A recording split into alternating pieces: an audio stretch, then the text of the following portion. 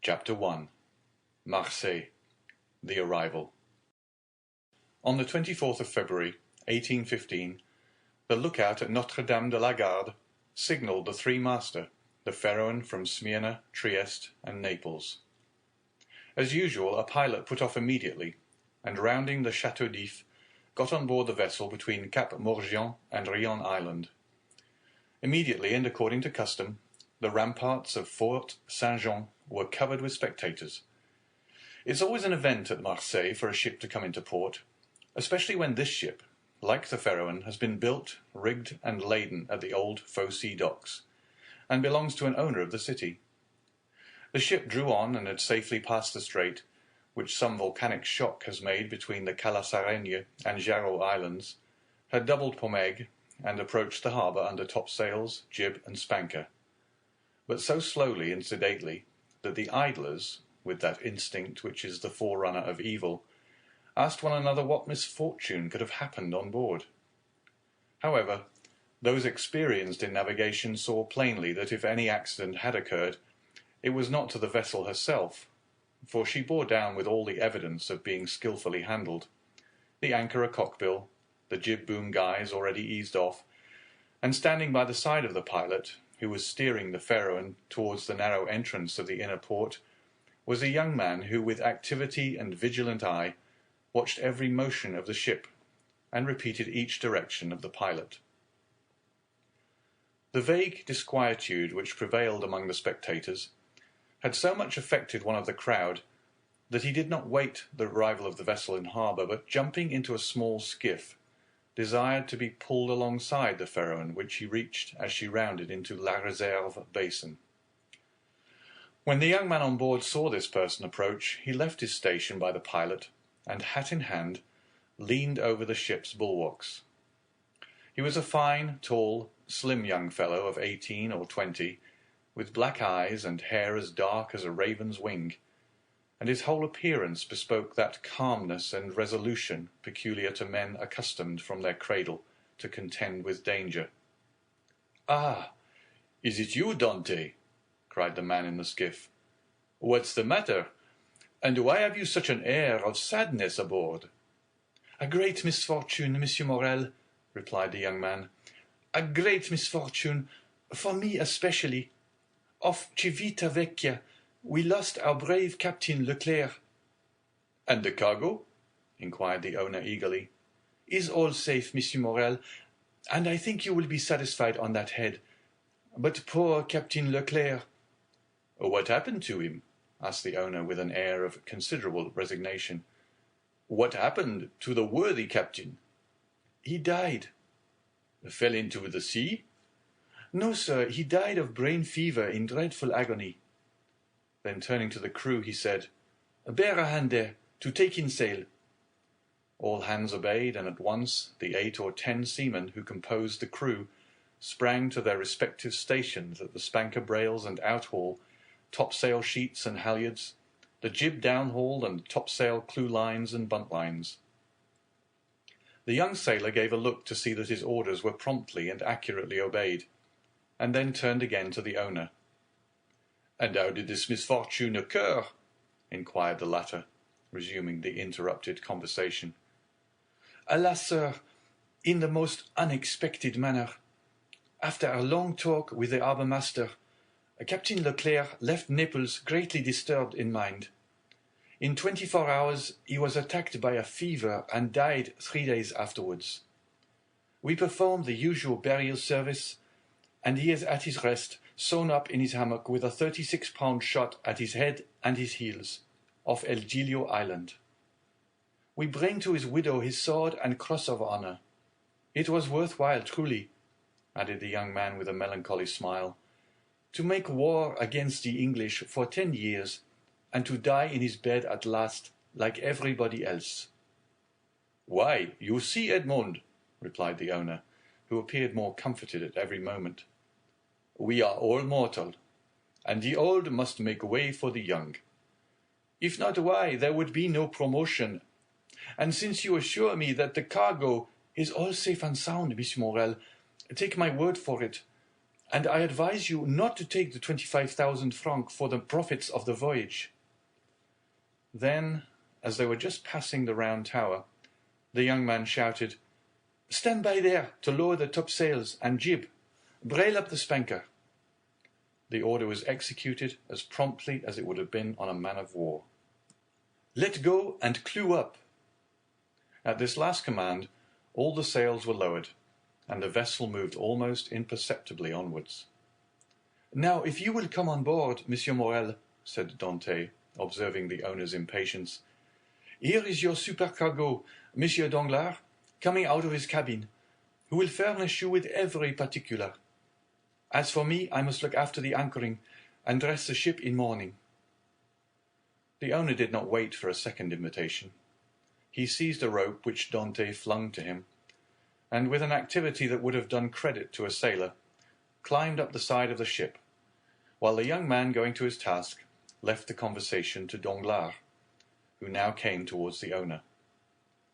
He was a man of 25 or 26 years of age, of unprepossessing countenance, obsequious to his superiors, insolent to his subordinates, and this in addition to his position as responsible agent on board, which is always obnoxious to the sailors, made him as much disliked by the crew as Edmond Dante was beloved by them.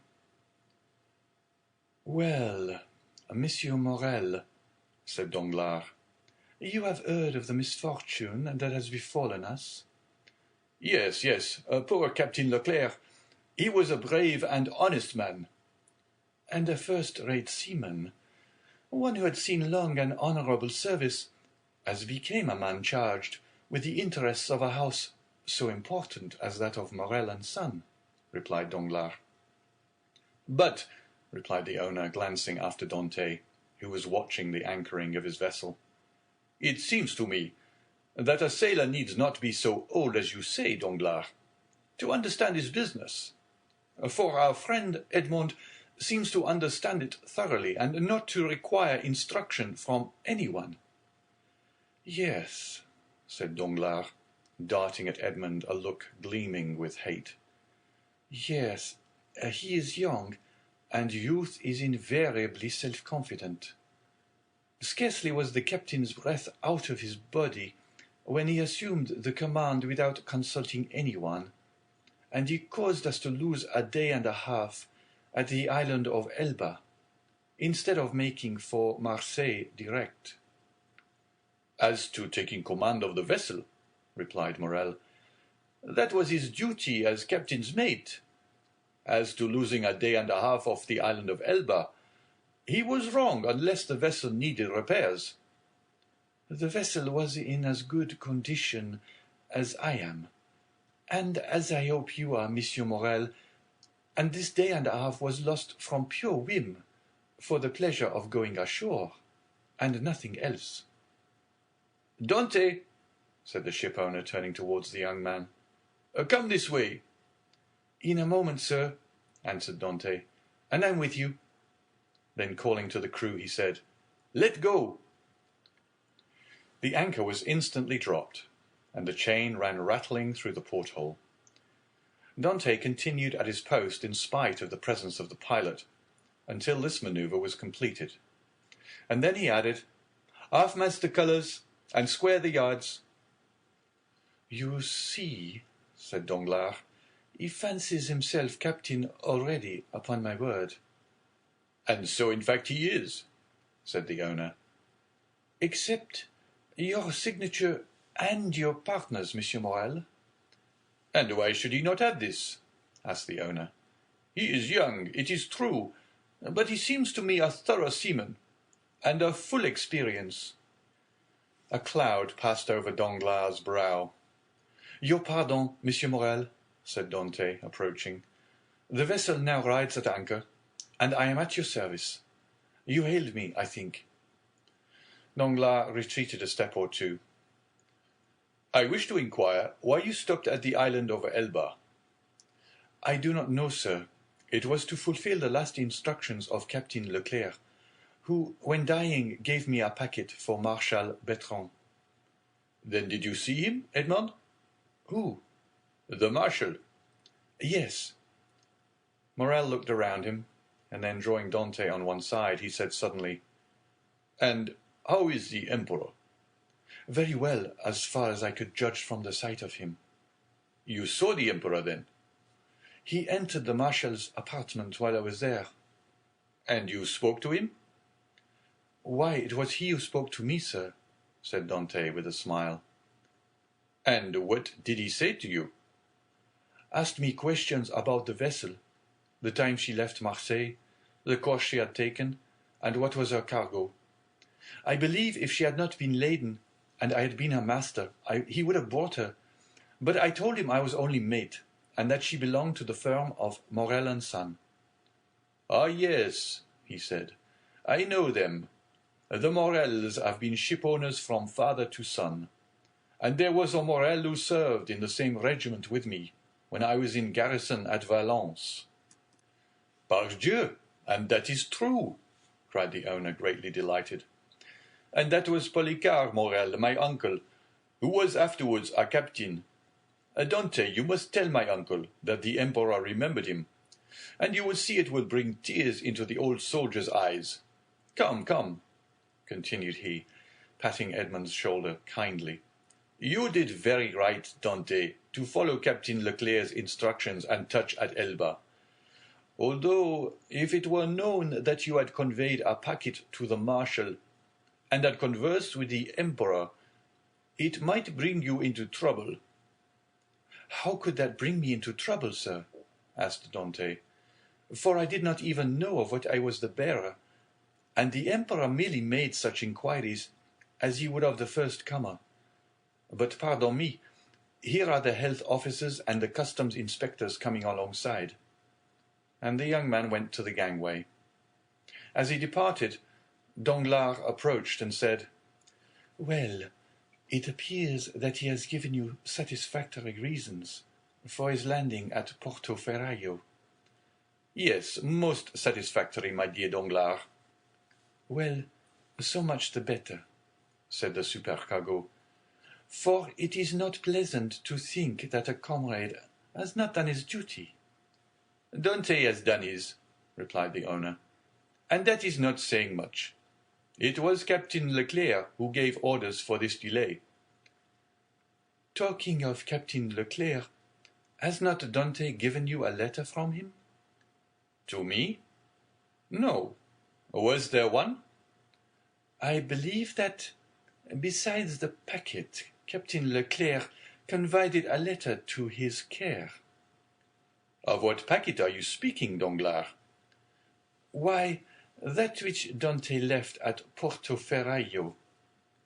"How do you know he had a packet to leave at Porto Ferraio?" Danglars turned very red. "I was passing close to the door of the captain's cabin, which was half open, and I saw him give the packet and letter to Dante." "He did not speak to me of it," replied the shipowner. "But if there be any letter, he will give it to me." Danglars reflected for a moment. "Then, Monsieur Morel, I beg of you," said he, "not to say a word to Dante on the subject. I may have been mistaken." At this moment the young man returned. Danglars withdrew. "Well, my dear Dante, are you now free?" inquired the owner. "Yes, sir." "You have not been long detained?" "No, I gave the custom house officers a copy of our bill of lading.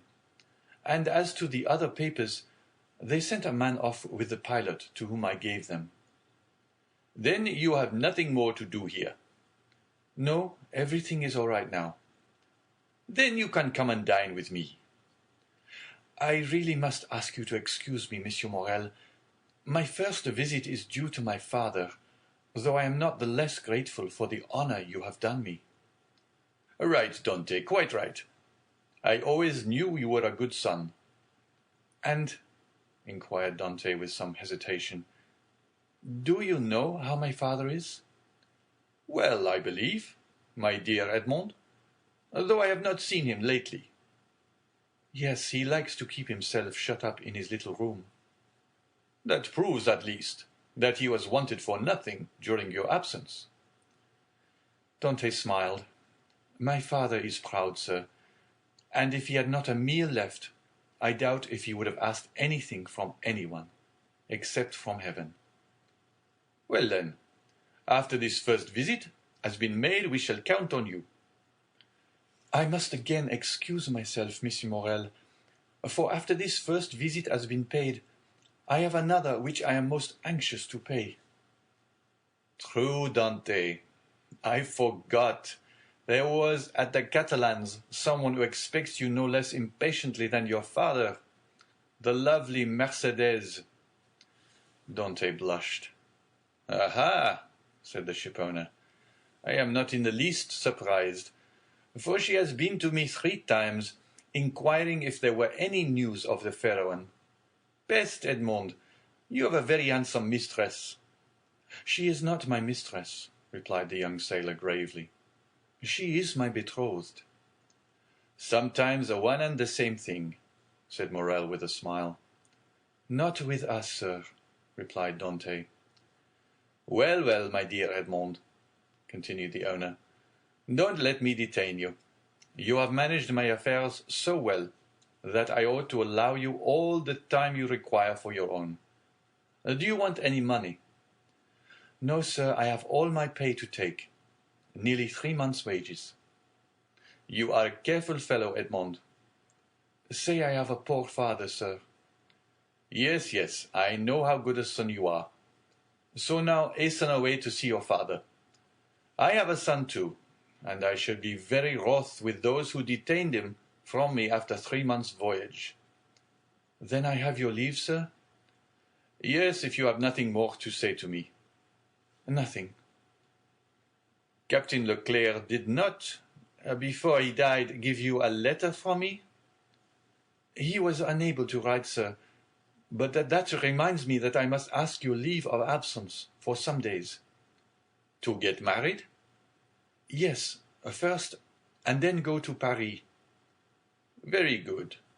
Have what time you require, Dante. It will take quite 6 weeks to unload the cargo, and we cannot get you ready for sea until 3 months after that. Only be back in 3 months. For the fair one," added the owner, patting the young sailor on the back, "cannot sail without her captain." "Without her captain?" cried Dante, his eyes sparkling with animation. "Pray mind what you say, for you are touching on the most secret wishes of my heart. Is it really your intention to make me captain of the fair one?" "If I were sole owner, we'd shake hands on it now, my dear Dante, and call it settled.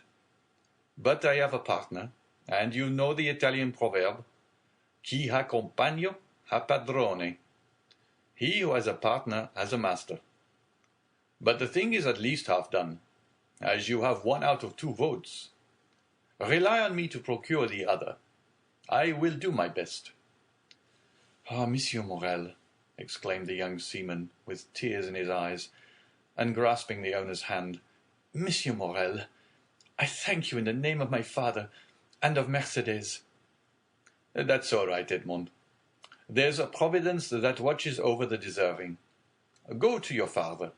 Go and see Mercedes, and afterwards come to me." "Shall I row you ashore?"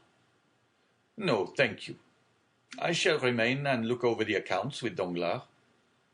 "Have you been satisfied with him this voyage?" "That is according to the sense you attach to the question, sir. Do you mean, is he a good comrade? No, for I think he never liked me since the day when I was silly enough, after a little quarrel, we had to propose to him to stop for 10 minutes at the island of Monte Cristo to settle the dispute, a proposition which I was wrong to suggest, and he quite right to refuse. If you mean as responsible agent, when you ask me the question, I believe there is nothing to say against him, and that you will be content with the way in which he has performed his duty." "But tell me, Dante, if you had command of the fair one, should you be glad to see Danglars remain?" "Captain or mate, Monsieur Morel, I shall always have the greatest respect for those who possess the owner's confidence." That's right, Dante. I see you are a thoroughly good fellow, and will detain you no longer. Go, for I see how impatient you are." "Then I have leave?" "Go, I tell you." "May I have the use of your skiff?" "Certainly." "Then, for the present, Monsieur Morel, farewell, and 1,000 thanks." "I hope soon to see you again, my dear Edmond. Good luck to you." The young sailor jumped into the skiff, and sat down in the stern sheets, with the order that he be put ashore at La Canebière. The two oarsmen bent to their work, and the little boat glided away as rapidly as possible in the midst of the 1,000 vessels which choke up the narrow way which leads between the two rows of ships from the mouth of the harbour to the Quai d'Orléans.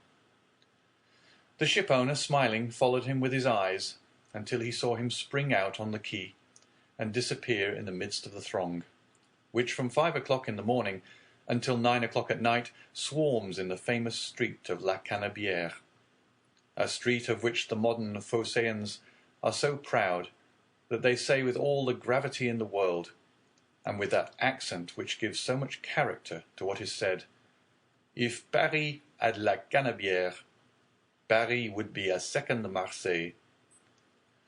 On turning round, the owner saw Danglars behind him, apparently awaiting orders, but in reality also watching the young sailor. But there was a great difference in the expression of the two men who thus followed the movements of Edmond Dantès. End of chapter 1.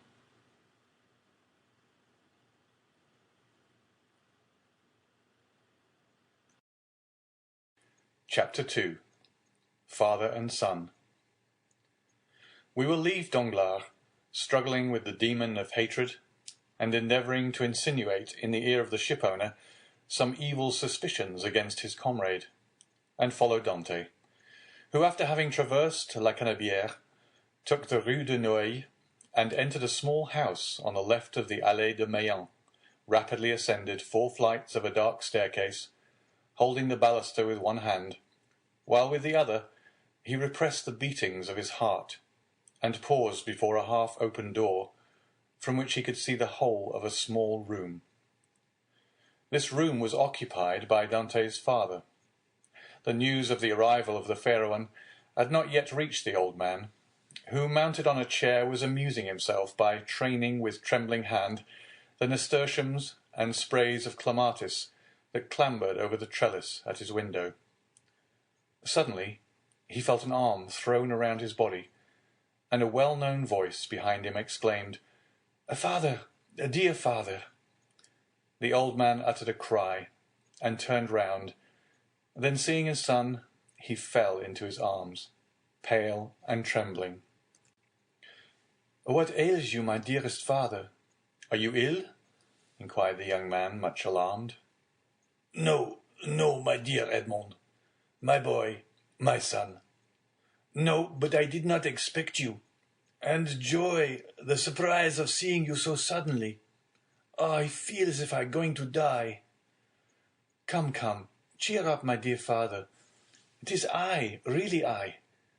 They say joy never hurts, and so I came to you without any warning.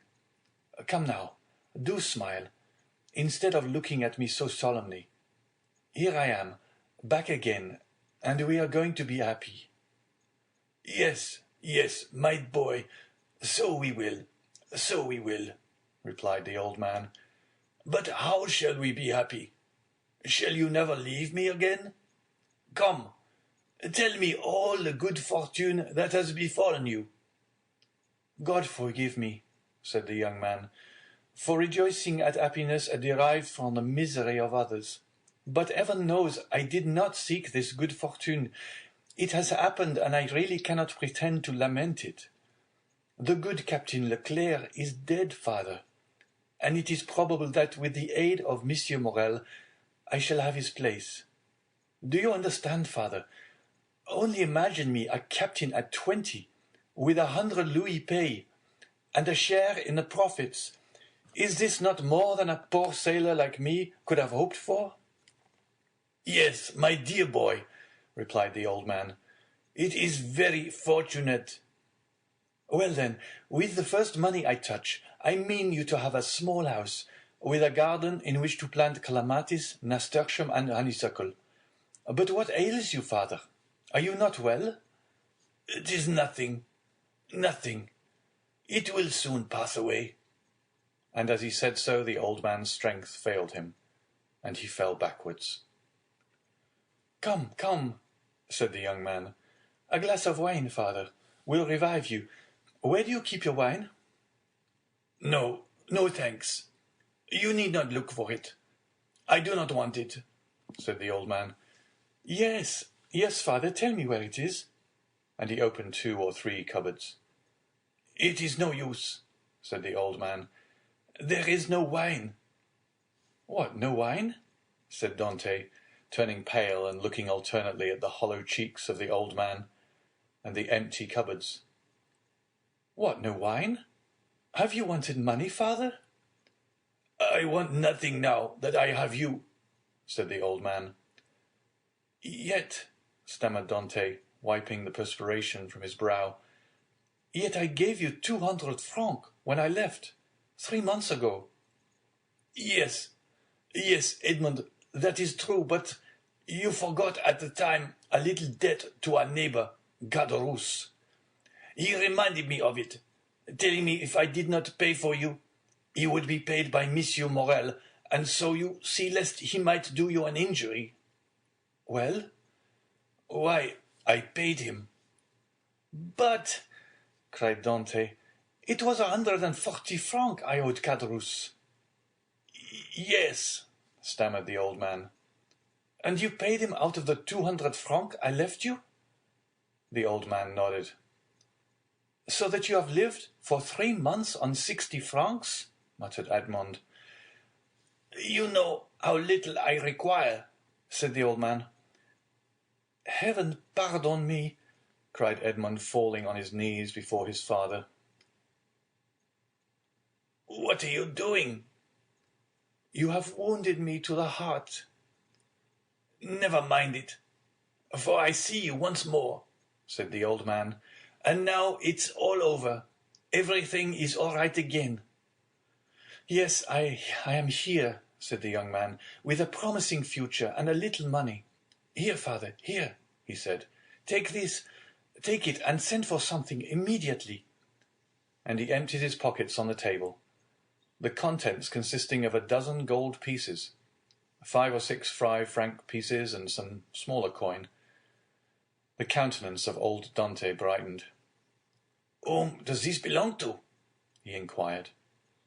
"To me, to you, to us. Take it. Buy some provisions. Be happy. And tomorrow we shall have more." "Gently, gently," said the old man with a smile. "And by your leave, I will use your purse moderately, for they would say, if they saw me buy too many things at a time, that I had been obliged to await your return in order to be able to purchase them." "Do as you please. But first of all, pray have a servant, father. I would not have you left alone so long. I have some smuggled coffee, and the most capital tobacco, in a small chest in the hold, which you shall have tomorrow. But hush, here comes somebody." "It is Caderousse, who has heard of your arrival, and no doubt comes to congratulate you on your fortunate return." "Ah, lips that say one thing, while the heart thinks another," murmured Edmond. "But never mind, he is a neighbor who has done us a service on a time, so he is welcome." As Edmond paused, the black and bearded head of Caderousse appeared at the door. He was a man of 25 or 6, and held a piece of cloth which, being a tailor, he was about to make into a coat lining. "What is it, you, Edmond? Back again?"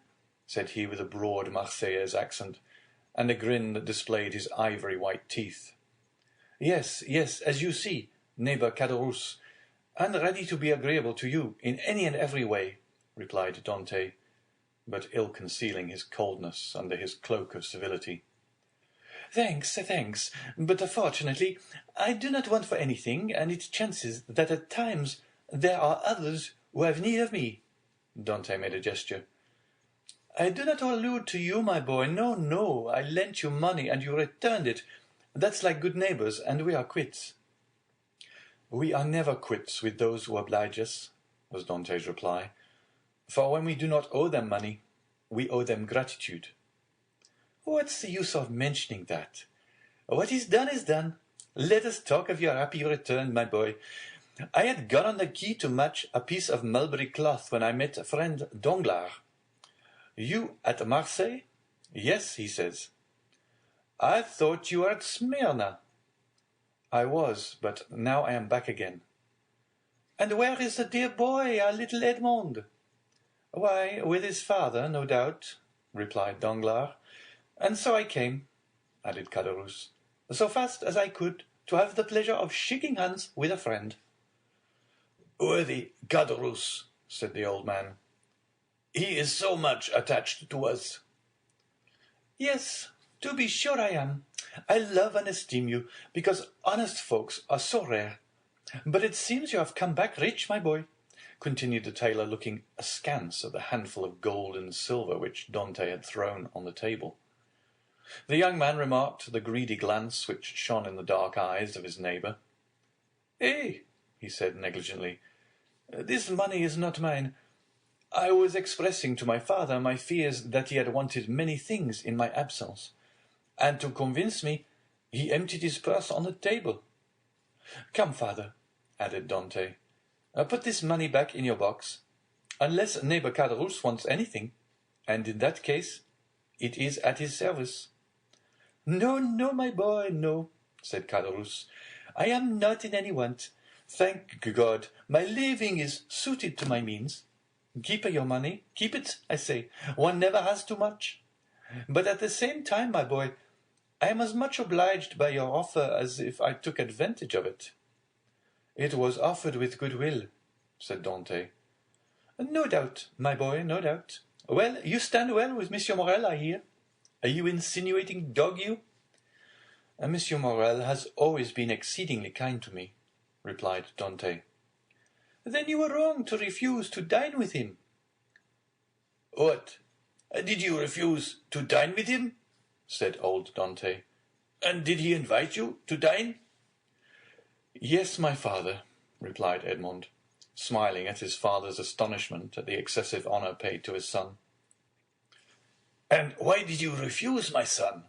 inquired the old man. "That I might sooner see you again, my dear father," replied the young man. "I was most anxious to see you." "But it must have vexed Monsieur Morrel good, worthy man," said Caderousse. "And when you are looking forward to be captain, it was wrong to annoy the owner." "But I explained to him the cause of my refusal," replied Dante, "and I hope he fully understood it." "Yes, but to be captain one must do a little flattery to one's patrons." "I hope to be captain without that," said Dante. "So much the better, so much the better. Nothing will give greater pleasure to all your old friends, and I know one down there behind the Saint Nicolas citadel who will not be sorry to hear it." "Mercedes?" said the old man. "Yes, my dear father. And with your permission, now I have seen you, and know you are well, and have all you require, I will ask your consent to go and pay a visit to the Catalans." "Go, my dear boy," said the old Dante, "and heaven bless you in your wife, as it has blessed me in my son." "His wife?" said Caderousse. "Why, how fast you go on, Father Dante. She is not his wife yet, as it seems to me." "So, but according to all probability, she soon will be," replied Edmond. Yes, said Caderousse, "but you are right to return as soon as possible, my boy." "And why?" "Because Mercedes is a very fine girl, and fine girls never lack followers. She particularly has them by dozens." "Really?" answered Edmund with a smile which had in it traces of slight uneasiness. "Ah, yes," continued Caderousse, "and capital offers, too. But you know, you will be captain, and who could refuse you then?" "Meaning to say," replied Dante with a smile which but ill concealed his trouble, "that if I were not a captain?" "Hey!" said Caderousse, shaking his head. "Come, come," said the sailor, "I have a better opinion than you of women in general, and of Mercedes in particular. And I am certain that, captain or not, she will remain ever faithful to me." "So much the better." "So much the better," said Caderousse. "When one is going to be married, there's nothing like implicit confidence. But never mind that, my boy. Go and announce your arrival, and let her know all your hopes and prospects." "I will go directly," was Edmund's reply, and embracing his father, and nodding to Caderousse, he left the apartment. Caderousse lingered for a moment, then taking leave of old Dante, he went downstairs to rejoin Danglars, who awaited him at the corner of the Rue Senac. "Well," said Danglars, "did you see him?" "I have just left him," answered Caderousse. "Did he allude to his hope of being captain?" "He spoke of it as a thing already decided." "Indeed," said Danglars. "He is in too much hurry, it appears to me." "Why? It seems M. Morrel has promised him the thing." "So that he is quite elated about it?" "Why, yes. He is actually insolent over the matter. Has already offered me his patronage, as if he were a grand personage, and offered me a loan of money, as though he were a banker." "Which you refused?" "Most assuredly, although I might easily have accepted it, for it was I who put into his hands the first silver he ever earned. But now Monsieur Dante has no longer any occasion for assistance. He is about to become a captain." "Pooh!" said Danglars. "He is not one yet." "Ma foi! It will be as well if he is not," answered Caderousse. "for if he should be, there will be really no speaking to him." "If we choose," replied Danglars, "he will remain what he is, and perhaps become even less than he is." "What do you mean?" "Nothing. I was speaking to myself. And is he still in love with the Catalan?" "Over head and ears. But unless I am much mistaken, there will be a storm in that quarter." "Explain yourself." "Why should I?" "It is more important than you think, perhaps. You do not like Dante." "I never like upstarts." "Then tell me all you know about the Catalan." "I know nothing for certain. Only I have seen things which induce me to believe, as I told you, that the future captain will find some annoyance in the vicinity of the vieille infirmiere." "What have you seen? Come, tell me." "Well, every time I see Mercedes come into the city, she has been accompanied by a tall, strapping, black-eyed Catalan, with a red complexion, brown skin, and fierce air, whom she calls cousin." "Really? And you think this cousin pays her attentions?" "I only suppose so. What else can a strapping chap of 21 mean, with a fine wench of 17? "And you say that Dante has gone to the Catalans?" "He went before I came down." "Let us go the same way. We will stop at La Réserve, and we can drink a glass of La Malgue, whilst we wait for news." "Come along," said Caderousse, "but you pay the score." "Of course," replied Danglars. And going quickly to the designated place, they called for a bottle of wine and 2 glasses. Père Pamphile had seen Dante pass not 10 minutes before, and assured that he was at the Catalans, they sat down under the budding foliage of the planes and sycamores, in the branches of which the birds were singing their welcome to one of the first days of spring.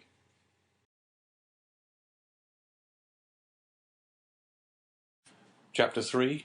The Catalans. Beyond a bare, weather-worn wall, about 100 paces from the spot where the two friends sat looking and listening as they drank their wine, was the village of the Catalans. Long ago this mysterious colony quitted Spain and settled on the tongue of land on which it is to this day. Whence it came no one knew, and it spoke an unknown tongue. One of its chiefs, who understood Provençal, begged the commune of Marseilles to give them this bare and barren promontory, where, like the sailors of old, they had run their boats ashore. The request was granted, and 3 months afterwards, around the 12 or 15 small vessels which had brought those gypsies of the sea, a small village sprang up. This village, constructed in a singular and picturesque manner, half Moorish, half Spanish, still remains and is inhabited by descendants of the first comers, who speak the language of their fathers.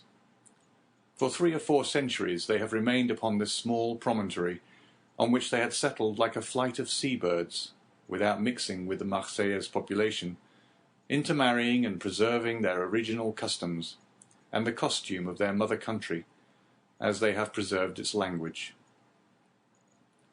Our readers will follow us along the only street of this little village, and enter with us one of the houses which is sunburned to the beautiful dead-leaf colour peculiar to the buildings of the country, and within coated with whitewash like a Spanish posada. A young and beautiful girl, with hair as black as jet, her eyes as velvety as the gazelle's, was leaning with her back against the wainscot, rubbing in her slender, delicately moulded fingers a bunch of heath blossoms, the flowers of which she was picking off and strewing on the floor.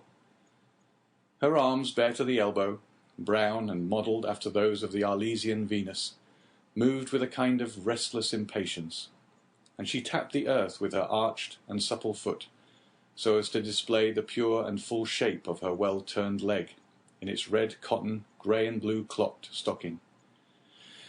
At 3 paces from her, seated in a chair which he balanced on 2 legs, leaning his elbow on an old worm-eaten table, was a tall young man of 20 or 22, who was looking at her with an air in which vexation and uneasiness were mingled. He questioned her with his eyes, but the firm and steady gaze of the young girl controlled his look. "You see, Mercedes," said the young man, "here is Easter come round again. Tell me, is this the moment for a wedding?" "I have answered you 100 times, Fernand, and really you must be very stupid to ask me again." "Well, repeat it. Repeat it, I beg of you, that I may at last believe it. Tell me for the 100th time that you refuse my love, which had your mother's sanction. Make me understand once for all that you are trifling with my happiness, that my life or death are nothing to you. Oh, to have dreamed for 10 years of being your husband, Mercedes, and to lose that hope, which was the only stay of my existence." "At least it was not I who ever encouraged you in that hope, Fernand," replied Mercedes. "You cannot reproach me with the slightest coquetry. I have always said to you, I love you as a brother, but do not ask from me more than sisterly affection, for my heart is another's. Is not this true, Fernand?" "Yes, that is very true, Mercedes," replied the young man. "Yes, you have been cruelly frank with me, but do you forget that it is among the Catalans a sacred law to intermarry?"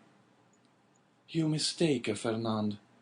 It is not a law, but merely a custom. And I pray of you, do not cite this custom in your favour.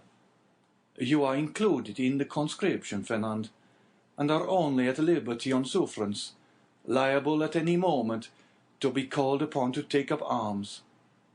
Once a soldier, what would you do with me, a poor orphan, forlorn without fortune, with nothing but a half-ruined hut and a few ragged nets, the miserable inheritance left by my father to my mother, and by my mother to me?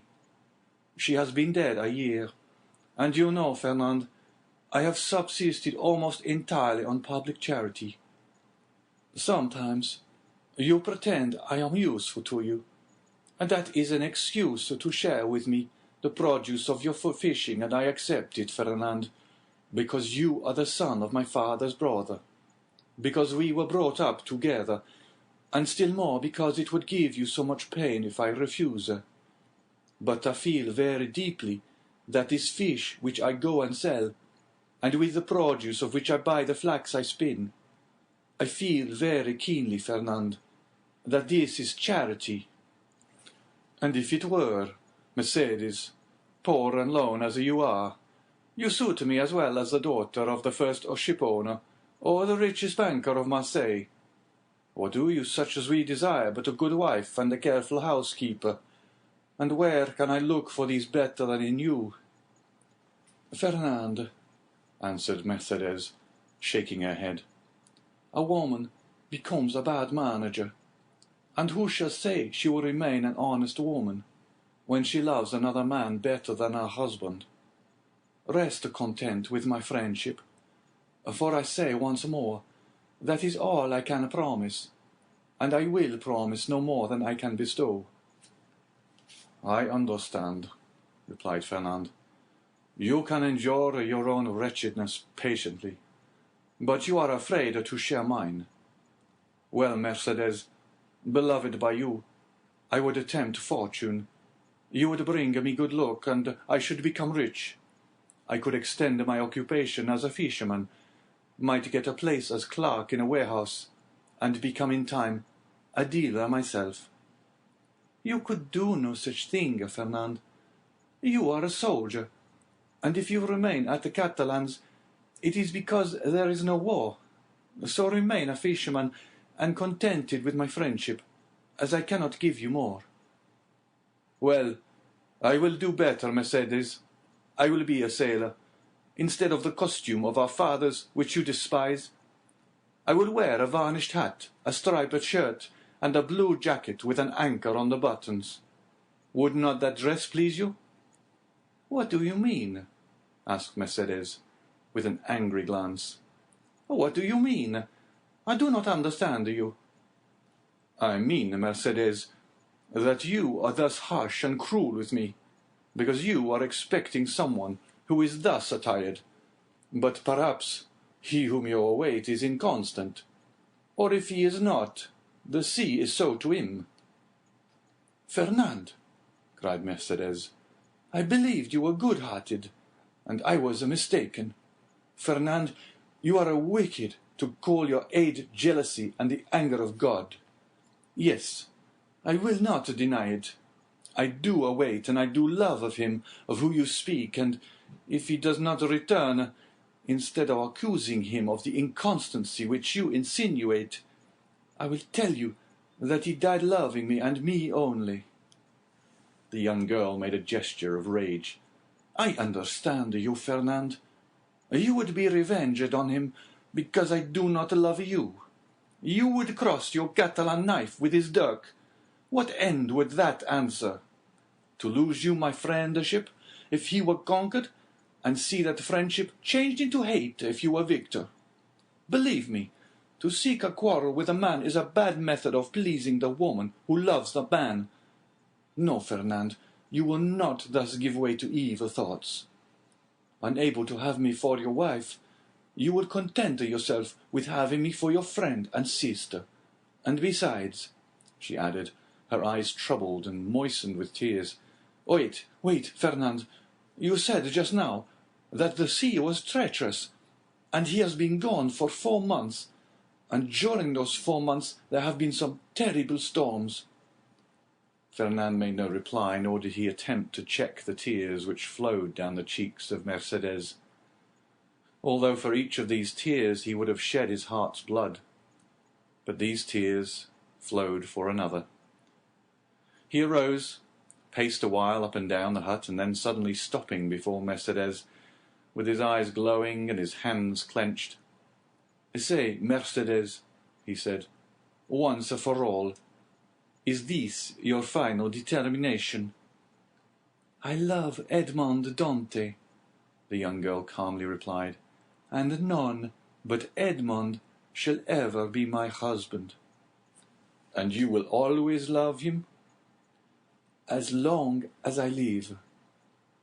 Fernand let fall his head like a defeated man, heaved a sigh that was like a groan, and then suddenly looking her full in the face with clenched teeth and expanded nostrils, said, "But if he is dead?" "If he is dead, I shall die too." "If he has forgotten you?" "Mercedes!" called a joyous voice from without. "Mercedes!" "Oh!" exclaimed the young girl, blushing with delight, and fairly leaping in excess of love. "You see, he has not forgotten me, for here he is." And rushing towards the door, she opened it, saying, "Here, Edmond, here I am." Fernand, pale and trembling, drew back like a traveller at the sight of a serpent, and fell into a chair beside him. Edmond and Mercedes were clasped in each other's arms. The burning Marseilles sun, which shot into the room through the open door, covered them with a flood of light. At first they saw nothing around them. Their intense happiness isolated them from all the rest of the world, and they only spoke in broken words, which are the tokens of a joy so extreme that they seem rather the expression of sorrow. Suddenly Edmond saw the gloomy, pale, and threatening countenance of Fernand, as it was defined in the shadow. By a movement for which he could scarcely account to himself, the young Catalan placed his hand on the knife at his belt. "Ah, your pardon," said Dante, frowning in his turn. "I did not perceive that there were three of us." Then turning to Mercedes, he inquired, "Who is this gentleman?" "One who will be your best friend, Dante, for he is my friend, my cousin, my brother. It is Fernand, the man whom after you, Edmond, I love the best in the world. Do you not remember him?" "Yes," said Dante, and without relinquishing Mercedes' hand, clasped in one of his own, he extended the other to the Catalan, with a cordial air. But Fernand, instead of responding to this amiable gesture, remained mute and trembling.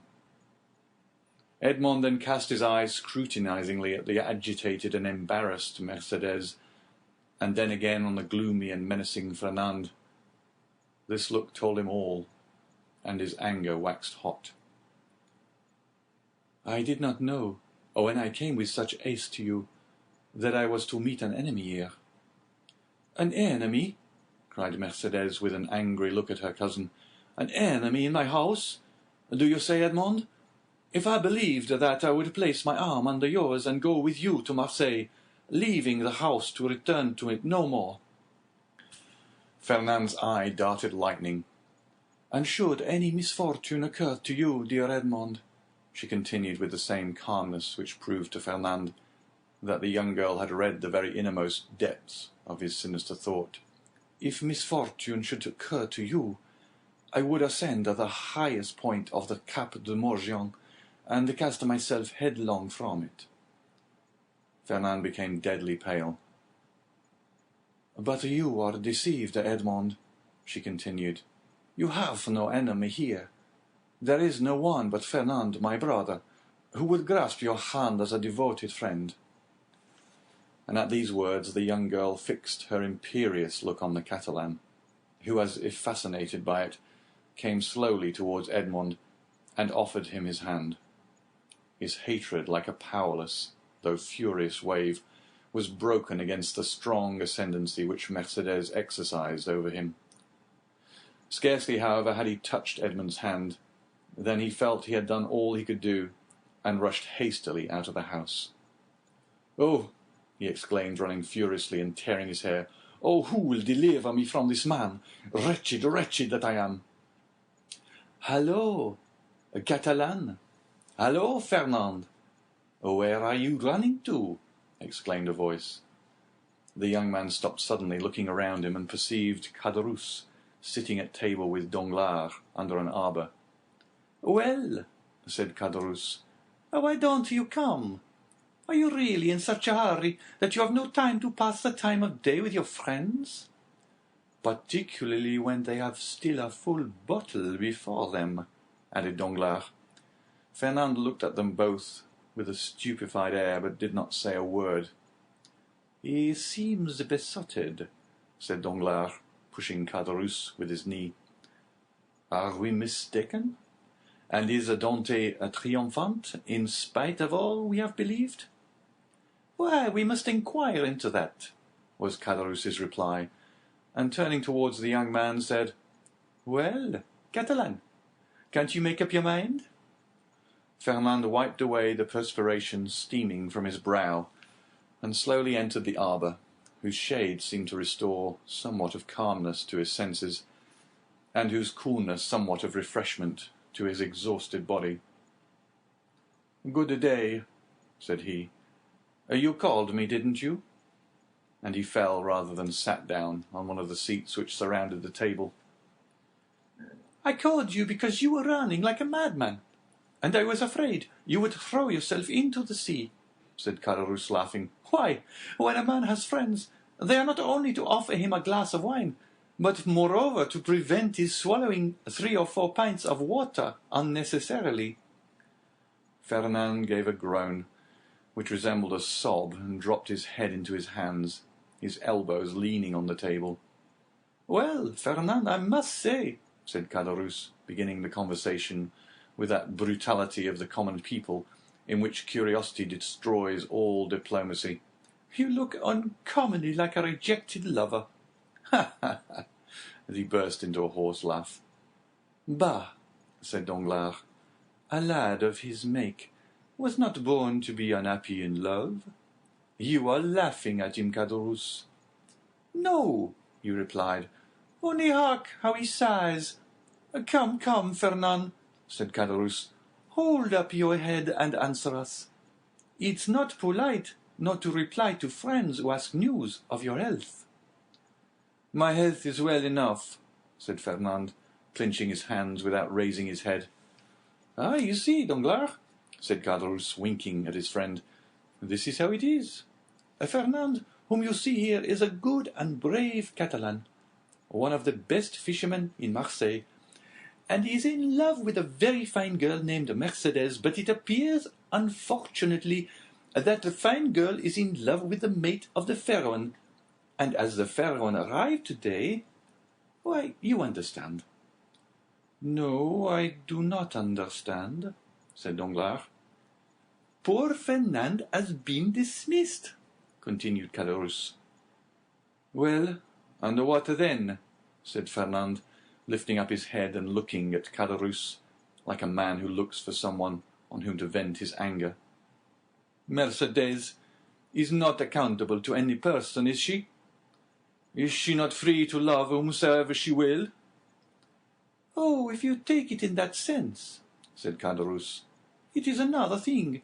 But I thought you were a Catalan, and they told me the Catalans were not men to allow themselves to be supplanted by a rival. It was even told me that Fernand especially was terrible in his vengeance." Fernand smiled piteously. "A lover is never terrible," he said. "Poor fellow," remarked Danglars, affecting to pity the young man from the bottom of his heart. "Why, you see, he did not expect to see Dante return so suddenly. He thought he was dead, perhaps, or perchance faithless. These things always come on us more severely when they come suddenly." "Ah, ma foi, under any circumstance," said Caderousse, who drank as he spoke, and on whom the fumes of the wine began to take effect, "under any circumstance, Fernand is not only person but out by the unfortunate arrival of Dante. Is he, Danglars?" "No, you are right, and I should say that would bring him ill luck." "Well, never mind," answered Caderousse, pouring out a glass of wine for Fernand and filling his own for the 8th or 9th time, while Danglars had merely sipped his. "Never mind. In the meantime, he marries Mercedes, The lovely Mercedes, at least he returns to that." During this time, Danglars fixed his piercing glance on the young man, on whose heart Caderousse's words fell like molten lead. "And when is the wedding to be?" he asked. "Oh, it is not yet fixed," murmured Fernand. "No, but it will be," said Caderousse, "as surely as the Dante will be captain of the Fair One. Eh, Danglars?" Danglars shuddered at his unexpected attack, and turned to Caderousse, whose countenance he scrutinized, to try and detect whether the blow was premeditated. But he read nothing but envy in a countenance already rendered brutal and stupid by drunkenness. "Well," said he, filling the glasses, "let us drink to Captain Edmond Dante, husband of the beautiful Catalan." Caderousse raised his glass to his mouth with unsteady hand, and swallowed the contents at a gulp. Fernand dashed his on the ground. "Eh, stammered Caderousse. "What do I see down there by the wall, in the direction of the Catalans? Look, Fernand, your eyes are better than mine. I believe I see double. You know, wine is a deceiver, but I would say it was two lovers walking side by side, and hand in hand. Heaven forgive me, they do not know that we can see them, and they are actually embracing." Danglars did not lose one pang that Fernand endured. "Do you know them, Fernand?" he said. "Yes," was the reply in a low voice. "It is Edmond and Mercedes." "Ah, see there now," said Caderousse, "and I did not recognize them. Hello, Dante. Hello, lovely damsel. Come this way, and let us know when the wedding is to be, for Fernand here is so obstinate he will not tell us." "Hold your tongue, will you?" said Danglars, pretending to restrain Caderousse, who, with the tenacity of drunkards, leaned out of the arbour. "Try to stand upright, and let the lovers make love without interruption. See, look at Fernand, and follow his example. He is well behaved." Fernand, probably excited beyond bearing, pricked by Danglars as the bull is by the bandoleros, was about to rush out, for he had risen from his seat, and seemed to be collecting himself to dash headlong upon his rival, when Mercedes, smiling and graceful, lifted up her lovely head, and looked at them with her clear and bright eyes. At this Fernand recollected her threat of dying if Edmond died, and dropped again heavily on his seat. Danglars looked at the two men, one after the other, the one brutalized by liquor, the other overwhelmed with love. "I shall get nothing from these fools," he muttered, "and am very much afraid of being here between a drunkard and a coward. He is an envious fellow, making himself boozy on wine, when he ought to be nursing his wrath. And here is a fool who sees the woman he loves stolen from under his nose, and takes on like a big baby.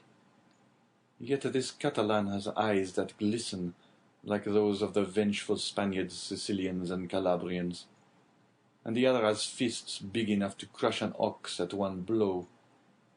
Unquestionably, Edmond's star is in the ascendant, and he will marry the splendid girl.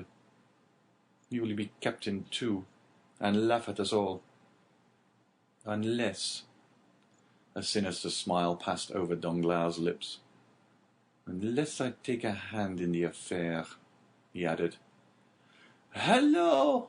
continued Caderousse, half rising, and with his fist on the table. "Hello, Edmond!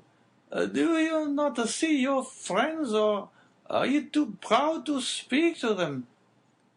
"No, my dear fellow," replied Dante, "I am not proud, but I am happy, and happiness blinds, I think, more than pride." "Ah, very well, that's an explanation," said Caderousse. "How do you do, Madame Dante?" Mercedes curtsied gravely and said, "That is not my name, and in my country it bodes ill fortune, they say, to call a young girl by the name of a betrothed before he becomes her husband. So call me Mercedes, if you please." "We must excuse our worthy neighbour Caderousse," said Dante. "He is so easily mistaken."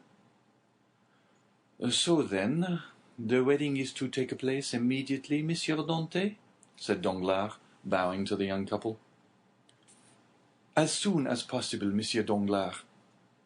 Today all preliminaries will be arranged at my father's, and tomorrow or next day at latest, the wedding festival here at La Réserve. My friends will be there. I hope, that is to say, you are invited, Monsieur Danglars, and you, Caderousse." "And Fernand?" said Caderousse with a chuckle. "Fernand, he too is invited?" "My wife's brother is my brother," said Edmond. "And we, Mercedes and I, should be very sorry if he were absent at such a time." Fernand opened his mouth to reply, but his voice died on his lips, and he could not utter a word. "Today the preliminaries, tomorrow or next day the ceremony? You are in a hurry, Captain." "Danglars," said Edmond, smiling, "I will say to you as Mercedes said just now to Caderousse. Do not give me a title which does not belong to me. That may bring me bad luck." "Your pardon," replied Danglars. "I merely said you seemed in a hurry. And we have lots of time. The Pharaoh cannot be under way again in less than 3 months." "We are always in a hurry to be happy, Monsieur Danglars. For when we have suffered a long time, we have great difficulty in believing in good fortune. But it is not selfishness alone that makes me thus in haste. I must go to Paris." "Ah, really? "To Paris? And will it be the first time you have ever been there, Dante?" "Yes." "Have you business there?" "Not of my own. The last commission of poor Captain Leclerc, you know to what I allude, Danglars. It is sacred. Besides, I shall only take the time to go and return." "Yes, yes, I understand," said Danglars. And then in a low tone he added, "To Paris, no doubt to deliver the letter which the Grand Marshal gave him. Ah, this letter gives me an idea, a capital idea. Ah, Dante, my friend, you are not yet registered number 1 on board the good ship Pharaon." Then turning toward Edmond, who was walking away, "A pleasant journey," he cried. "Thank you," said Edmond, with a friendly nod, and the two lovers continued on their way, as calm and joyous as if they were the very elect of heaven. Chapter 4. Conspiracy. Danglars followed Edmond and Mercedes with his eyes until the two lovers disappeared behind one of the angles of Fort Saint-Nicolas. Then turning around, he perceived Fernand, who had fallen pale and trembling into his chair, while Caderousse stammered out the words of a drinking song. "Well, my dear sir," said Danglars to Fernand, "here is a marriage which does not appear to make everybody happy." "It drives me to despair," said Fernand. "Do you love Mercedes?" "I adore her." "For long?" "As long as I have known her, always." "And you sit there, tearing your hair, instead of seeking to remedy your condition? I did not think that was the way of your people." "What would you have me do?" said Fernand. "How do I know? Is it my affair? I am not in love with Mademoiselle Mercedes. But for you, in the words of the Gospel, seek, and you shall find." "I have found already." "What?" "I would stab the man, but the woman told me that if any misfortune happened to her betrothed, she would kill herself." "Pooh! Women say those things, but never do them. You do not know Mercedes. What she threatens, she would do. Idiot, muttered Danglars. Whether she kill herself or not, what matter, provided Dante is not captain? Before Mercedes should die, replied Fernand, with the accents of unshaken resolution, I would die myself. That's what I call love, said Caderousse with a voice more tipsy than ever. That's love, or I don't know what love is. Come, said Danglars, you appear to me a good sort of fellow, and hang me, I should like to help you, but... Yes, said Caderousse, but how? My dear fellow, replied Danglars, you are 3 parts drunk. Finish the bottle, and you will be completely so. Drink, then, and do not meddle with what we are discussing, for that requires all one's wit and cool judgment. I? Drunk? said Caderousse. Well, that's a good one. I could drink 4 more such bottles. They are no bigger than Cologne flasks. Père Pamphile, more wine. And Caderousse rattled his glass upon the table. You were saying, sir, said Fernand, awaiting with great anxiety the end of this interrupted remark. What was I saying? I forget. This drunken Caderousse has made me lose the thread of my sentence.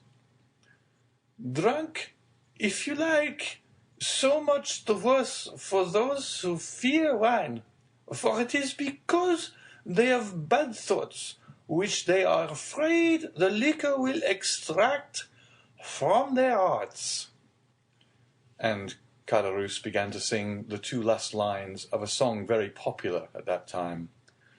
Tous les méchants sont buveurs d'eau, c'est bien prouvé par la déluge.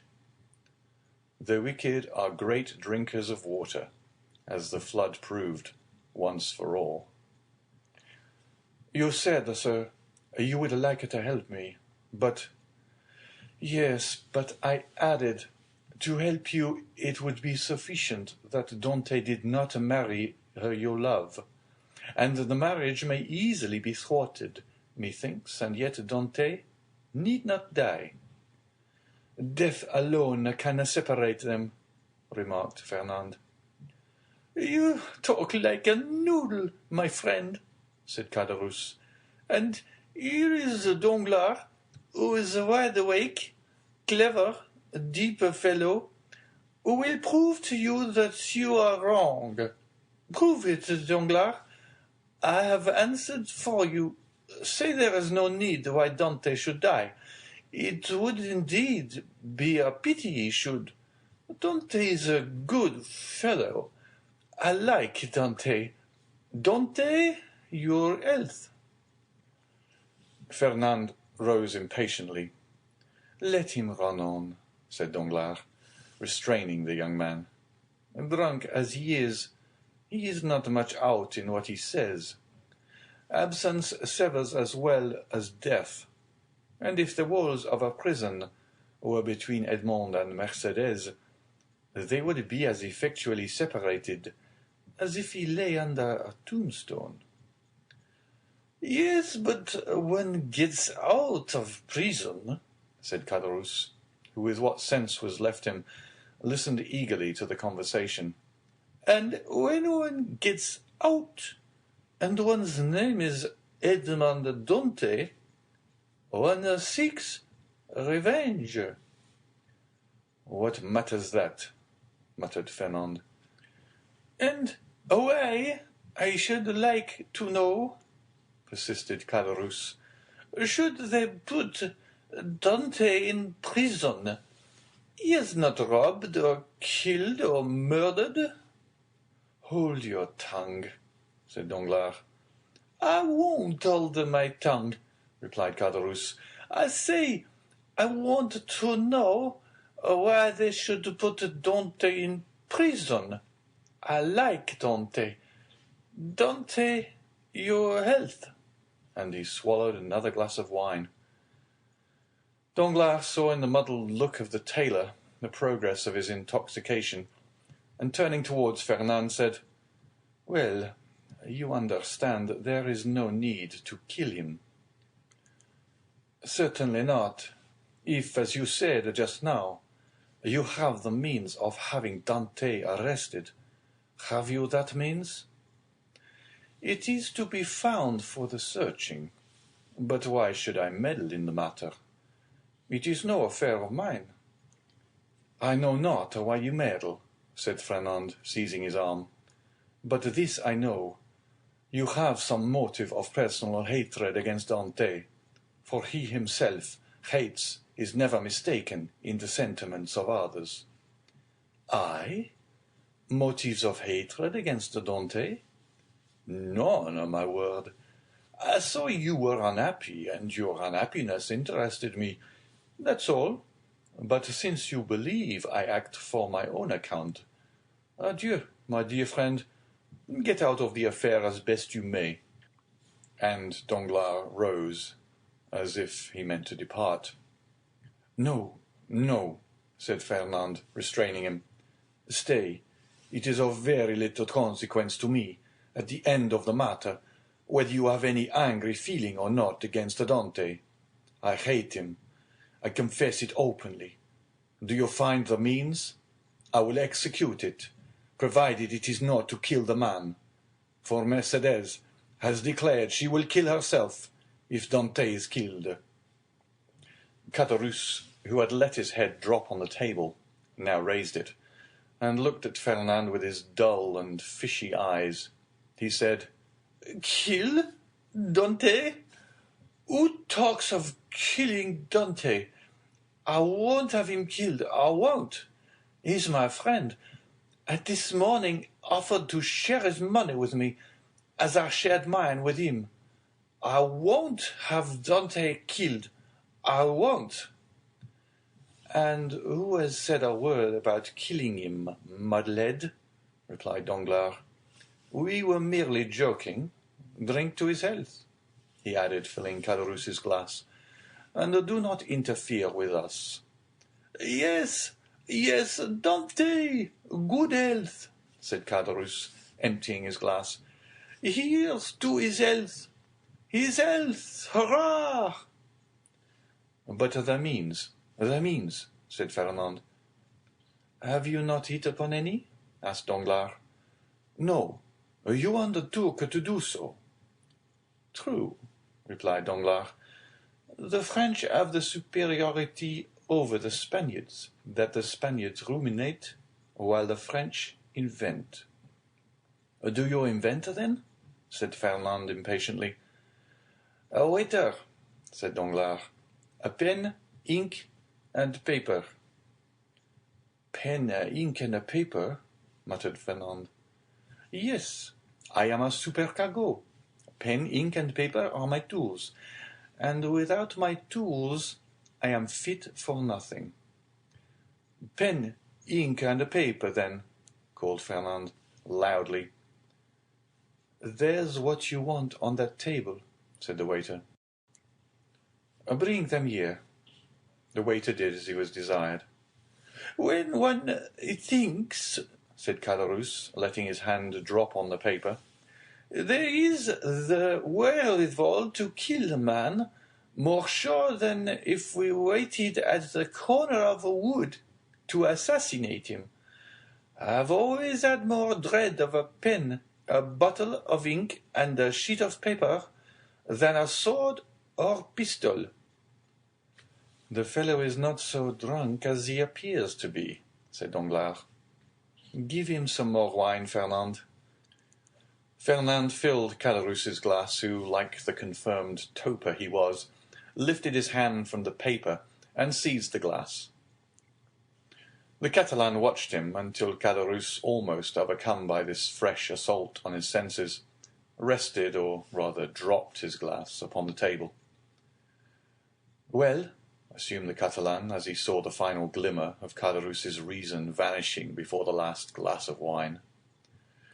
"Well, then, I should say, for instance, resumed Danglars, that if after a voyage such as Dante has just made, in which he touched at the island of Elba, some one were to denounce him to the king's procureur as a Bonapartist agent? "I will denounce him," exclaimed the young man hastily. "Yes, but they will make you then sign your declaration, and confront you with him you have denounced.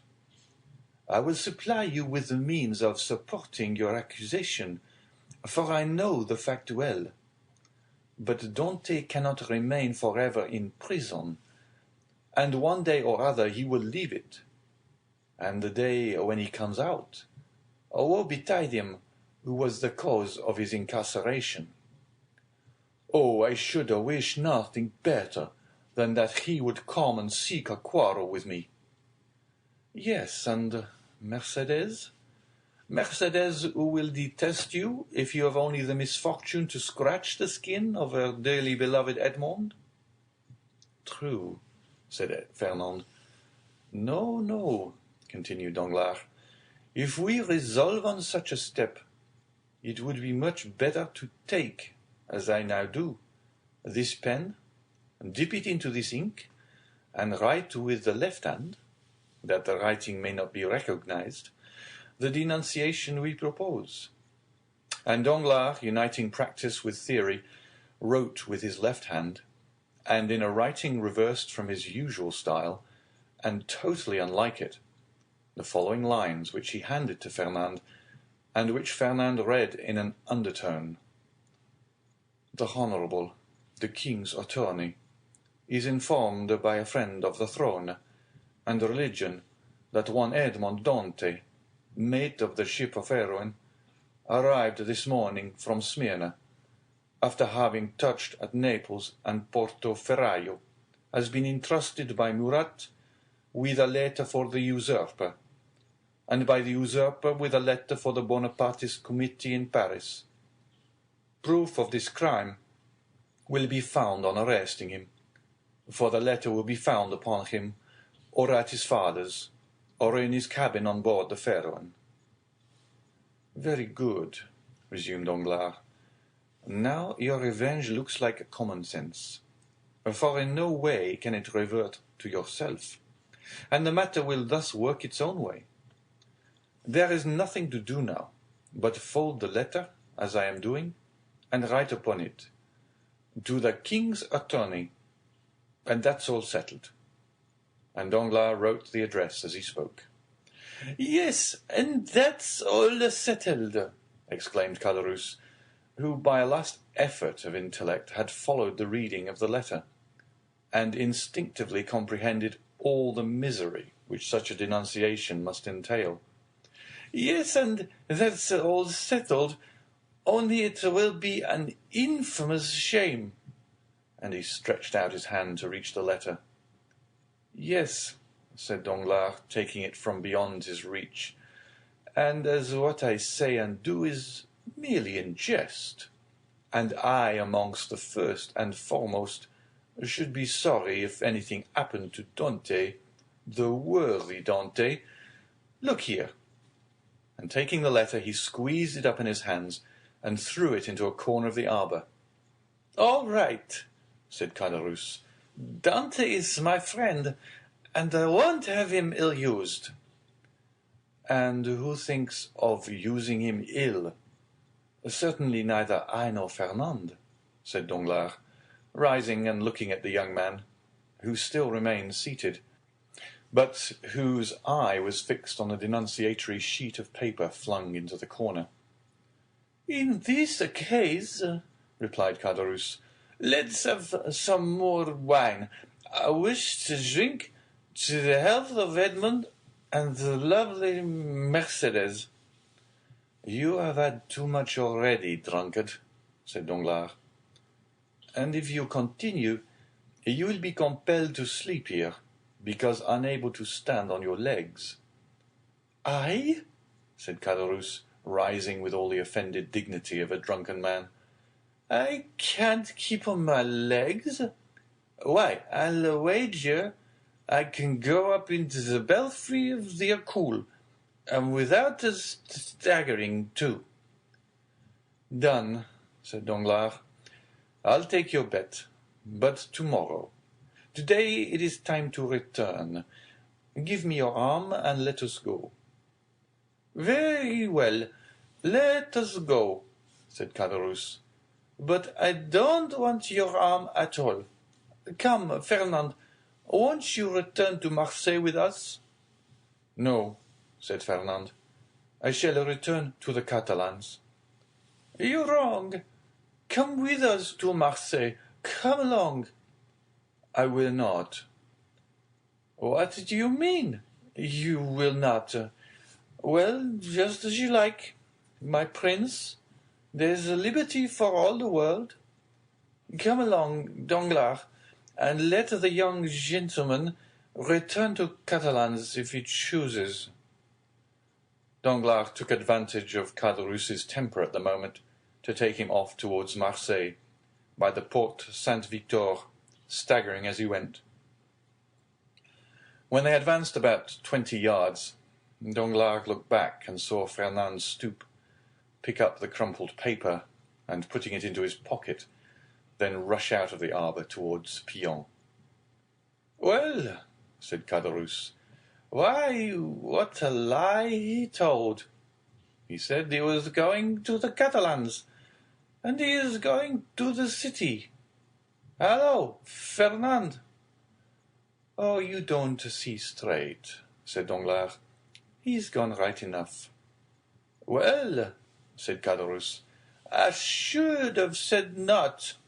How treacherous wine is!" "Come, come," said Danglars to himself. "Now the work is at work, and it will effect its purpose unassisted." Chapter 5. The Marriage Feast. The morning sun rose clear and resplendent, touching the foamy waves into a network of ruby-tinted light. The feast had been made ready on the second floor at La Réserve, with whose arbour the reader is already familiar. The apartment, destined for the purpose, was spacious and lighted by a number of windows, over each of which was written in golden letters, for some inexplicable reason, the name of one of the principal cities of France. Beneath these windows, a wooden balcony extended the entire length of the house, and although the entertainment was fixed for 12 o'clock, an hour previous to that time, the balcony was filled with impatient and expectant guests, consisting of the favoured part of the crew of the Pharaon and other personal friends of the bridegroom, the whole of whom had arrayed themselves in their choicest costumes, in order to do greater honour to the occasion. Various rumours were afloat to the effect that the owners of the Pharaon had promised to attend the nuptial feast, but all seemed unanimous in doubting that an act of such rare and exceeding condescension could possibly be intended. Danglars, however, who now made his appearance accompanied by Caderousse, effectually confirmed the report, stating that he had recently conversed with M. Morel, who had himself assured him of his intention to dine at La Réserve. In fact, a moment later M. Morel appeared, and was saluted with an enthusiastic burst of applause from the crew of the Pharaon, who hailed the visit of the shipowner as a sure indication that the man whose wedding feast he thus delighted to honour would ere long be first in command of the ship. And as Dante was universally beloved on board his vessel, the sailors put no restraint on their tumultuous joy at finding that the opinion and choice of their superiors so exactly coincided with their own.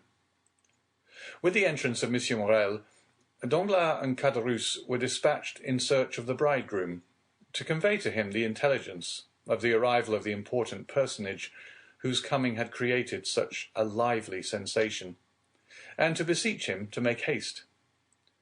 Danglars and Caderousse set off upon their errand at full speed, but ere they had gone many steps, they perceived a group advancing towards them, composed of the betrothed pair, a party of young girls in attendance on the bride, by whose side walked Dante's father, the whole brought up by Fernand, whose lips wore their usual sinister smile. Neither Mercedes nor Edmond observed the strange expression of his countenance. They were so happy that they were conscious only of the sunshine and the presence of each other. Having acquitted themselves of their errand, and exchanged a hearty shake of the hand with Edmond, Danglars and Caderousse took their places beside Fernand and old Dante, the latter of whom attracted universal notice. The old man was attired in a suit of glistening watered silk, trimmed with steel buttons, beautifully cut and polished. His thin but wiry legs were arrayed in a pair of richly embroidered clocked stockings, evidently of English manufacture, while from his three-cornered hat depended a long streaming knot of white and blue ribbons. Thus he came along, supporting himself on a curiously carved stick, his aged countenance lit up with happiness, looking for all the world like one of the aged dandies of 1796, parading the newly opened garden of the Tuileries and Luxembourg. Beside him glided Caderousse, whose desire to partake of the good things provided for the wedding party had induced him to become reconciled to the Dantes, father and son, although there still lingered in his mind a faint and unperfect recollection of the events of the preceding night, just as the brain retains on waking in the morning the dim and misty outline of a dream. As Danglars approached the disappointed lover, he cast on him a look of deep meaning, while Fernand, as he slowly paced behind the happy pair, who seemed in their own unmixed content to have entirely forgotten that such a being as himself existed, was pale and abstracted. Occasionally, however, a deep flush would overspread his countenance, and a nervous contraction distort his features, while, with an agitated and restless gaze, he would glance in the direction of Marseilles, like one who either anticipated or foresaw some great and important event. Dante himself was simply but becomingly clad in the dress peculiar to the merchant service, a costume somewhat between a military and a civil garb, and with his fine countenance, radiant with joy and happiness, a more perfect specimen of manly beauty could scarcely be imagined. Lovely as the Greek girls of Cyprus or Chios, Mercedes boasted the same bright, flashing eyes of jet and ripe, round coral lips. She moved with the light, free step of an Arlesienne or an Andalusian. One more practice in the arts of great cities would have hid her blushes beneath a veil, or at least have cast down her thickly fringed lashes, so as to conceal the liquid lustre of her animated eyes. But on the contrary, the delighted girl looked around her with a smile that seemed to say, "If you are my friends, rejoice with me, for I am very happy." As soon as the bridal party came in sight of La Réserve, Monsieur Morel descended and came forth to meet it, followed by the soldiers and sailors there assembled, to whom he had repeated the promise already given, that Dante should be the successor to the late Captain Leclerc. Edmond, at the approach of his patron, respectfully placed the arm of his affianced bride within that of Monsieur Morel, who forthwith, conducting her up the flight of wooden steps leading to the chamber in which the feast was prepared, was gaily followed by the guests, beneath whose heavy tread the slight structure creaked and groaned for the space of several minutes. "Father," said Mercedes, stopping when she had reached the centre of the table, "sit, I pray you, on my right hand. On my left I will place him who has ever been as a brother to me," pointing with a soft and gentle smile to Fernand. But her words and look seemed to inflict the direst torture on him, for his lips became ghastly pale, and even beneath the dark hue of his complexion the blood might be seen retreating as though some sudden pang drove it back to the heart. During this time, Dante, at the opposite side of the table, had been occupied in similarly placing his most honoured guests. Monsieur Morel was seated at his right hand, Danglars at his left, while at a sign from Edmond the rest of the company ranged themselves as they found it most agreeable. When they began to pass around the dusky, piquant Arlesian sausages and lobsters in their dazzling red cuirass, prawns of large size and brilliant colour, the échinu, with its prickly outside and dainty morsel within, the clovy, esteemed by the epicure of the south as more than rivalling the exquisite flavour of the oyster, all the delicacies, in fact, that are cast up by the wash of waters on the sandy beach, and styled by the grateful fishermen fruits of the sea. "A pretty silence, truly," said the old father of the bridegroom, as he carried to his lips a glass of wine of the hue and brightness of the topaz, and which had just been placed before Mercedes herself. "Now, would anybody think that this room contained a happy, merry party, who desired nothing better than to laugh and dance the hours away?" "Ah," sighed Caderousse, "a man cannot always feel happy, because he is about to be married." "The truth is," replied Dante, "that I am too happy for noisy mirth. If that is what you meant by your observation, my worthy friend, you are right. Joy takes a strange effect at times. It seems to oppress us almost the same as sorrow." Danglars looked towards Fernand, whose excitable nature received and betrayed each fresh impression. "Why, what ails you?" asked he of Edmond. "Do you fear any approaching evil? I should say that you were the happiest man alive at this instant." "And that is the very thing that alarms me," returned Dante. "Man does not appear to me to be intended to enjoy felicity so unmixed. Happiness is like the enchanted palaces we read in our childhood, where fierce, fiery dragons defend the entrance and approach, and monsters of all shapes and kinds, requiring to be overcome ere victory is ours. I own that I am lost in wonder to myself, promoted to an honour of which I feel myself unworthy, that of being the husband of Mercedes." "Nay, nay," cried Caderousse, smiling, "you have not attained that honour yet. Mercedes is not your wife yet. Just assume the tone and manner of a husband, and see how she will remind you that your hour is not yet come." The bride blushed, while Fernand, restless and uneasy, seemed to start at every fresh sound, and from time to time wiped away the large drops of perspiration that gathered on his brow. "Well, never mind that, neighbour Caderousse. It is not worth while to contradict me for such a trifle as that. It is true that Mercedes is not actually my wife yet, but," added he, drawing out his watch, "in an hour and a half she will be." A general exclamation of surprise ran round the table, with the exception of the elder Dante, whose laugh displayed the still perfect beauty of his large white teeth. Mercedes looked pleased and gratified, while Fernand grasped the handle of his knife with a convulsive clutch. "In an hour?" inquired Danglars, turning pale. "How is that, my friend?" "Why, thus it is," replied Dante. "Thanks to the influence of Monsieur Morrel, to whom next to my father I owe every blessing I enjoy, every difficulty has been removed. We have purchased permission to waive the usual delay, and at 2:30 the mayor of Marseilles will be waiting for us at the city hall.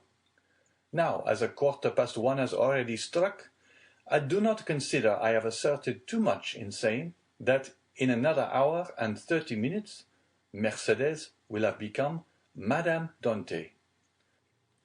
Fernand closed his eyes. A burning sensation passed across his brow, and he was compelled to support himself by the table to prevent his falling from his chair. But in spite of all his efforts, he could not refrain from uttering a deep groan, which, however, was lost amid the noisy felicitations of the company. "Upon my word," cried the old man, "you make short work of this kind of affair. Arrived here only yesterday morning, and married today at 3:00. Commend me to a sailor for going the quick way to work." "But," asked Danglars in a timid tone, How did you manage about the other formality, the contract, the settlement? The contract, answered Dante laughingly. It didn't take long to fix that. Mercedes has no fortune. I have none to settle on her, so you see our papers were quickly written out, and certainly do not come very expensive. This joke elicited a fresh burst of applause. So that we presumed to be merely the betrothal feast turns out to be the actual wedding dinner, said Danglars. No, no, answered Dante. Don't imagine I am going to put you off in that shabby manner. Tomorrow morning I start for Paris, 4 days to go, and the same to return, with 1 day to discharge the commission entrusted to me, is all the time I shall be absent. I shall be back here by the 1st of March, and on the 2nd I give my real marriage feast. This prospect of fresh festivity redoubled the hilarity of the guests to such a degree that the elder Dante, who at the commencement of the repast had commented upon the silence that prevailed, now found it difficult, amid the general din of voices, to obtain a moment's tranquillity in which to drink to the health and prosperity of the bride and bridegroom. Dante, perceiving the affectionate eagerness of his father, responded by a look of grateful pleasure, while Mercedes glanced at the clock and made an expressive gesture to Edmond. Around the table reigned that noisy hilarity which usually prevails at such a time among people sufficiently free from the demands of social position not to feel the trammels of etiquette. Such as at the commencement of the repast had not been able to seat themselves according to their inclination, rose unceremoniously and sought out more agreeable companions.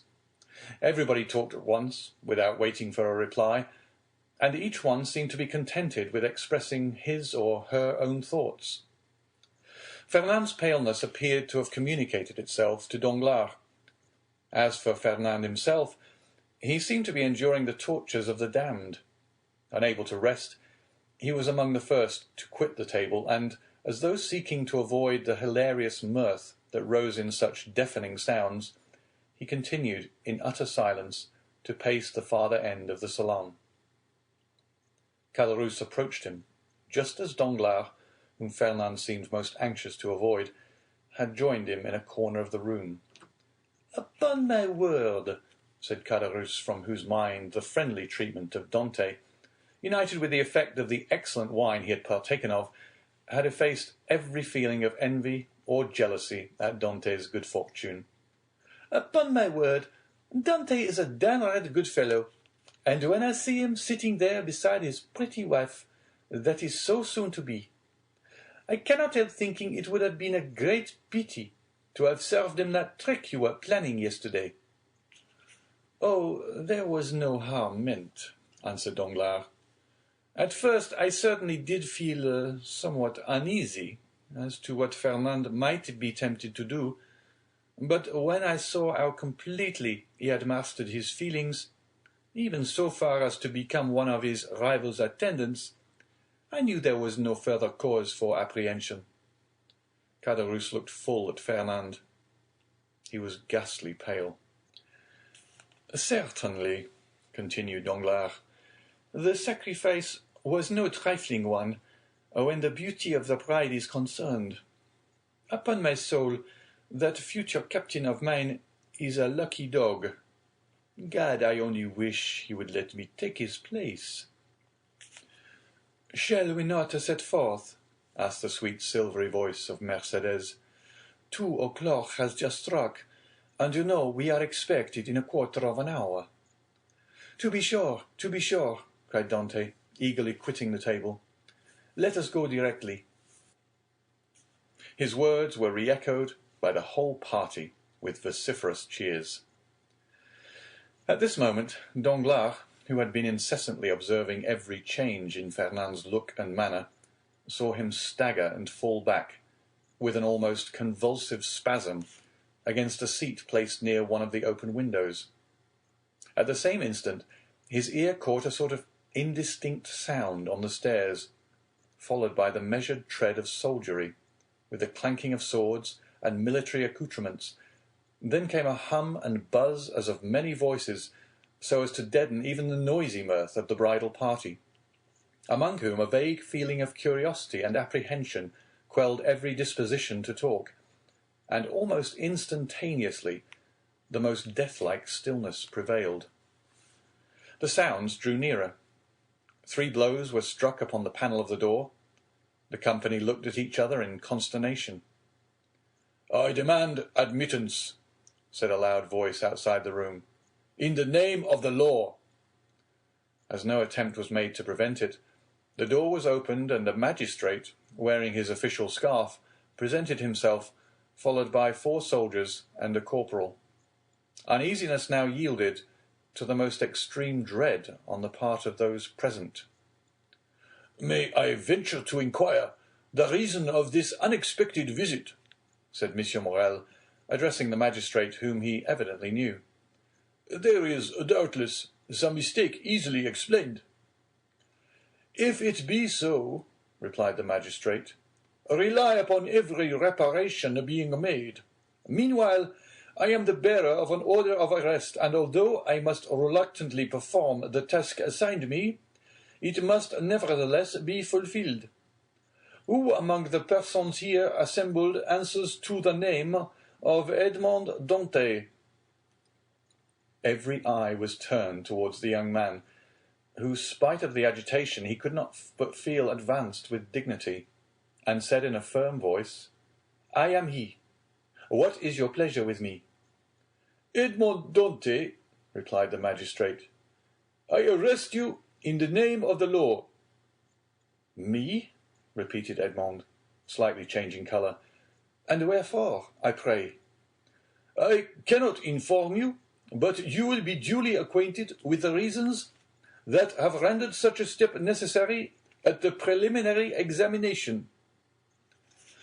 M. Morel felt that further resistance or remonstrance was useless.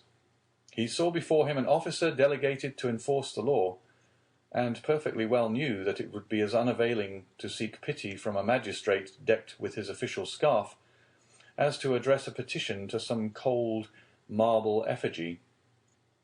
Old Dante, however, sprang forward. There are situations which the heart of a father or a mother cannot be made to understand.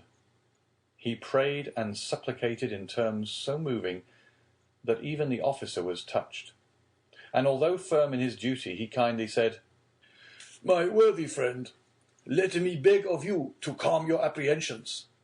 Your son has probably neglected some prescribed form or attention in registering his cargo, and it is more than probable he will be set at liberty directly he has given the information required, whether touching the health of his crew or the value of his freight." "What is the meaning of all this?" inquired Caderousse frowningly of Danglars, who had assumed an air of utter surprise. "How can I tell you?" replied he. "I am, like yourself, utterly bewildered at all that is going on, and cannot in the least make out what it is about." Caderousse then looked around for Fernand, but he had disappeared. The scene of the previous night now came back to his mind with startling clearness. The painful catastrophe he had just witnessed appeared effectually to have rent away the veil which the intoxication of the evening before had raised between himself and his memory. So, said he in a hoarse and choking voice to Danglars, "this, then, I suppose, is a part of the trick you were concerting yesterday. All I can say is, that if it be so, 'tis an ill turn, and well deserves to bring double evil on those who have projected it." "Nonsense," returned Danglars. "I tell you again, I have nothing whatever to do with it. Besides, you know very well that I tore the paper to pieces." "No, you did not," answered Caderousse. "You merely threw it. I saw it lying in a corner." "Hold your tongue, you fool. What should you know about it? Why, you were drunk." "Where is Fernand?" inquired Caderousse. "How do I know?" replied Danglars. "Gone, as every prudent man ought to be, to look after his own affairs, most likely. Never mind where he is. Let you and I go and see what is to be done for our poor friends." During this conversation, Dante, after having exchanged a cheerful shake of the hand with all his sympathizing friends, had surrendered himself to the officer sent to arrest him, merely saying, "Make yourselves quite easy, my good fellows. There is some little mistake to clear up. That's all. Depend upon it. And very likely I may not have to go so far as the prison to effect that." "Oh, to be sure," responded Danglars, who had now approached the group. "Nothing more than a mistake. I feel quite certain." Dante descended the staircase, preceded by the magistrate and followed by the soldiers. A carriage awaited him at the door. He got in, followed by 2 soldiers and the magistrate, and the vehicle drove off towards Marseilles. "Adieu, adieu, dearest Edmond," cried Mercédès, stretching out her arms to him from the balcony. The prisoner heard the cry, which sounded like the sob of a broken heart, and leaning from the coach, he called out, "Goodbye, Mercédès. We shall soon meet again." Then the vehicle disappeared round one of the turnings of Fort Saint-Nicolas. "Wait for me here, all of you," cried M. Morel. "I will take the first conveyance I find and hurry to Marseilles, whence I will bring you word how all is going on." "That's right," exclaimed a multitude of voices. "Go, and return as quickly as you can." This second departure was followed by a long and fearful state of terrified silence on the part of those who were left behind. The old father and Mercédès remained for some time apart, each absorbed in grief. But at length the 2 poor victims of the same blow raised their eyes and, with simultaneous burst of feeling, rushed into each other's arms. Meanwhile, Fernand made his appearance, poured out for himself a glass of water with a trembling hand, then hastily swallowing it, went to sit down at the first vacant place, and this was, by mere chance, placed next to the seat on which poor Mercédès had fallen, half fainting, when released from the warm and affectionate embrace of old Dante. Instinctively, Fernand drew back his chair. "He is the cause of all this misery. I am quite sure of it," whispered Caderousse, who had never taken his eyes off Fernand, to Danglars. "I don't think so," answered the other. "He is too stupid to imagine such a scheme. I only hope the mischief will fall upon the head of whoever wrought it." "You don't mention those who aided and abetted the deed," said Caderousse.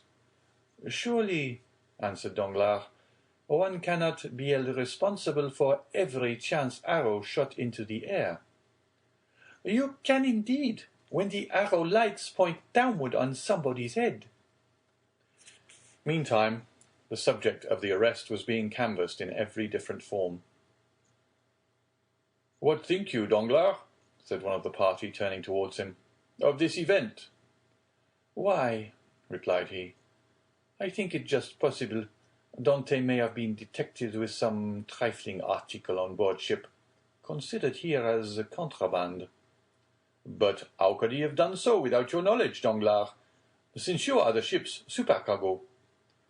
"Why, as for that, I could only know what I was told respecting the merchandise with which the vessel was laden.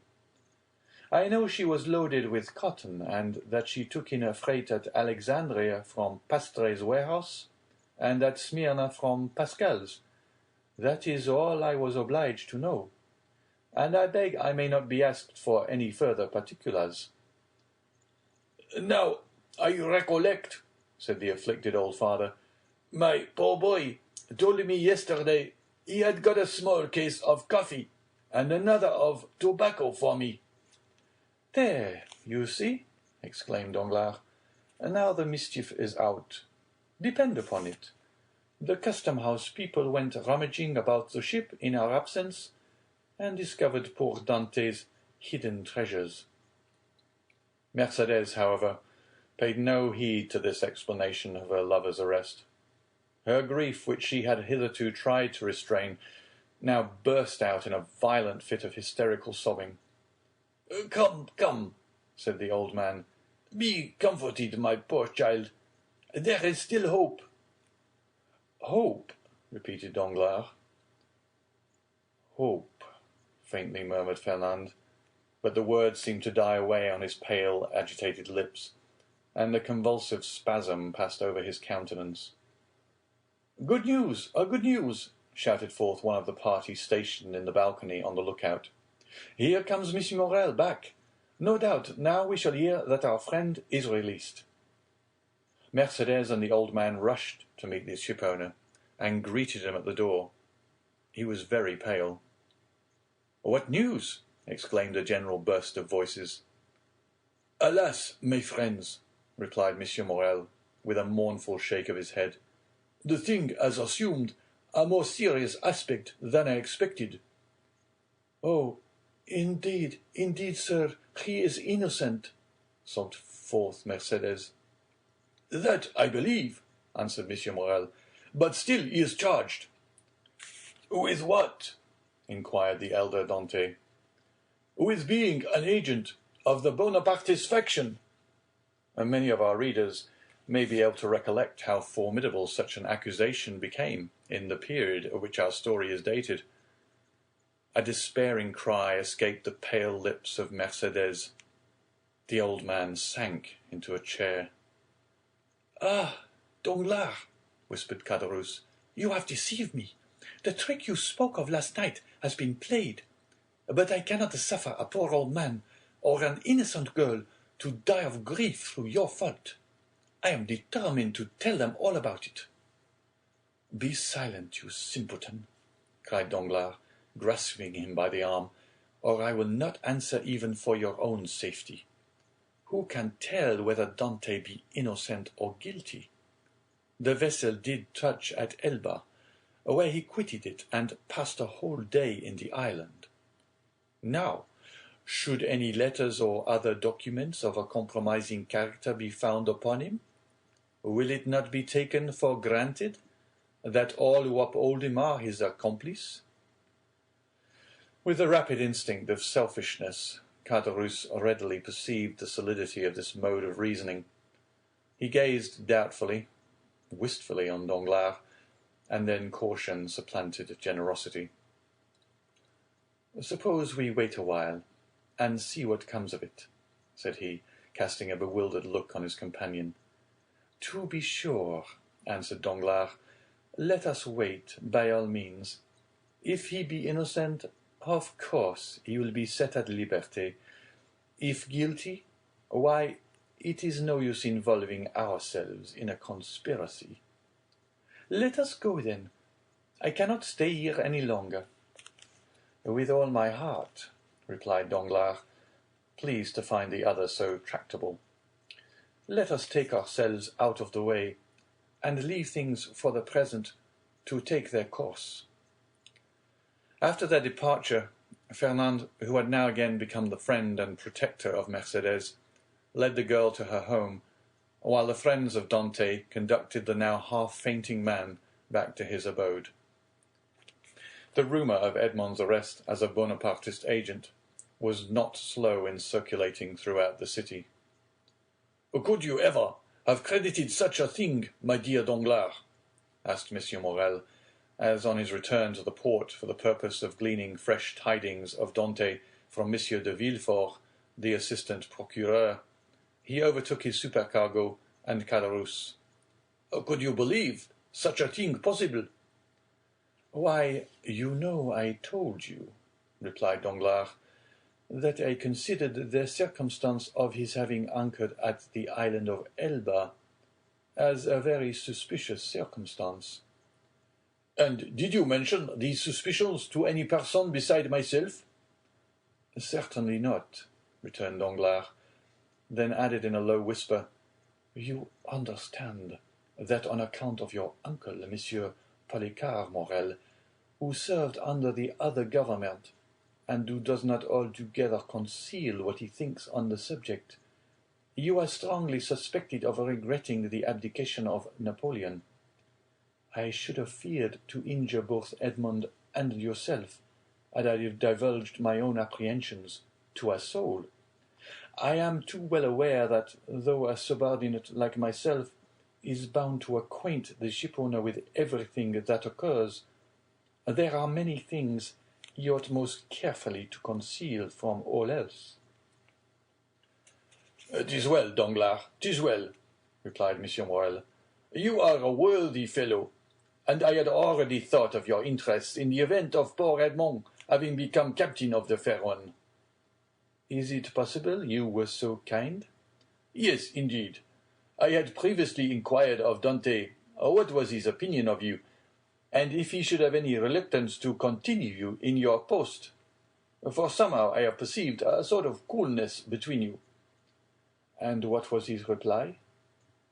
"That he certainly did think he had given you offence in an affair which he merely referred to without entering into any particulars, but that whoever possessed the good opinion and confidence of the ship's owner would have his preference also."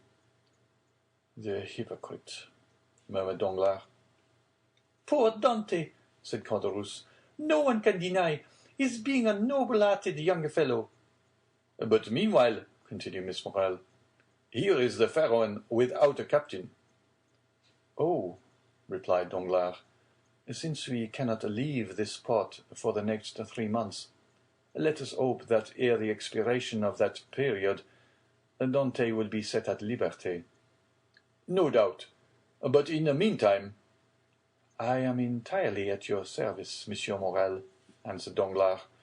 "You know that I am as capable of managing a ship as the most experienced captain in the service, and it will be so far advantageous to you to accept my service, that upon Edmond's release from prison no further change will be requisite on board the Pharaon than for Dante and myself each to resume our respective posts." "Thanks, Danglars. That will smooth over all difficulty. I fully authorize you at once to assume the command of the Pharaon, and look carefully to the unloading of her freight. Private misfortune must never be allowed to interfere with business." "Be easy on that score, Monsieur Morrel. But do you think we shall be permitted to see our poor Edmond?" "I will let you know that directly. I have seen Monsieur de Villefort, whom I shall endeavour to interest in Edmond's favour. I am aware he is a furious royalist, but in spite of that, and of his being a king's attorney, he is a man like yourselves, and I fancy not a bad sort of one." "Perhaps not," replied Danglars, "but I hear that he is ambitious, and that's rather against him." "Well, well," returned M. Morrel, "we shall see. But now hasten on board. I will join you there ere long." So saying, the worthy shipowner quitted the two allies, and proceeded in the direction of the Palais de Justice.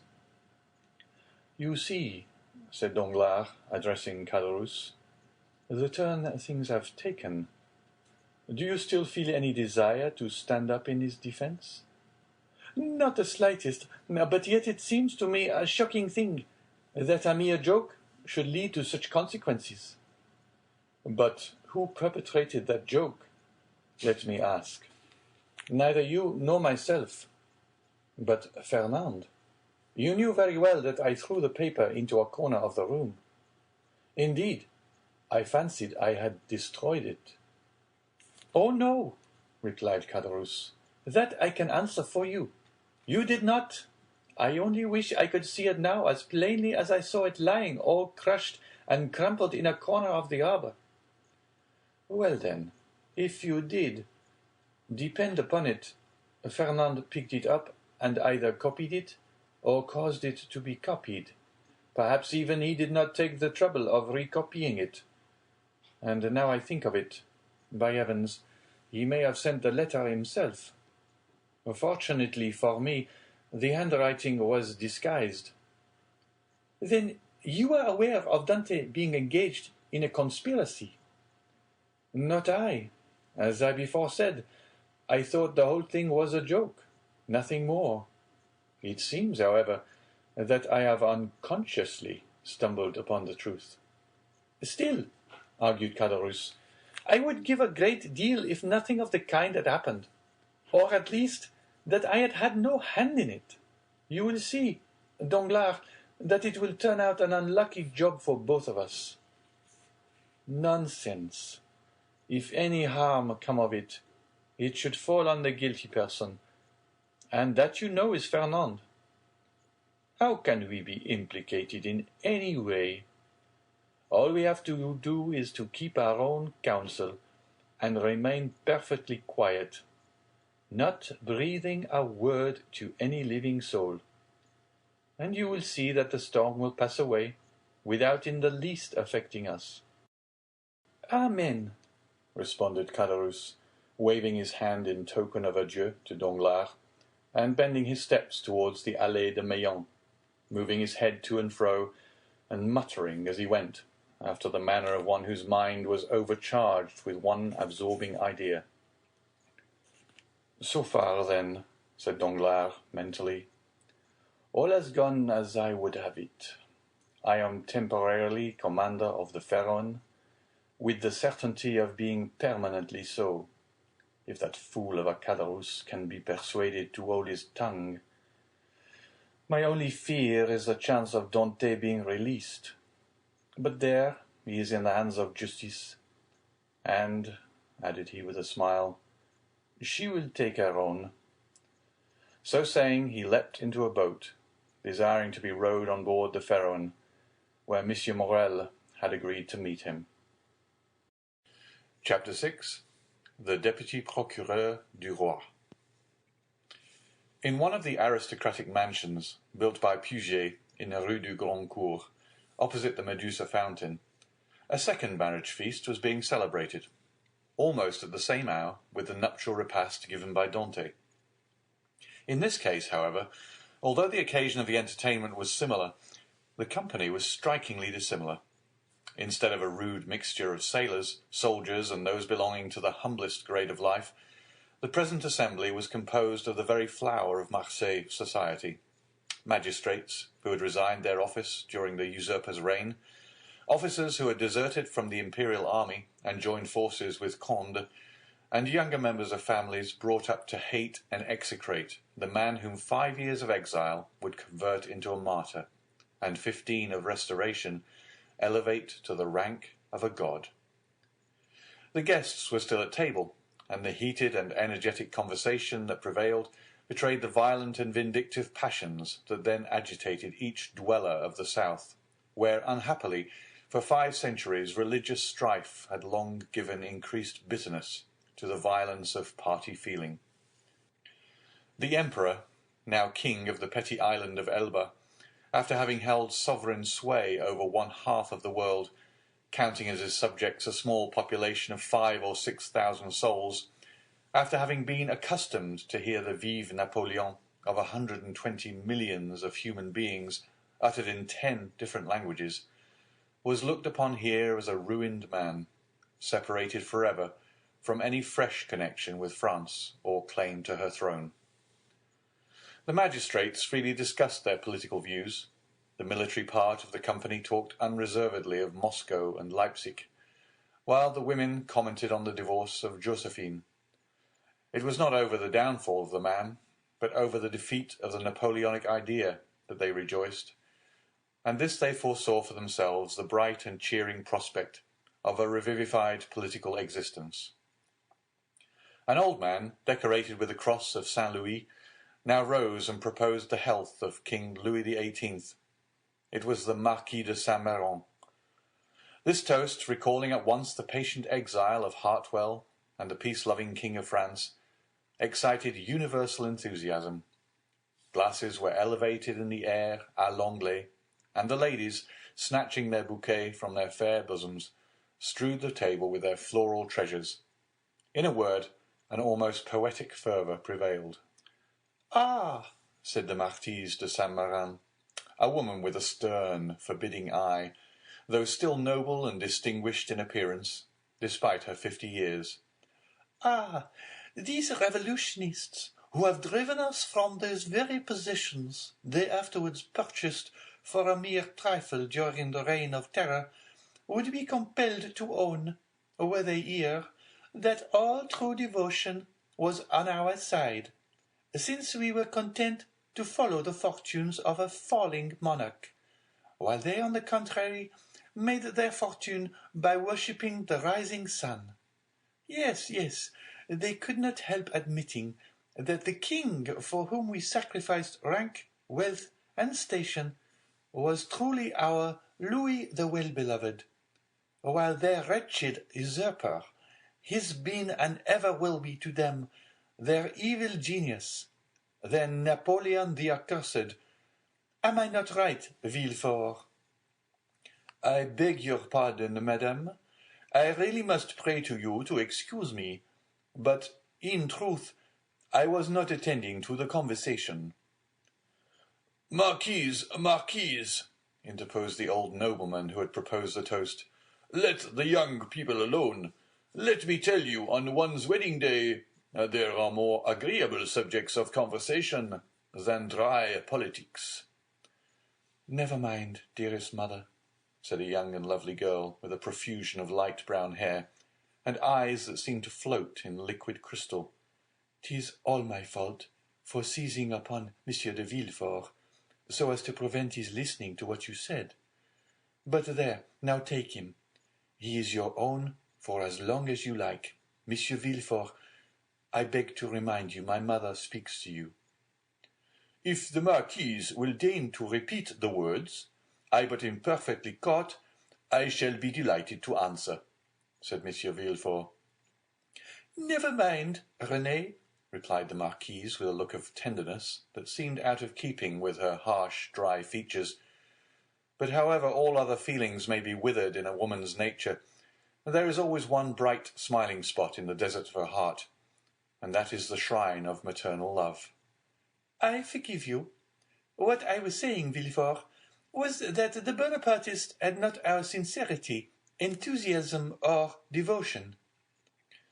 They had, however, what supplied the place of those fine qualities, replied the young man, and that was fanaticism. Napoleon is the Mohammed of the West, and is worshipped by his commonplace but ambitious followers, not only as a leader and lawgiver, but also as the personification of equality. He, cried the Marquise, Napoleon, the type of equality. For mercy's sake, then what would you call Robespierre? Come, come, do not strip the latter of his just rights to bestow them on the Corsican, who, to my mind, has usurped quite enough. Nay, madame, I would place each of these heroes on his right pedestal, that of Robespierre on his scaffold in the Place Louis XV, that of Napoleon on the column of the Place Vendôme. The only difference consists in the opposite character of the equality advocated by these two men. One is the equality that elevates, the other is the equality that degrades. One brings a king within reach of the guillotine, the other elevates the people to a level with the throne.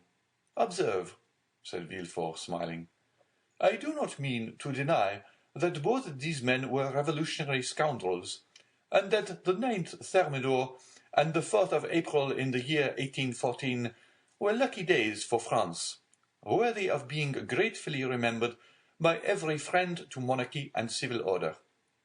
And that explains how it comes to pass that, fallen, as I trust he is forever, Napoleon is still retained a train of parasitical satellites. Still, Marquise, it has been so with other usurpers. Cromwell, for instance, who was not half so bad as Napoleon, had his partisans and advocates. Do you know, Villefort, that you are talking in a most dreadfully revolutionary strain? But I excuse it. It is impossible to expect the son of a Girondin to be free from a small spice of the old leaven. A deep crimson suffused the countenance of Villefort. "'Tis true, madame,' answered he, "'that my father was a Girondin, but he was not among the number of those who voted for the king's death. He was an equal sufferer with yourself during the reign of terror, and had well nigh lost his head on the same scaffold on which your father perished." "True," replied the Marquise, without wincing in the slightest degree at the tragic remembrance thus called up. "But bear in mind, if you please, that our respective parents underwent persecution and proscription from diametrically opposed principles, in proof of which I may remark that while my family remained among the staunchest adherents of the exiled princes, your father lost no time in joining the new government, and that while the citizen Noirtier was a Girondin, the Count Noirtier became a senator." "Dear mother," interposed Renée, "you know very well it was agreed that all these disagreeable reminiscences should forever be laid aside." "Suffer me also, madame," replied Villefort, "to add my earnest request to Mademoiselle de Saint-Méran's that you will kindly allow the veil of oblivion to cover and conceal the past. What avails recrimination over matters wholly past recall? For my own part, I have laid aside even the name of my father, and altogether disown his political principles. He was, nay, probably may still be, a Bonapartist, and is called Noirtier. I, on the contrary, am a staunch royalist, and style myself de Villefort. Let what may remain of revolutionary sap exhaust itself and die away with the old trunk, and condescend only to regard the young shoot which has started up at a distance from the parent tree, without having the power any more than the wish to separate entirely from the stock from which it sprung." "Bravo, Villefort!" cried the Marquis. "Excellently well said. Come now, I have hopes of obtaining what I have been for years endeavouring to persuade the Marquise to promise, namely a perfect amnesty and forgetfulness of the past." "With all my heart," replied the Marquise. "Let the past be forever forgotten. I promise you it affords me as little pleasure to revive it as it does you. All I ask is that Villefort will be firm and inflexible for the future in his political principles. Remember also, Villefort, that we have pledged ourselves to his Majesty for your fealty and strict loyalty, and that at our recommendation the king consented to forget the past as I do." And here she extended to him her hand, "as I now do at your entreaty. But bear in mind that should there fall in your way any one guilty of conspiring against the government, you will be so much the more bound to visit the offence with rigorous punishment, as it is known you belong to a suspected family." "Also, madame," returned Villefort, "my profession, as well as the times in which we live, compels me to be severe. I have already successfully conducted several public prosecutions, and brought the offenders to merited punishment. But we have not done with the thing yet." "Do you indeed think so?" inquired the Marquise. "I am at last fearful of it. Napoleon in the island of Elba is too near France, and his proximity keeps up the hopes of his partisans. Marseilles is filled with half-pay officers who are daily, under one frivolous pretext or other, getting up quarrels with the royalists. From hence arise continual and fatal duels among the higher classes of persons, and assassinations in the lower." "You have heard, perhaps," said the Comte de Salvieux, one of Monsieur de Saint-Méran's oldest friends, and chamberlain to the Comte d'Artois, "that the Holy Alliance propose removing him from thence." "Yes, they were talking about it when we left Paris," said Monsieur de Saint-Méran. "And where is it decided to transfer him?" "To St. Helena." "For heaven's sake, where is that?" asked the Marquise. "An island situated on the other side of the equator, at least 2,000 leagues from here," replied the Count. "So much the better. As Villefort observes, It is a great act of folly to have left such a man between Corsica, where he was born, and Naples, of which his brother-in-law is king, and face to face with Italy, the sovereignty of which he coveted for his son. Unfortunately, said Villefort, there are treaties of 1814, and we cannot molest Napoleon without breaking those compacts. Oh, well, we shall find some way out of it, responded Monsieur de Salvieux. There wasn't any trouble over treaties when it was a question of shooting the poor Duc d'Enghien. Well, said the Marquise, it seems probable that by the aid of the Holy Alliance we shall be rid of Napoleon, and we must trust to the vigilance of Monsieur de Villefort to purify Marseilles of his partisans. The king is either a king or no king. If he be acknowledged as sovereign of France, he should be upheld in peace and tranquillity, and this can best be effected by employing the most inflexible agents to put down every attempt at conspiracy. 'Tis the best and surest means of preventing mischief. Unfortunately, madame, answered Villefort, the strong arm of the law is not called upon to interfere until the evil has taken place. Then all he has got to do is to endeavour to repair it. Nay, madame, the law is frequently powerless to effect this. All it can do is to avenge the wrong done. Oh, Monsieur de Villefort, cried a beautiful young creature, daughter to the Comte de Salvieux, and the cherished friend of Mademoiselle de Saint-Méran. Do try and get up some famous trial while we are at Marseilles. I never was in a law court. I am told it is so very amusing. Amusing, certainly, replied the young man, inasmuch as instead of shedding tears, as at the fictitious tale of woe produced at a theatre, you behold in a law court a case of real and genuine distress, a drama of life. The prisoner, whom you there see pale, agitated, and alarmed, instead of, as is the case when a curtain falls on a tragedy, going home to sup peacefully with his family, and then retiring to rest, that he may recommence his mimic woes on the morrow, is removed from your sight, merely to be reconducted to his prison and delivered up to the executioner. I leave you to judge how far your nerves are calculated to bear you through such a scene. Of this, however, be assured, that should any favourable opportunity present itself, I will not fail to offer you the choice of being present. For shame, Monsieur de Villefort, said Renée, becoming quite pale. Don't you see how you are frightening us? And yet you laugh. What would you have? 'Tis like a duel.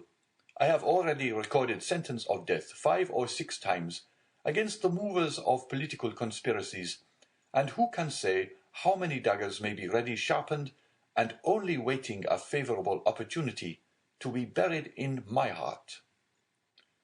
Gracious heavens, Monsieur de Villefort, said Renée, becoming more and more terrified. You surely are not in earnest. Indeed I am, replied the young magistrate with a smile, and in the interesting trial that young lady is anxious to witness, the case would only be still more aggravated. Suppose, for instance, the prisoner, as is more than probable, to have served under Napoleon. Well, can you expect for an instant that one accustomed, at the word of his commander, to rush fearlessly on the very bayonets of his foe, will scruple more to drive a stiletto into the heart of one he knows to be his personal enemy, than to slaughter his fellow creatures merely because bidden to do so by one he is bound to obey? Besides, one requires the excitement of being hateful in the eyes of the accused, in order to lash oneself into a state of sufficient vehemence and power. I would not choose to see the man against whom I pleaded smile, as though in mockery of my words. No, my pride is to see the accused pale, agitated, and as though beaten out of all composure, by the fire of my eloquence." René uttered a smothered exclamation. "Bravo!" cried one of the guests. "That is what I call talking to some purpose." "Just the person we require at a time like the present," said a second. "What a splendid business that last case of yours was, my dear Villefort," remarked a third. "I mean the trial of the man for murdering his father. Upon my word, you killed him ere the executioner had laid his hand upon him." "Oh, as for parricides, and such dreadful people as that," interposed René, "it matters very little what is done to them. But as regards poor unfortunate creatures, whose only crime consists in having mixed themselves up in political intrigues—" "Why, that is the very worst offence they could possibly commit. For don't you see, René, the king is the father of his people, and he who shall plot or contrive aught against the life and safety of the parent of 32 millions of souls is a parricide upon a fearfully great scale." "I don't know anything about that," replied René. "But, Monsieur de Villefort, you have promised me, have you not, always to show mercy to those I plead for?" "Make yourself quite easy on that point," answered Villefort, with one of his sweetest smiles. "You and I will always consult upon our verdicts." "My love," said the marquise, "attend to your doves, your lapdogs and embroidery, but do not meddle with what you do not understand. Nowadays the military profession is in abeyance, and the magisterial robe is the badge of honor. There is a wise Latin proverb that is very much in point." "Sedant arma togae," said Villefort with a bow. "I cannot speak Latin," responded the marquise. "Well," said René, "I cannot help regretting that you had not chosen some other profession than your own. A physician, for instance. Do you know, I always felt a shudder at the idea of even a destroying angel." "Dear, good René," whispered Villefort, as he gazed with unutterable tenderness on the lovely speaker. "Let us hope, my child," cried the Marquis, "that Monsieur de Villefort may prove the moral and political physician of this province. If so, he will have achieved a noble work." "And one which will go far to efface the recollection of his father's conduct," added the incorrigible marquise. "Madam," replied Villefort, with a mournful smile, "I have already had the honor to observe that my father has at least, I hope so, abjured his past errors, and that he is at the present moment a firm and zealous friend to religion and order. A better royalist, possibly, than his son, for he has to atone for past dereliction, while I have no other impulse than warm, decided preference and conviction." Having made his well-turned speech, Villefort looked carefully around to mark the effect of his oratory, much as he would have done had he been addressing the bench in open court.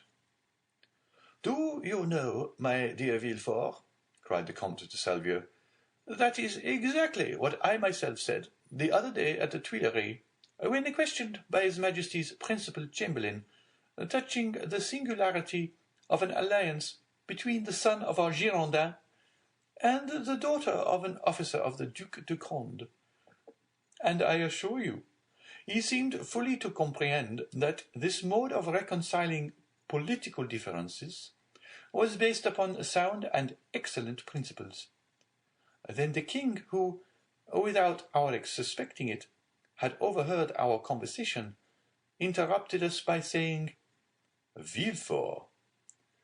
Observe that the king did not pronounce the word Noirtier, but on the contrary placed considerable emphasis on that of Villefort.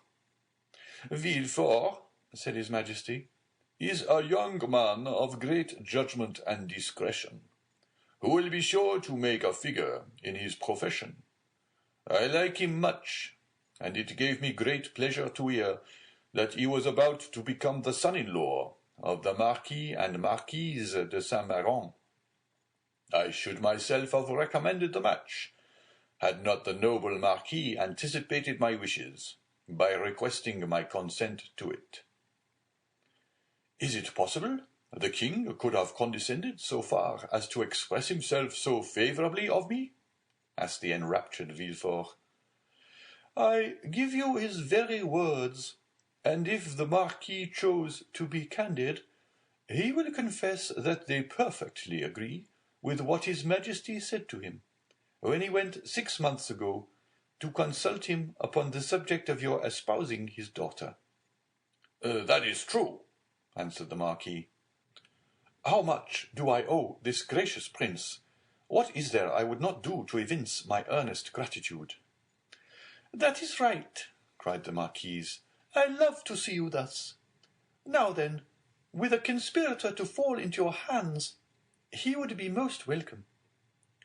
For my part, dear mother, interposed Renée, I trust your wishes will not prosper, and that Providence will only permit petty offenders, poor debtors, and miserable cheats to fall into Monsieur de Villefort's hands. Then I shall be contented. Just as the same as though you prayed that a physician might only be called upon to prescribe for headaches, measles, and the stings of wasps, or any other slight affection of the epidermis. If you wish to see me the king's attorney, you must desire for me some of those violent and dangerous diseases, from the cure of which so much honour rebounds to the physician. At this moment, and as though the utterance of Villefort's wish had suffered to effect its accomplishment, a servant entered the room, and whispered a few words in his ear. Villefort immediately rose from table, and quitted the room upon the plea of urgent business. He soon, however, returned, his whole face beaming with delight. Renée regarded him with fond affection, and certainly his handsome features lit up, as they then were, with more than usual fire, and animation seemed formed to excite the innocent admiration with which she gazed on her graceful and intelligent lover. You were wishing just now, said Villefort, addressing her, that I were a doctor instead of a lawyer. Well, at least resemble the disciples of Aesculapius in one thing, that of not being able to call a day my own, not even that of my betrothal. And wherefore were you called away just now? asked Mademoiselle de Saint-Méran, with an air of deep interest. For a very serious matter, which bids fair to make work for the executioner. How dreadful! exclaimed Renée, turning pale. Is it possible? Burst simultaneously from all who were near enough to the magistrate to hear his words. Why, if my information prove correct, a sort of Bonaparte conspiracy has just been discovered. Can I believe my ears? cried the Marquise.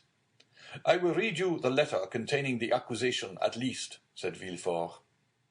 The king's attorney is informed by a friend to the throne and the religious institutions of his country that one named Edmond Dante, mate of the ship Pharaon, this day arrived from Smyrna, after having touched at Naples and Porto Ferraio, has been the bearer of a letter from Murat to the usurper, and again taken charge of another letter from the usurper to the Bonapartist Club in Paris.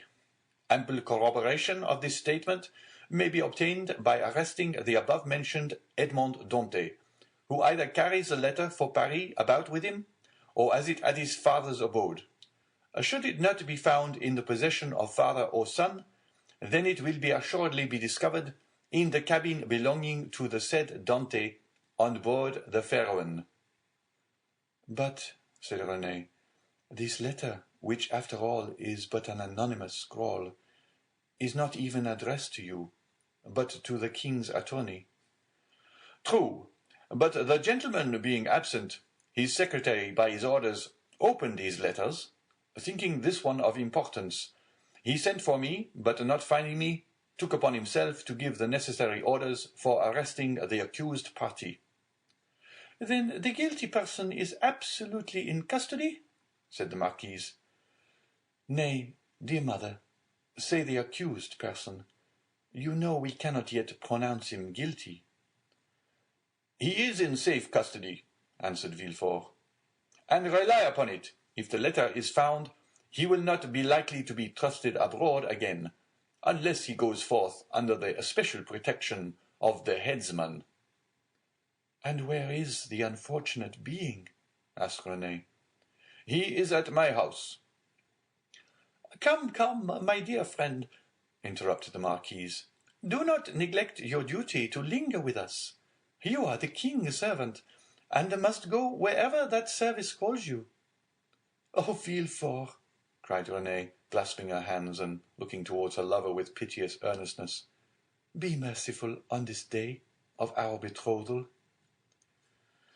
The young man passed round to the side of the table where the fair pleader sat, and leaning over her chair, said tenderly, To give you pleasure, my sweet Renée, I promise to show all the lenity in my power.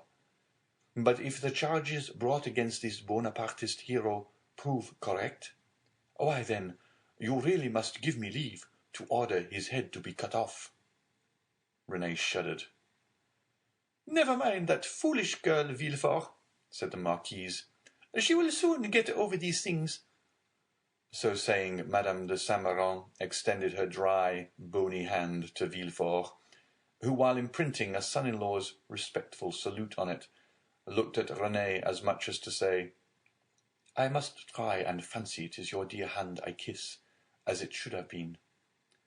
These are mournful auspices to accompany a betrothal, sighed poor Renée. Upon my word, child, exclaimed the angry Marquise, your folly exceeds all bounds. I should be glad to know what connection there can possibly be between your sickly sentimentality and the affairs of the state. Oh, mother, murmured Renée. Nay, madam, I pray you pardon this little traitor. I promise you that, to make up for her want of loyalty, I will be most inflexible severe. Then casting an expressive glance at his betrothed, which seemed to say, Fear not, for your dear sake my justice shall be tempered with mercy. And receiving a sweet and approving smile in return, Villefort quitted the room. Chapter 7. The Examination.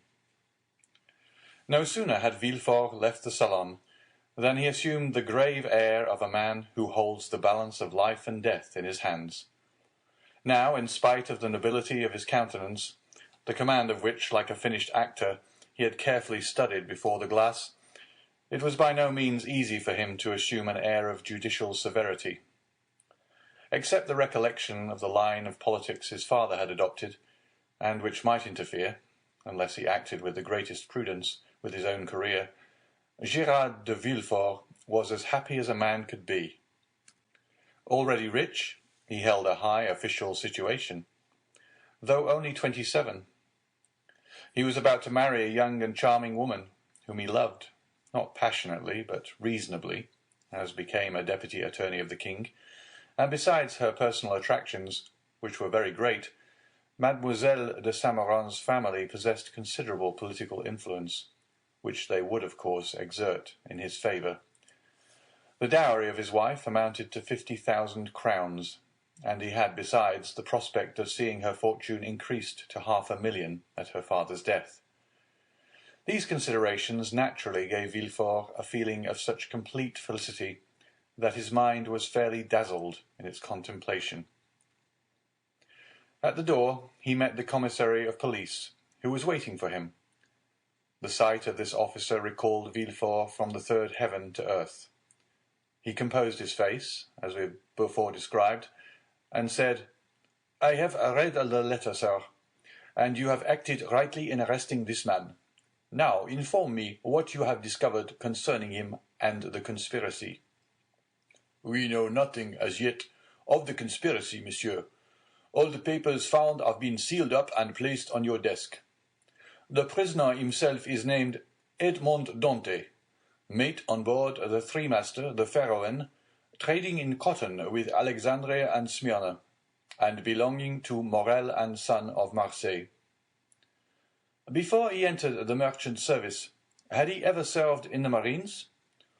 Oh no, monsieur. He is very young. How old? 19 or 20 at the most.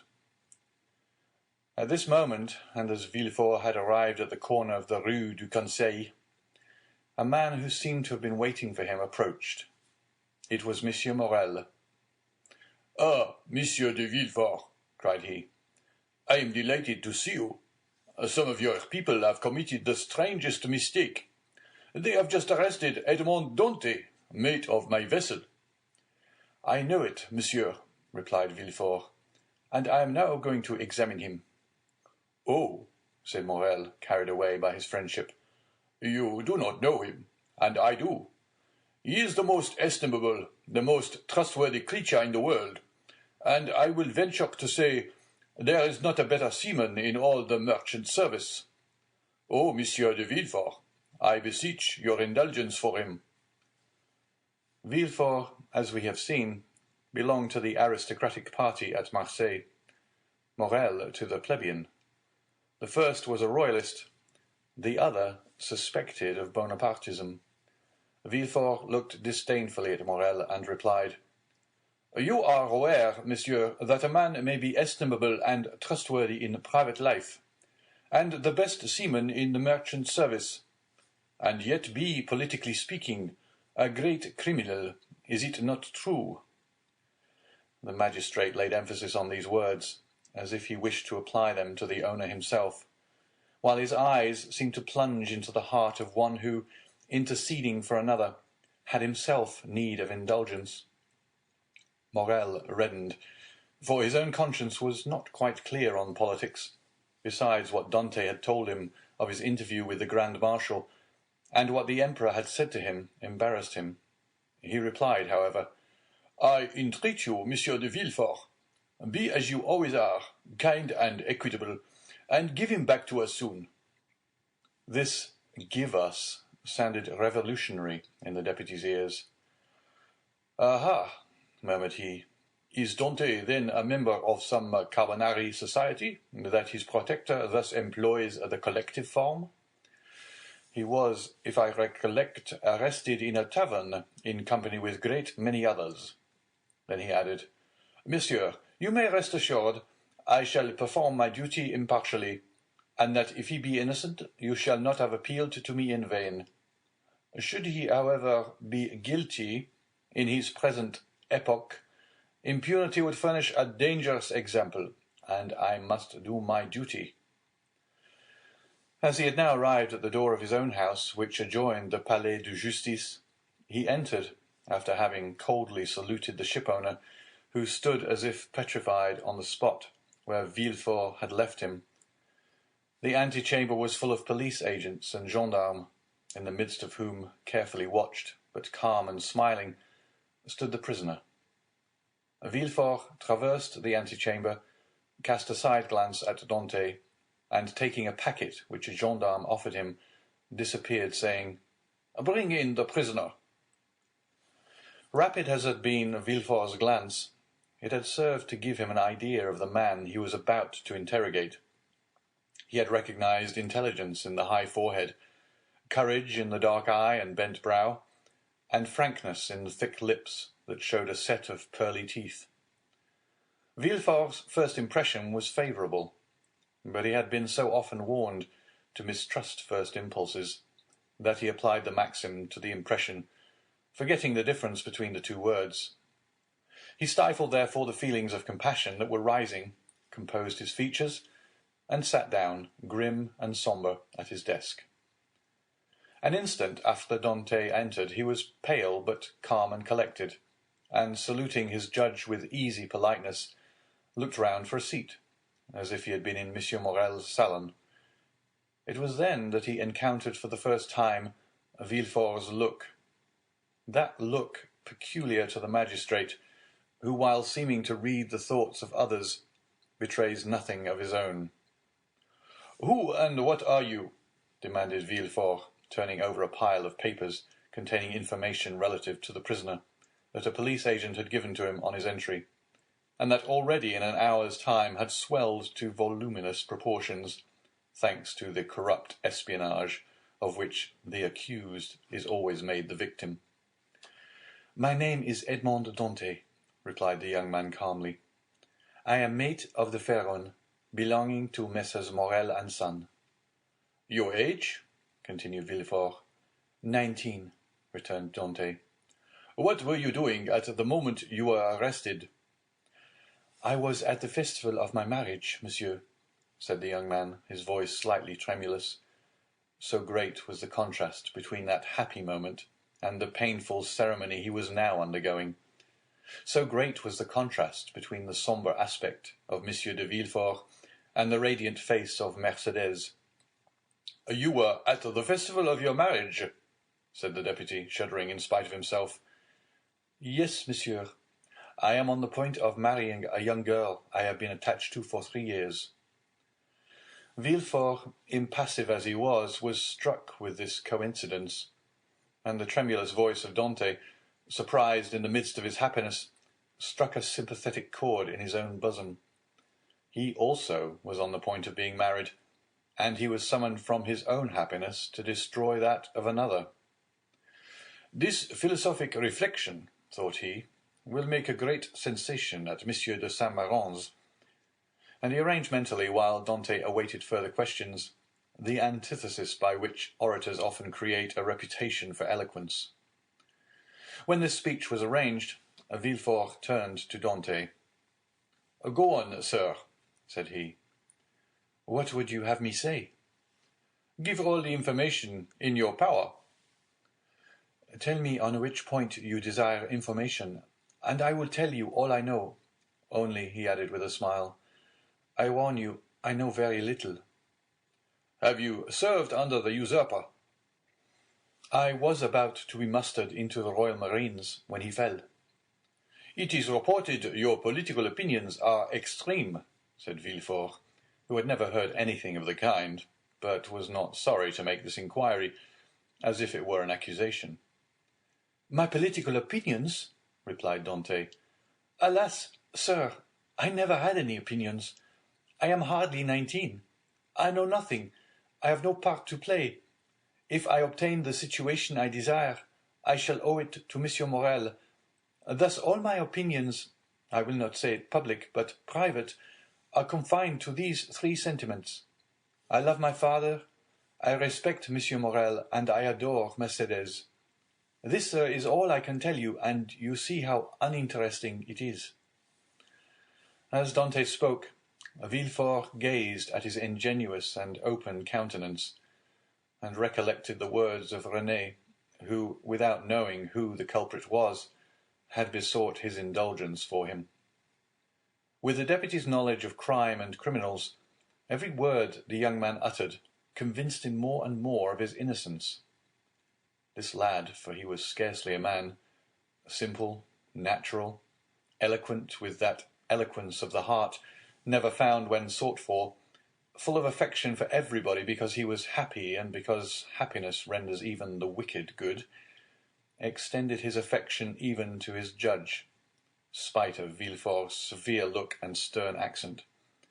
Dante seemed full of kindness. "Pardieu," said Villefort, "he is a noble fellow. I hope I shall gain Renée's favour easily by obeying the first command she ever imposed on me. I shall have at least a pressure of the hand in public, and a sweet kiss in private." Full of this idea, Villefort's face became so joyous that when he turned to Dante, the latter, who had watched the change on his physiognomy, was smiling also. "Sir," said Villefort, "have you any enemies, at least, that you know?" "I have enemies?" replied Dante. "My position is not sufficiently elevated for that. As for my disposition, that is, perhaps, somewhat too hasty. But I have striven to repress it.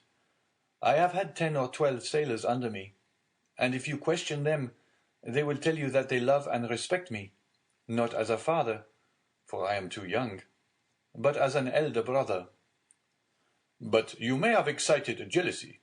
You are about to become captain at 19, an elevated post. You are about to marry a pretty girl who loves you, and these 2 pieces of good fortune may have excited the envy of someone." "You are right.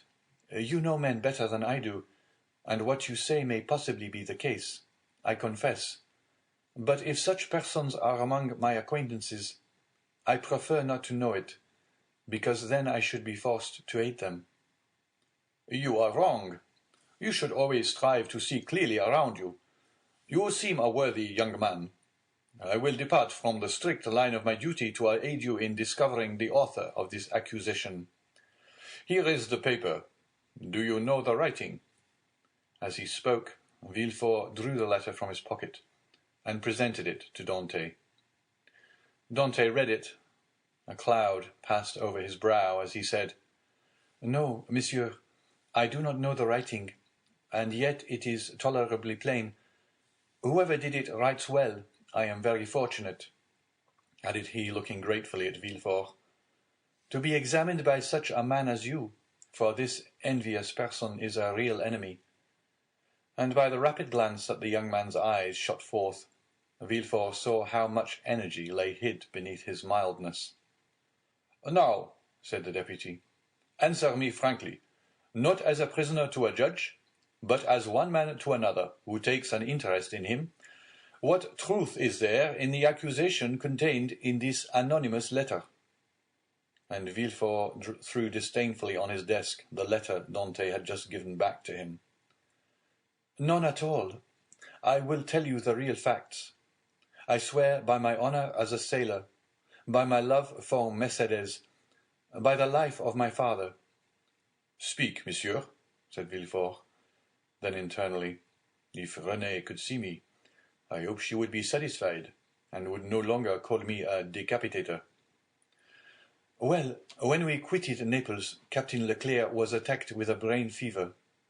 As we had no doctor on board, and he was so anxious to arrive at Elba that he would not touch at any other port, his disorder rose to such a height that at the end of the third day, feeling he was dying, he called me to him. "My dear Dante," said he, "swear to perform what I am going to tell you, for it is a matter of the deepest importance." "I swear, Captain," replied I. "Well, as after my death, the command devolves on you as mate, assume the command and bear up for the island of Elba. Disembark at Porto Ferraio, ask for the Grand Marshal. Give him this letter. Perhaps they will give you another letter and charge you with a commission. You will accomplish what I was to have done, and derive all the honor and profit from it." "I will do it, Captain, but perhaps I shall not be admitted to the Grand Marshal's presence as easily as you expect." "Here is a ring that will obtain audience of him, and remove every difficulty," said the captain. At these words he gave me a ring. It was time. 2 hours after he was delirious, the next day, he died. "And what did you do then?" "What I ought to have done, and what everyone would have done in my place. Everywhere the last requests of a dying man are sacred, but with a sailor the last requests of his superior are commands. I sailed for the island of Elba, where I arrived the next day. I ordered everybody to remain on board, and went on shore alone. As I had expected, I found some difficulty in obtaining access to the Grand Marshal, but I sent the ring I had received from the captain to him, and was instantly admitted. He questioned me concerning Captain Leclerc's death, and, as the latter had told me, gave me a letter to carry on to a person in Paris. I undertook it, because it was what my captain had bade me do. I landed here, regulated the affairs of the vessel, and hastened to visit my affianced bride, whom I found more lovely than ever. Thanks to Monsieur Morel, all the forms were got over. In a word, I was told, as I told you at my marriage feast, and I should have been married in an hour, and tomorrow I intended to start for Paris, had I not been arrested on this charge, which you as well as I now see to be unjust." "Ah," said Villefort, "this seems to be the truth. If you have been culpable, It was imprudence, and this imprudence was in obedience to the orders of your captain. Give up this letter you have brought from Elba, and pass your word you will appear should be required, and go and rejoin your friends." "I am free then, sir?" cried Dante joyfully. "Yes, but first give me this letter." "You have it already, for it was taken from me, with some others which I see in that packet." "Stop a moment," said the deputy, as Dante took his hat and gloves. "To whom is it addressed?" "To Monsieur Noirtier, Rue Coqueron, Paris." Had a thunderbolt fallen into the room, Villefort could not have been more stupefied. He sank into his seat and hastily, turning over the packet, drew forth the fatal letter, at which he glanced with an expression of terror. "Monsieur Noirtier, Rue Coqueron, numéro 13, murmured he, growing still paler. "Yes," said Dante. "Do you know him?" "No," replied Villefort. "A faithful servant of the king does not know conspirators." "It is a conspiracy, then?" asked Dante, who, after believing himself free, now began to feel a tenfold alarm. "I have, however, already told you, sir, I was entirely ignorant of the contents of the letter." "Yes, but you know the name of the person to whom it was addressed," said Villefort. "I was forced to read the address, to know to whom to give it." "Have you shown this letter to anyone?" asked Villefort, becoming still more pale. "To no one, on my honor." "Everybody is ignorant that you are the bearer of a letter from the island of Elba, and addressed to Monsieur Noirtier." "Everybody except the person who gave it to me." "And that was too much, far too much," murmured Villefort. Villefort's brow darkened more and more. His white lips and clenched teeth filled Dante with apprehension. After reading the letter, Villefort covered his face with his hands. "Oh," said Dante timidly, "what is the matter?" Villefort made no answer, but raised his head at the expiration of a few seconds, and again perused the letter. "And you say that you are ignorant of the contents of this letter?" "I give you my word of honor, sir," said Dante. "But what is the matter? You are ill. Shall I ring for assistance? Shall I call?" "No," said Villefort, rising hastily. "Stay where you are. It is for me to give orders here, not you." "Monsieur," replied Dante proudly, "it was only to summon assistance for you." "I want none. It was a temporary indisposition. Attend to yourself. Answer me." Dante waited, expecting a question, but in vain. Villefort fell back on his chair, passed his hand over his brow, moist with perspiration, and for the third time read the letter.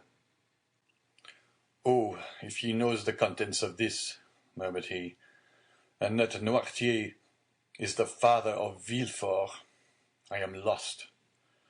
And he fixed his eyes upon Edmond, as if he would have penetrated his thoughts. "Oh, it is impossible to doubt it!" cried he suddenly. "In heaven's name," cried the unhappy young man, "if you doubt me, question me. I will answer you." Villefort made a violent effort, and in a tone he strove to render firm.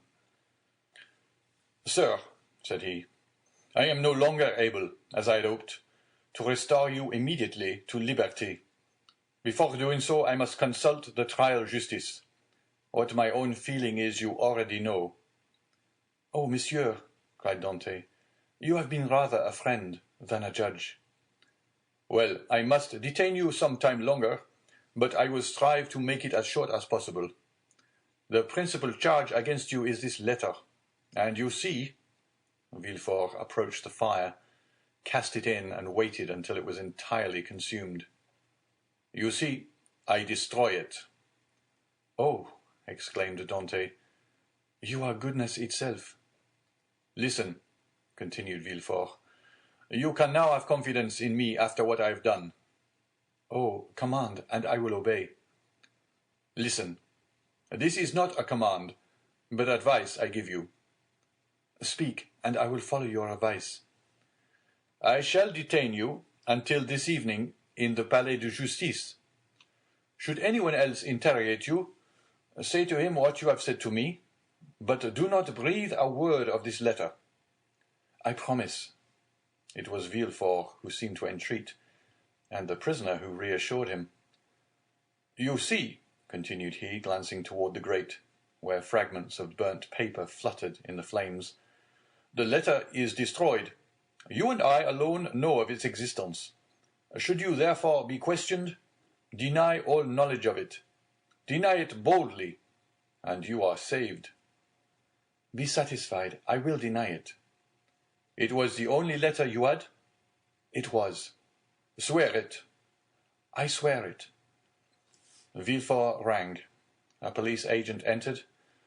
Villefort whispered some words in his ear, to which the officer replied by a motion of his head. "Follow him," said Villefort to Dante. Dante saluted Villefort and retired. Hardly had the door closed when Villefort threw himself, half fainting, into a chair. "Alas, alas," murmured he, "if the Procureur himself had been at Marseilles, I should have been ruined. This accursed letter would have destroyed all my hopes. Oh, my father, must you, past career, always interfere with my successes?" Suddenly a light passed over his face. A smile played round his set mouth, and his haggard eyes were fixed in thought. "This will do," said he. "And from this letter, which might have ruined me, I will make my fortune. Now, to the work I have in hand." And after having assured himself that the prisoner was gone, the deputy procureur hastened to the house of his betrothed. Chapter 8. The Château d'If. The commissary of police, as he traversed the antechamber, made a sign to two gendarmes, who placed themselves one on Dante's right and the other on his left. A door that communicated with the Palais de Justice was opened, and they went through a long range of gloomy corridors, whose appearance might have made even the boldest shudder. The Palais de Justice communicated with the prison, a sombre edifice that from its grated windows looks on the clock tower of the Accoul. After numberless windings, Dante saw a door with an iron wicket. The commissary took up an iron mallet and knocked thrice. Every blow seemed to Dante as if struck on his heart. The door opened, the two gendarmes gently pushed him forward, and the door closed with a loud sound behind him. The air he inhaled was no longer pure, but thick and mephitic. He was in prison. He was conducted to a tolerably neat chamber, but grated and barred, and its appearance, therefore, did not greatly alarm him. Besides, the words of Villefort, who seemed to interest himself so much, resounded still in his ears like a promise of freedom. It was 4 o'clock when Dante was placed in this chamber. It was, as we have said, the 1st of March, and the prisoner was soon buried in darkness. The obscurity augmented the acuteness of his hearing. At the slightest sound he rose and hastened to the door, convinced they were about to liberate him. But the sound died away, and Dante sank again into his seat. At last, about 10 o'clock, and just as Dante began to despair, steps were heard in the corridor. A key turned in the lock. The bolts creaked, the massy oaken door flew open, and a flood of light from 2 torches pervaded the apartment. By the torchlight, Dante saw the glittering sabres and carbines of 4 gendarmes. He had advanced at first, but stopped at the sight of this display of force. "Are you come here to fetch me?" asked he. "Yes," replied a gendarme. "By the orders of the deputy procureur?" "I believe so." The conviction that they came from Monsieur de Villefort relieved all Dante's apprehensions. He advanced calmly, and placed himself in the centre of the escort. A carriage waited at the door. The coachman was on the box, and a police officer sat beside him. "Is this carriage for me?" said Dante. "It is for you." replied a gendarme. Dante was about to speak, but feeling himself urged forward, and having neither the power nor the intention to resist, he mounted the steps, and was in an instant seated inside between two gendarmes. The two others took their places opposite, and the carriage rolled heavily over the stones. The prisoner glanced at the windows. They were grated. He had changed his prison for another that was conveying him he knew not whither. Through the grating, however, Dante saw they were passing through the Rue Caisserie and by the Rue Saint-Laurent and the Rue Taramie to the port. Soon he saw the lights of La Consigne. The carriage stopped. The officer descended, approached the guardhouse. A dozen soldiers came out and formed themselves in order. Dante saw the reflection of their muskets by the light of the lamps on the quay. "Can all this force be summoned on my account?" thought he. The officer opened the door, which was locked, and without speaking a word, answered Dante's question, for he saw between the ranks of the soldiers a passage formed from the carriage to the port. The two gendarmes who were opposite to him descended first. Then he was ordered to alight, and the gendarme on each side of him followed his example. They advanced towards a boat which a custom-house officer held by a chain near the quay. The soldiers looked at Dante with an air of stupid curiosity. In an instant he was placed in the stern sheets of the boat, between the gendarmes, while the officer stationed himself at the bow. A shove sent the boat adrift, and 4 sturdy oarsmen impelled it rapidly towards the Pilon. At a shout from the boat, the chain that closes the mouth of the port was lowered, and in a second they were, as Dante knew, in the Frioul and outside the inner harbour. The prisoner's first feeling was of joy at again breathing the pure air, for air is freedom. But he soon sighed, for he passed before La Réserve, where he had that morning been so happy, and now, through the open windows, came the laughter and revelry of a ball. Dante folded his hands, raised his eyes to heaven, and prayed fervently. The boat continued her voyage. They had passed the Tête de Morte, were now off the Anse du Pharaon, and about to double the battery. This manoeuvre was incomprehensible to Dante. "Whither are you taking me?" asked he. "You will soon know." "But still—" "We are forbidden to give you an explanation."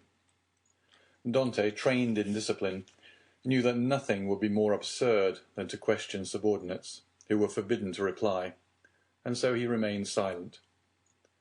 The most vague and wild thoughts passed through his mind. The boat they were in could not make a long voyage. There was no vessel at anchor outside the harbour. He thought perhaps they were going to leave him on some distant point.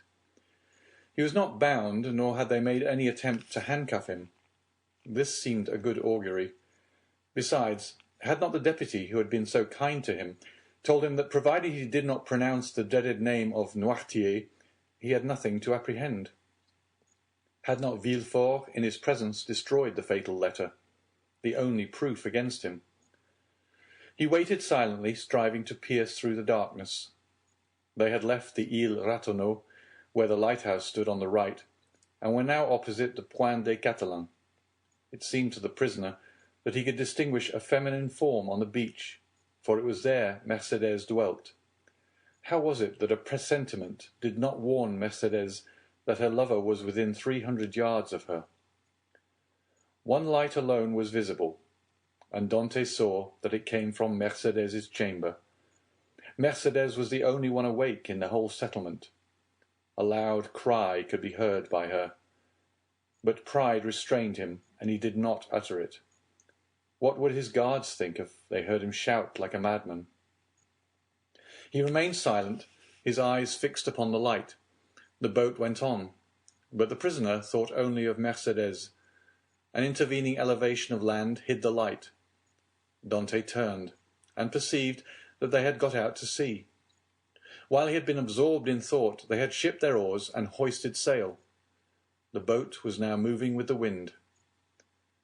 In spite of his repugnance to address the guards, Dante turned to the nearest gendarme, and taking his hand, "Comrade," said he, I adjure you, as a Christian and a soldier, to tell me where we are going. I am Captain Dante, a loyal Frenchman, thought accused of treason. Tell me where you are conducting me, and I promise, on my honour, I will submit to my fate." The gendarme looked irresolutely at his companion, who returned for answer a sign that said, "I see no great harm in telling him now." And the gendarme replied, "You are a native of Marseilles, and a sailor, and yet you do not know where you are going?" "On my honour, I have no idea." "Have you no idea whatever?" "None at all." "That is impossible." "I swear to you, it is true. Tell me, I entreat." "But my orders—" "Your orders do not forbid your telling me what I must know in 10 minutes, in half an hour, or an hour. You see, I cannot escape, even if I intended." "Unless you are blind, or have never been outside the harbour, you must know." "I do not." "Look round you, then." Dante rose and looked forward, when he saw rise within 100 yards of him the black and frowning rock on which stands the Château d'If. This gloomy fortress, which has for more than 300 years furnished food for so many wild legends, seemed to Dante like a scaffold to a malefactor. "The Château d'If?" cried he. "What are we going there for?" The gendarme smiled. "I'm not going there to be imprisoned," said Dante. "It is only used for political prisoners. I have committed no crime. Are there any magistrates or judges at the Château d'If?" "There are only," said the gendarme, "a governor, a garrison, turnkeys, and good thick walls. Come, come, do not look so astonished, or you will make me think you are laughing at me in return for my good nature." Dante pressed the gendarme's hand as though he would crush it. "You think, then," said he, "that I am taken to the Château d'If to be imprisoned there?" "It is probable, but there is no occasion to squeeze so hard." "Without any inquiry? Without any formality?" "All the formalities have been gone through. The inquiry is already made." "And so in spite of Monsieur de Villefort's promises?" "I do not know what Monsieur de Villefort promised you," said the gendarme, "but I know we are taking you to the Château d'If. But what are you doing? Help, comrade, help!" By a rapid movement, which the gendarme's practised eye had perceived, Dante sprang forward to precipitate himself into the sea, but 4 vigorous arms seized him as his feet quitted the bottom of the boat. He fell back, cursing with rage. "Good," said the gendarme, placing his knee on his chest. "Believe soft-spoken gentlemen again. Harkee, my friend, I have disobeyed my first order, but I will not disobey the second, and if you move, I will blow your brains out." And he levelled his carbine at Dante, who felt the muzzle against his temple. For a moment, the idea of struggling crossed his mind, and of so ending the unexpected evil that had overtaken him. But he bethought of Monsieur de Villefort's promise, and, besides, death in a boat from the hand of a gendarme seemed too terrible. He remained motionless, but gnashing his teeth and wringing his hands with fury. At this moment the boat came to a landing with a violent shock. One of the sailors leapt on shore. A cord creaked as it ran through a pulley, and Dante guessed they were at the end of the voyage, and that they were mooring the boat. His guards, taking him by the arms and coat-collar, forced him to rise, and dragged him towards the steps that led to the gate of the fortress, while the police officer, carrying a musket with fixed bayonet, followed behind. Dante made no resistance. He was like a man in a dream. He saw soldiers drawn up on the embankment. He knew vaguely that he was ascending a flight of steps. He was conscious that he passed through a door, and that the door closed behind him, but all this indistinctly as through a mist. He did not even see the ocean, that terrible barrier against freedom, which the prisoners look upon with utter despair. They halted for a minute, during which he strove to collect his thoughts. He looked around. He was in a court surrounded by high walls. He heard the measured tread of sentinels, and as they passed before the light, he he saw the barrels of their muskets shine. They waited upwards of 10 minutes, certain Dante could not escape. The gendarme released him. They seemed awaiting orders. The orders came. "Where is the prisoner?" said a voice. "Here," replied the gendarme. "Let him follow me. I will take him to his cell." "Go," said the gendarme, thrusting Dante forward. The prisoner followed his guide, who led him into a room almost underground, whose bare and reeking walls seemed as though impregnated with tears. A lamp, placed on a stool, illumined the apartment faintly, and showed Dante the features of his conductor, an under-jailer, ill-clothed and of sullen appearance. "Here is your chamber for tonight," said he. "It is late, and the governor is asleep. Tomorrow, perhaps, he may change you. In the meantime there is bread, water, and fresh straw, and that is all a prisoner can wish for. Good night." And before Dante could open his mouth, before he had noticed where the jailer placed his bread or the water, before he had glanced towards the corner where the straw was, the jailer disappeared, taking with him the lamp and closing the door, leaving stamped upon the prisoner's mind the dim reflection of the dripping walls of his dungeon. Dante was alone in darkness and in silence, cold as the shadows that he felt breathe on his burning forehead. With the first dawn of day, the jailer returned, with orders to leave Dante where he was. He found the prisoner in the same position, as if fixed there, his eyes swollen with weeping. He had passed the night standing and without sleep. The jailer advanced. Dante appeared not to perceive him. He touched him on the shoulder. Edmond started. "Have you not slept?" said the jailer. "I do not know," replied Dante. The jailer stared. "Are you hungry?" continued he. "I do not know." "Do you wish for anything?" "I wish to see the governor."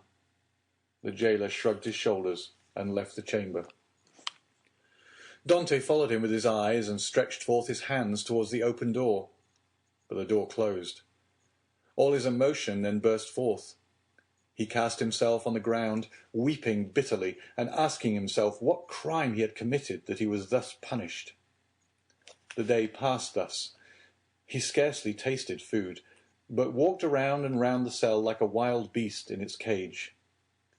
One thought in particular tormented him, namely that during his journey hither he had sat so still, whereas he might, a dozen times, have plunged into the sea, and, thanks to his powers of swimming, for which he was famous, have gained the shore, concealed himself until the arrival of a Genoese or Spanish vessel, escaped to Spain or Italy, where Mercedes and his father could have joined him. He had no fears as to how he should live. Good seamen are welcome everywhere. He spoke Italian like a Tuscan, and Spanish like a Castilian. He would have been free and happy with Mercedes and his father, whereas he was now confined in the Château d'If, that impregnable fortress, ignorant of the future destiny of his father and Mercedes, and all this because he had trusted to Villefort's promise. The thought was maddening, and Dante threw himself furiously down on his straw. The next morning, at the same hour, the jailer came again.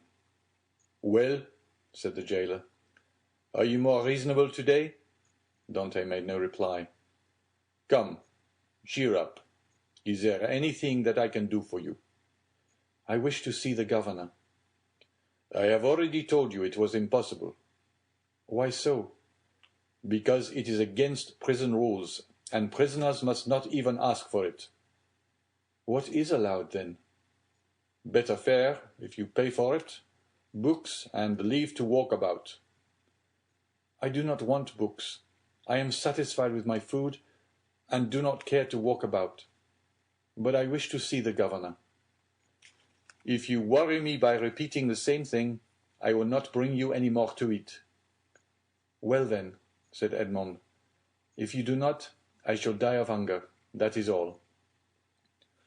The jailer saw by his tone he would be happy to die, and as every prisoner is worth 10 sous a day to his jailer, he replied in a more subdued tone, "What you ask is impossible, but if you are very well behaved, you will be allowed to walk about, and some day you will meet the governor, and if he chooses to reply, that is his affair." "But," asked Dante, "how long shall I have to wait?" "Ah, a month, 6 months, a year." "It is too long a time. I wish to see him at once." "Ah," said the jailer, "do not always brood over what is impossible, or you will be mad in a fortnight." "You think so?" "Yes. We have an instance here. It was by always offering 1,000,000 of francs to the governor for his liberty that an abbé became mad, who was in this chamber before you." "How long has he left it?" 2 years. "Was he liberated then?" "No. He was put in a dungeon." "Listen," said Dante. "I am not an abbé. I am not mad. Perhaps I shall be, but at present, unfortunately, I am not. I'll make you another offer." "What is that?" "I do not offer you 1,000,000 because I have it not. But I will give you 100 crowns if, the first time you go to Marseilles, you will seek out a young girl named Mercedes at the Catalans, and give her 2 lines from me. If I took them and were detected, I should lose my place, which is worth 2,000 francs a year, so that I should be a great fool to run such a risk for 300. "Well," said Dante, "mark this. If you refuse at least to tell Mercedes I am here, I will some day hide myself behind the door, and when you enter, I will dash out your brains with this stool." "Threats!" cried the jailer, retreating and putting himself on the defensive. "You are certainly going mad. The abbé began like you, and in 3 days you will be like him, mad enough to tie up. But fortunately there are dungeons here." Dante whirled the stool round his head. All right, said the jailer. "All right, since you will have it so, I will send word to the governor." "Very well," returned Dante, dropping the stool and sitting on it as if he were in reality mad. The jailer went out and returned in an instant with a corporal and 4 soldiers. "By the governor's orders," said he, "conduct the prisoner to the tier beneath." "To the dungeon, then?" said the corporal. "Yes, we must put the madman with the madmen." The soldiers seized Dante, who followed passively. He descended 15 steps, and the door of a dungeon was opened, and he was thrust in. The door closed, and Dante advanced with outstretched hands until he touched the wall. He then sat down in the corner until his eyes became accustomed to the darkness. The jailer was right. Dante wanted but little of being utterly mad. Chapter 9. The Evening of the Betrothal. Villefort had, as we have said, hastened back to Madame de Saint-Méran's in the Place du Grand Cour, and on entering the house found that the guests whom he had left at table were taking coffee in the salon. Renée was, with all the rest of the company, anxiously awaiting him, and his entrance was followed by a general exclamation. "Well, decapitator, guardian of the state, royalist, Brutus, what is the matter?" said one. "Speak out." "Are we threatened with a fresh reign of terror?" asked another. "Has the Corsican Ogre broken loose?" cried a third. "Marquise," said Villefort, approaching his future mother-in-law, "I request your pardon for thus leaving you. Will the Marquise honour me by a few moments' private conversation?"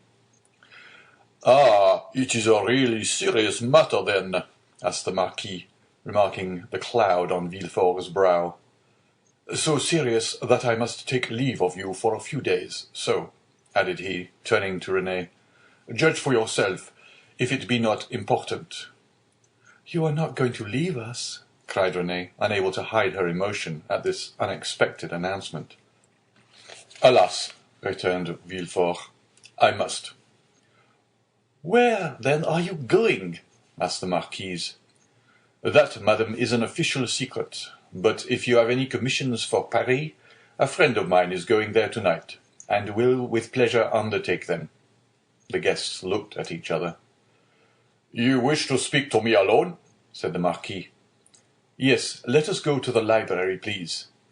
The Marquis took his arm, and they left the salon. Well, asked he, as soon as they were by themselves, tell me what it is. An affair of the greatest importance that demands my immediate presence in Paris. Now, excuse the indiscretion, Marquis, but have you any landed property? All my fortune is in the funds, 700,000 or 800,000 francs. Then sell out, Marquis, or you will lose it all. How can I sell out here? You have a broker, have you not? Yes. Then give me a letter to him, and tell him to sell out without an instant's delay. Perhaps even now I shall arrive too late. The deuce, you say, replied the Marquis. Let us lose no time, then. And sitting down, he wrote a letter to his broker, ordering him to sell out at the market price. And now then, said Villefort, placing the letter in his pocket-book, I must have another. To whom? To the king. To the king? Yes. I dare not write to his Majesty. I do not ask you to write to his Majesty, but ask Monsieur de Salvieux to do so. I want a letter that will enable me to reach the king's presence without all the formalities of demanding an audience. That would occasion a loss of precious time. But address yourself to the keeper of the seals. He has the right of entry at the Tuileries, and can procure your audience at any hour of the day or night. Doubtless, but there is no occasion to divide the honours of my discovery with him. The keeper would leave me in the background, and take all the glory to himself. I tell you, Marquis, my fortune is made if I only reach the Tuileries the first, for the king will not forget the service I do him. In that case, go and get ready. I will call Salvieux, and make him write the letter. Be as quick as possible. I must be on the road in 1/4 hour. Tell your coachman to stop at the door. You will present my excuses to the Marquise and Mademoiselle Renée, whom I leave on such a day with great regret. You will find them both here, and can make your farewells in person. 1,000 thanks. And now for the letter. The Marquis rang. A servant entered. Say to the Comte de Salvieux that I would like to see him.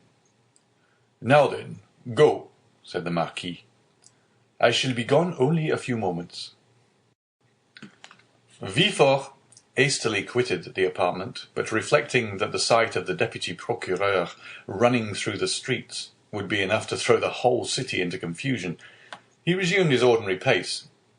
At his door he perceived a figure in the shadow that seemed to wait for him. It was Mercédès, who, hearing no news of her lover, had come unobserved to inquire after him. As Villefort drew near, she advanced and stood before him. Dante had spoken of Mercédès, and Villefort instantly recognized her. Her beauty and high bearing surprised him, and when she inquired what had become of her lover, it seemed to him that she was the judge and he the accused. "The young man you speak of," said Villefort abruptly, "is a great criminal, and I can do nothing for him, mademoiselle." Mercédès burst into tears, and as Villefort strove to pass her, again addressed him. "But at least tell me where he is, that I may know whether he is alive or dead," said she. "I do not know. He is no longer in my hands," replied Villefort.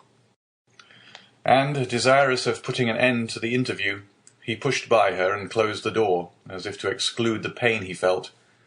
But remorse is not thus banished. Like Virgil's wounded hero, he carried the arrow in his wound, and arrived at the salon. Villefort uttered a sigh that was almost a sob, and sank into a chair. Then the first pangs of an unending torture seized upon his heart.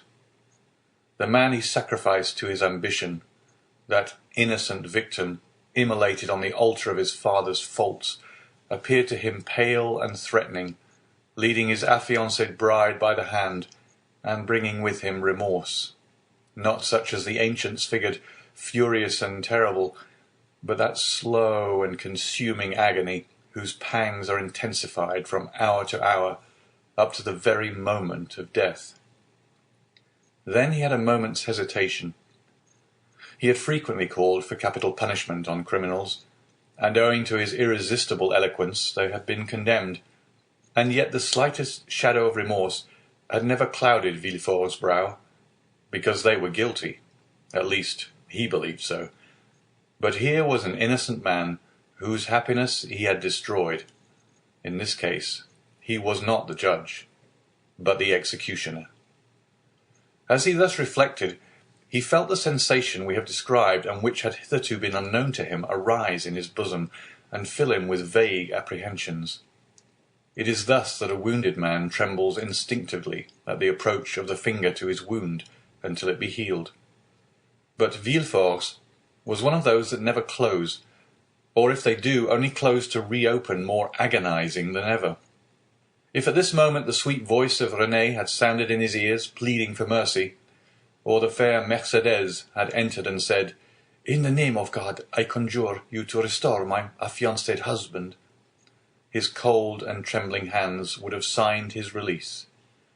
But no voice broke the stillness of the chamber, and the door was opened only by Villefort's valet, who came to tell him that the travelling carriage was in readiness.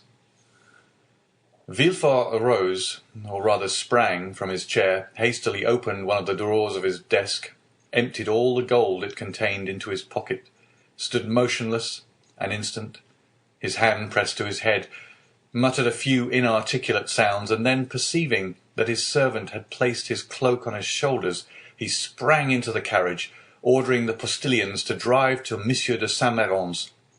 The hapless Dante was doomed.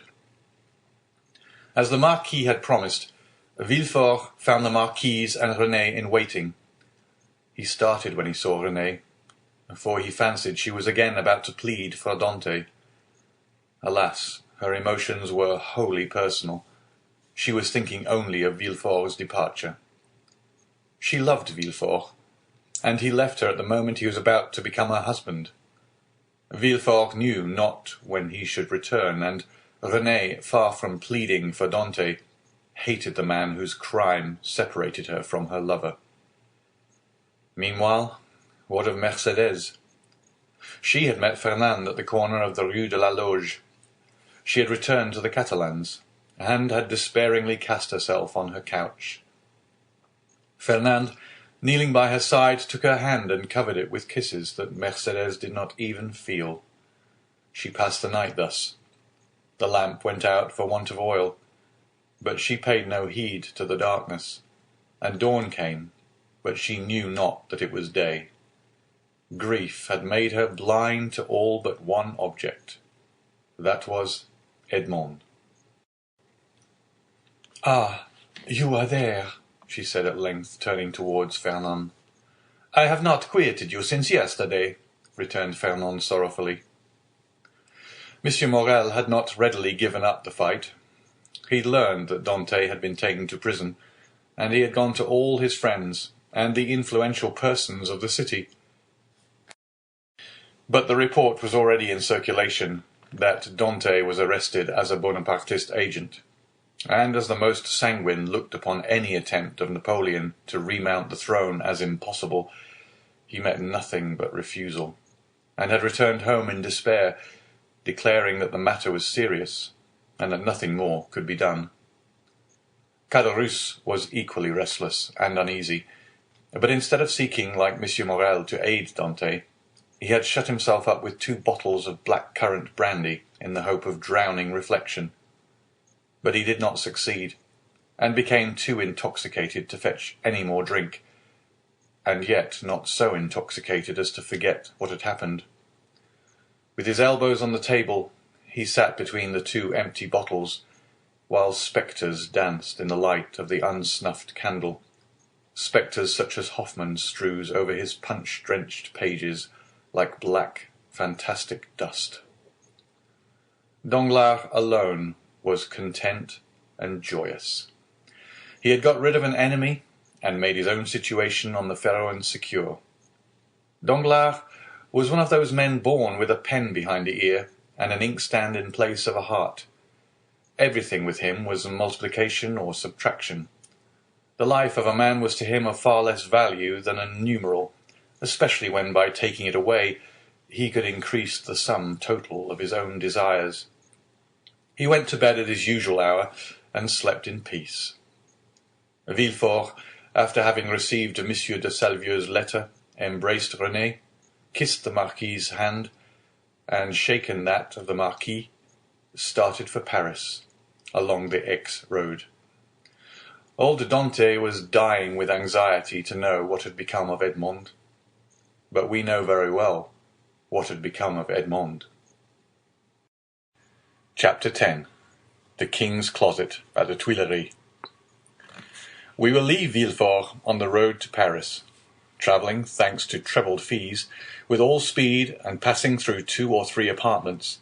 Enter at the Tuileries the little room with the arched window, so well known as having been the favourite closet of Napoleon and Louis XVIII, and now of Louis Philippe.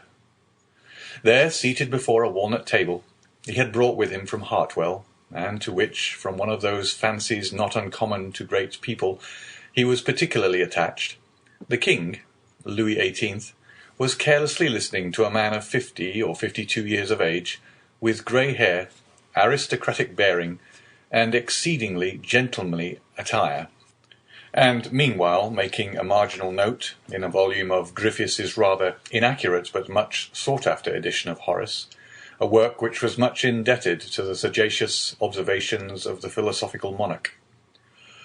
"You say, sir," said the king, "that I am exceedingly disquieted, sire." "Really? Have you had a vision of the 7 fat kine and the 7 lean kine?" "No, sire, for that would only betoken for us 7 years of plenty and 7 years of scarcity. And with a king as full of foresight as your majesty, scarcity is not a thing to be feared." "Then of what other scourge are you afraid, my dear Blacas?" "Sire, I have every reason to believe that a storm is brewing in the south." "Well, my dear Duke," replied Louis XVIII, "I think you are wrongly informed, and know positively that, on the contrary, it is very fine weather in that direction." Man of ability as he was, Louis XVIII liked a pleasant jest. "Sire," continued M. de Blacas, "if it only be to reassure a faithful servant, will your majesty send into Languedoc, Provence, and Dauphine trusty men who will bring you back a faithful report as to the feeling in these 3 provinces?" "Caninus sordis," replied the king, continuing the annotations in his Horace. "Sire," replied the courtier, laughing in order that he might seem to comprehend the quotation, "your majesty may be perfectly right in relying on the good feeling of France, but I fear I am not altogether wrong in dreading some desperate attempt." "By whom?" "By Bonaparte, or at least by his adherents." "My dear Blacas," said the king, "you, with your alarms, prevent me from working." "And you, sire, prevent me from sleeping, with your security." "Wait, my dear sir, wait a moment, for I have such a delightful note on the pastor quum traheret. Wait, and I will listen to you afterwards." There was a brief pause, during which Louis XVIII wrote, in a hand as small as possible, another note on the margin of his Horace, and then, looking at the Duke with the air of a man who thinks he has an idea of his own, while he is only commenting upon the idea of another, said, "Go on, my dear Duke, go on, I listen." "Sire," said Blacas, who had for a moment the hope of sacrificing Villefort to his own profit, "I am compelled to tell you that these are not mere rumours destitute of foundation, which thus disquiet me, but a serious-minded man, deserving all my confidence, and charged by me to watch over the south," the Duke hesitated as he pronounced these words, "has arrived by post to tell me that a great peril threatens the king, and so I hasten to you, sire." "Mala ducis avi domum," continued Louis XVIII, still annotating. "Does your Majesty wish me to drop the subject?" "By no means, my dear Duke, but just stretch out your hand." "Which?" "Whichever you please. There, to the left." "Here, sire." "I tell you the left, and you are looking to the right. I mean on my left. Yes, there. You will find yesterday's report of the Minister of Police. But here is Mr. d'Andre himself." And Monsieur d'Andre, announced by the Chamberlain-in-Waiting, entered. "Come in," said Louis XVIII, with repressed smile. "Come in, Baron, and tell the Duke all you know. The latest news of Monsieur de Bonaparte. Do not conceal anything, however serious. Let us see, the island of Elba is a volcano, and we may expect to have issuing thence flaming and bristling warbella, horrida bella." Monsieur d'Andre leaned very respectfully on the back of a chair with his two hands and said, "Has your Majesty perused yesterday's report?" "Yes, yes, but tell the Duke himself, who cannot find anything, what the report contains, and give him the particulars of what the usurper is doing in his islet." "Monsieur," said the Baron to the Duke, "all the servants of his Majesty must approve of the latest intelligence which we have from the island of Elba. Bonaparte." Monsieur d'Andre looked at Louis XVIII, who, employed in writing a note, did not even raise his head.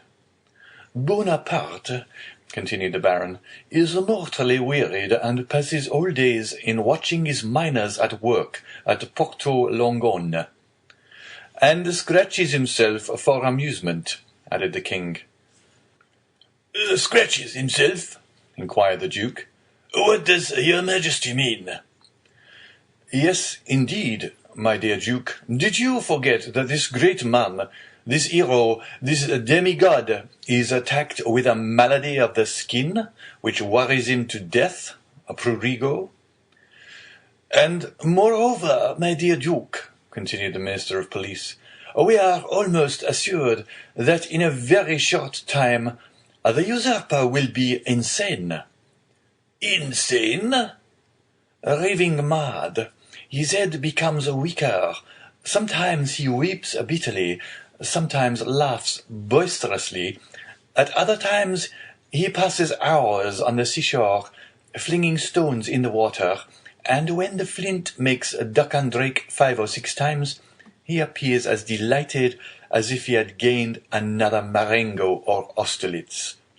Now, you must agree that these are indubitable symptoms of insanity."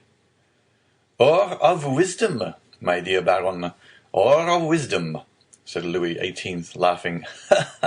"The greatest captains of antiquity amuse themselves by casting pebbles into the ocean. See Plutarch's Life of Scipio Africanus." Monsieur de Blacas pondered deeply between the confident monarch and the truthful minister.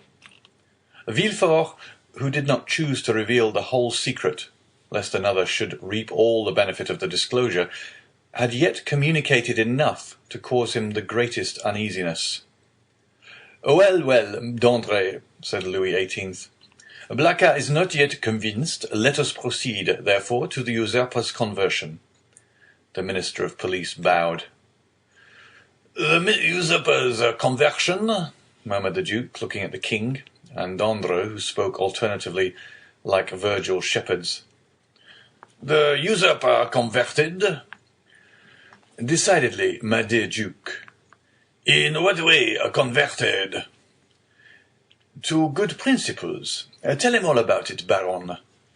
"Why, this is the way of it," said the minister, with the gravest air in the world. "Napoleon lately had a review, and as 2 or 3 of his old veterans expressed a desire to return to France, he gave them their dismissal and exhorted them to serve the good king. These were his own words, Of that I am certain. Well, Blacas, what think you of this? Inquired the king triumphantly, and pausing for a moment from the voluminous scholiast before him. I say, sire, that the Minister of Police is greatly deceived, or I am, and as it is impossible it can be the Minister of Police, as he has the guardianship of the safety and honour of your Majesty, it is probable that I am in error. However, sire, if I might advise, your Majesty will interrogate the person of whom I spoke to you, and I will urge your Majesty to do him this honour. Most willingly, Duke. Under your auspices I will receive any person you please, but you must not expect me to be too confiding. Baron, have you any report more recent than this dated the 20th of February? This is the 4th of March. No, sire, but I am hourly expecting one. It may have arrived since I left my office. Go thither, and if there be none, well, continued Louis XVIII, make one. That is the usual way, is it not? And the king laughed facetiously. Oh, sire, replied the minister, we have no occasion to invent any. Every day our desks are loaded with most circumstantial denunciations, coming from hosts of people who hope for some return for services which they seek to render, but cannot. They trust to fortune and rely upon some unexpected event in some way to justify their predictions. Well, sir, go, said Louis XVIII, and remember that I am waiting for you. I will but go and return, sire. I shall be back in 10 minutes. And I, sire, said Monsieur de Blacas, will go and find my messenger. Wait, sir, wait, said Louis XVIII. Really, Monsieur de Blacas, I must change your armorial bearings. I will give you an eagle with outstretched wings, holding in its claws a prey which tries in vain to escape, and bearing this device, Tenax. Sire, I listen, said de Blacas, biting his nails with impatience. I wish to consult you on this passage. Molli fugiens angelitu. You know it refers to a stag flying from a wolf. Are you not a sportsman and a great wolf hunter? Well then, what do you think of the Molli angelitu? Admirable, sire. But my messenger is like the stag you refer to, for he has posted 220 leagues in scarcely 3 days. Which is undergoing a great fatigue and anxiety, my dear Duke, when we have a telegraph which transmits messages in 3 or 4 hours, and that without getting in the least out of breath.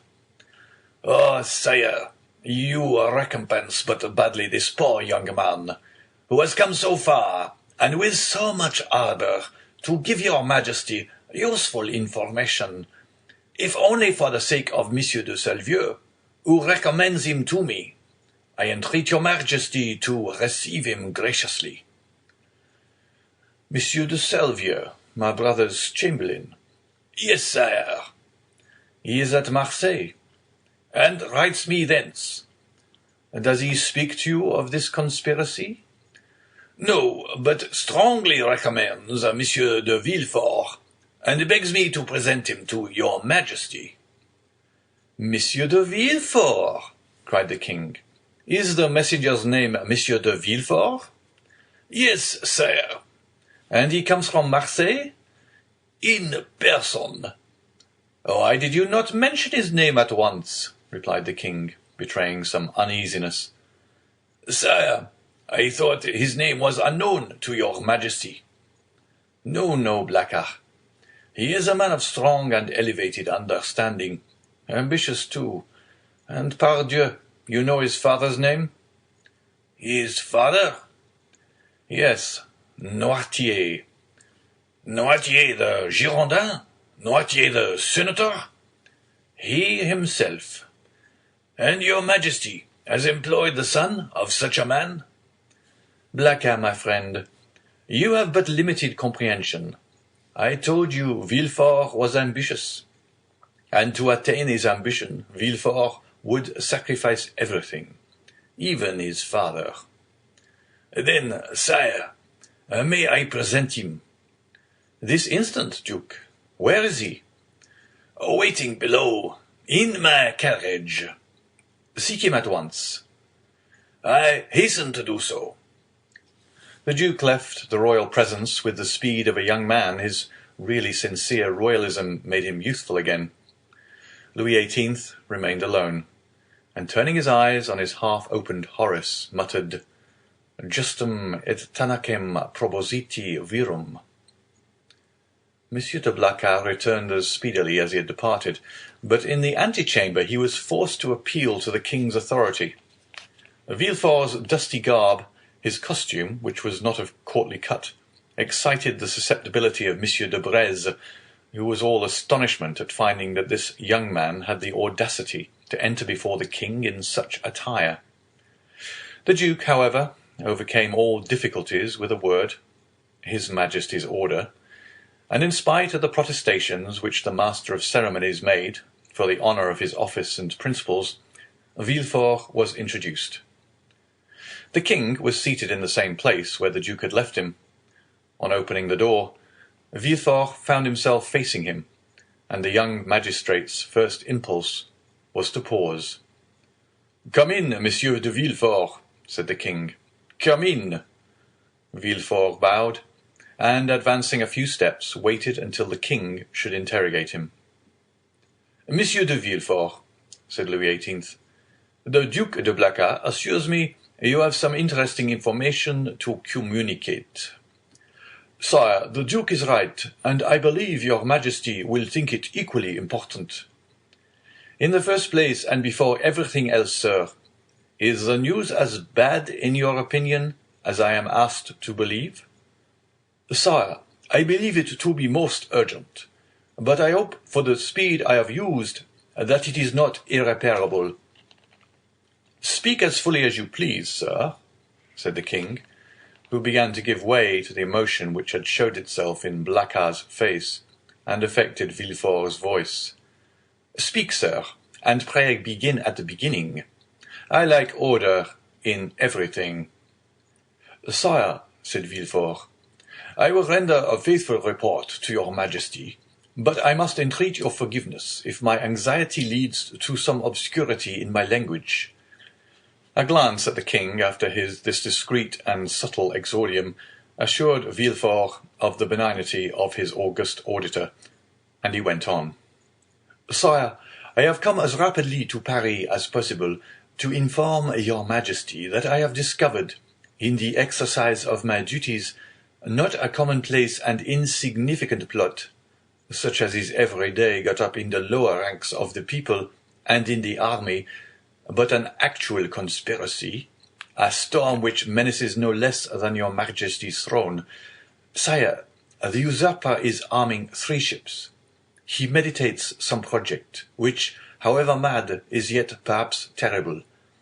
At this moment he will have left Elba to go whither I know not, but assuredly to attempt a landing, either at Naples or on the coast of Tuscany, or perhaps on the shores of France. Your Majesty is well aware that the sovereign of the island of Elba has maintained his relations with Italy and France." "I am, sir," said the king, much agitated, "and recently we have had information that the Bonapartist clubs have had meetings in the Rue Saint-Jacques.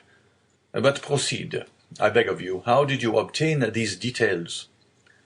"Sire, they are the results of an examination which I have made of a man of Marseilles, whom I have watched for some time, and arrested on the day of my departure.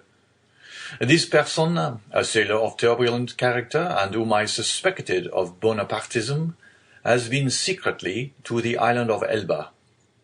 There he saw the Grand Marshal, who charged him with an oral message to a Bonapartist in Paris, whose name I could not extract from him, but this mission was to prepare men's minds for a return. It is the man who says this, sire. A return which will soon occur." "And where is this man?" "In prison, sire." "And the matter seems serious to you?" So serious, sire, that when the circumstance surprised me in the midst of a family festival, on the very day of my betrothal, I left my bride and friends, postponing everything, that I might hasten to lay at your Majesty's feet the fears which impressed me, and the assurance of my devotion. True, said Louis XVIII. Was there not a marriage engagement between you and Mademoiselle de Saint-Méran, daughter of one of your Majesty's most faithful servants? Yes, but let us talk of this plot, Monsieur de Villefort. Sire, I fear it is more than a plot. I fear it is a conspiracy.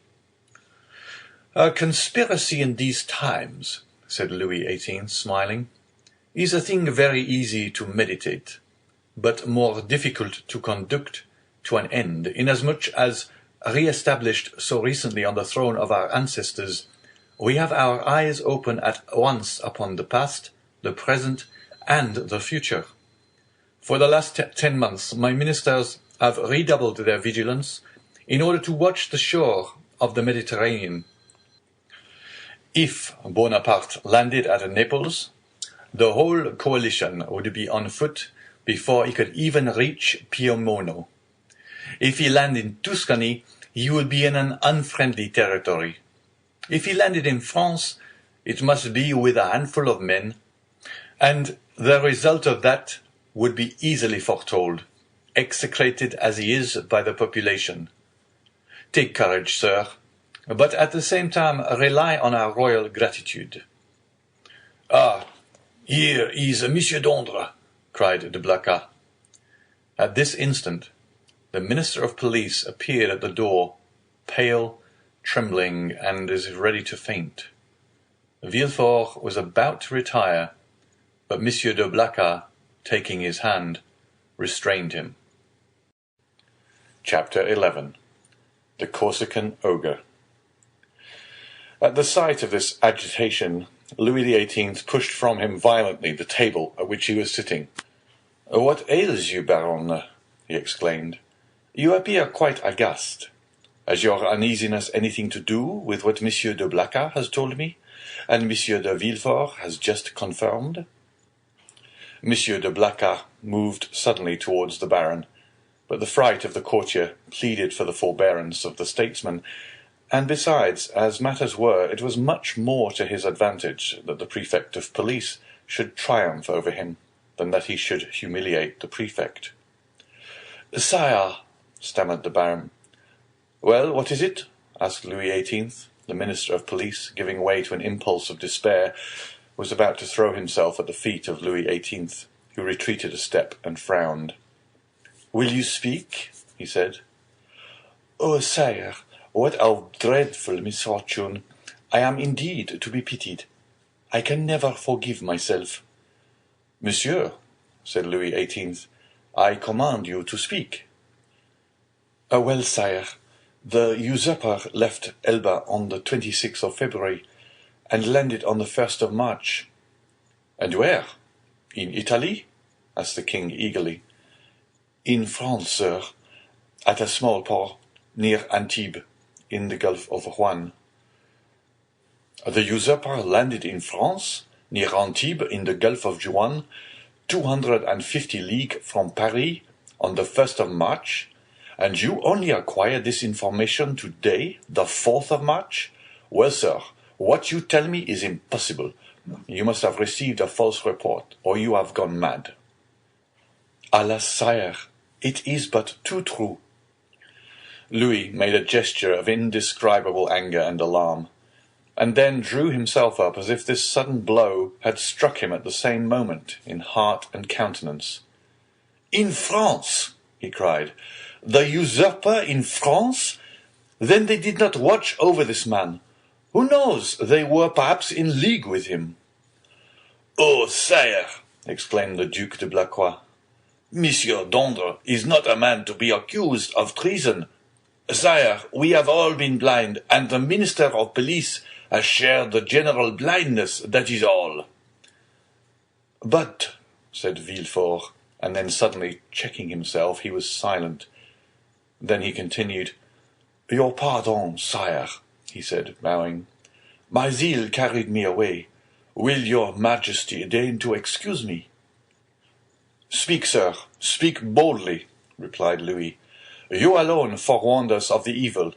Now try and aid us with the remedy."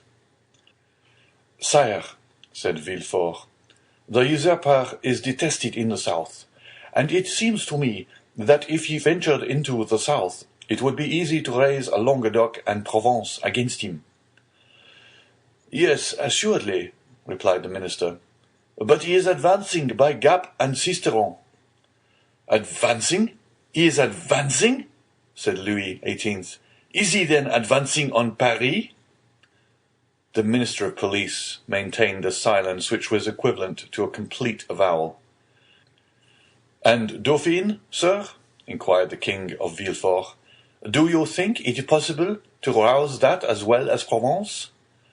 "Sire, I am sorry to tell your Majesty a cruel fact, but the feeling in Dauphine is quite the reverse of that in Provence or Languedoc. The mountaineers are Bonapartists, sire." "Then," murmured Louis, "he was well informed. And how many men had he with him?" "I do not know, sire," answered the Minister of Police. "What? You do not know? Have you neglected to obtain information on that point? Of course it is of no consequence," he added with a withering smile. "Sire, it was impossible to learn.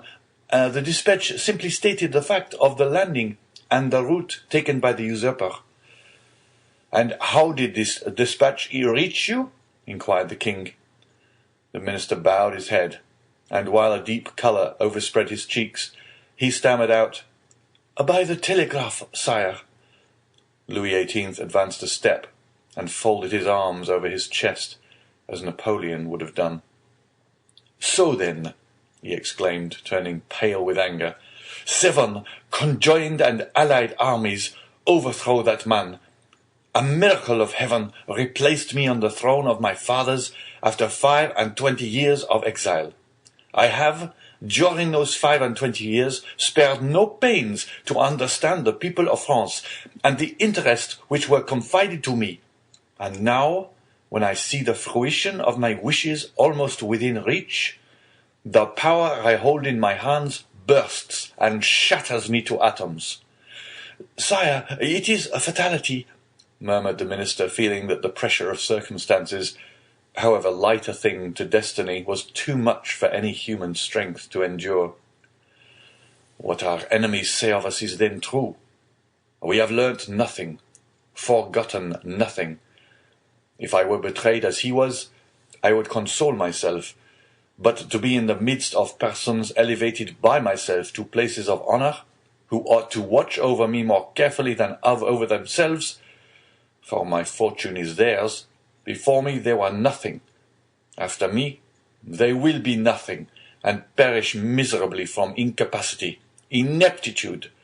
Oh yes, sir, you are right. It is fatality." The minister quailed before this outburst of sarcasm. Monsieur de Blacas wiped the moisture from his brow. Villefort smiled within himself, for he felt his increased importance. "To fall," continued King Louis, who at the first glance had sounded the abyss on which the monarchy hung suspended. "To fall, and learn of that fall by my telegraph? Oh, I would rather mount the scaffold of my brother, Louis XVI, than thus descend the staircase at the Tuileries, driven away by ridicule. Ridicule, sir! Why, you know not its power in France, and yet you ought to know it."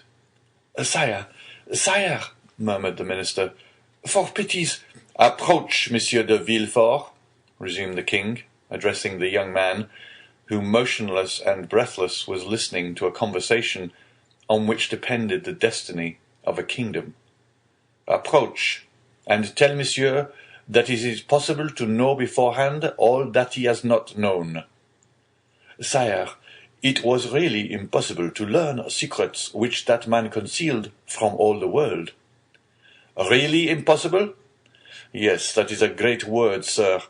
Unfortunately, there are great words as there are great men. I have measured them. Really impossible for a minister who has an office, agents, spies, and 1,500,000 francs for Secret Service money to know what is going on at 60 leagues from the coast of France. Well then, see, here is a gentleman who had none of these resources at his disposal.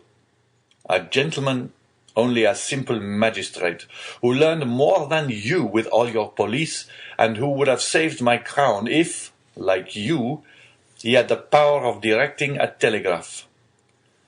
The look of the Minister of Police was turned with concentrated spite on Villefort, who bent his head in modest triumph.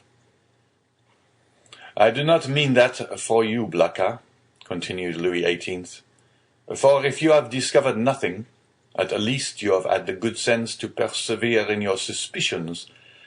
Any other than yourself would have considered the disclosure of Monsieur de Villefort insignificant, or else dictated by venal ambition."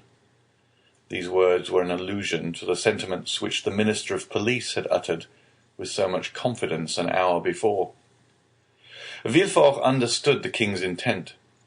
Any other person would perhaps have been overcome by such an intoxicating draught of praise, but he feared to make for himself a mortal enemy of the police minister, although he saw that d'Andre was irrevocably lost.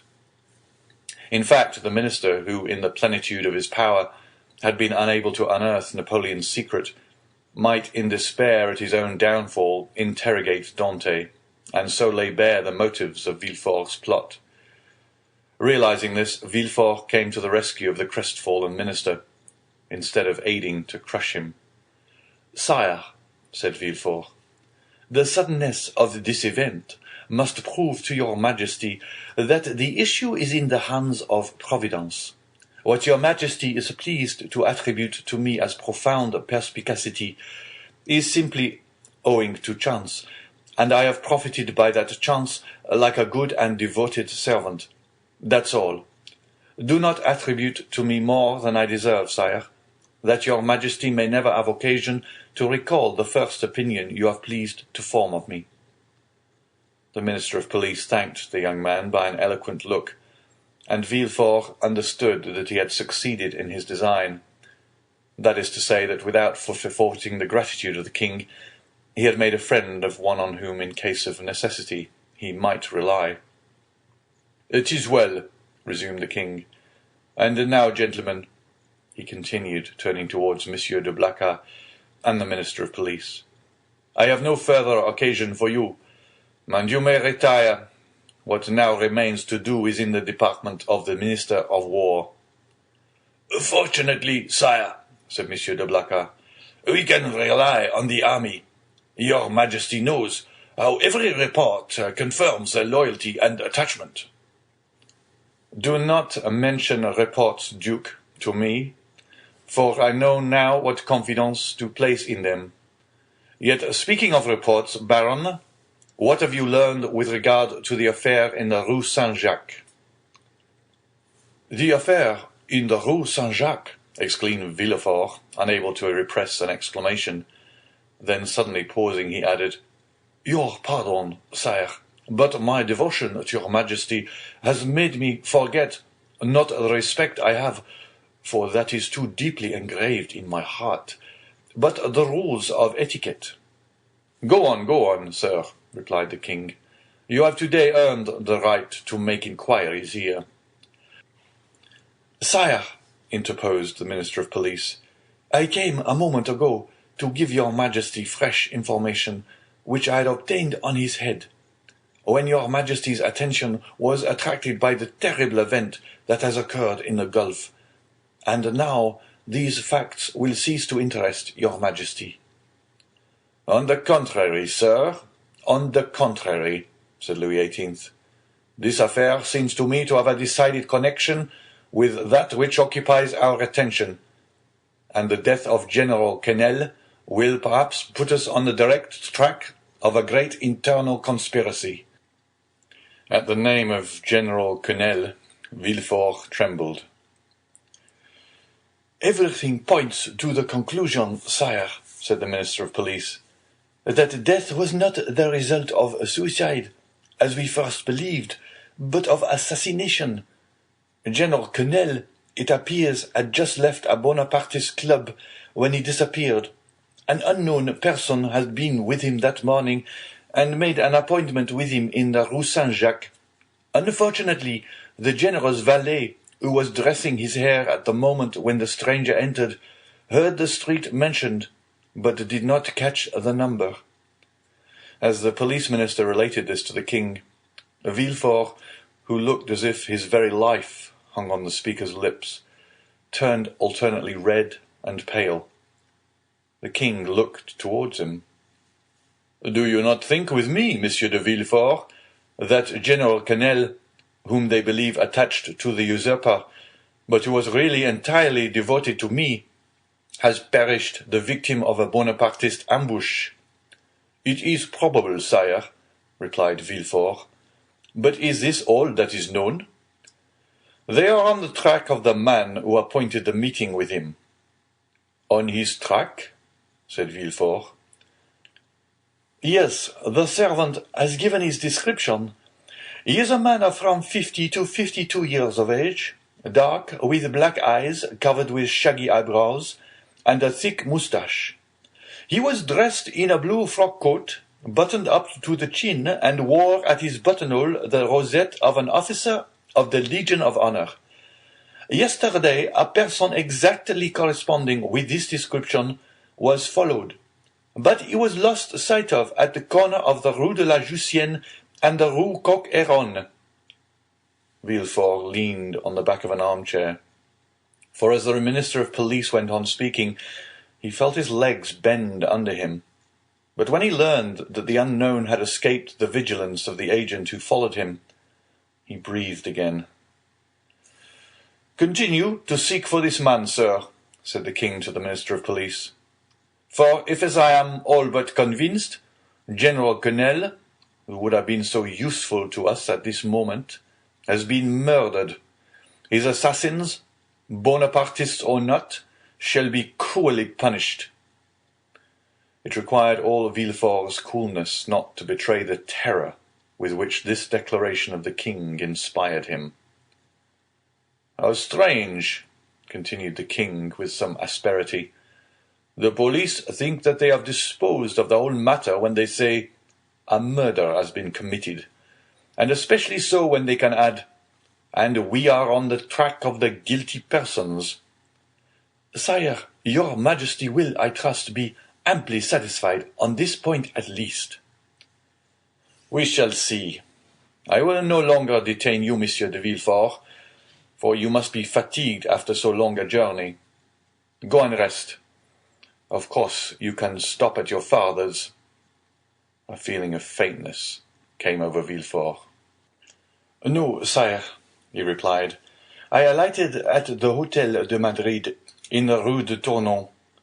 "But you have seen him?" "Sire, I went straight to the Duc de Blacas." "But you will see him, then?" "I think not, sire." "Ah, I forgot," said Louis, smiling in a manner which proved that all these questions were not made without a motive. "I forgot you and Monsieur Noirtier are not on the best terms possible, and that is another sacrifice made to the royal cause, and for which you should be recompensed." "Sire, the kindness of your majesty deigns to evince towards me is a recompense which so far surpasses my uttermost ambition that I have nothing more to ask for." "Never mind, sir. We will not forget you. Make your mind easy. In the meanwhile," the king here detached the cross of the Legion of Honor, which he usually wore over his blue coat, near the cross of Saint Louis, above the order of Notre-Dame du Mont Carmel and Saint Lazare, and gave it to Villefort. "In the meanwhile, take this cross." "Sire," said Villefort, "your majesty mistakes. This is an officer's cross." "Ma foi," said Louis XVIII. "Take it, such as it is, for I have not the time to procure you another. Blacas, let it be your care to see that the brevet is made out and sent to Monsieur de Villefort." Villefort's eyes were filled with tears of joy and pride. He took the cross and kissed it. "And now," he said, "may I inquire what are your orders with which your Majesty deigns to honor me?"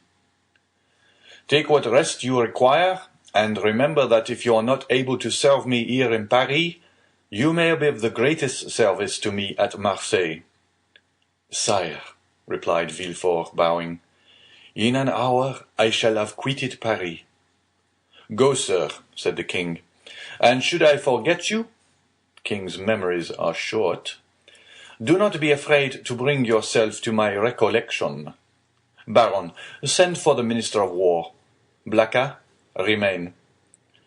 "Ah, sir," said the Minister of Police to Villefort, as they left the Tuileries, "you entered by luck's door. Your fortune is made." "Will it be long first?" muttered Villefort, saluting the minister, whose career was ended, and looking about him for a hackney coach. One passed at the moment which he hailed.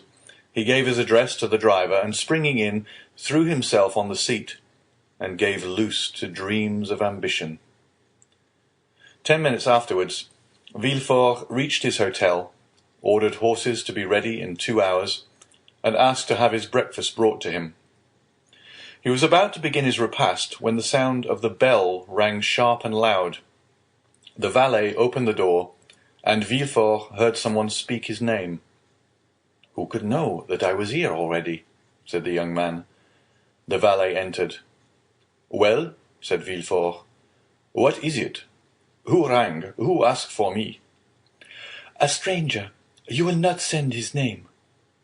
"A stranger who will not send in his name? What can he want with me?" "He wishes to speak to you." "To me?" "Yes." "Did he mention my name?" "Yes." "What sort of person is he?"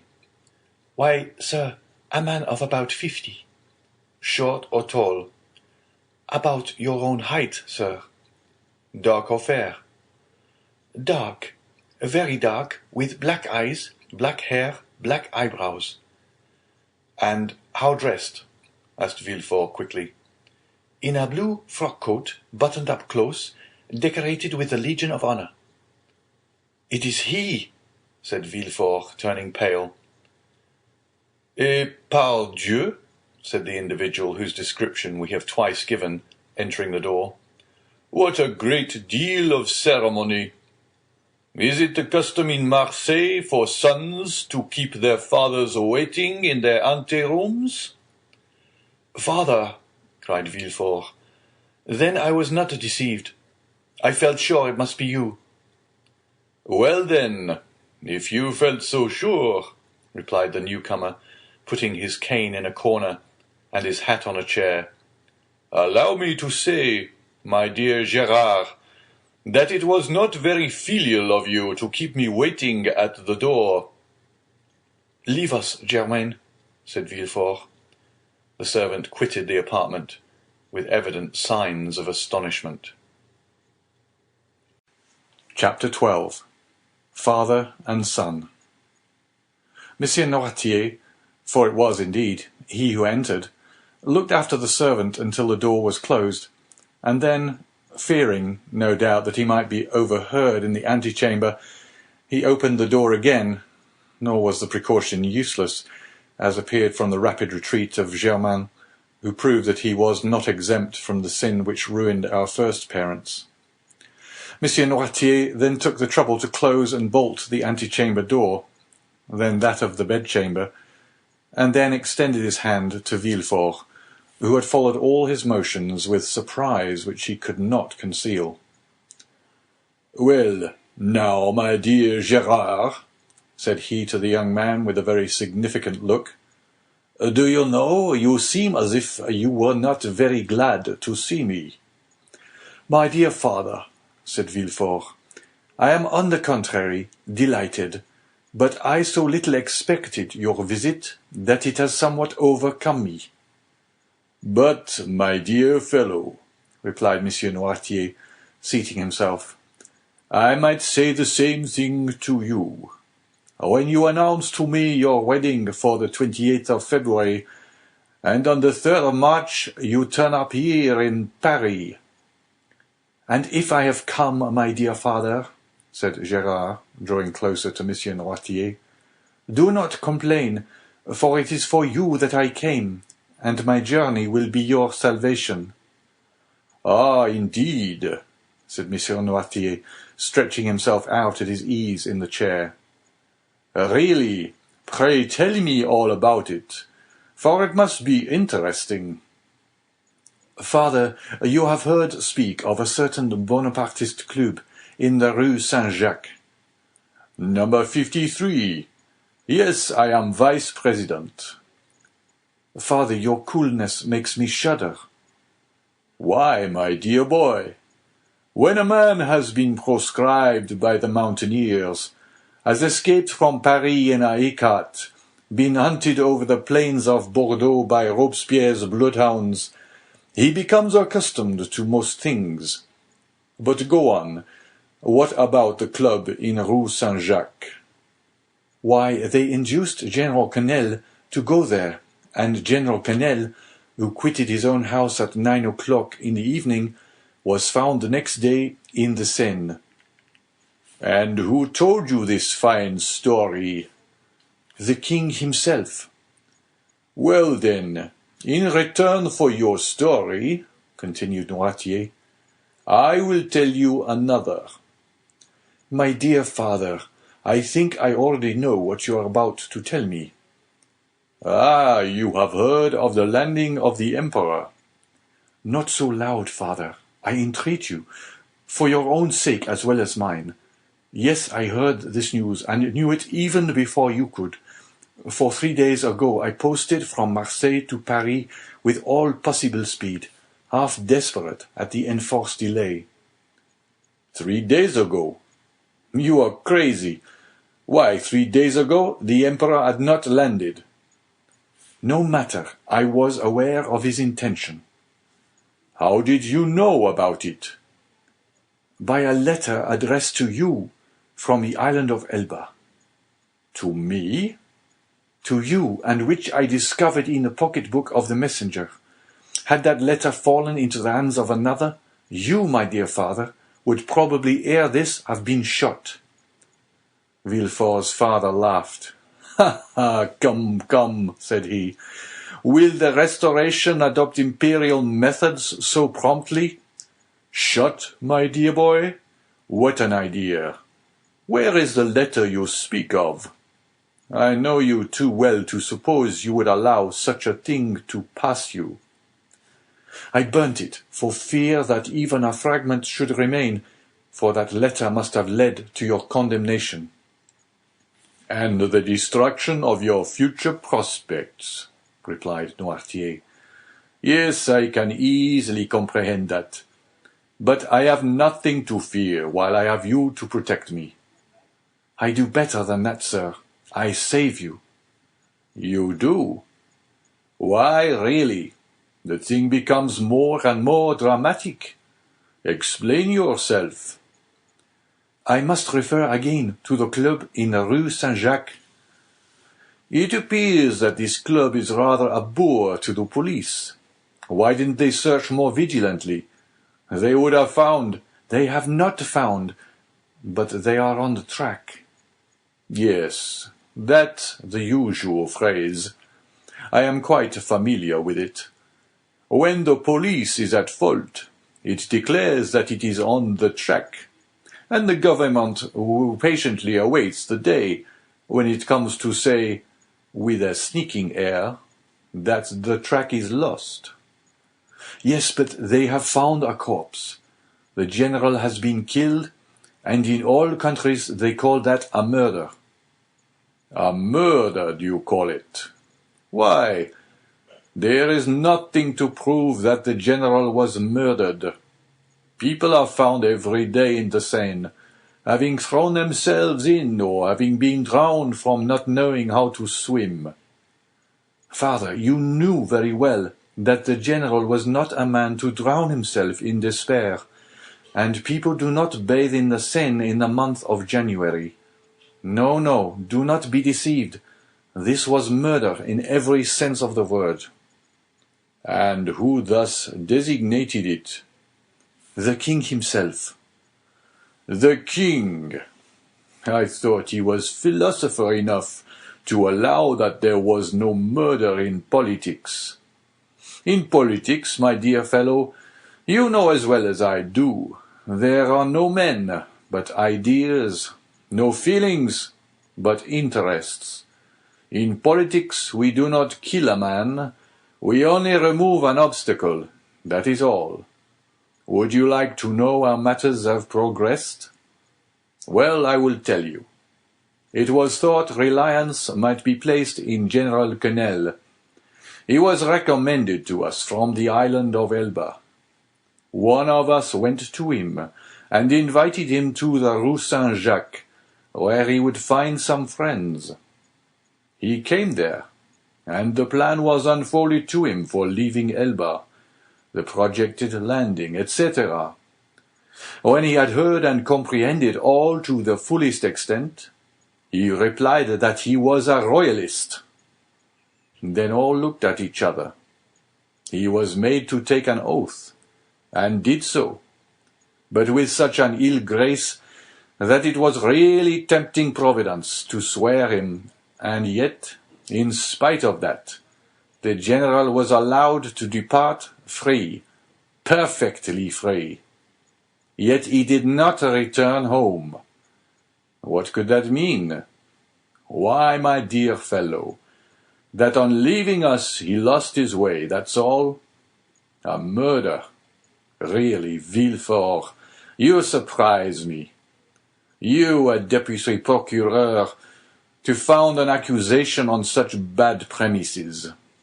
Did I ever say to you, when you were fulfilling your character as a royalist, and cut off the head of one of my party, my son, you have committed a murder? No, I said. Very well, sir, you have gained the victory. Tomorrow, perchance, it will be our turn. But, father, take care. When our turn comes, our revenge will be sweeping. I do not understand you. You rely on the usurper's return. We do. You are mistaken. He will not advance 2 leagues into the interior of France without being followed, tracked, and caught like a wild beast. My dear fellow, the Emperor is at this moment on the way to Grenoble. On the 10th or 12th, he will be at Lyons, and on the 20th or 25th at Paris. The people will rise. Yes, to go and meet him. He has but a handful of men with him, and armies will be dispatched against him. Yes, to escort him into the capital. Really, my dear Gérard, you are but a child. You think yourself well informed because the telegraph has told you. 3 days after the landing, the usurper has landed at Cannes with several men. He is pursued. But where is he? What is he doing? You do not know at all. And in this way they will chase him to Paris without drawing a trigger. Grenoble and Lyons are faithful cities, and will oppose him to an impassable barrier. Grenoble will open her gates to him with enthusiasm. All Lyons will hasten to welcome him. Believe me, we are as well informed as you, and our police are as good as your own. Would you like a proof of it? Well, you wish to conceal your journey from me, and yet I knew of your arrival half an hour after you had passed the barrier. You gave your direction to no one but your postilion. Yet I have your address, and in proof I am here, the very instant you are going to sit at table. Ring, then, if you please, for a second knife, fork, and plate, and we will dine together. Indeed, replied Villefort, looking at his father with astonishment. You really do seem very well informed. Eh? The thing is simple enough. You are in power of only the means that money produces. We who are in expectation have those with devotion prompts. Devotion? Said Villefort with a sneer.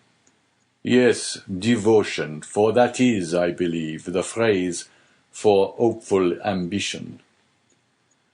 And Villefort's father extended his hand to the bell-rope to summon the servant whom his son had not called. Villefort caught his arm. "Wait, my dear father," said the young man. "One word more." "Say on." "However stupid the royalist police may be, they do know one terrible thing." "And what is that?" "The description of the man who, on the morning of the day when General Quesnel disappeared, presented himself at his house." "Oh, the admirable police have found that out, have they? And what may be that description?" "Dark complexion, hair, eyebrows and whiskers, black, blue frock coat, buttoned up to the chin, rosette of an officer of the Legion of Honor in his buttonhole, a hat with wide brim, and a cane." "Aha, that is it," said Noirtier. "And why then have they not laid hands on him?" "Because yesterday or the day before they lost sight of him at the corner of the Rue Coqueronne." "Didn't I say that your police were good for nothing?" "Yes, but they may catch him yet." "True," said Noirtier, looking carelessly around him. "True, if this person were not on his guard as he is," and he added with a smile, "he will consequently make a few changes in his personal appearance." At these words he rose and put off his frock-coat and cravat, went towards a table on which lay his son's toilet articles, lathered his face, took a razor and, with a firm hand, cut off the compromising whiskers. Villefort watched him with alarm, not devoid of admiration. His whiskers cut off, Noirtier gave another turn to his hair, took instead of his black cravat a coloured neckerchief which lay at the top of an open portmanteau, put on in lieu of his blue and high-buttoned frock-coat, a coat of Villefort's of dark brown and cut away in front, tried on before the glass a narrow-brimmed hat of his son's, which appeared to fit him perfectly, and leaving his cane in the corner where he had deposited it, he took up a small bamboo switch, cut the air with it once or twice, and walked about with that easy swagger which has one of his principal characteristics. "Well," he said, turning towards his wondering son, when his disguise was completed, "well, do you think your police will recognize me now?" "No, father," stammered Villefort. At least, I hope not." "And now, my dear boy," continued Noirtier, "I rely on your prudence to remove all the things which I leave in your care." "Oh, rely on me," said Villefort. "Yes, yes, and now I believe you are right, and that you have really saved my life. Be assured I will return the favour hereafter." Villefort shook his head. "You are not convinced yet." "I hope at least that you may be mistaken." "Shall you see the king again?" "Perhaps." "Would you pass in his eyes for a prophet?" "Prophets of evil are not in favour at the court, father." "True, but some day they do them justice. And supposing a second restoration, you would then pass for a great man." "Well, what should I say to the king?" "Say to him, 'Sire, you are deceived as to the feeling in France, as to the opinions of the towns, and the prejudices of the army. He whom in Paris you call the Corsican Ogre, who at Nevers is styled the usurper, is already saluted as Bonaparte at Lyons and Emperor at Grenoble. You think he is tracked, pursued, captured. He is advancing as rapidly as his own eagles. The soldiers you believe to be dying with hunger, worn out with fatigue, ready to desert, gather like atoms of snow about the rolling ball as it hastens onward. Sire, go. Leave France to its real master, to him who acquired it, not by purchase, but by right of conquest. Go, sire. Not that you incur any risk, for your adversary is powerful enough to show you mercy, but because it would be humiliating for a grandson of Saint Louis to owe his life to the man of Arcola, Marengo, Austerlitz. Tell him this, Gérard, or rather tell him nothing. Keep your journey a secret. Do not boast of what you have come to Paris to do, or have done. Return with all speed, enter Marseilles at night and your house by the back door, and there remain, quiet, submissive, secret, and above all inoffensive, for this time I swear to you, we shall act like powerful men who know their enemies. Go, my son, go, my dear Gérard, and by your obedience to my paternal orders, or if you prefer it, friendly counsels, we will keep you in your place. This will be, added Noirtier with a smile, one means by which you may a second time save me. If the political balance should some day take another turn, and cast you aloft while hurling me down, adieu, my dear Gérard, and at your next journey, alight at my door. Noirtier left the room when he had finished, with the same calmness that had characterized him during the whole of this remarkable and trying conversation. Villefort, pale and agitated, ran to the window, put aside the curtain, and saw him pass, cool and collected, by 2 or 3 ill-looking men at the corner of the street, who were there, perhaps, to arrest a man with black whiskers and a blue frock-coat and hat with broad brim. Villefort stood watching, breathless, until his father had disappeared at the Rue Bussy.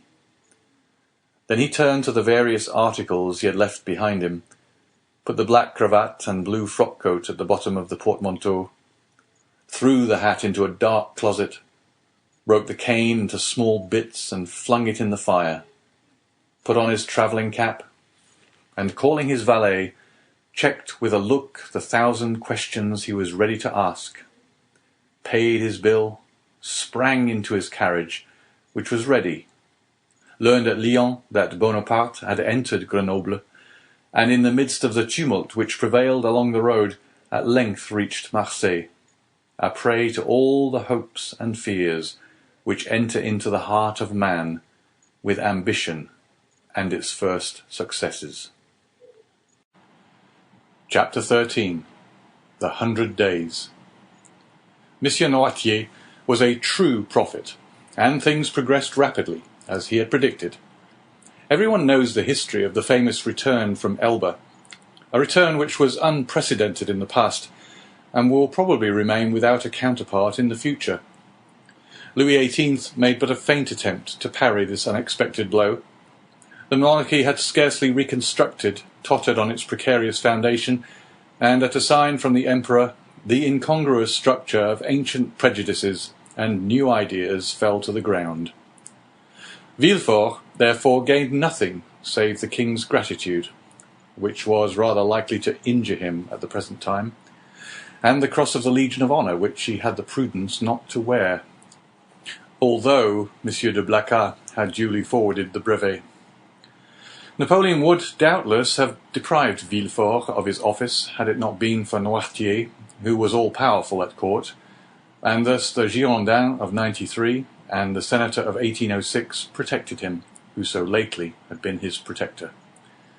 All Villefort's influence barely enabled him to stifle the secret Dante had so nearly divulged. The king's Procureur alone was deprived of his office, being suspected of royalism. However, scarcely was the imperial power established That is, scarcely had the Emperor re-entered the Tuileries and begun to issue orders from the closet into which we have introduced our readers, he found on the table there Louis XVIII's half-filled snuff-box. Scarcely had this occurred when Marseilles began, in spite of the authorities, to rekindle the flames of civil war, always smouldering in the south, and it required but little to excite the populace to acts of far greater violence than the shouts and insults with which they assailed the royalists whenever they ventured abroad. Owing to this change, the worthy shipowner became at that moment, we will not say all-powerful, because Morel was a prudent and rather timid man, so much so that many of the most zealous partisans of Bonaparte accused him of moderation, but sufficiently influential to make a demand in favour of Dante. Villefort retained his place, but his marriage was put off until a more favourable opportunity. If the Emperor remained on the throne, Gérard required a different alliance to aid his career. If Louis XVIII returned, the influence of Monsieur de Saint-Méran, like his own, could be vastly increased, and the marriage be still more suitable. The deputy procureur was, therefore, the first magistrate of Marseilles, when one morning his door opened, and Monsieur Morel was announced. Anyone else would have hastened to receive him, but Villefort was a man of ability, and he knew this would be a sign of weakness. He made Morel wait in the antechamber, although he had no one with him, for the simple reason that the king's procureur always makes everyone wait. And after passing a quarter of an hour in reading the papers, he ordered Monsieur Morel to be admitted. Morel expected Villefort would be dejected. He found him as he had found him 6 weeks before, calm, firm, and full of that glacial politeness, that most insurmountable barrier which separates the well-bred from the vulgar man. He had entered Villefort's office expecting that the magistrate would tremble at the sight of him. On the contrary, he felt a cold shudder all over him when he saw Villefort sitting there with his elbow on his desk, and his head leaning on his hand. He stopped at the door. Villefort gazed at him as if he had some difficulty in recognizing him. Then, after a brief interval, during which the honest shipowner turned his hat in his hands, "Monsieur Morel, I believe," said Monsieur Villefort. "Yes, sir." "Come nearer," said the magistrate with a patronizing wave of the hand, "and tell me to what circumstance I owe the honour of this visit." "Do you not guess, monsieur?" asked Monsieur Morel. "Not in the least. But if I can serve you in any way, I shall be delighted." "Everything depends on you." "Explain yourself, pray." "Monsieur," said Morel, recovering his assurance as he proceeded, "do you recollect that a few days before the landing of His Majesty the Emperor, I came to intercede for a young man, the mate of my ship, who was accused of being concerned in correspondence with the island of Elba? What was the other day a crime is today a title to favour. You then served Louis XVIII, and you did not show any favour. It was your duty. Today you serve Napoleon, and you ought to protect him. It is equally your duty. I come, therefore, to ask what has become of him." Villefort, by a strong effort, sought to control himself. "What is his name?" said he. "Tell me his name." "Edmond Dante." Villefort would probably have rather stood opposite the muzzle of a pistol at 25 paces than have heard this name spoken, but he did not blanch. "Dante," repeated he. "Edmond Dante." "Yes, monsieur." Villefort opened a large register, then went to a table. From the table turned to his registers, and then, turning to Morel, "Are you quite sure you are not mistaken, monsieur?" said he, in the most natural tone in the world. Had Morel been a more quick-sighted man, or better versed in these matters, he would have been surprised at the king's procureur answering him on such a subject, instead of referring him to the governors of the prison, or the prefect of the department. But Morel, disappointed in his expectations of exciting fear, was conscious only of the other's condescension. Villefort had calculated rightly. "No," said Morel, "I am not mistaken. I have known him for 10 years, the last 4 of which he was in my service. Do not you recollect? I came about 6 weeks ago to plead for clemency, as I come today to plead for justice. You received me very coldly. Oh, the Royalists were very severe with the Bonapartists in those days." "Monsieur," returned Villefort, "I was then a Royalist, because I believed the Bourbons not only the heirs to the throne, but the chosen of the nation. The miraculous return of Napoleon has conquered me. The legitimate monarch is he who is loved by his people." "That's right," cried Morel.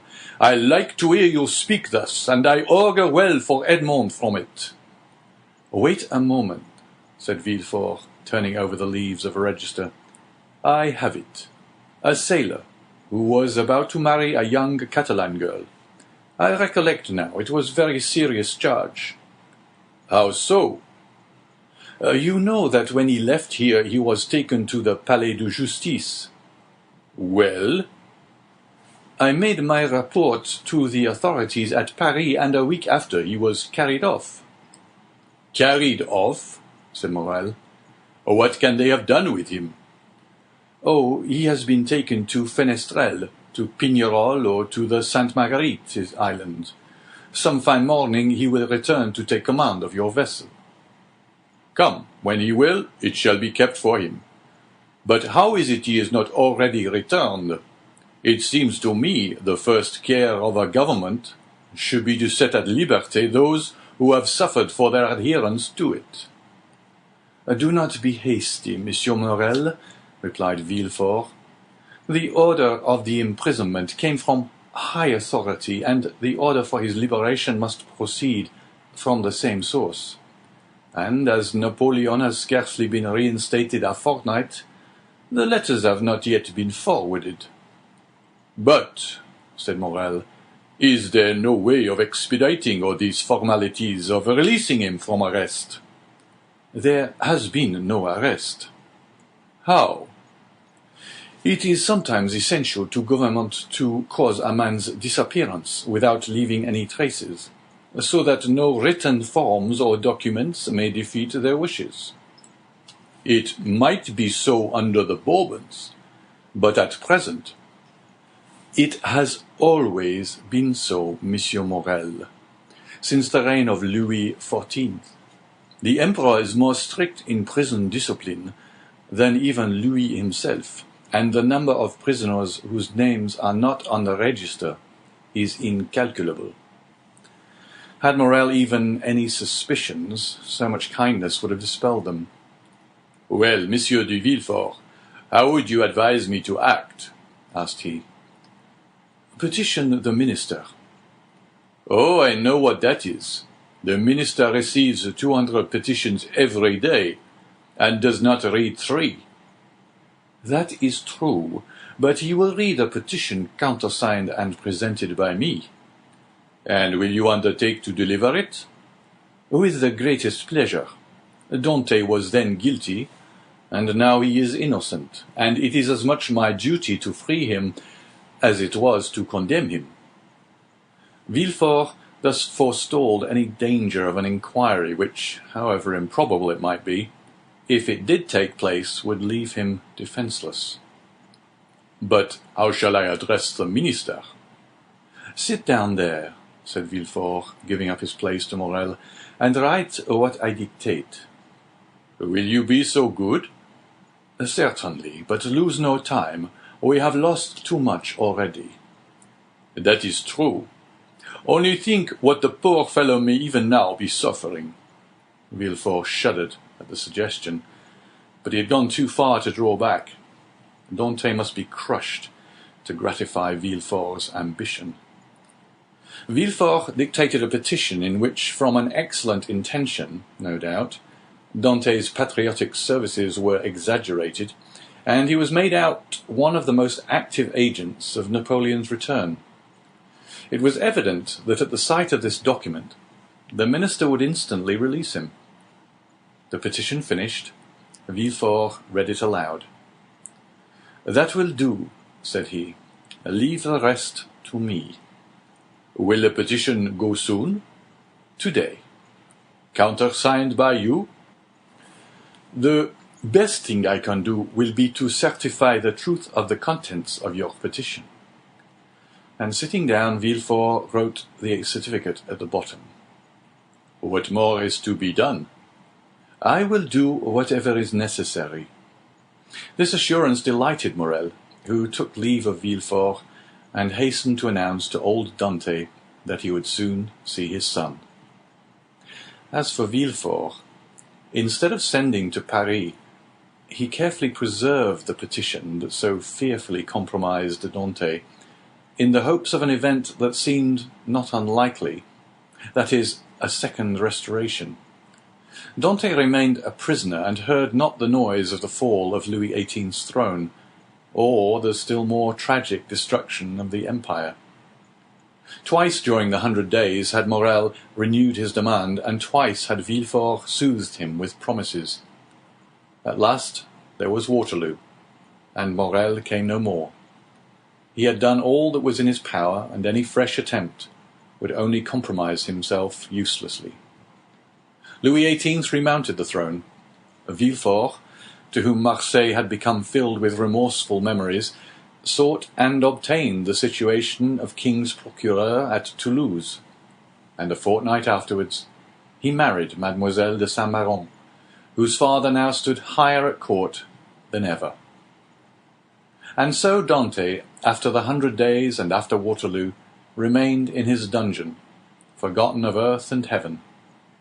Danglars comprehended the full extent of the wretched fate that overwhelmed Dante, and when Napoleon returned to France, he, after the manner of mediocre minds, termed the coincidence a decree of Providence. But when Napoleon returned to Paris, Danglars' heart failed him, and he lived in constant fear of Dante's return on a mission of vengeance. He therefore informed M. Morrel of his wish to quit the sea, and obtained a recommendation from him to a Spanish merchant, into whose service he entered at the end of March, that is, 10 or 12 days after Napoleon's return. He then left for Madrid, and was no more heard of. Fernand, understanding nothing except that Dante was absent, what had become of him he cared not to inquire. Only during the respite the absence of his rival afforded him, he reflected partly on the means of deceiving Mercédès as to the cause of his absence, partly on plans of emigration and abduction, as from time to time he sat sad and motionless on the summit of Cape Faro, at the spot from whence Marseilles and the Catalans are visible, watching for the apparition of a young and handsome man, who was for him also the messenger of vengeance. Fernand's mind was made up. He would shoot Dante, and then kill himself. But Fernand was mistaken. A man of his disposition never kills himself, for he constantly hopes. During this time the empire made its last conscription, and every man in France capable of bearing arms rushed to obey the summons of the emperor. Fernand departed with the rest, bearing with him the terrible thought that while he was away, his rival would perhaps return and marry Mercédès. Had Fernand really meant to kill himself, he would have done so when he parted from Mercédès. His devotion and the compassion he showed for her misfortunes produced the effect they always produce on noble minds. Mercédès had always had a sincere regard for Fernand, and this was now strengthened by gratitude. "My brother," said she as she placed his knapsack on his shoulders, "be careful of yourself, for if you are killed, I shall be alone in the world." These words carried a ray of hope into Fernand's heart. Should Dante not return, Mercédès might one day be his. Mercédès was left alone face to face with the vast plain that had never seemed so barren, and the sea that had never seemed so vast. bathed in tears, she wandered about the Catalan village. Sometimes she stood mute and motionless as a statue, looking towards Marseilles, at other times gazing on the sea and debating as to whether it were not better to cast herself into the abyss of the ocean, and thus end her woes. It was not want of courage that prevented her putting this resolution into execution, but her religious feelings came to her aid and saved her. Caderousse was, like Fernand, enrolled in the army, but, being married and 8 years older, he was merely sent to the frontier. Old Dante, who was only sustained by hope, lost all hope at Napoleon's downfall. 5 months after he had been separated from his son, and almost at the hour of his arrest, he breathed his last in Mercedes's arms. Monsieur Morel paid the expenses of his funeral, and a few small debts the poor old man had contracted. There was more than benevolence in this action. There was courage. The South was aflame, and to assist even on his deathbed the father of so dangerous a Bonapartist as Dante was stigmatized as a crime. Chapter 14. The Two Prisoners. A year after Louis XVIII's restoration, a visit was made by the Inspector General of Prisons. Dante, in his cell, heard the noise of preparation, sounds that at the depth where he lay would have been inaudible to any but the ear of a prisoner, who could hear the splash of the drop of water that every hour fell from the roof of his dungeon. He guessed something uncommon was passing among the living, but he had so long ceased to have any intercourse with the world that he looked upon himself as dead. The inspector visited, one after another, the cells and dungeons of several of the prisoners, whose good behaviour or stupidity recommended them to the clemency of the government. He inquired how they were fed, and if they had any request to make. The universal response was that the fare was detestable, and that they wanted to be set free. The inspector asked if they had anything else to ask for. They shook their heads. What could they desire beyond their liberty? The inspector turned smilingly to the governor. I do not know what reason a government can assign for these useless visits. When you see one prisoner, you see all. Always the same thing, ill-fed and innocent. Are there any others? Yes, the dangerous and mad prisoners are in the dungeons. Let us visit them, said the inspector with an air of fatigue. We must play the farce to the end. Let us see the dungeons. Let us first send for 2 soldiers, said the governor. The prisoners sometimes, through mere uneasiness of life, and in order to be sentenced to death, commit acts of useless violence, and you might fall a victim. Take all the needful precautions, replied the inspector. 2 soldiers were accordingly sent for, and the inspector descended a stairway so foul, so humid, so dark as to be loathsome to sight, smell, and respiration. Oh, cried the inspector, who can live here? A most dangerous conspirator, a man we are ordered to keep the most strict watch over, as he is daring and resolute. He is alone? Certainly. How long has he been there?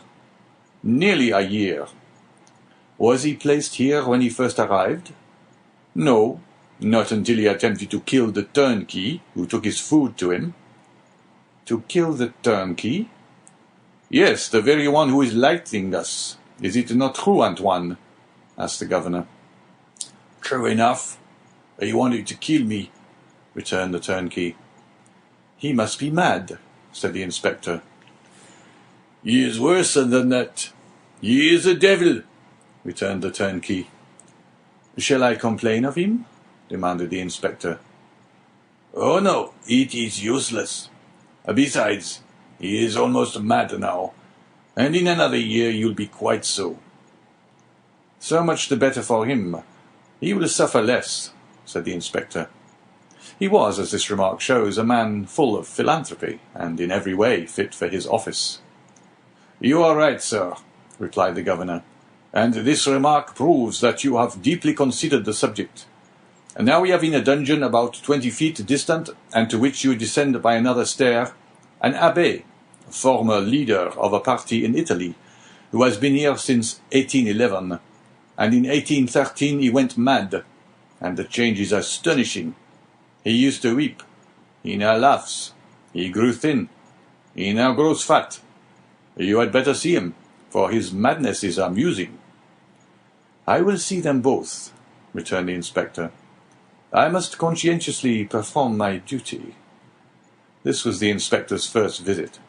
He wished to display his authority. Let us visit this one first, added he. By all means, replied the governor, and he signed to the turnkey to open the door. At the sound of the key turning in the lock and the creaking of the hinges, Dante, who was crouched in a corner of the dungeon, whence he could see the ray of light that came through a narrow iron grating above, raised his head. Seeing a stranger, escorted by 2 turnkeys holding torches, and accompanied by 2 soldiers, and to whom the governor spoke bareheaded, Dante, who guessed the truth, and that the moment to address himself to the superior authorities was come, sprang forward with clasped hands. The soldiers interposed their bayonets, for they thought that he was about to attack the inspector, and the latter recoiled 2 or 3 steps. Dante saw that he was looked upon as dangerous. Then, infusing all the humility he possessed into his eyes and voice, he addressed the inspector, and sought to inspire him with pity.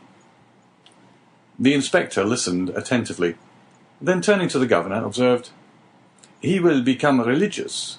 He is already more gentle. He is afraid, and retreated before the bayonets. Madmen are not afraid of anything. I made some curious observations on this at Charenton." Then turning to the prisoner, "What is it you want?" said he. "I want to know what crime I have committed, to be tried, and if I am guilty, to be shot, if innocent, to be set at liberty." "Are you well fed?" said the inspector. "I believe so. I don't know. It's of no consequence. What matters really, not only to me, but to officers of justice and the king, is that an innocent man should languish in prison, the victim of an infamous denunciation, to die here, cursing his executioners." "You are very humble today," remarked the governor.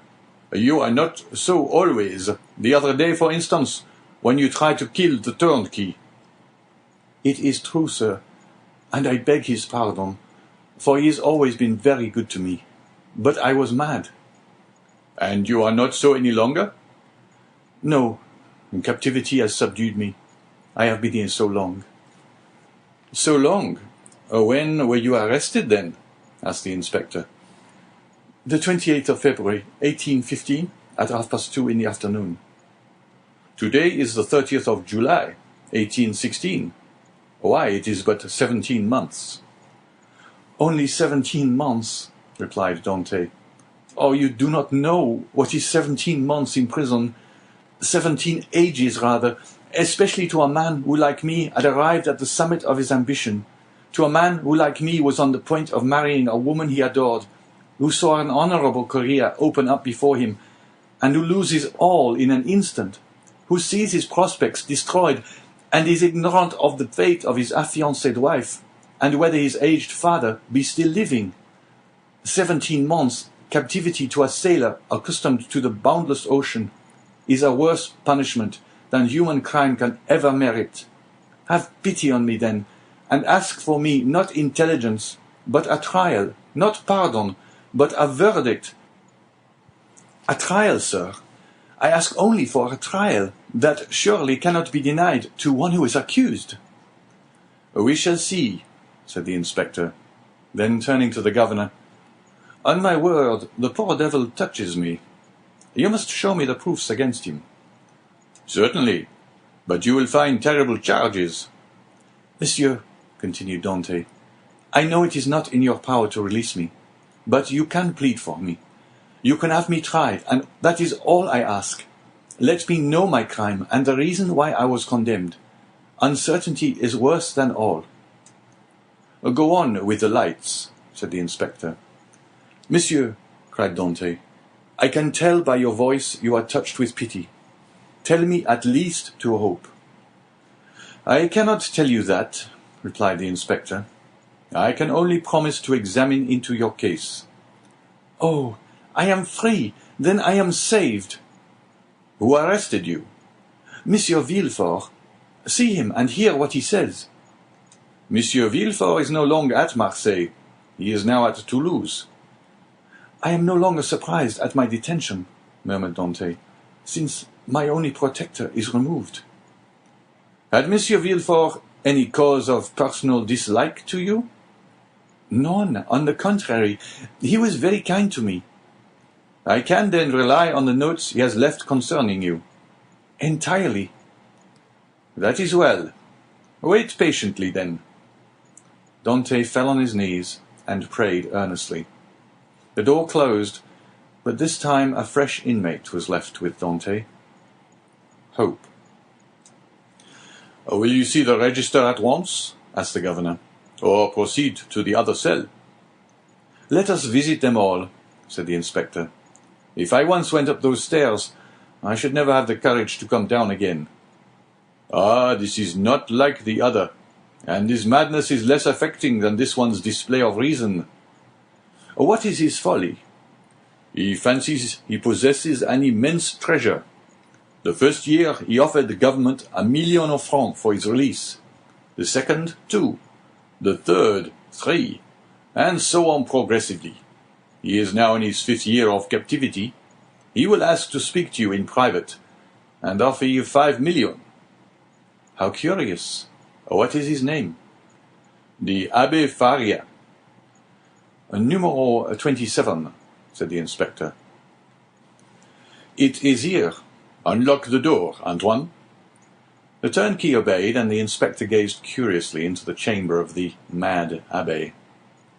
In the centre of the cell, in a circle traced with a fragment of plaster detached from the wall, sat a man whose tattered garment scarcely covered him. He was drawing in this circle geometrical lines, and seemed as much absorbed in his problem as Archimedes was when the soldier of Marcellus slew him. He did not move at the sound of the door, and continued his calculations until the flash of the torches lighted up with an unwonted glare the sombre walls of his cell. Then, raising his head, he perceived with astonishment the number of persons present. He hastily seized the coverlet of his bed and wrapped it around him. "What is it you want?" said the inspector. "I, monsieur?" replied the Abbé with an air of surprise. "I want nothing." "You do not understand," continued the inspector. "I am sent here by government to visit the prison, and hear the requests of the prisoners." "Oh, that is different," cried the Abbé, "and we shall understand each other. I hope." "There now," whispered the governor. "It is just as I told you." "Monsieur," continued the prisoner, "I am the Abbé Faria, born at Rome. I was for 20 years a cardinal's father's secretary. I was arrested. Why, I know not. Toward the beginning of the year 1811. Since then, I have demanded my liberty from the Italian and French government." "Why from the French government?" "Because I was arrested at Piombino, and I presume that, like Milano and Florence, Piombino has become the capital of some French department." "Ah," said the inspector, "you have not the latest news from Italy."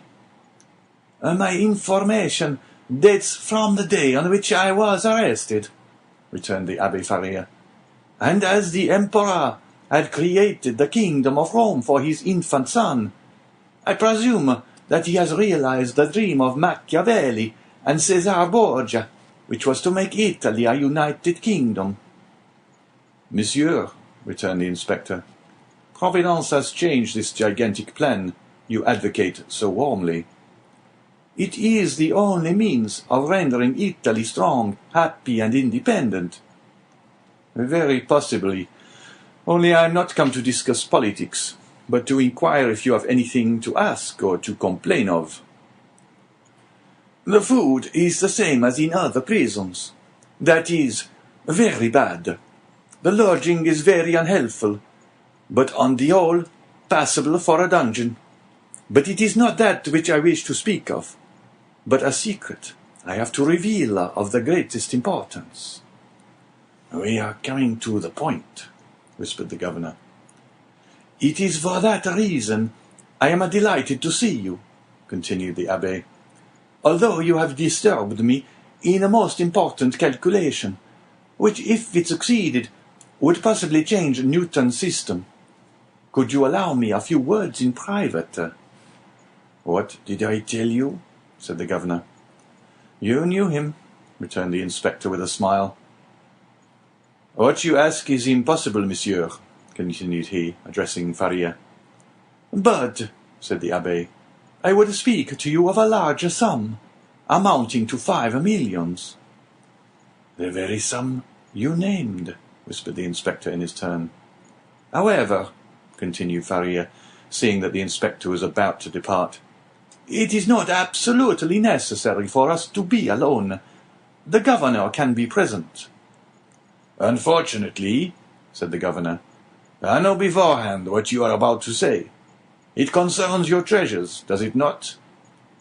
Faria fixed his eyes on him with an expression that would have convinced anyone else of his sanity. "Of course," said he. "Of what else should I speak?" "Mr. Inspector," continued the governor, "I can tell you the story as well as he, for it has been dinned in my ears for the last 4 or 5 years." "That proves," returned the Abbé, "that you are like those of Holy Writ, who having ears hear not, and having eyes see not." "My dear sir, the government is rich and doesn't want your treasures," replied the inspector. "Keep them until you are liberated." The Abbé's eyes glistened. He seized the inspector's hand. "But what if I am not liberated?" cried he, "and am detained here until my death? This treasure will be lost. Had not government better profit by it? I will offer 6 million, and I will content myself with the rest, if they will only give me my liberty." "On my word," said the inspector in a low tone, "had I not been told beforehand that this man was mad, I should believe what he says." "I am not mad," replied Faria, with that acuteness of hearing peculiar to prisoners. "The treasure I speak of really exists, and I offer to sign an agreement with you in which I promise to lead you to the spot where you shall dig, and if I deceive you, bring me here again. I ask no more." The governor laughed. "Is the spot far from here?" 100 leagues. "It is not ill planned," said the governor. "If all the prisoners took it into their heads to travel 100 leagues, and their guardians consented to accompany them, they would have a capital chance of escaping." "The scheme is well known," said the inspector, "and the Abbé's plan has not even the merit of originality." Then turning to Faria, "I inquired if you are well fed," said he. "Swear to me," replied Faria, "to free me if what I tell you prove true, and I will stay here while you go to the spot." "Are you well fed?" repeated the inspector. "Monsieur, you can run no risk, for as I told you, I will stay here, so there is no chance of me escaping." "You do not reply to my question," replied the inspector impatiently.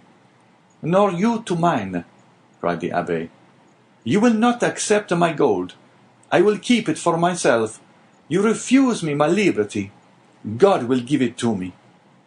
And the Abbé, casting away his coverlet, resumed his place and continued his calculations. "What is he doing there?" said the inspector. "Counting his treasures," replied the governor. Faria replied to this sarcasm with a glance of profound contempt. They went out. The turnkey closed the door behind them. "He was wealthy once, perhaps," said the inspector. "Or dreamed he was, and awoke mad." "After all," said the inspector, "if he had been rich, he would not have been here." So the matter ended for the Abbé Faria. He remained in his cell, and this visit only increased the belief in his insanity. Caligula or Nero, those treasure-seekers, those desirers of the impossible, would have accorded to the poor wretch, in exchange for his wealth, the liberty he so earnestly prayed for. But the kings of modern times, restrained by the limits of mere probability, have neither courage nor desire. They fear the ear that hears their orders, and the eye that scrutinizes their actions. Formerly they believed themselves sprung from Jupiter and shielded by their birth, but nowadays they are not inviolable. It has always been against the policy of despotic governments to suffer the victims of their persecutions to reappear. As the Inquisition rarely allowed its victims to be seen with their limbs distorted and their flesh lacerated by torture, so madness is always concealed in its cell, from whence should it depart, it is conveyed to some gloomy hospital, where the doctor has no thought for man or mind in the mutilated being the jailer delivers to him. The very madness of the Abbé Faria, gone mad in prison, condemned him to perpetual captivity. The inspector kept his word with Dante. He examined the register, and found the following note concerning him. Edmond Dante, violent Bonapartist, took an active part in the return from Elba. The greatest watchfulness and care to be exercised. This note was in a different hand from the rest, which showed that it had been added since his confinement. The inspector could not contend against this accusation. He simply wrote, "Nothing to be done." This visit had infused new vigour into Dante. He had, till then, forgotten the date. But now, with a fragment of plaster, he wrote the date, 30th of July, 1816, and made a mark every day, in order not to lose his reckoning again. Days and weeks passed away, then months. Dante still waited. He at first expected to be freed in a fortnight. This fortnight expired. He decided that the inspector would do nothing until his return to Paris, and that he would not reach there until his circuit was finished. He therefore fixed 3 months. 3 months passed away, then 6 more. Finally 10 months and a half had gone by, and no favourable change had taken place, and Dante began to fancy the inspector's visit but a dream, an illusion of the brain. At the expiration of a year, the governor was transferred. He had obtained the charge of the fortress at Ham. He took with him several of his subordinates, and amongst them Dante's jailer. A new governor arrived. It would have been too tedious to acquire the names of the prisoners. He learned their numbers instead. This horrible place contained 50 cells. Their inhabitants were designated by the numbers of their cell, and the unhappy young man was no longer called Edmond Dante. He was now number 34. Chapter 15. Number 34 and number 27. Dante passed through all the stages of torture natural to prisoners in suspense. He was sustained at first by that pride of conscious innocence which is the sequence to hope. Then he began to doubt his own innocence, which justified in some measure the governor's belief in his mental alienation. And then, relaxing his sentiment of pride, he addressed his supplications not to God, but to man. God is always the last resource. Unfortunates who ought to begin with God do not have any hope in him till they have exhausted all other means of deliverance. Dante asked to be removed from his present dungeon into another, for a change, however disadvantageous, was still a change, and would afford him some amusement. He entreated to be allowed to walk about, to have fresh air, books, and writing materials. His requests were not granted, but he went on asking all the same. He accustomed himself to speaking to the new jailer, although the latter was, if possible, more taciturn than the old one, but still, to speak to a man, even though mute, was something. Dante spoke for the sake of hearing his own voice. He had tried to speak when alone, but the sound of his voice terrified him. Often, before his captivity, Dante's mind had revolted at the idea of assemblages of prisoners made up of thieves, vagabonds, and murderers. He now wished to be amongst them, in order to see some other faces besides that of his jailer. He sighed for the galleys, with the infamous costume, the chain, and the brand on the shoulder. The galley slaves breathed the fresh air of heaven, and saw each other. They were very happy. He besought the jailer one day to let him have a companion, were it even the mad Abbé. The jailer, though rough and hardened by the constant sight of so much suffering, was yet a man. At the bottom of his heart he had often had a feeling of pity for this unhappy young man who suffered so, and he laid the request of number 34 before the governor. But the latter sapiently imagined that Dante wished to conspire or attempt an escape, and refused his request. Dante had exhausted all human resources, and he then turned to God. All the pious ideas that had been so long forgotten returned. He recollected the prayers his mother had taught him, and discovered a new meaning in every word, for in prosperity prayers seem but a mere medley of words until misfortune comes, and the unhappy sufferer first understands the meaning of the sublime language in which he invokes the pity of heaven. He prayed and prayed aloud, no longer terrified at the sound of his own voice, for he fell into a sort of ecstasy. He laid every action of his life before the Almighty, proposed tasks to accomplish, and at the end of every prayer introduced the entreaty oftener addressed to man than to God. "Forgive us our trespasses, as we forgive them that trespass against us." Yet in spite of his earnest prayers, Dante remained a prisoner. Then gloom settled heavily upon him. Dante was a man of great simplicity of thought, and without education. He could not therefore, in the solitude of his dungeon, traverse in mental vision the history of the ages, bring to life the nations that had perished, and rebuild the ancient cities so vast and stupendous in the light of the imagination, and that pass before the eye glowing with celestial colours in Martin's Babylonian pictures. He could not do this, he whose past life was so short, whose present so melancholy, and his future so doubtful. 19 years of light to reflect upon in eternal darkness. No distraction could come to his aid. His energetic spirit, that would have exulted in thus revisiting the past, was imprisoned like an eagle in a cage. He clung to one idea, that of his happiness, destroyed without apparent cause by an unheard-of fatality. He considered and reconsidered this idea, devoured it, so to speak, as the implacable Ugolino devours the skull of Archbishop Roger in the Inferno of Dante.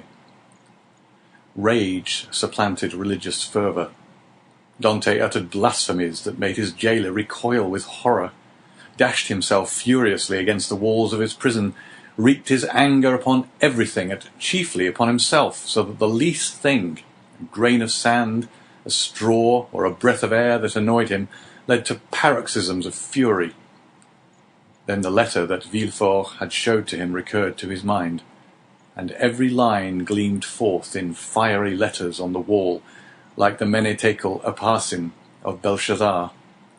He told himself that it was the enmity of man and not the vengeance of heaven that had thus plunged him into the deepest misery. He consigned his unknown persecutors to the most horrible tortures he could imagine, and found them all insufficient, because after torture came death, and after death, if not repose, at least the boon of unconsciousness. By dint of constantly dwelling on the idea that tranquillity was death, and if punishment were the end in view other tortures than death must be invented, he began to reflect on suicide. Unhappy he who, on the brink of misfortune, broods over ideas like these. Before him is a dead sea that stretches in azure calm before the eye, but he who unwarily ventures within its embrace finds himself struggling with a monster that would drag him down to perdition. Once thus ensnared, unless the protecting hand of God snatch him thence, all is over, and his struggles but tend to hasten his destruction. This state of mental anguish is, however, less terrible than the sufferings that precede, or the punishment that possibly will follow. There is a sort of consolation at the contemplation of the yawning abyss, at the bottom of which lie darkness and obscurity. Edmond found some solace in these ideas. All his sorrows, all his sufferings, with their train of gloomy spectres, fled from his cell when the angel of death seemed about to enter. Dante reviewed his past life with composure, and, looking forward with terror to his future existence, chose that middle line that seemed to afford him a refuge. "Sometimes," said he, "in my voyage, when I was a man and commanded other men, I have seen the heavens overcast, the sea rage and foam, the storm arise, and like a monstrous bird, beating the two horizons with its wings. Then I felt that my vessel was a vain refuge, that trembled and shook before the tempest. Soon the fury of the waves and the sight of the sharp rocks announced the approach of my death, and death then terrified me. And I used all my skill and intelligence as a man and a sailor to struggle against the wrath of God. But I did so because I was happy, because I had not courted death, because to be cast upon a bed of rocks and seaweed seemed terrible, because I was unwilling that I, a creature made for the service of God, should serve for food to the gulls and ravens. But now it is different. I have lost all that bound me to life. Death smiles and invites me to repose. I die after my own manner. I die exhausted and broken-spirited as I fall asleep when I have paced 3,000 times around my cell." No sooner had this idea taken possession of him than he became more composed, arranged his couch to the best of his power, ate little and slept less, and found existence almost supportable, because he felt that he could throw it off at pleasure like a worn-out garment. 2 methods of self-destruction were at his disposal. He could hang himself with his handkerchief to the window bars, or refuse food and die of starvation. But the first was repugnant to him. Dante had always entertained the greatest horror of pirates who were hung up to the yardarm. He would not die by what seemed an infamous death. He resolved to adopt the second, and began that day to carry out his resolve. Nearly 4 years had passed away. At the end of the second, he had ceased to mark the lapse of time.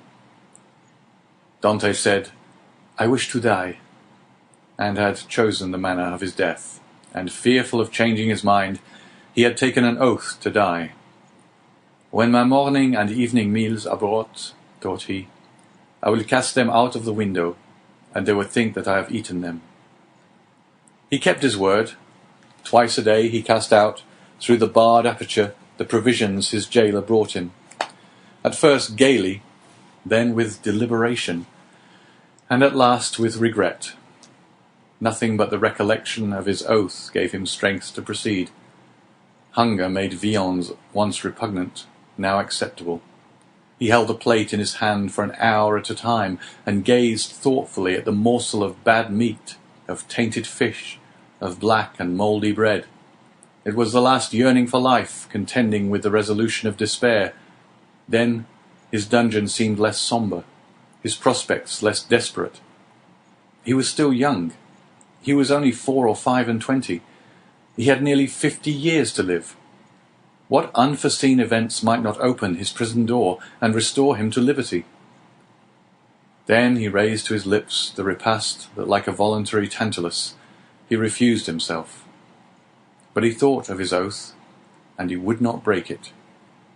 He persisted until at last he had not sufficient strength to rise and cast his supper out of the loophole. The next morning he could not see or hear. The jailer feared he was dangerously ill. Edmond hoped he was dying. Thus the day passed away. Edmund felt a sort of stupor creeping over him, which brought with it a feeling almost of content. The gnawing pain at his stomach had ceased. His thirst had abated. When he closed his eyes, he saw myriads of lights dancing before them like the will-o'-the-wisps that play about the marshes. It was the twilight of that mysterious country called Death. Suddenly, about 9 o'clock in the evening, Edmond heard a hollow sound in the wall against which he was lying. So many loathsome animals inhabited the prison that their noise did not in general wake him. But whether abstinence had quickened his faculties, or whether the noise was really louder than usual, Edmond raised his head and listened. It was a continual scratching, as if made by a huge claw, a powerful tooth or some iron instrument attacking the stones. Although weakened, the young man's brain instantly responded to the idea that haunts all prisoners: liberty. It seemed to him that heaven had at length taken pity on him, and had sent this noise to warn him on the very brink of the abyss. Perhaps one of those beloved ones he had so often thought of was thinking of him, and striving to diminish the distance that separated them. No, doubtless he was deceived, and it was but one of those dreams that forerun death. Edmond still heard the sound. It lasted nearly 3 hours. He then heard a noise of something falling, and all was silent. Some hours afterwards it began again, nearer and more distinct. Edmond was intensely interested. Suddenly the jailer entered. For a week since he had resolved to die, and during the 4 days that he had been carrying out his purpose, Edmond had not spoken to the attendant, had not answered him when he inquired what was the matter with him, and turned his face to the wall when he looked too curiously at him. But now the jailer might hear the noise and put an end to it, and so destroy a ray of something like hope that soothed his last moments. The jailer brought him his breakfast. Dante raised himself up and began to talk about everything, about the bad quality of the food, about the coldness of his dungeon, grumbling and complaining in order to have an excuse for speaking louder and wearying the patience of his jailer, who out of kindness of heart had brought broth and white bread for his prisoner. Fortunately, he fancied that Dante was delirious, and placing the food on the rickety table, he withdrew. Edmond listened, and the sound became more and more distinct. "There can be no doubt about it," thought he. "It is some prisoner who is striving to obtain his freedom. Oh, if I only were there to help him!" Suddenly another idea took possession of his mind, so used to misfortune that it was scarcely capable of hope. The idea that the noise was made by workmen the governor had ordered to repair the neighbouring dungeon. It was easy to ascertain this, but how could he risk the question? It was easy to call his jailer's attention to the noise and watch his countenance as he listened. But might he not by this means destroy hopes far more important than the short-lived satisfaction of his own curiosity? Unfortunately, Edmond's brain was still so feeble that he could not bend his thoughts to anything in particular. He saw but one means of restoring lucidity and clearness to his judgment. He turned his eyes towards the soup which the jailer had brought, rose, staggered towards it, raised the vessel to his lips, and drank off the contents with a feeling of indescribable pleasure. He had often heard that shipwrecked persons had died through having eagerly devoured too much food. Edmond replaced on the table the bread he was about to devour, and returned to his couch. He did not wish to die. He soon felt that his ideas became again collected. He could think, and strengthen his thoughts by reasoning. Then he said to himself, "I must put this to the test, but without compromising anybody. If it is a workman, I need but knock against the wall, and he will cease to work, in order to find out who is knocking, and why he does so. But as his occupation is sanctioned by the governor, he will soon resume it. If, on the contrary, it is a prisoner, the noise I will make will alarm him. He will cease and not begin again until he thinks everyone is asleep." Edmond rose again, but this time his legs did not tremble and his sight was clear. He went to a corner of his dungeon, detached a stone, and with it knocked against the wall where the sound came. He struck thrice. At the first blow the sound ceased, as if by magic. Edmond listened intently. An hour passed, 2 hours passed, and no sound was heard from the wall. All was silent there.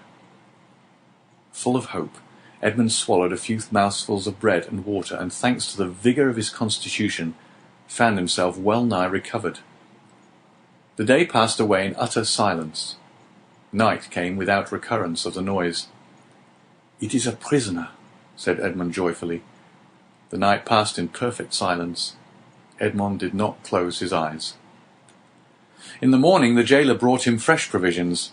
He had already devoured those of the previous day. He ate these, listening anxiously for the sound, walking round and round his cell, shaking the iron bars of the loophole, restoring vigour and agility to his limbs by exercise, and so preparing himself for his future destiny.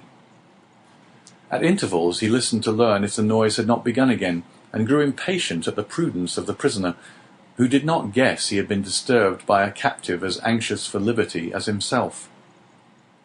3 days passed, 72 long, tedious hours, which he counted off by minutes.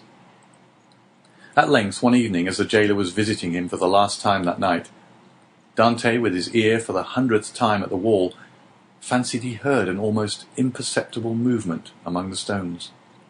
He moved away, walked up and down his cell to collect his thoughts, and then went back and listened. The matter was no longer doubtful. Something was at work on the other side of the wall. The prisoner had discovered the danger, and had substituted a lever for a chisel. Encouraged by this discovery, Edmond determined to assist the indefatigable labourer. He began by moving his bed and looking around for anything with which he could pierce the wall, penetrate the moist cement, and displace a stone. He saw nothing. He had no knife or sharp instrument. The window grating was of iron, but he had too often assured himself of its solidity. All his furniture consisted of a bed, a chair, a table, a pail, and a jug. The bed had iron clamps, but they were screwed to the wood, and it would have required a screwdriver to take them off. The table and chair had nothing. The pail had once possessed a handle, but that had been removed.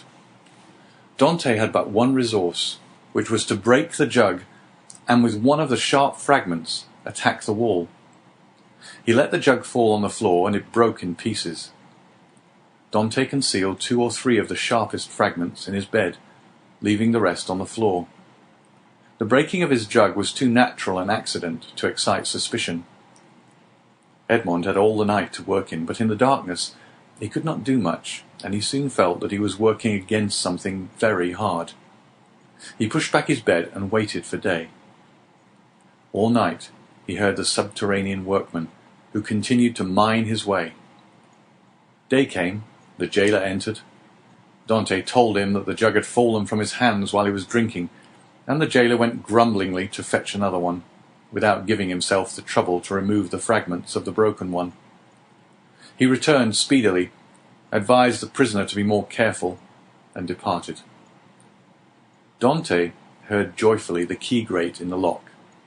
He listened until the sound of steps died away, and then, hastily displacing his bed, saw by the faint light that penetrated into his cell that he had laboured uselessly the previous evening in attacking the stone instead of removing the plaster that surrounded it. The damp had rendered it friable, and Dante was able to break it off in small morsels, it is true, but at the end of a half an hour he had scraped off a handful. A mathematician might have calculated that in 2 years, supposing that the rock was not encountered, a passage 20 feet long and 2 feet broad might be formed. The prisoner reproached himself with not having thus employed the hours he had passed in vain hopes, prayer, and despondency. During the 6 years that he had been imprisoned, what might he not have accomplished? In 3 days he had succeeded with the utmost precaution in removing the cement and exposing the stonework. The wall was built of rough stones, among which, to give strength to the structure, blocks of hewn stone were at intervals embedded. It was one of these he had uncovered, and which he must remove from its socket. Dante strove to do this with his nails, but they were too weak. The fragments of the jug broke, and after an hour of useless toil, he paused. Was he to be thus stopped at the beginning, and was he to wait inactive until his fellow workman had completed his task? Suddenly, an idea occurred to him. He smiled, and the perspiration dried on his forehead. The jailer always brought Dante's soup in an iron saucepan. This saucepan contained soup for both prisoners. for Dante had noticed that it was either quite full or half empty, according as the turnkey gave it to him or to his companion first. The handle of this saucepan was of iron. Dante would have given 10 years of his life in exchange for it. The jailer was accustomed to pour the contents of the saucepan into Dante's plate, and Dante, after eating his soup with a wooden spoon, washed the plate which thus served for every day. Now, when evening came, Dante put his plate on the ground near the door. The jailer, as he entered, stepped on it and broke it. This time he could not blame Dante. He was wrong to leave it there, but the jailer was wrong not to have looked before him. The jailer therefore only grumbled when he looked about for something to pour the soup into. Dante's entire dinner service consisted of one plate. There was no alternative. "Leave the saucepan," said Dante. "You can take it away when you bring my breakfast." This advice was to the jailer's taste, as it spared him the necessity of making another trip. He left the saucepan. Dante was beside himself with joy. He rapidly devoured his food, and after waiting an hour lest the jailer should change his mind and return, he removed his bed, took the handle of the saucepan, inserted the point between the hewn stone and rough stones of the wall, and employed it as a lever. A slight oscillation showed Dante that all went well. At the end of an hour, the stone was extricated from the wall, leaving a cavity 1.5 feet in diameter. Dante carefully collected the plaster, carried it into the corner of his cell, and covered it with earth. Then, wishing to make the best use of his time while he had the means of labour, he continued to work without ceasing. At the dawn of day he replaced the stone, pushed his bed against the wall, and lay down. The breakfast consisted of a piece of bread. The jailer entered and placed the bread on the table. "Well, don't you intend to bring me another plate?" said Dante. "No," replied the turnkey. "You destroy everything. First you break your jug, then you make me break your plate. If all the prisoners followed your example, the government would be ruined. I shall leave you the saucepan and pour your soup into that. So for the future, I hope you will not be so destructive." Dante raised his eyes to heaven and clasped his hands beneath the coverlet. He felt more gratitude for the possession of his piece of iron than he had ever felt for anything. He'd noticed, however, that the prisoner on the other side had ceased to labour. No matter. This was a greater reason for proceeding. If his neighbour would not come to him, he would go to his neighbour.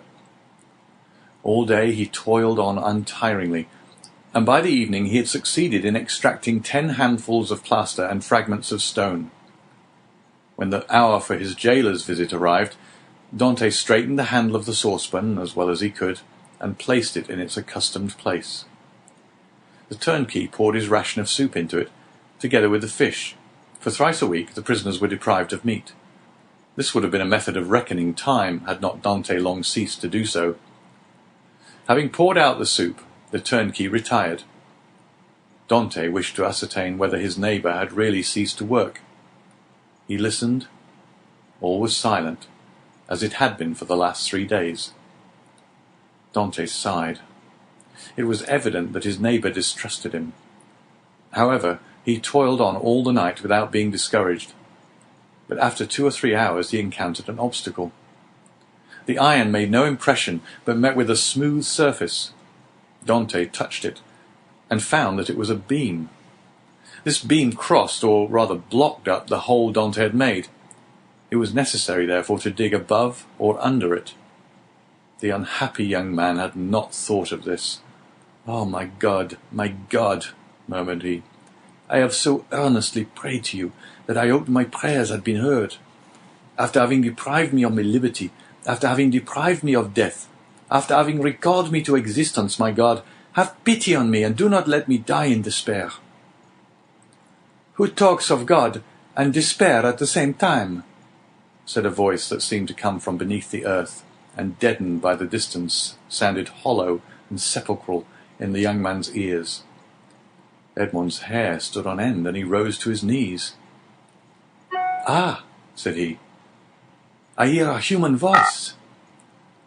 Edmond had not heard anyone speak save his jailer for 4 or 5 years, and a jailer is no man to a prisoner. He is a living door, a barrier of flesh and blood, adding strength to the restraints of oak and iron. "In the name of heaven," cried Dante, "speak again, though the sound of your voice terrifies me. Who are you?" "Who are you?" said the voice. "An unhappy prisoner," replied Dante, who made no hesitation in answering. "Of what country?" "A Frenchman." "Your name?" "Edmond Dante." "Your profession?" "A sailor." "How long have you been here?" "Since the 28th of February, 1815. "Your crime?" "I am innocent." "But of what are you accused?" "Of having conspired to aid the Emperor's return." "What? For the Emperor's return? The Emperor is no longer on the throne, then." "He abdicated at Fontainebleau in 1814, and was sent to the island of Elba." "But how long have you been here, that you are ignorant of all this?" "Since 1811. Dante shuddered. This man had been 4 years longer than himself in prison. "Do not dig any more," said the voice. "Only tell me how high is your excavation?" "On a level with the floor." "How is it concealed?" "Behind my bed." "Has your bed been moved since you have been a prisoner?"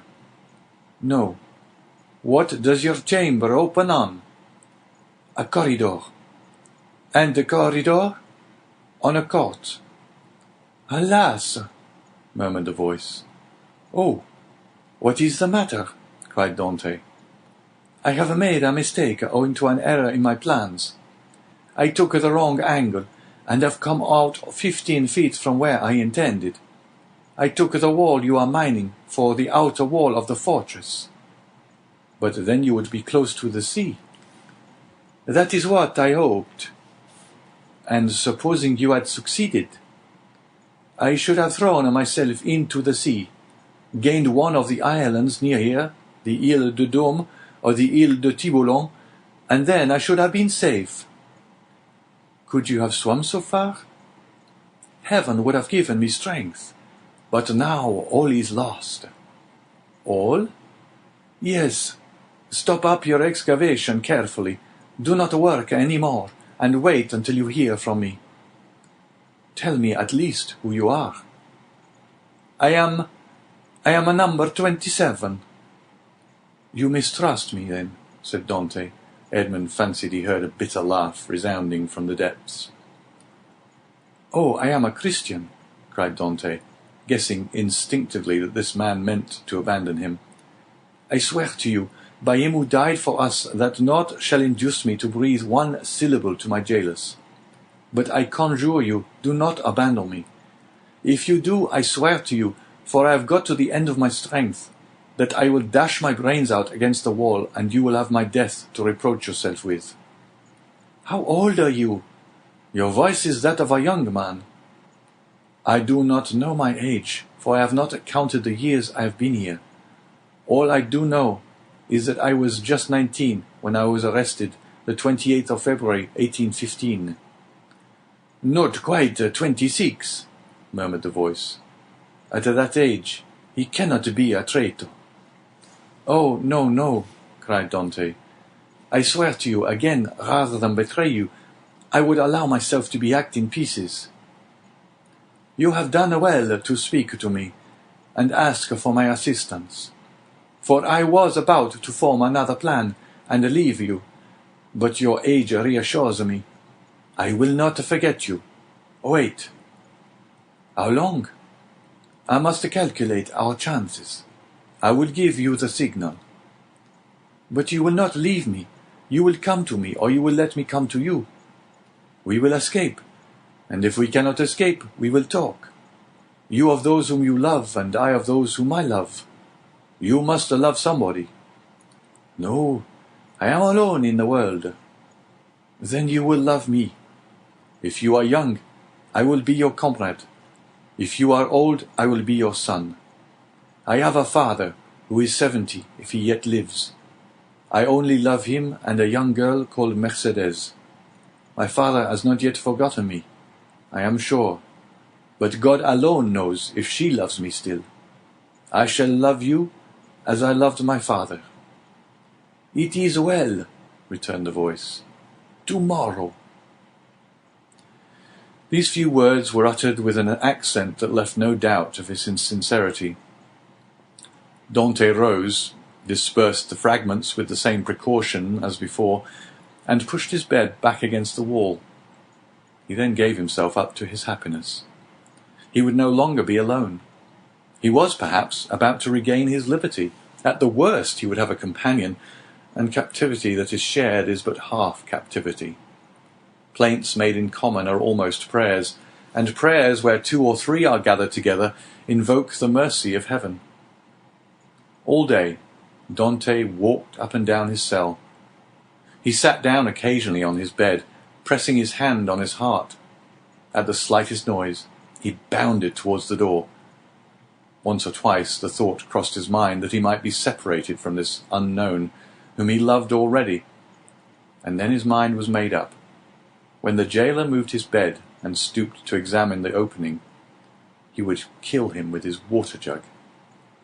He would be condemned to die, but he was about to die of grief and despair when this miraculous noise recalled him to life. The jailer came in the evening. Dante was on his bed. It seemed to him that thus he better guarded the unfinished opening. Doubtless there was a strange expression in his eyes, for the jailer said, "Come, are you going mad again?" Dante did not answer. He feared that the emotion of his voice would betray him. The jailer went away, shaking his head. Night came. Dante hoped that his neighbour would profit by the silence to address him, but he was mistaken. The next morning, however, just as he removed his bed from the wall, he heard 3 knocks. He threw himself on his knees. "Is it you?" said he. "I am here." "Is your jailer gone?" "Yes," said Dante. "He will not return until the evening, so that we have 12 hours before us." "I can work then?" said the voice. "Oh, yes, yes, this is instant, I entreat you." In a moment, that part of the floor on which Dante was resting his hands as he knelt with his head in the opening suddenly gave way. He drew back smartly, while a mass of stones and earth disappeared in a hole that opened beneath the aperture he himself had formed. Then from the bottom of this passage, the depth of which it was impossible to measure, he saw appear first the head, then the shoulders, and lastly the body of a man, who sprang lightly into his cell. Chapter 16. A Learned Italian. Seizing in his arms the friend so long and ardently desired, Dante almost carried him towards the window, in order to obtain a better view of his features by the aid of the imperfect light that struggled through the grating. He was a man of small stature, with hair blanched rather by suffering and sorrow than by age. He had a deep-set, penetrating eye almost buried beneath a thick grey eyebrow, and a long and still black beard reaching down to his breast. His thin face, deeply furrowed by care, and the bold outline of his strongly marked features betokened a man more accustomed to exercise his mental faculties than his physical strength. Large drops of perspiration were now standing on his brow, while the garments that hung about him were so ragged that one could only guess at the pattern upon which they had originally been fashioned. The stranger might have numbered 60 or 65 years, but a certain briskness and appearance of vigour in his movements made it probable that he was aged more from captivity than the course of time. He received the enthusiastic greeting of his young acquaintance with evident pleasure, as though his chilled affections were rekindled and invigorated by his contact with one so warm and ardent. He thanked him with grateful cordiality for his kindly welcome, although he must at that moment have been suffering bitterly to find another dungeon, where he had fondly reckoned on discovering a means of regaining his liberty. "Let us first see," said he. whether it is possible to remove the traces of my entrance here. Our future tranquillity depends upon our jailers being entirely ignorant of it." Advancing to the opening, he stooped and raised the stone easily, in spite of its weight. Then, fitting it into its place, he said, "You removed this stone very carelessly, but I suppose you had no tools to aid you." "Why," exclaimed Dante with astonishment, "do you possess any?" "I made myself some, and with the exception of a file, I have all that are necessary, a chisel, pincers, and a lever." "Oh, how I should like to see those products of your industry and patience." "Well, in the first place, here is my chisel." So saying, he displayed a sharp, strong blade, with a handle made of beechwood. "And with what did you contrive to make that?" inquired Dante. "With one of the clamps of my bedstead, and this very tool has sufficed me to hollow out the road by which I came hither, a distance of about 50 feet. 50 feet, responded Dante, almost terrified. "Do not speak so loud, young man. Don't speak so loud. It frequently occurs in a state prison like this, that persons are stationed outside of the doors of the cells, purposely to overhear the conversation of the prisoners." "But they believe I am shut up alone here." "That makes no difference." "And you say that you dug your way a distance of 50 feet to get here?" "I do. That is about the distance that separates your chamber from mine.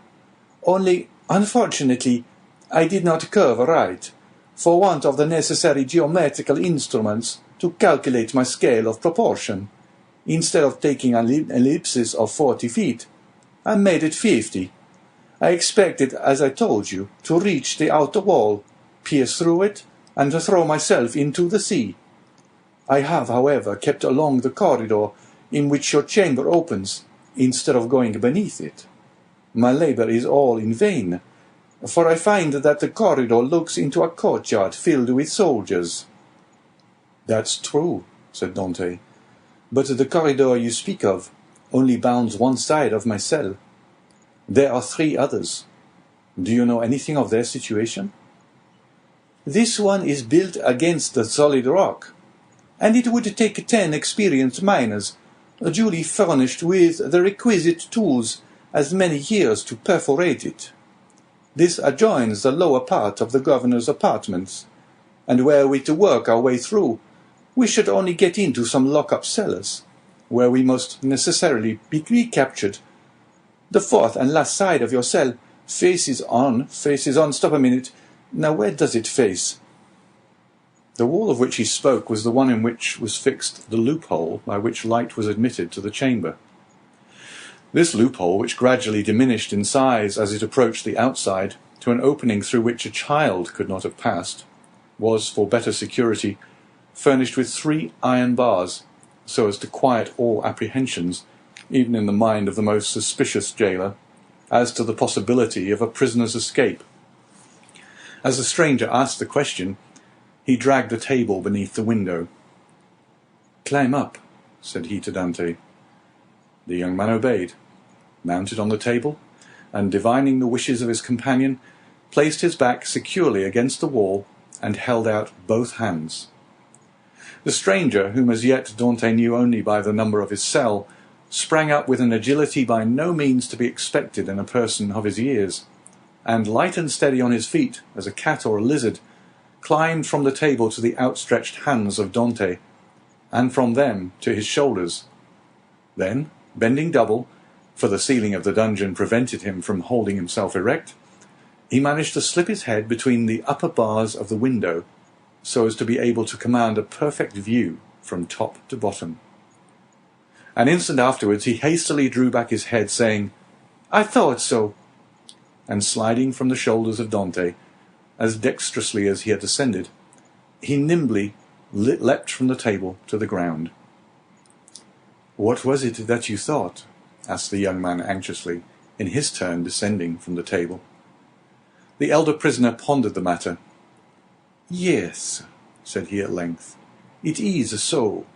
This side of your chamber looks out upon a kind of open gallery, where patrols are continually passing, and sentries keep watch day and night. Are you quite sure of that? Certain. I saw the soldier's shape, and the top of his musket.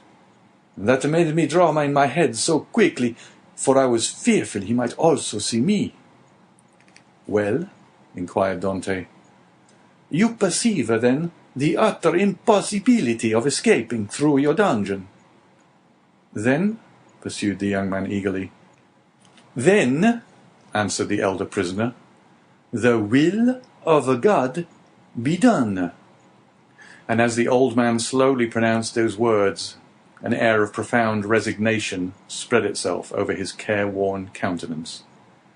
Dante gazed on the man who could thus philosophically resign hopes so long and ardently nourished, with an astonishment mingled with admiration. "Tell me, I entreat you, who and what you are," said he at length. "Never have I met with so remarkable a person as yourself." "Willingly," answered the stranger, "if indeed you feel any curiosity respecting one, now alas powerless to aid you in any way." "Say not so. You can console and support me by the strength of your own powerful mind. Pray let me know who you really are." The stranger smiled a melancholy smile. "Then listen," said he. "I am the Abbé Faria, and have been imprisoned, as you know, in this Château d'If since the year 1811. Previously to which I had been confined for 3 years in the fortress of Fenestrelle. In the year 1811 I was transferred to Piedmont in France. It was at this period I learned that the destiny which seemed subservient to every wish formed by Napoleon had bestowed on him a son, named King of Rome even in his cradle. I was very far then from expecting the change you have just informed me of, namely that 4 years afterwards this colossus of power would be overthrown. Then who reigns in France at this moment? Napoleon II? No, Louis XVIII. The brother of Louis XVII? How inscrutable are the ways of Providence! For what great and mysterious purpose has it pleased heaven to abase the man once so elevated, and raise up him who was so abased?"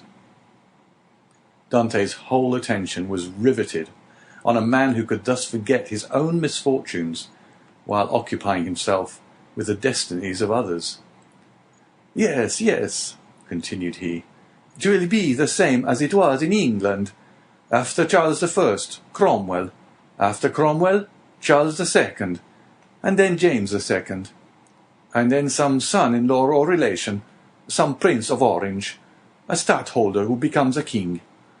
Then new concessions to the people, then a constitution, then liberty.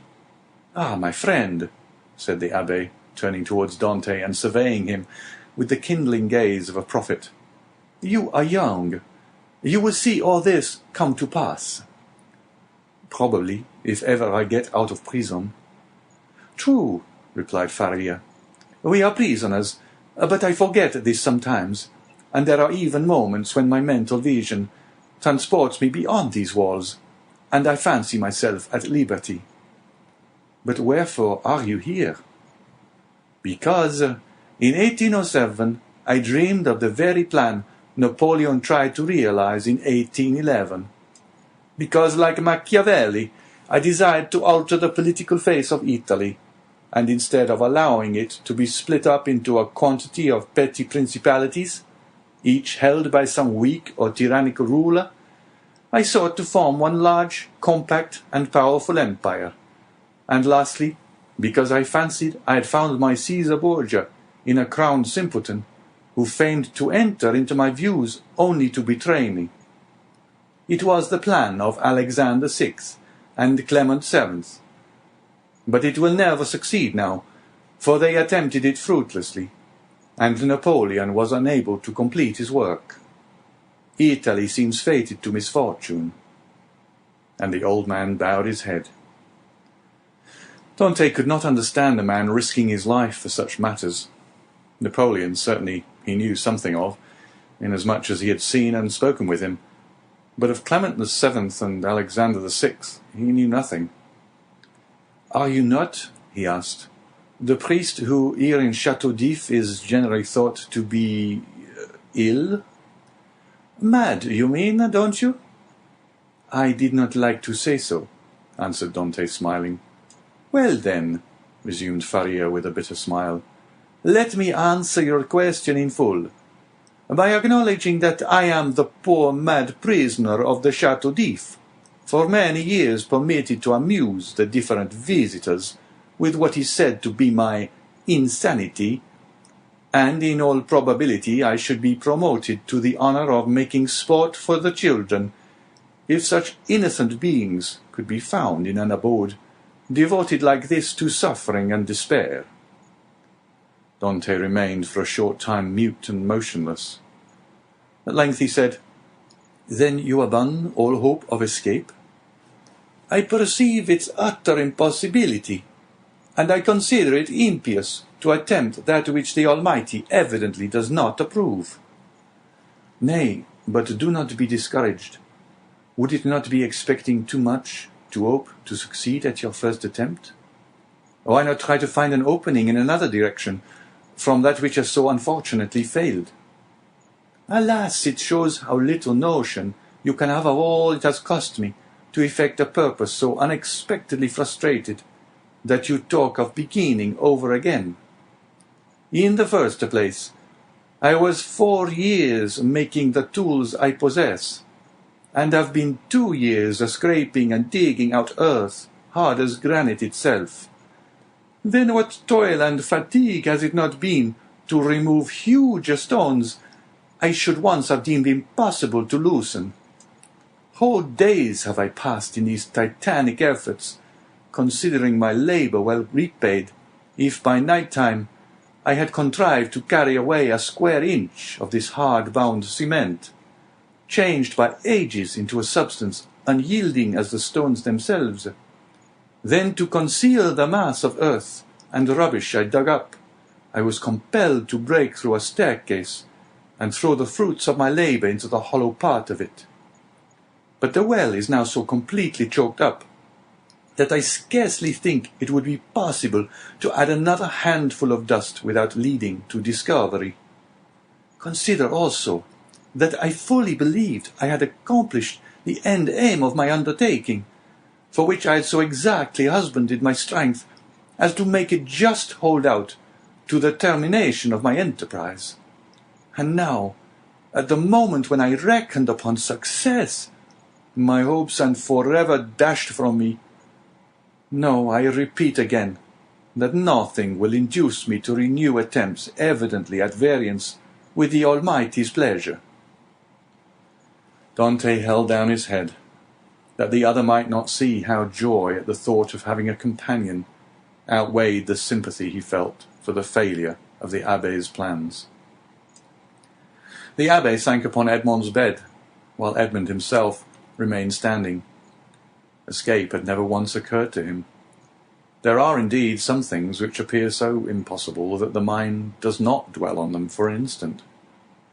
To undermine the ground for 50 feet, to devote 3 years to a labour which, if successful, would conduct you to a precipice overhanging the sea, to plunge into the waves from the height of 50, 60, perhaps 100 feet, at the risk of being dashed to pieces against the rocks, should you have been fortunate enough to have escaped the fire of the sentinels, and even supposing all these perils past, then to have to swim for your life a distance of at least 3 miles ere you could reach the shore, were difficulties so startling and formidable that Dante had never even dreamed of such a scheme, resigning himself rather to death.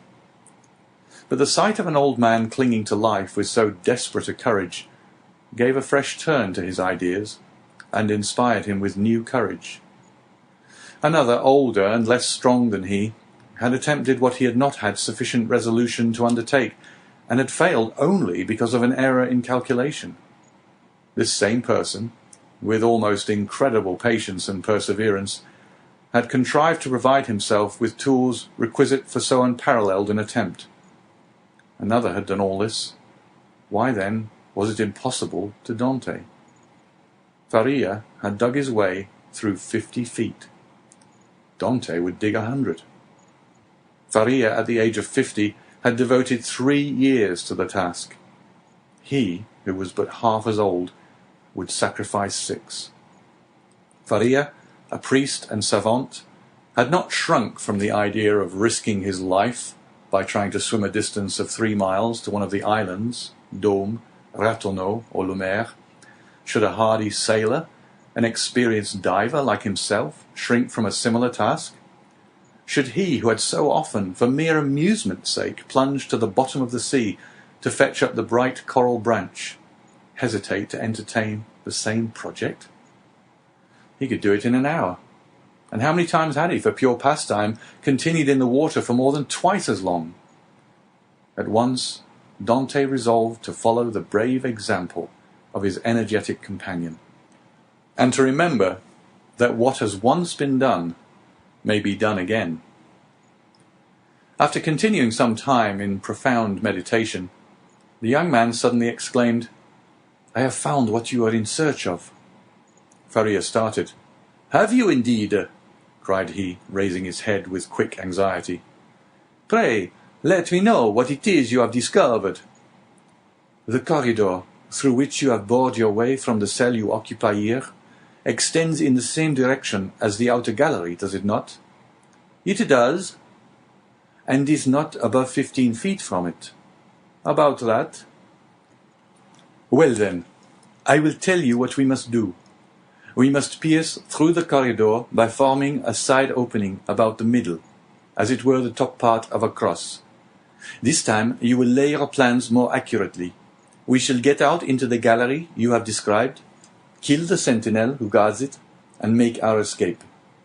All we require to ensure success is courage, and that you possess, and strength which I am not deficient in. As for patience, you have abundantly proved yours. You shall now see me prove mine." "One instant, my dear friend," replied the Abbé. "It is clear you do not understand the nature of the courage with which I am endowed, and what use I intend making of my strength. As for patience, I consider that I have abundantly exercised that in beginning every morning the task of the night before, and every night renewing the task of the day. But then, a young man, and I pray of you to give me your full attention, then I thought I could not be doing anything displeasing to the Almighty in trying to set an innocent being at liberty, one who had committed no offence, and merited not condemnation." "And have your notions changed?" asked Dante with much surprise. "Do you think yourself more guilty in making the attempt since you have encountered me?" "No, neither do I wish to incur guilt. Hitherto I have fancied myself merely waging war against circumstances, not men. I have thought it no sin to bore through a wall or destroy a staircase, but I cannot so easily persuade myself to pierce a heart or take away a life." A slight movement of surprise escaped Dante. "Is it possible," said he, "that where your liberty is at stake, you can allow any such scruple to deter you from obtaining it?"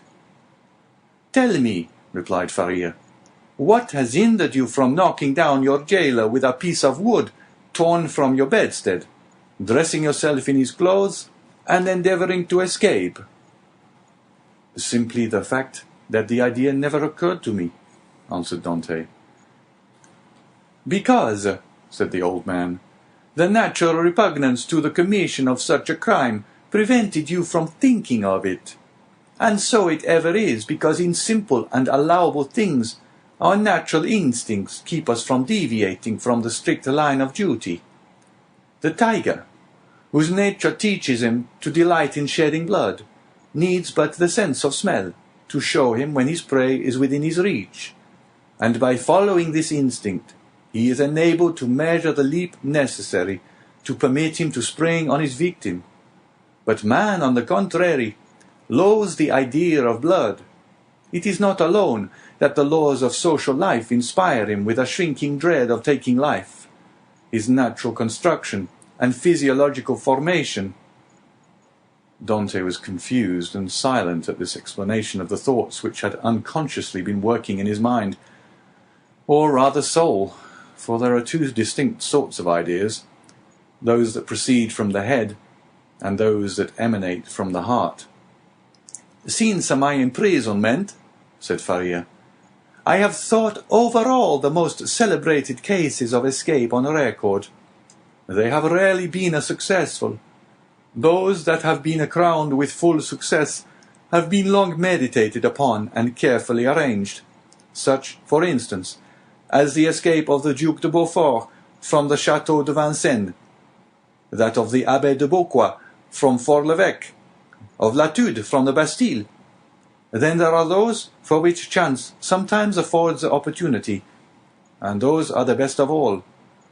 Let us therefore wait patiently for some favourable moment, and when it presents itself, profit by it." "Ah," said Dante, "you might well endure the tedious delay. You were constantly employed in the task you set yourself, and when weary with toil, you had your hopes to refresh and encourage you." "I assure you," replied the old man, "I did not turn to that source for recreation or support." "What did you do then?" "I wrote or studied." "Were you then permitted the use of pens, ink, and paper?" "Oh, no," answered the Abbé. "I had none but what I made for myself." "You made paper, pens, and ink?" "Yes." Dante gazed with admiration, but he had some difficulty in believing. Faria saw this.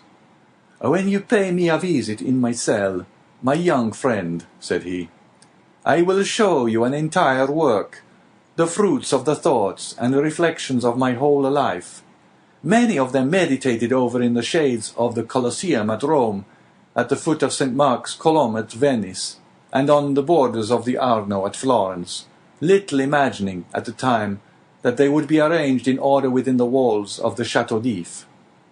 The work I speak of is called A Treatise on the Possibility of a General Monarchy in Italy, and will make one large quarto volume."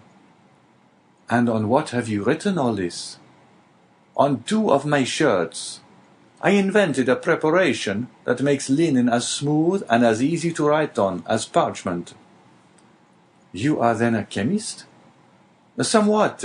I know Lavoisier, and was the intimate friend of Cabanilles." "But for such a work you must have needed books. Had you any?" "I had nearly 5,000 volumes in my library at Rome, but after reading them over many times, I found out that with 150 well-chosen books, a man possesses, if not a complete summary of all human knowledge, at least all that a man need really know. I devoted 3 years of my life to reading and studying these 150 volumes, till I knew them nearly by heart, so that since I have been in prison, a very slight effort of memory has enabled me to recall their contents as readily as though the pages were open before me. I could recite you the whole of Thucydides, Xenophon, Plutarch, Titus, Livius, Tacitus, Strada, Jonandes, Dante, Montaigne, Shakespeare, Spinoza, Machiavelli, and Bossuet. I name only the most important." "You are doubtless acquainted with a variety of languages, so as to have been able to read all these." "Yes, I speak 5 of the modern tongues, that is to say, German, French, Italian, English, and Spanish. By the aid of ancient Greek, I learned modern Greek. I don't speak it so well as I could wish, but I am still trying to improve myself." "Improve yourself," repeated Dante. "Why, how can you manage to do so?"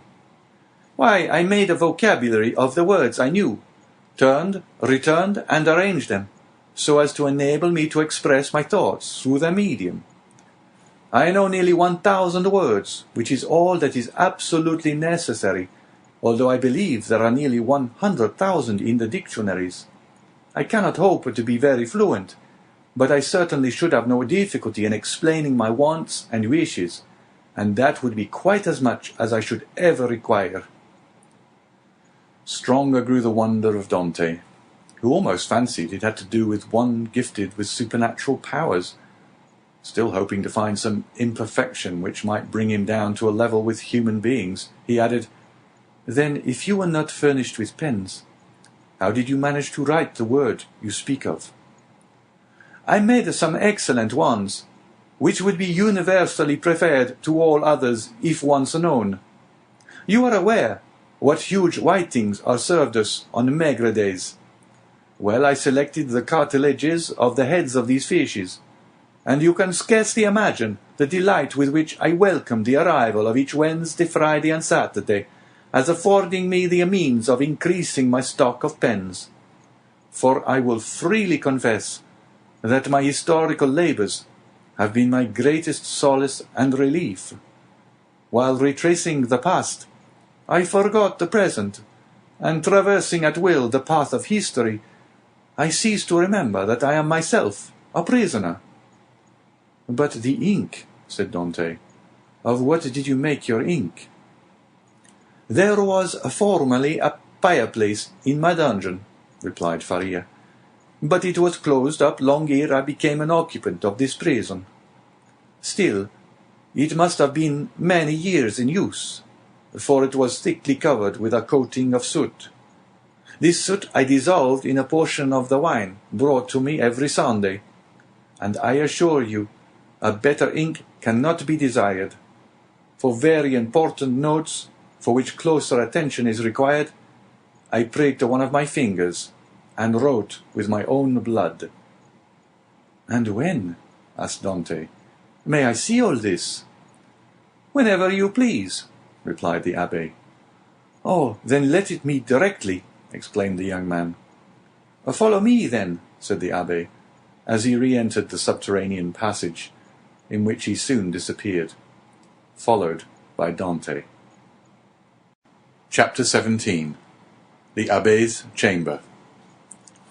After having passed with tolerable ease through the subterranean passage, which, however, did not admit of their holding themselves erect, the two friends reached the further end of the corridor, into which the Abbé's cell opened.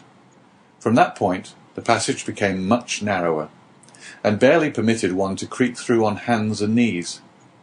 The floor of the Abbé's cell was paved, and it had been by raising one of the stones in the most obscure corner that Faria had been able to commence the laborious task of which Dante had witnessed the completion.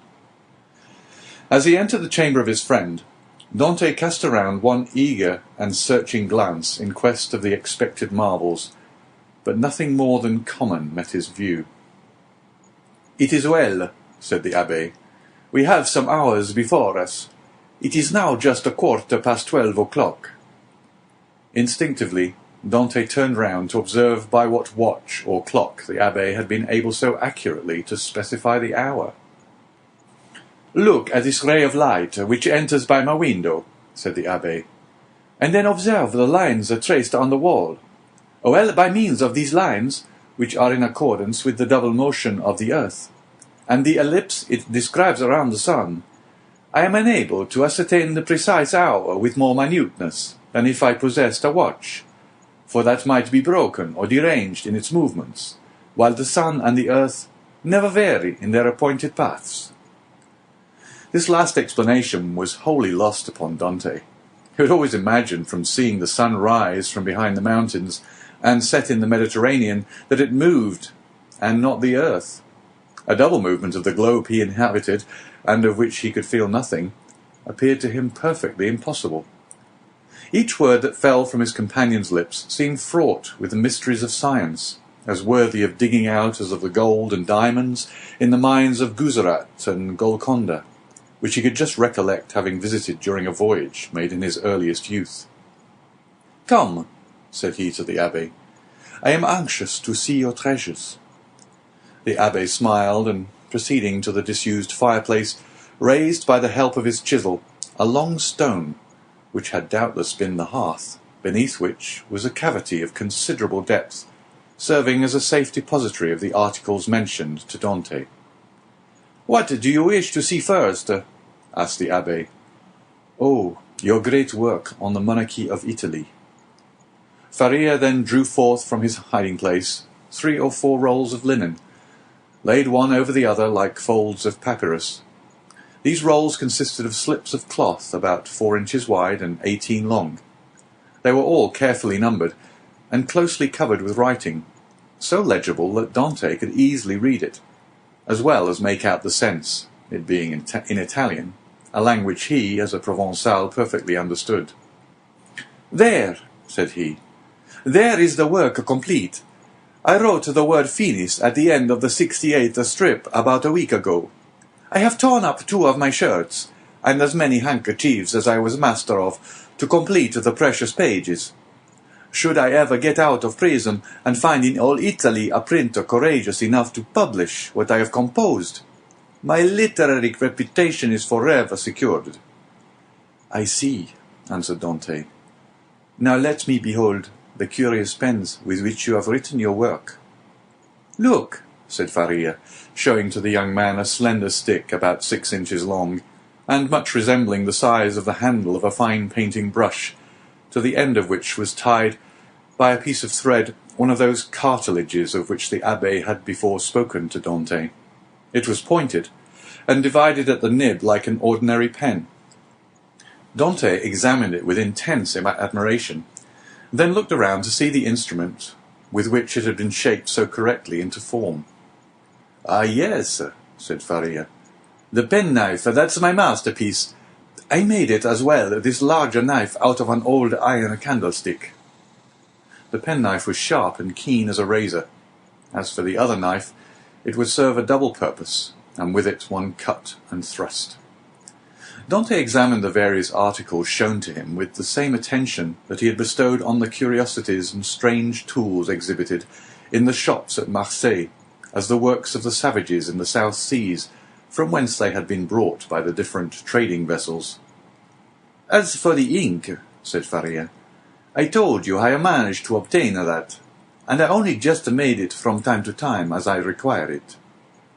"One thing still puzzles me," observed Dante, "and that is how you managed to do all this by daylight." "I worked at night also," replied Faria. "Night? Why, for heaven's sake, are your eyes like cats, that you can see to work in the dark?" "Indeed they are not, but God has supplied man with the intelligence that enables him to overcome the limitations of natural conditions. I furnish myself with a light." "You did? Pray, tell me how." "I separated the fat from the meat served to me, melted it, and so made oil. Here is my lamp." So saying, the Abbé exhibited a sort of torch, very similar to those used in public illuminations. "But a light?" "Here are 2 flints and a piece of burnt linen." "And matches?" "I pretended that I had a disorder of the skin, and asked for a little sulphur, which was readily supplied." Dante laid the different things he had been looking at on the table, and stood with his head drooping on his breast, as though overwhelmed by the perseverance and strength of Faria's mind. "You have not seen all yet," continued Faria, "for I do not think it wise to trust all my treasures in the same hiding-place. Let us shut this one up." They put the stone back in its place.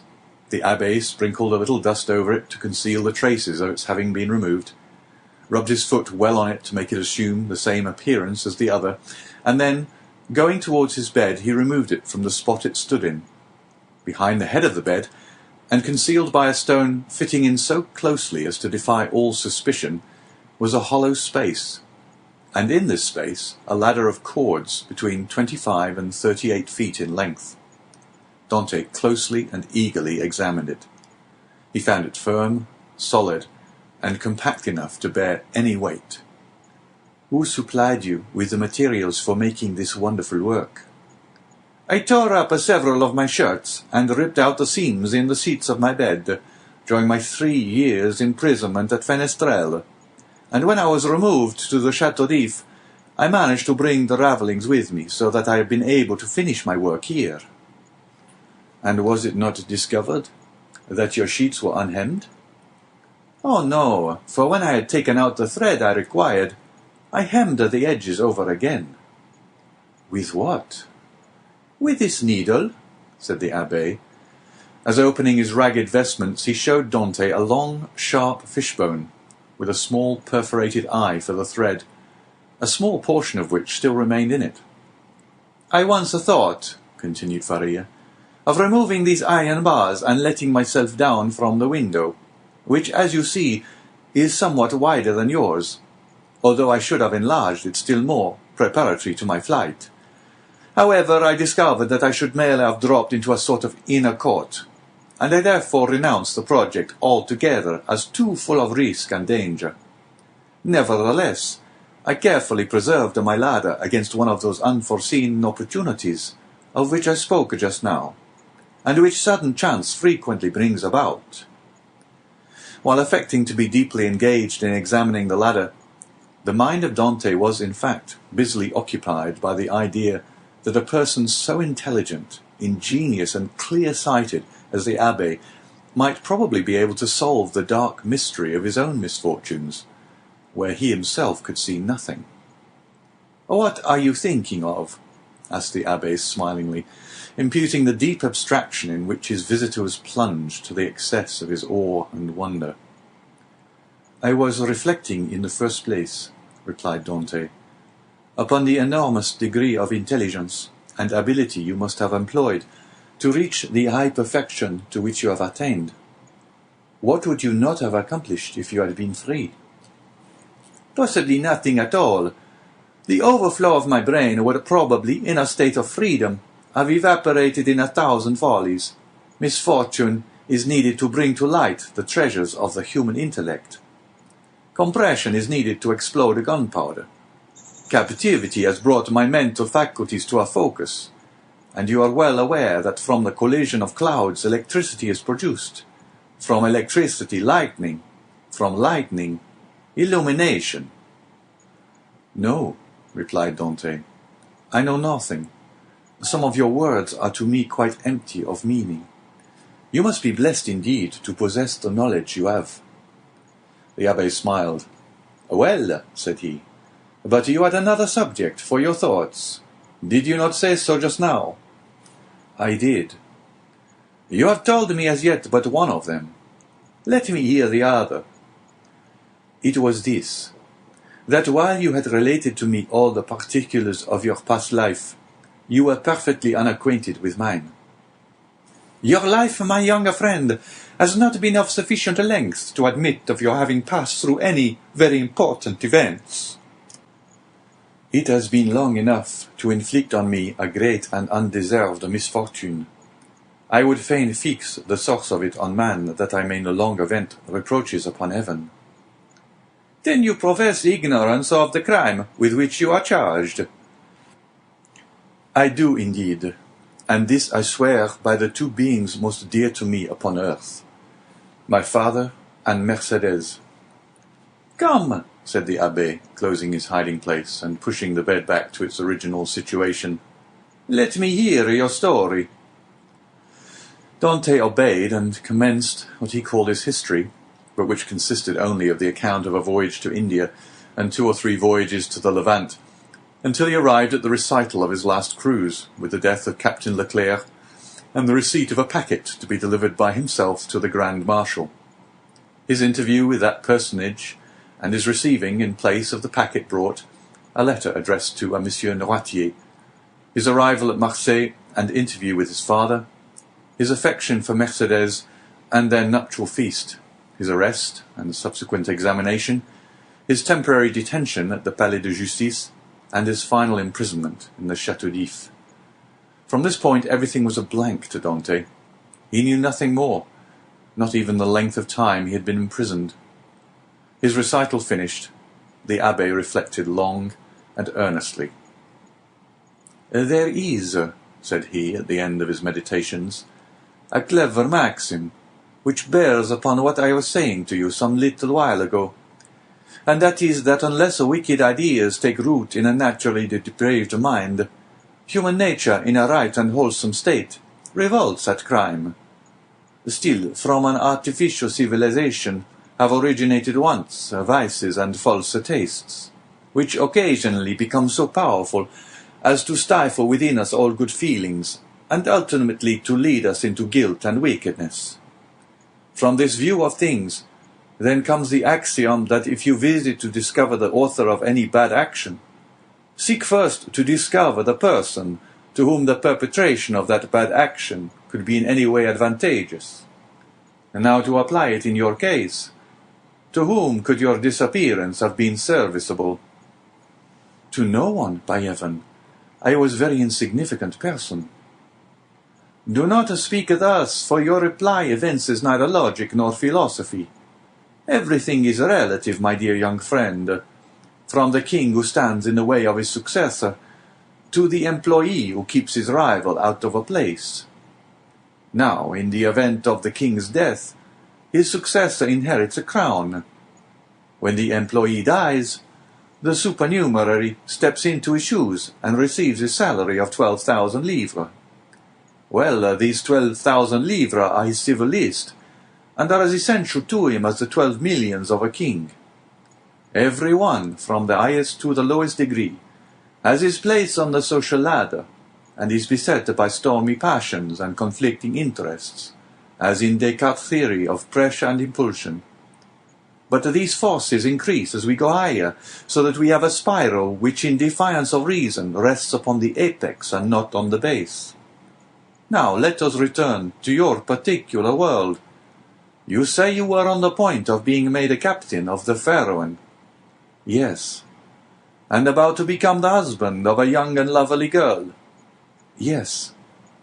Now, could anyone have had any interest in preventing the accomplishment of these two things? But let us first settle the question as to its being the interest of anyone to hinder you from being captain of the Pharaoh. What say you? I cannot believe such was the case. I was generally liked on board, and had the sailors possessed the right of selecting a captain themselves, I feel convinced their choice would have fallen on me. There was only one person among the crew who had any feeling of ill will towards me. I had quarrelled with him some time previously, and had even challenged him to fight me, but he refused. Now we are getting on. And what was this man's name? Danglars. What rank did he hold on board? He was supercargo. And had you been a captain, should you have retained him in his employment?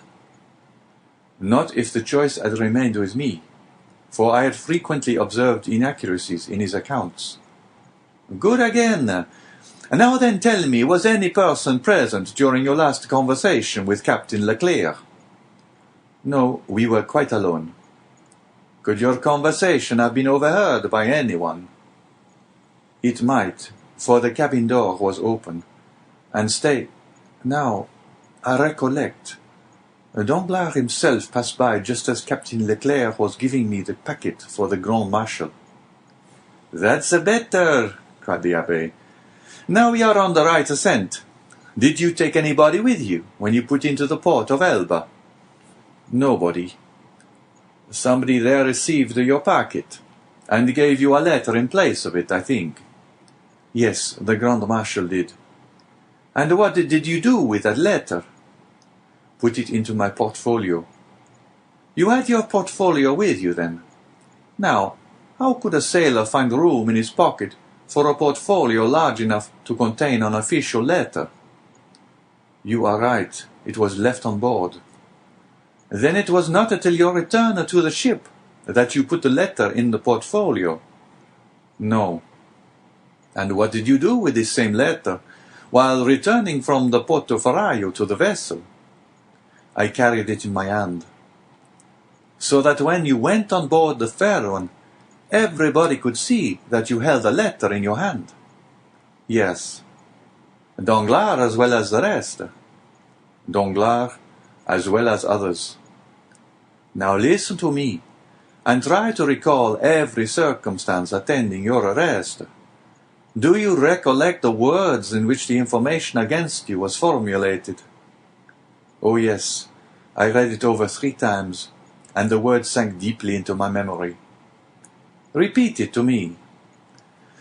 Dante paused a moment, then said, "This is it, word for word. The king's attorney is informed by a friend to the throne and religion that one Edmond Dante, mate on board the Pharaon, this day arrived from Smyrna, after having touched at Naples and Porto Ferraio, has been entrusted by Murat with a packet for the usurper, again by the usurper, with a letter for the Bonapartist Club in Paris.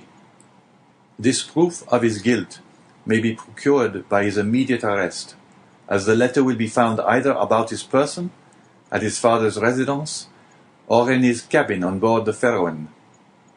The Abbé shrugged his shoulders.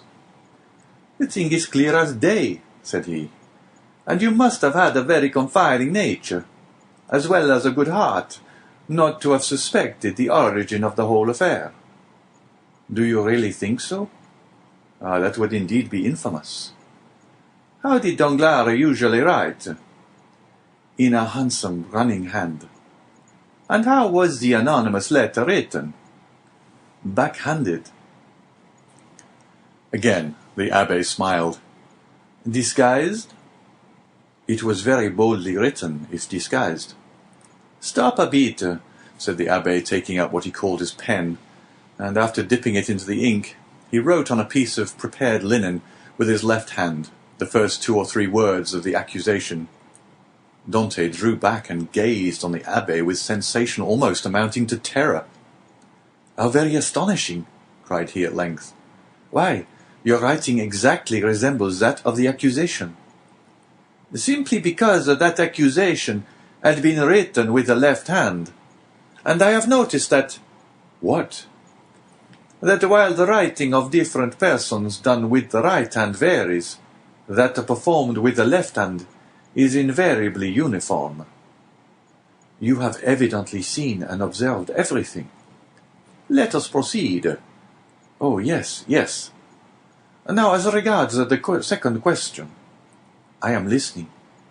"Was there any person whose interest it was to prevent your marriage with Mercedes?" "Yes, a young man who loved her." "And his name was?" "Fernand." "This is a Spanish name, I think." "He was a Catalan." "You imagine him capable of writing the letter?" "Oh, no. He would more likely have got rid of me by sticking a knife into me." "That is in a strict accordance with the Spanish character. An assassination they will unhesitatingly commit, but an act of cowardice, never." "Besides," said Dante, "the various circumstances mentioned in the letter were wholly unknown to him." "You had never spoken of them yourself to anyone?" "To no one." "Not even to your mistress?" "No, not even to my betrothed." "Then it is Danglars." "I feel quite sure of it now." "Wait a little.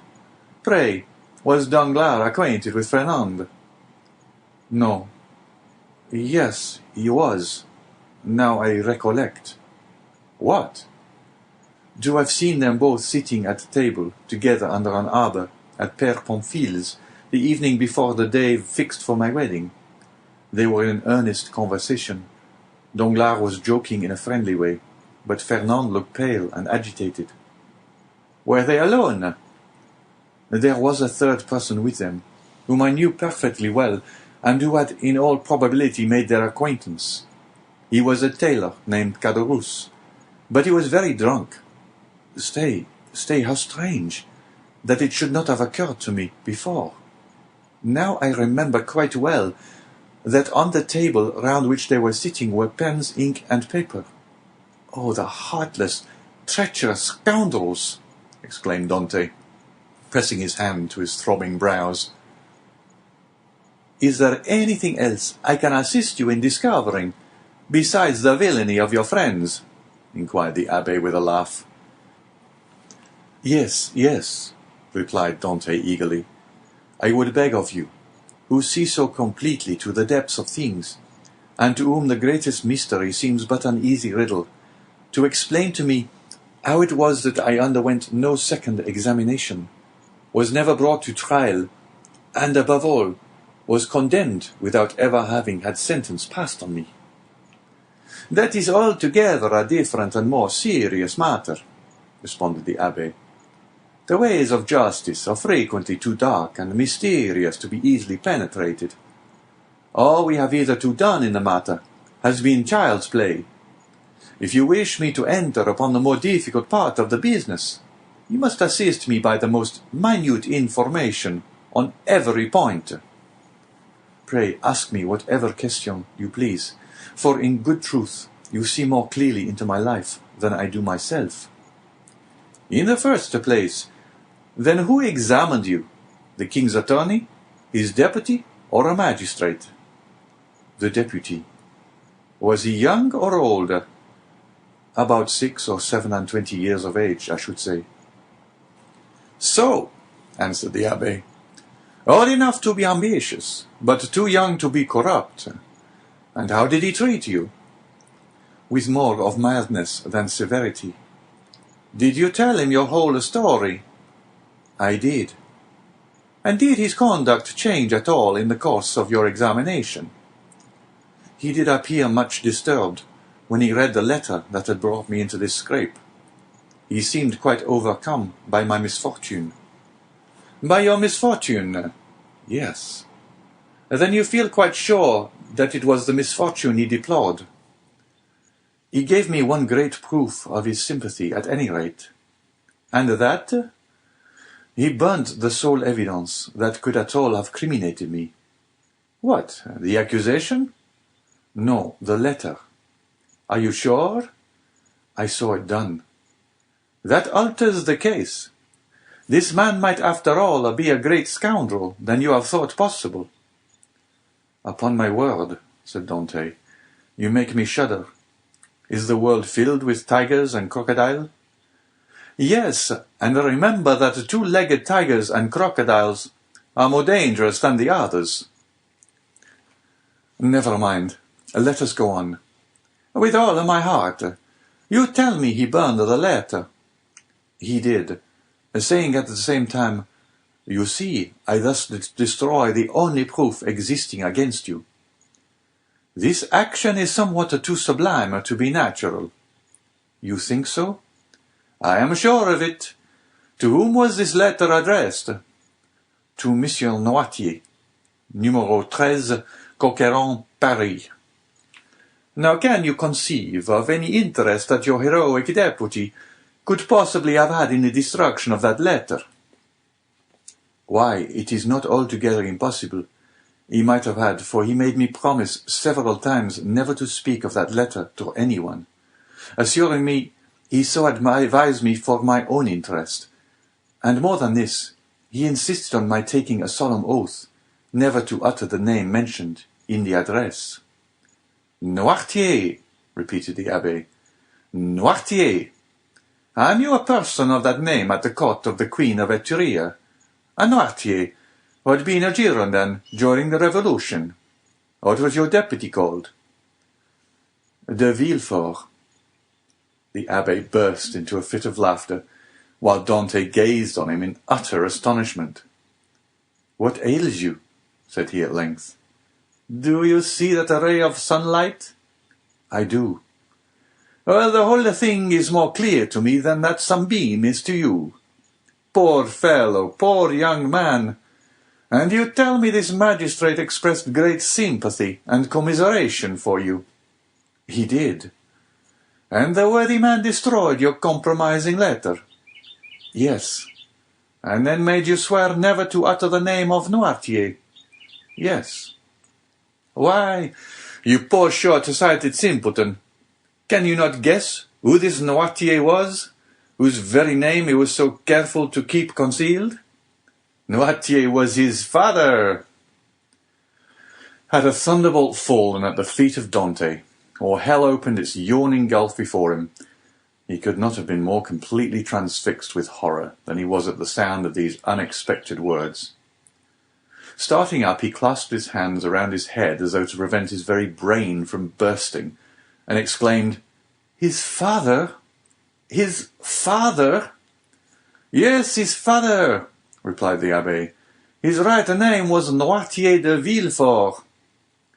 At this instant a bright light shot through the mind of Dante, and cleared up all that had been dark and obscure before. The change that had come over Villefort during the examination, the destruction of the letter, the exacted promise, the almost supplicating tones of the magistrate, who seemed rather to implore mercy than to pronounce punishment, all returned with a stunning force to his memory. He cried out and staggered against the wall like a drunken man. Then he hurried to the opening that led from the Abbé's cell to his own, and said, "I must be alone, to think over all this." When he regained his dungeon, he threw himself on his bed, where the turnkey found him in the evening visit, sitting with fixed gaze and contracted features, dumb and motionless as a statue. During these hours of profound meditation, which to him had seemed only minutes, he had formed a fearful resolution, and bound himself to its fulfilment by a solemn oath. Dante was at length roused from his reverie by the voice of Faria, who, having also been visited by his gaoler, had come to invite his fellow-sufferer to share his supper. The reputation of being out of his mind, though harmlessly and even amusingly so, had procured for the Abbé unusual privileges. He was supplied with bread of a finer, whiter quality than the usual prison fare, and even regaled each Sunday with a small quantity of wine. Now this was a Sunday, and the Abbé had come to ask his young companion to share the luxuries with him. Dante followed. His features were no longer contracted, and now wore their usual expression. But there was that in his whole appearance that bespoke one who had come to a fixed and desperate resolve.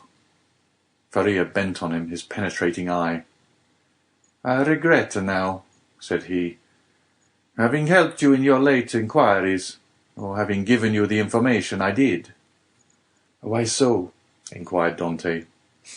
"Because it has instilled a new passion in your heart, that of vengeance." Dante smiled. "Let us talk of something else," said he. Again the Abbé looked at him, then mournfully shook his head, but in accordance with Dante's request, he began to speak of other matters. The elder prisoner was one of those persons whose conversation, like that of all who had experienced many trials, contained many useful and important hints, as well as sound information. But it was never egotistical, for that unfortunate man never alluded to his own sorrows. Dante listened with admiring attention to all he said. Some of his remarks corresponded with what he already knew, or applied to the sort of knowledge his nautical life had enabled him to acquire. A part of the good Abbé's words, however, were wholly incomprehensible to him, but like the aurora which guides the navigator in northern latitudes, opened new vistas to the inquiring mind of the listener, and gave fantastic glimpses of new horizons, enabling him justly to estimate the delight an intellectual mind would have in following one so richly gifted as Faria along the heights of truth, where he was so much at home. "You must teach me a small part of what you know," said Dante, "if only to prevent your growing weary of me. I can well believe that so learned a person as yourself would prefer absolute solitude to being tormented with the company of one as ignorant and uninformed as myself. If you will only agree to my request, I promise you never to mention another word about escaping." The Abbé smiled. "Alas, my boy," said he, "human knowledge is confined within very narrow limits, and when I have taught you mathematics, physics, history, and the 3 or 4 modern languages with which I am acquainted, you will know as much as I do myself. Now it will scarcely require 2 years for me to communicate to you the stock of learning I possess." "2 years?" exclaimed Dante. "Do you really believe I can acquire all these things in so short a time?" "Not their application, certainly, but their principles you may. To learn is not to know. There are the learners and the learned. Memory makes the one, philosophy the other." "But cannot one learn philosophy?" "Philosophy cannot be taught. It is the application of the sciences to truth. It is like the golden cloud in which the Messiah went up into heaven." "Well then," said Dante, "what shall you teach me first? I am in a hurry to begin. I want to learn." "Everything," said the Abbé. And that very evening the prisoners sketched a plan of education to be entered upon the following day. Dante possessed a prodigious memory, combined with an astonishing quickness and readiness of conception.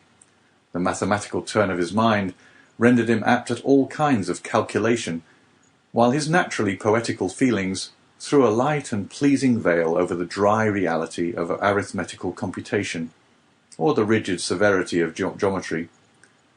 He already knew Italian, and had also picked up a little of the Romaic dialect during voyages to the East, and by the aid of these two languages he easily comprehended the construction of all the others, so that at the end of 6 months he began to speak Spanish, English, and German. In strict accordance with the promise made to the Abbé, Dante spoke no more of escape. Perhaps the delight his studies afforded him left no room for such thoughts. Perhaps the recollection that he had pledged his word, on which his sense of honour was keen, kept him from referring in any way to the possibilities of flight. Days, even months, passed by unheeded in one rapid and instructive course. At the end of a year, Dante was a new man. Dante observed, however, that Faria, in spite of the relief his society afforded, daily grew sadder. One thought seemed incessantly to harass and distract his mind. Sometimes he would fall into long reverie, sigh heavily and involuntarily, then suddenly rise, and with folded arms begin pacing the confined space of his dungeon. One day he stopped all at once and exclaimed, "Ah, if there were no sentinel!" "There shall not be one a minute longer than you please," said Dante, who had followed the working of his thoughts as accurately as though his brain were enclosed in crystal so clear as to display its minutest operations.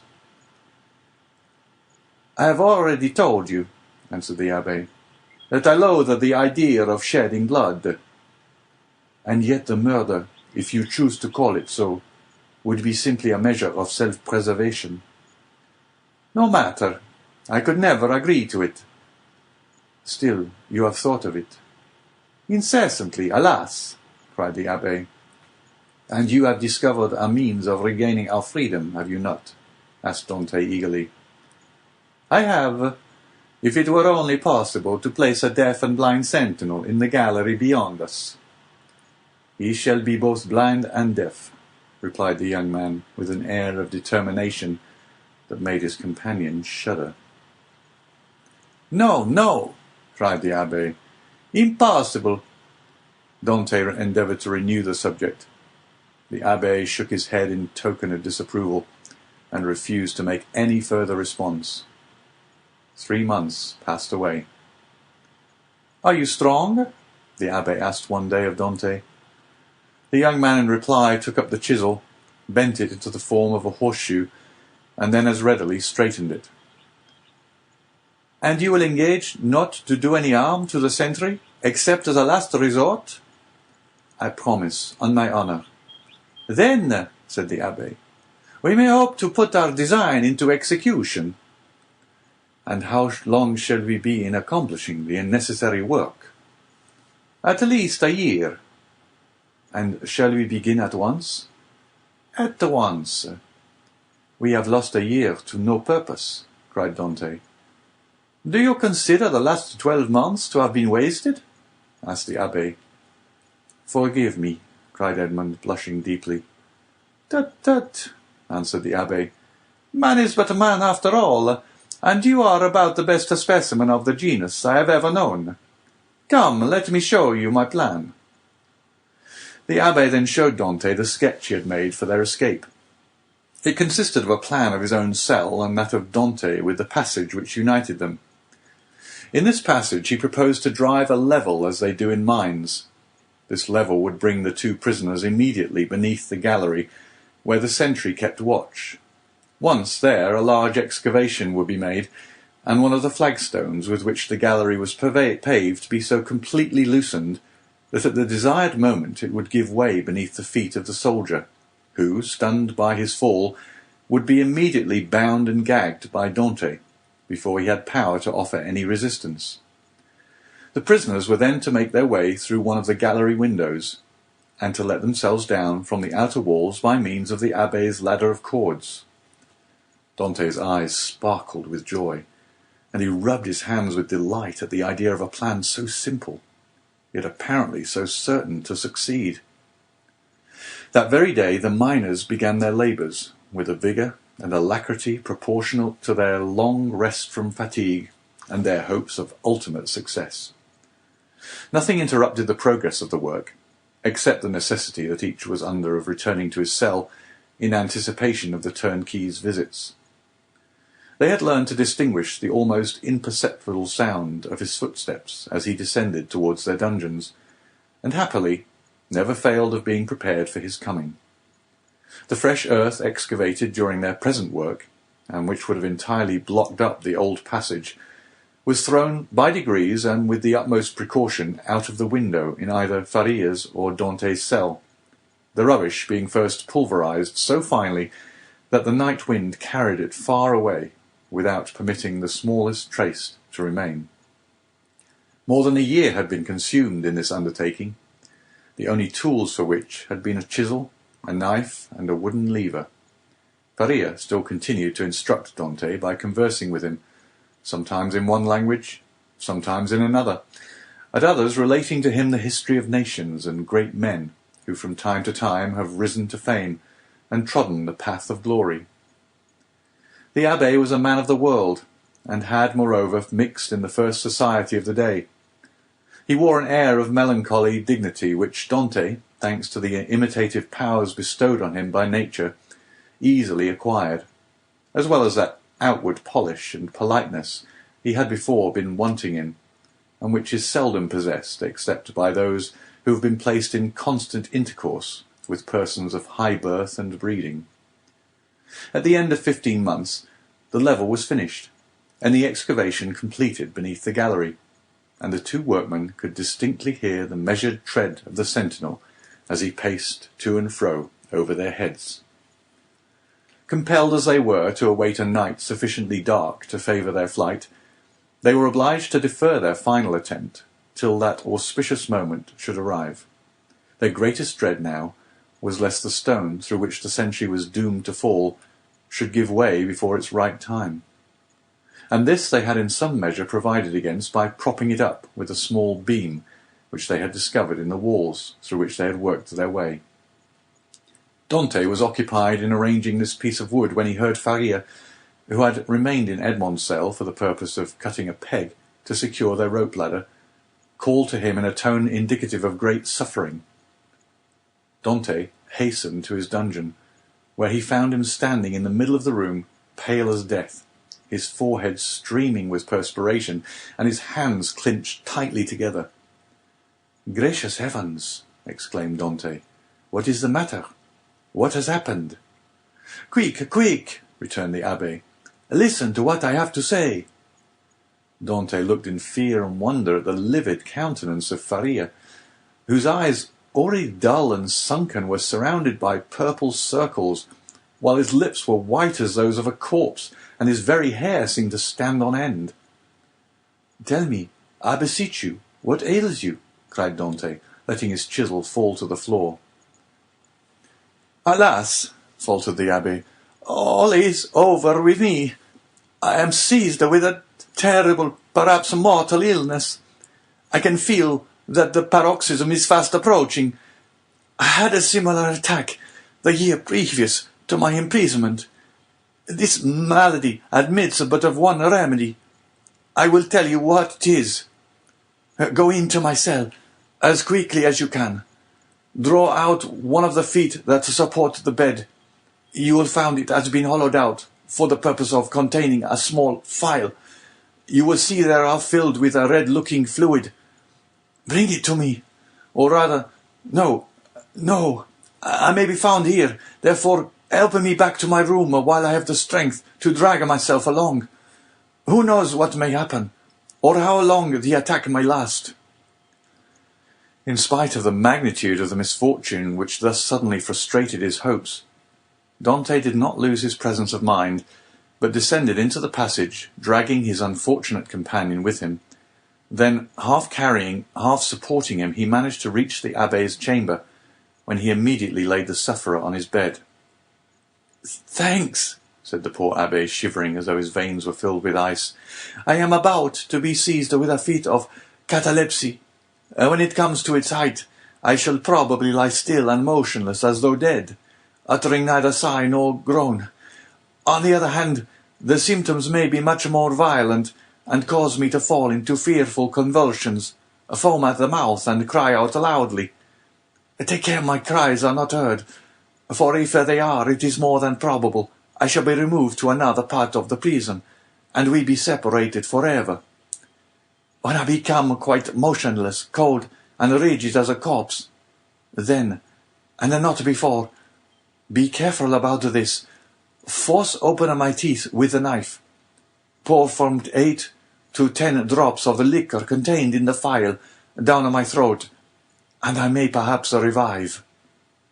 "Perhaps," exclaimed Dante in grief-stricken tones. "Help! Help!" cried the Abbé. I die!" So sudden and violent was the fit that the unfortunate prisoner was unable to complete the sentence. A violent convulsion shook his whole frame. His eyes started from their sockets. His mouth was drawn on one side. His cheeks became purple. He struggled, foamed, dashed himself about, and uttered the most dreadful cries, which, however, Dante prevented from being heard by covering his head with the blanket. The fit lasted 2 hours. Then, more helpless than an infant, and colder and paler than marble, more crushed and broken than a reed trampled underfoot, he fell back, doubled up in one last convulsion, and became as rigid as a corpse. Edmond waited till life seemed extinct in the body of his friend. Then, taking up the knife, he with difficulty forced open the closely fixed jaws, carefully administered the appointed number of drops, and anxiously awaited the result. An hour passed away, and the old man gave no sign of returning animation. Dante began to fear he had delayed too long ere he had administered the remedy, and thrusting his hands into his hair, continued gazing on the lifeless features of his friend. At length, a slight colour tinged the livid cheeks, consciousness returned to the dull open eyeballs, a faint sigh issued from the lips, and the sufferer made a feeble effort to move. "He is saved! He is saved!" cried Dante in a paroxysm of delight. The sick man was not yet able to speak, but he pointed with evident anxiety towards the door. Dante listened, and plainly distinguished the approaching steps of the jailer. It was therefore near 7 o'clock, but Edmond's anxiety had put all thoughts of time out of his head. The young man sprang to the entrance, darted through it, carefully drawing the stone over the opening, and hurried to his cell. He had scarcely done so before the door opened, and the jailer saw the prisoner seated as usual on the side of his bed. Almost before the key had turned in the lock, and before the departing steps of the jailer had died away in the long corridor, he had to traverse Dante, whose restless anxiety concerning his friend left him no desire to touch the food brought to him, hurried back to the Abbé's chamber, and raising the stone by pressing his head against it, was soon beside the sick man's couch. Faria had now fully regained his consciousness, but he still lay helpless and exhausted. "I did not expect to see you again," said he feebly to Dante. "And why not?" asked the young man. "Did you fancy yourself dying?" "No, I had no such idea.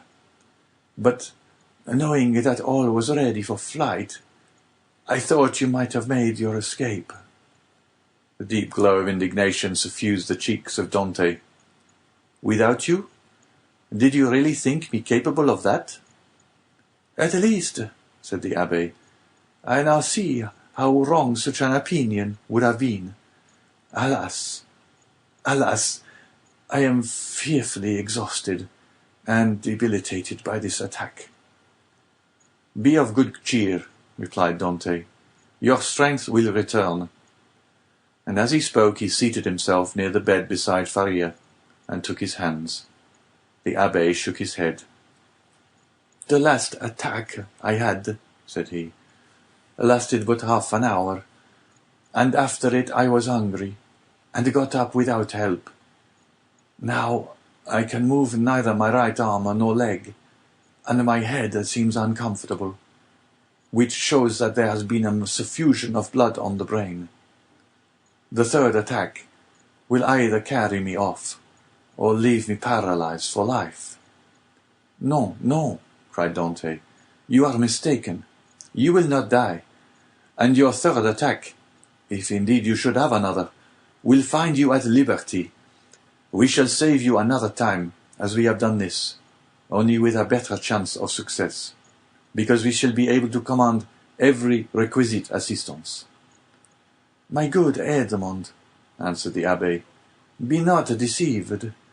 The attack which has just passed away condemns me forever to the walls of a prison. None can fly from a dungeon who cannot walk." "Well, we will wait a week, a month, 2 months, if need be, and meanwhile your strength will return. Everything is in readiness for our flight, and we can select any time we choose. As soon as you feel able to swim, we will go." "I shall never swim again," replied Faria. "This arm is paralyzed, not for a time, but forever. Lift it, and judge if I am mistaken." The young man raised the arm, which fell back by its own weight, perfectly inanimate and helpless. A sigh escaped him. "You are convinced now, Edmond, are you not?" asked the Abbé. "Depend upon it. I know what I say. Since the first attack I experienced of this malady, I have continually reflected on it. Indeed, I expected it, for it is a family inheritance. Both my father and grandfather died of it in a third attack. The physician, who prepared me for the remedy I have twice successfully taken, was no other than the celebrated Cabanilles, and he predicted a similar end for me." "The physician may be mistaken," exclaimed Dante.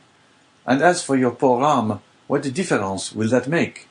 I can take you on my shoulders and swim for both of us." "My son," said the Abbé, "you, who are a sailor and a swimmer, must know as well as I do that a man so loaded would sink before he had done 50 strokes. Cease then to allow yourself to be duped by vain hopes that even your own excellent heart refuses to believe in. Here I shall remain till the hour of my deliverance arrives, and that in all human probability will be the hour of my death. As for you, who are young and active, delay not on my account, but fly, go. I give you back your promise." "It is well," said Dante. "Then I shall also remain." Then rising and extending his hand with an air of solemnity over the old man's head, he slowly added, "By the blood of Christ, I swear never to leave you while you live." Faria gazed fondly on his noble-minded, single-hearted, high-principled young friend, and read in his countenance ample confirmation of the sincerity of his devotion and the loyalty of his purpose. "Thanks," murmured the invalid, extending one hand. "I accept. You may one of these days reap the reward of your disinterested devotion. But as I cannot, and you will not quit this place, it becomes necessary to fill up the excavation beneath the soldier's gallery.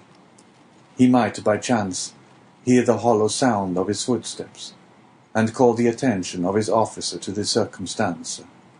That would bring about a discovery which would inevitably lead to our being separated. Go, then, and set about this work in which, unhappily, I can offer you no assistance. Keep at it all night, if necessary, and do not return here tomorrow till after the jailer has visited me. I shall have something of the greatest importance to communicate to you." Dante took the hand of the Abbé in his, and affectionately pressed it. Faria smiled encouragingly on him, and the young man retired to his task in the spirit of obedience and respect which he had sworn to show towards his aged friend. Chapter 18.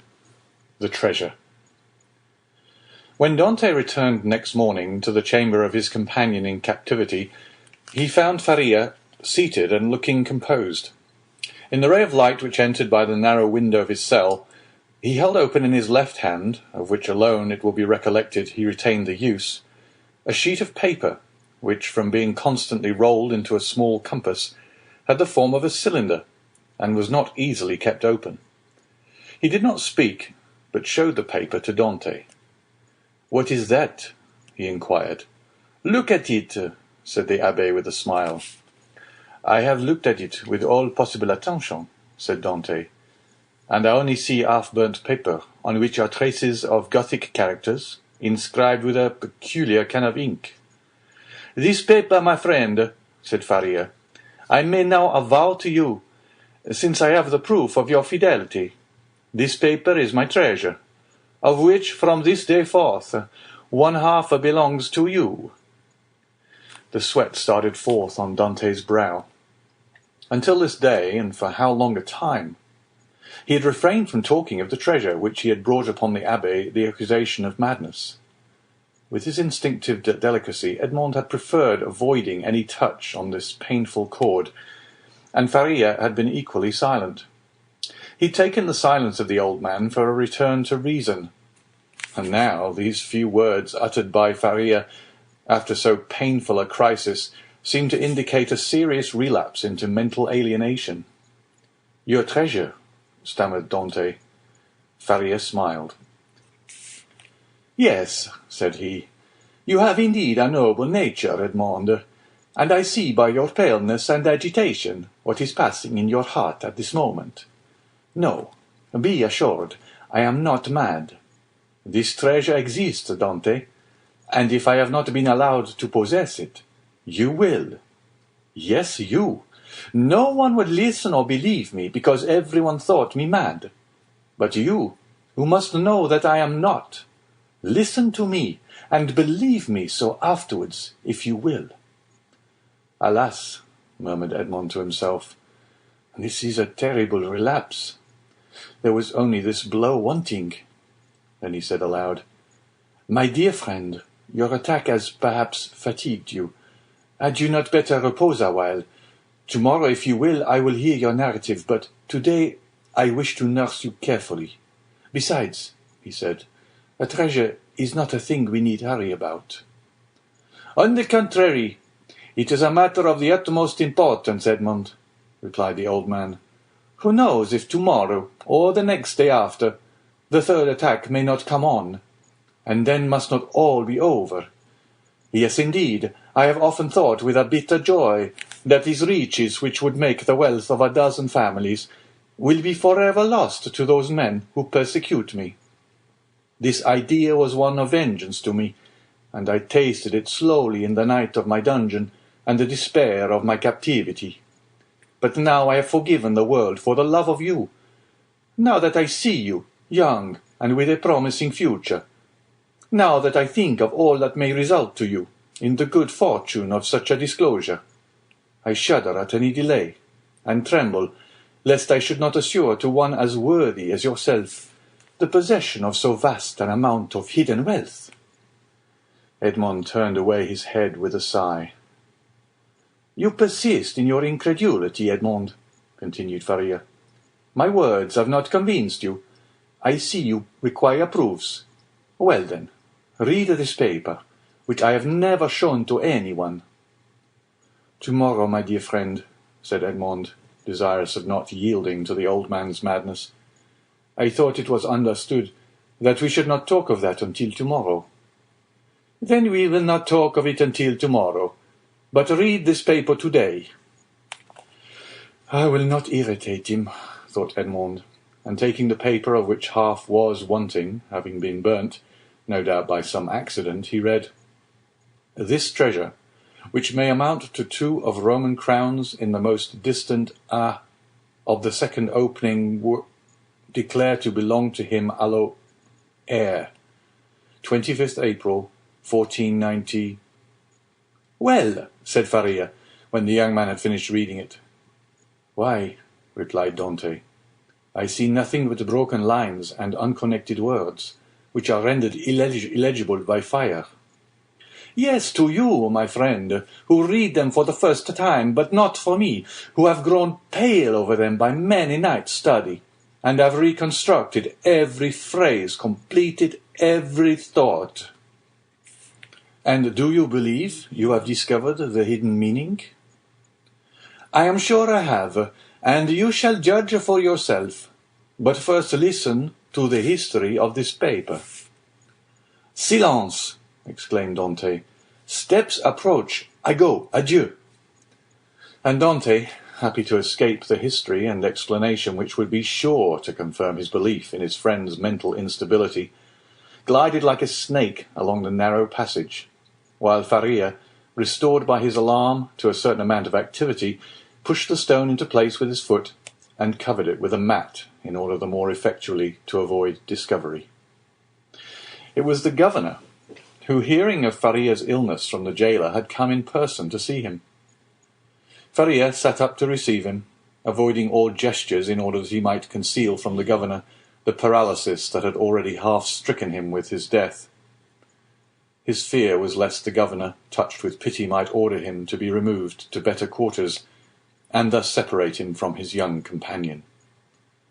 But fortunately this was not the case, and the governor left him convinced that the poor madman, for whom in his heart he felt a kind of affection, was only troubled with a slight indisposition. During this time Edmond, seated on his bed with his head in his hands, tried to collect his scattered thoughts. Faria, since their first acquaintance, had been on all points so rational and logical, so wonderfully sagacious, in fact, that he couldn't understand how so much wisdom on all points could be allied with madness. Was Faria deceived as to his treasure, or was all the world deceived as to Faria? Dante remained in his cell all day, not daring to return to his friend, thinking thus to defer the moment when he should be convinced, once for all, that the Abbé was mad. Such conviction would be so terrible. But towards the evening, after the hour for the customary visit had gone by, Faria, not seeing the young man appear, tried to move and get over the distance which separated them. Edmond shuddered when he heard the painful efforts which the old man made to drag himself along. His leg was inert, and he could no longer make use of one arm. Edmond was obliged to assist him, for otherwise he would not have been able to enter by the small aperture which led to Dante's chamber. "Here I am, pursuing you remorselessly," he said with a benignant smile. "You thought to escape my munificence, but it is in vain. Listen to me." Edmond saw there was no escape, and placing the old man on his bed, he seated himself on the stool beside him. "You know," said the Abbé, "that I was the secretary and intimate friend of Cardinal Spada, the last of the princes of that name. I owe to this worthy lord all the happiness I have ever knew. He was not rich, although the wealth of his family had passed into a proverb, and I heard the phrase very often, as rich as a Spada. But he, like public rumour, lived on his reputation for wealth. His palace was my paradise. I was tutor to his nephews, who are dead, and when he was alone in the world, I tried by absolute devotion to his will to make up to him all he had done for me during 10 years of unremitting kindness. The cardinal's house had no secrets on me. I had often seen my noble patron annotating ancient volumes and eagerly searching amongst dusty family manuscripts. One day, when I was reproaching him for his unavailing searches, and deploring the prostration of mind that followed them, he looked at me, and smiling bitterly, opened a volume relating to the history of the city of Rome. There, in the 20th chapter of the life of Pope Alexandre VI, were the following lines which I can never forget. The great wars of Romagna had ended. Caesar Borgia, who had completed his conquest, had need of money to purchase all Italy. The Pope had also need of money to bring matters to an end with Louis XII, King of France, who was formidable still in spite of his recent reverses, and it was necessary, therefore, to have recourse to some profitable scheme, which was a matter of great difficulty in the impoverished conditions of exhausted Italy. His Holiness had an idea. He determined to make 2 cardinals. By choosing 2 of the greatest personages of Rome, especially rich men, this was the return the Holy Father looked for. In the first place, he could sell the great appointments and splendid offices which the cardinals already held, and then he had the 2 hats to sell besides. There was a third point in view, which will appear hereafter. The Pope and Caesar Borgia first found the 2 future cardinals. They were Giovanni Rospigliosi, who held 4 of the highest dignities of the Holy See, and Cesar Spada, one of the noblest and richest of the Roman nobility. Both felt the high honour of such a favour from the Pope. They were ambitious, and Caesar Borgia soon found purchasers for their appointments. The result was that Rospigliosi and Spada paid for being cardinals, and 8 other persons paid for the offices the cardinals held before their elevation. And thus 800,000 crowns entered into the coffers of the speculators.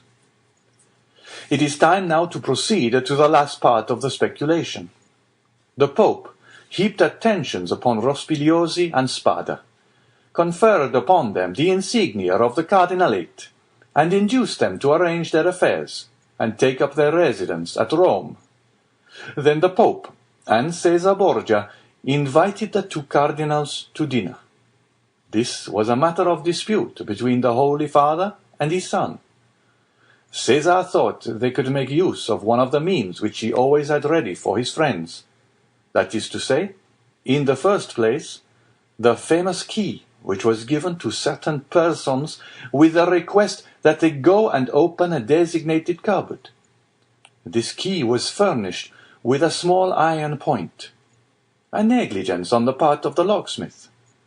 When this was pressed to effect the opening of the cupboard, of which the lock was difficult, the person was pricked by this small point and died next day. Then there was the ring with the lion's head, which Caesar wore when he wanted to greet his friends with a clasp of the hand. The lion bit the hand thus favoured, and at the end of 24 hours, the bite was mortal.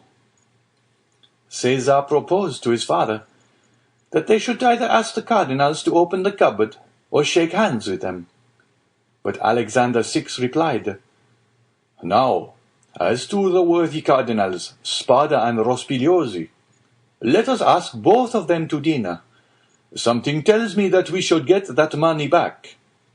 Besides, you forget, Caesar, an indigestion declares itself immediately, while a prick or a bite occasions a delay of a day or 2. Caesar gave way before such cogent reasoning, and the cardinals were consequently invited to dinner. The table was laid in a vineyard belonging to the Pope, near San Pierdarina, a charming retreat which the cardinals knew very well by report. Rospigliosi, quite set up with his new dignities, went with a good appetite, and his most ingratiating manner.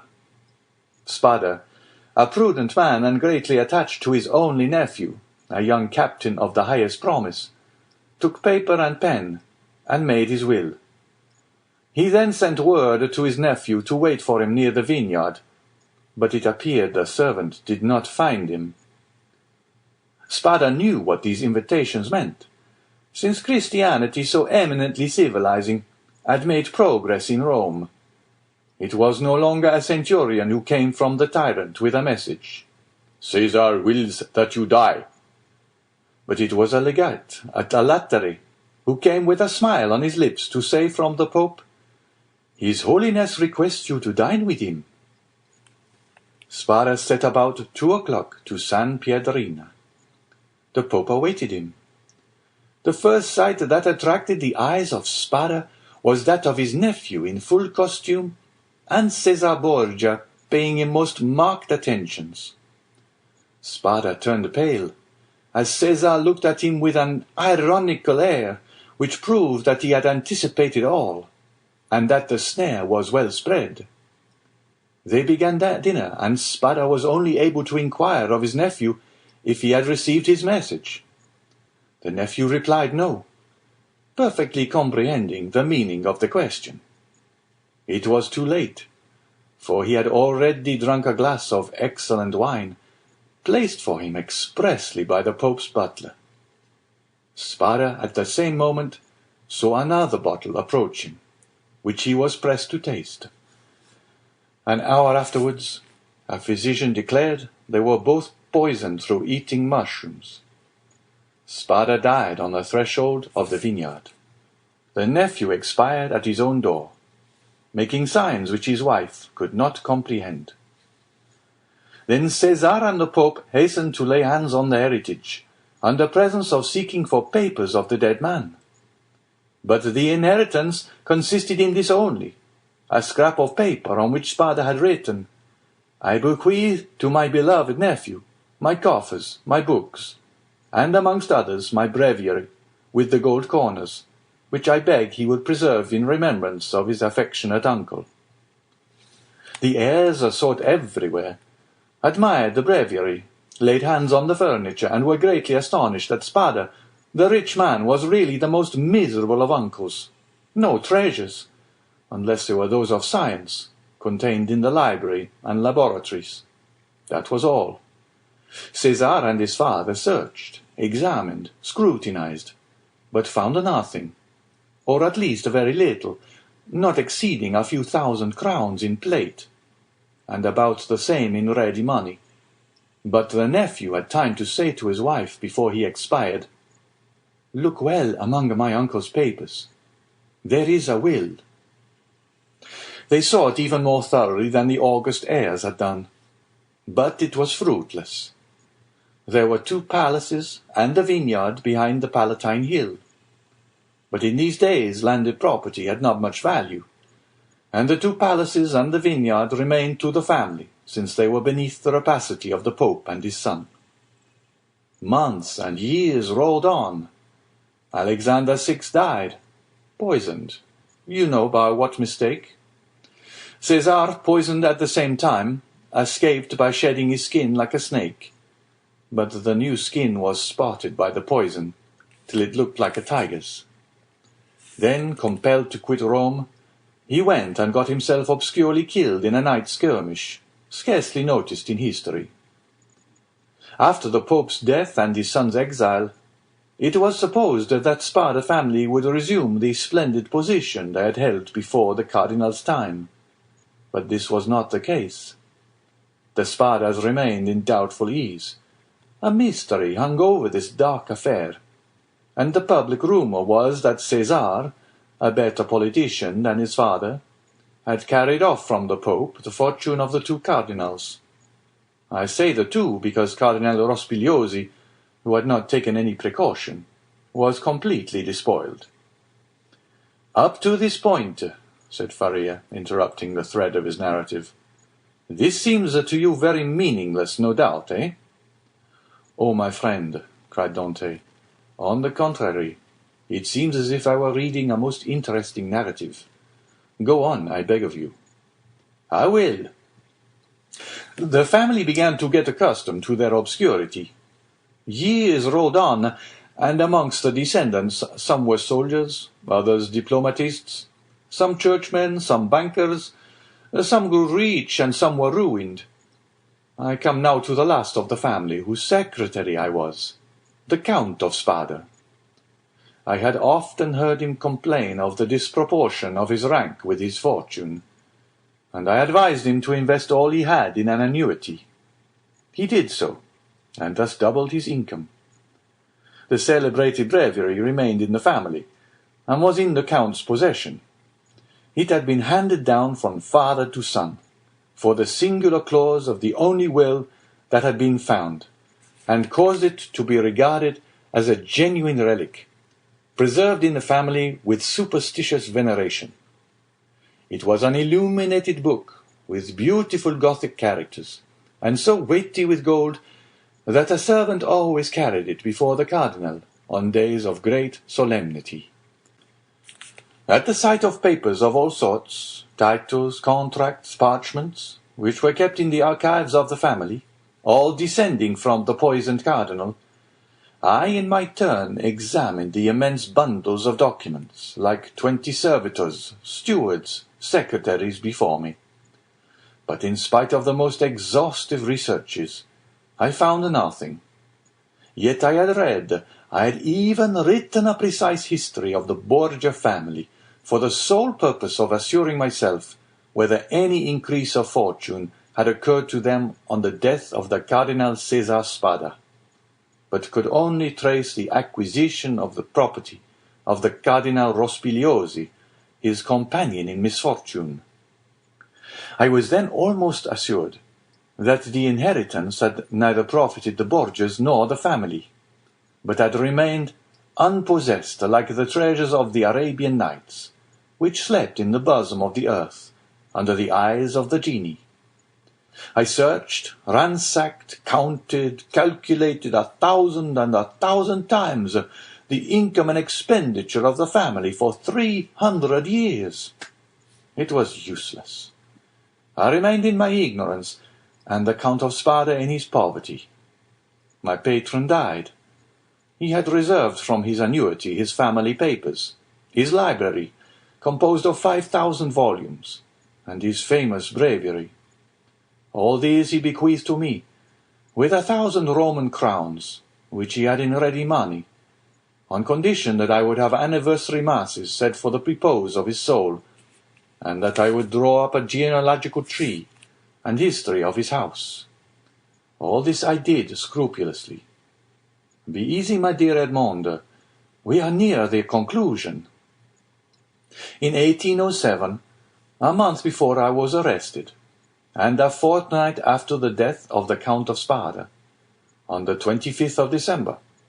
You will see presently how the date became fixed in my memory. I was reading for the 1,000th time the papers I was arranging, for the palace was sold to a stranger, and I was going to leave Rome and settle at Florence, intending to take with me 12,000 francs I possessed, my library and the famous breviary, when, tired with my inconstant labour at the very same thing, and overcome by a heavy dinner I had eaten, my head dropped on my hands, and I fell asleep about 3 o'clock in the afternoon. I awoke as the clock was striking 6. I raised my head. I was in utter darkness. I rang for a light, but as no one came, I determined to find one for myself. It was indeed but anticipating the simple manners which I should soon be under the necessity of adopting. I took a wax candle in one hand, and with the other groped about for a piece of paper, my matchbox being empty, with which I proposed to get a light from the small flame still playing on the embers. Fearing, however, to make use of any valuable piece of paper, I hesitated for a moment, then recollected that I had seen in the famous breviary, which was on the table beside me, an old paper quite yellow with age, and which had served as a marker for centuries, kept there by the request of the heirs. I felt for it, found it, twisted it together, and put it into the expiring flame, set a light to it. But beneath my fingers, as if by magic, in proportion as the fire ascended, I saw yellowish characters appear on the paper. I grasped it in my hand, put out the flames as quickly as I could, lighted my taper in the fire itself, and opened the crumpled paper with inexpressible emotion, recognizing when I had done so that these characters had been traced in mysterious and sympathetic ink, only appearing when exposed to the fire. Nearly 1/3 of the paper had been consumed by the flame. It was that paper you read this morning. Read it again, Dante, and then I will complete for you the incomplete words and unconnected sense. Faria, with an air of triumph, offered the paper to Dante, who this time read the following words, traced with an ink of a reddish colour, resembling rust. This 25th day of April, 1498, B. Alexander VI, and fearing that not he may desire to become my heir, and Bentivoglio, who were poisoned, my sole heir that I have but, and has visited with me, that is in island of Monte Cristo, all I jewels, diamonds, gems, that I alone may amount to nearly the 2 will find on raising the 20th row creek to the east in a right line, 2 open. In these caves the treasure is in the furthest, which treasure I bequeath and leave as my sole heir. 25th April 1498, says, "And now," said the Abbé, "read this other paper," and he presented to Dante a second leaf, with fragments of lines written on it, which Edmond read as follows. "Ing invited to dine by his holiness. Content with making me pay for my hat. Serves for me the fate of Cardinals Caprara. I declare to my nephew, Guido Spada. Read in a place he knows. The caves of the small. Est of ingots, gold, money. Know of the existence of this treasure, which lions of Roman crowns, and which he, from the small, ings have been made. Ngel in the second, tire to him, R. Spada." Faria followed him with an excited look. "And now," he said, when he saw that Dante had read the last line, "put the 2 fragments together and judge for yourself." Dante obeyed, and the conjointed pieces gave the following.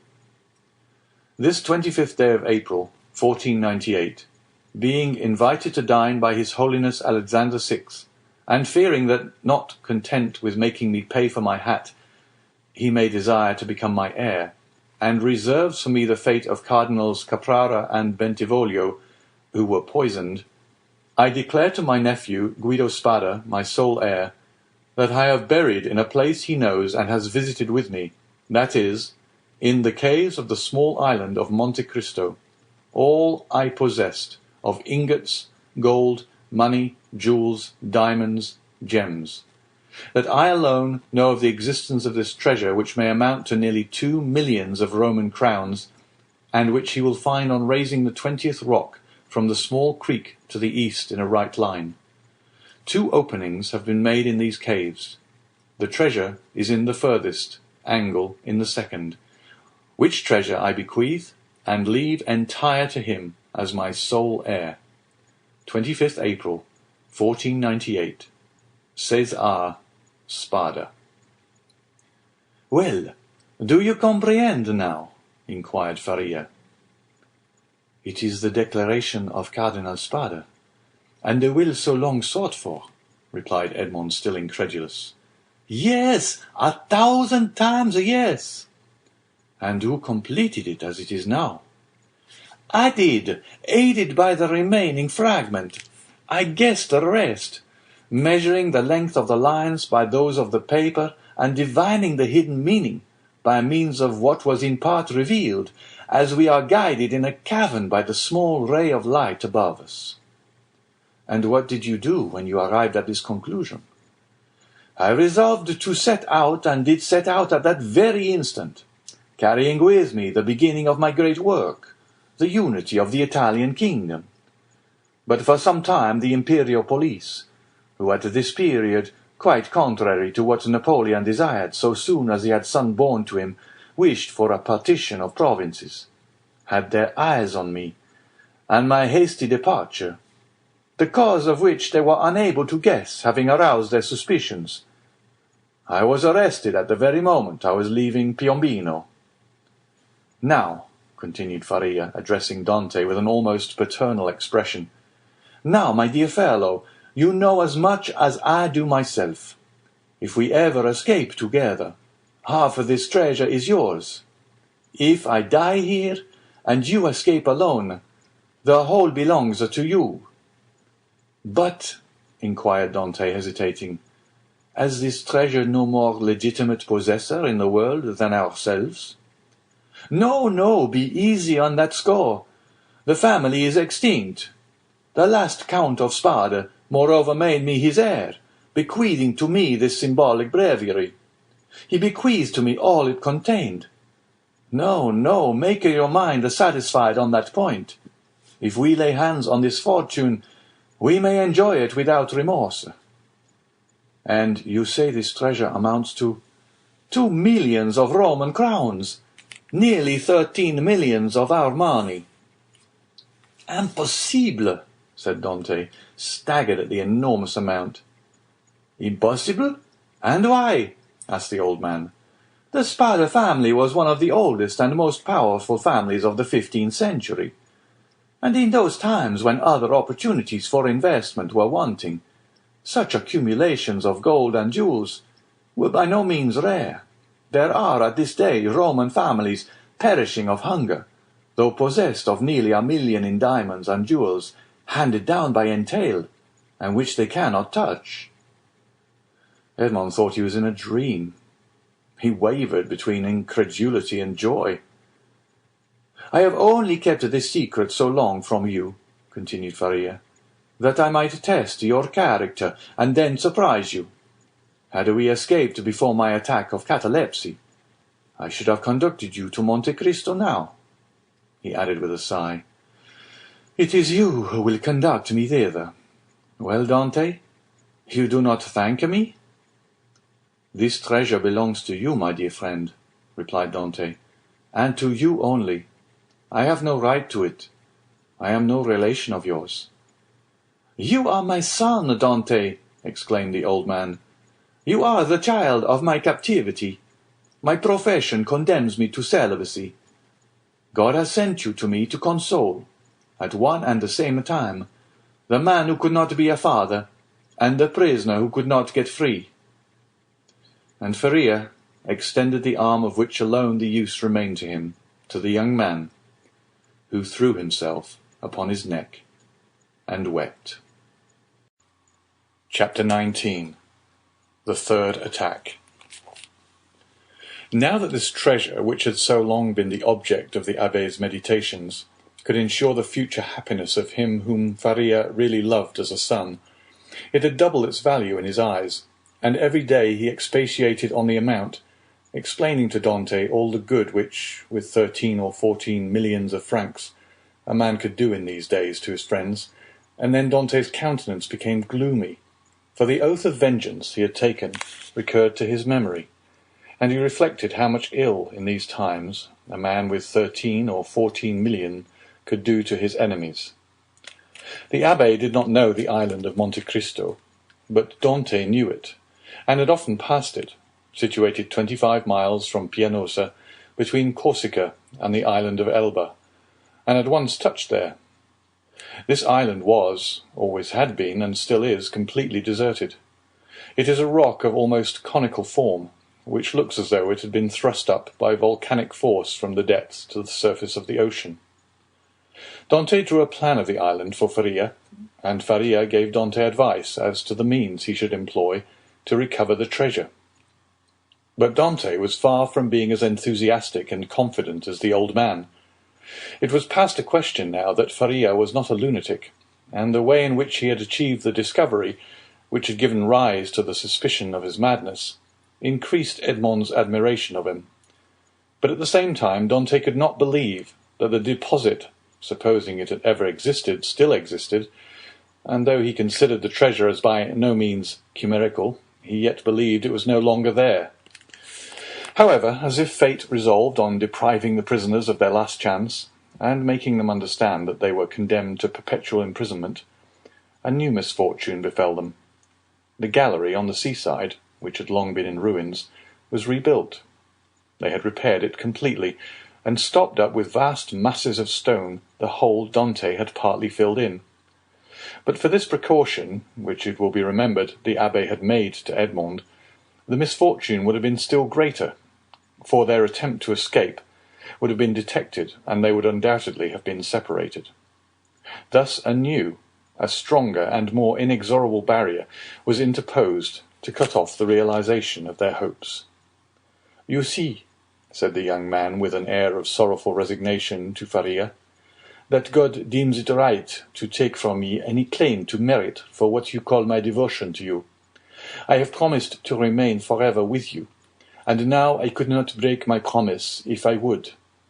The treasure will be no more mine than yours, and neither of us will quit this prison. But my real treasure is not that, my dear friend, which awaits me beneath the sombre rocks of Monte Cristo. It is your presence, our living together 5 or 6 hours a day, in spite of our jailers.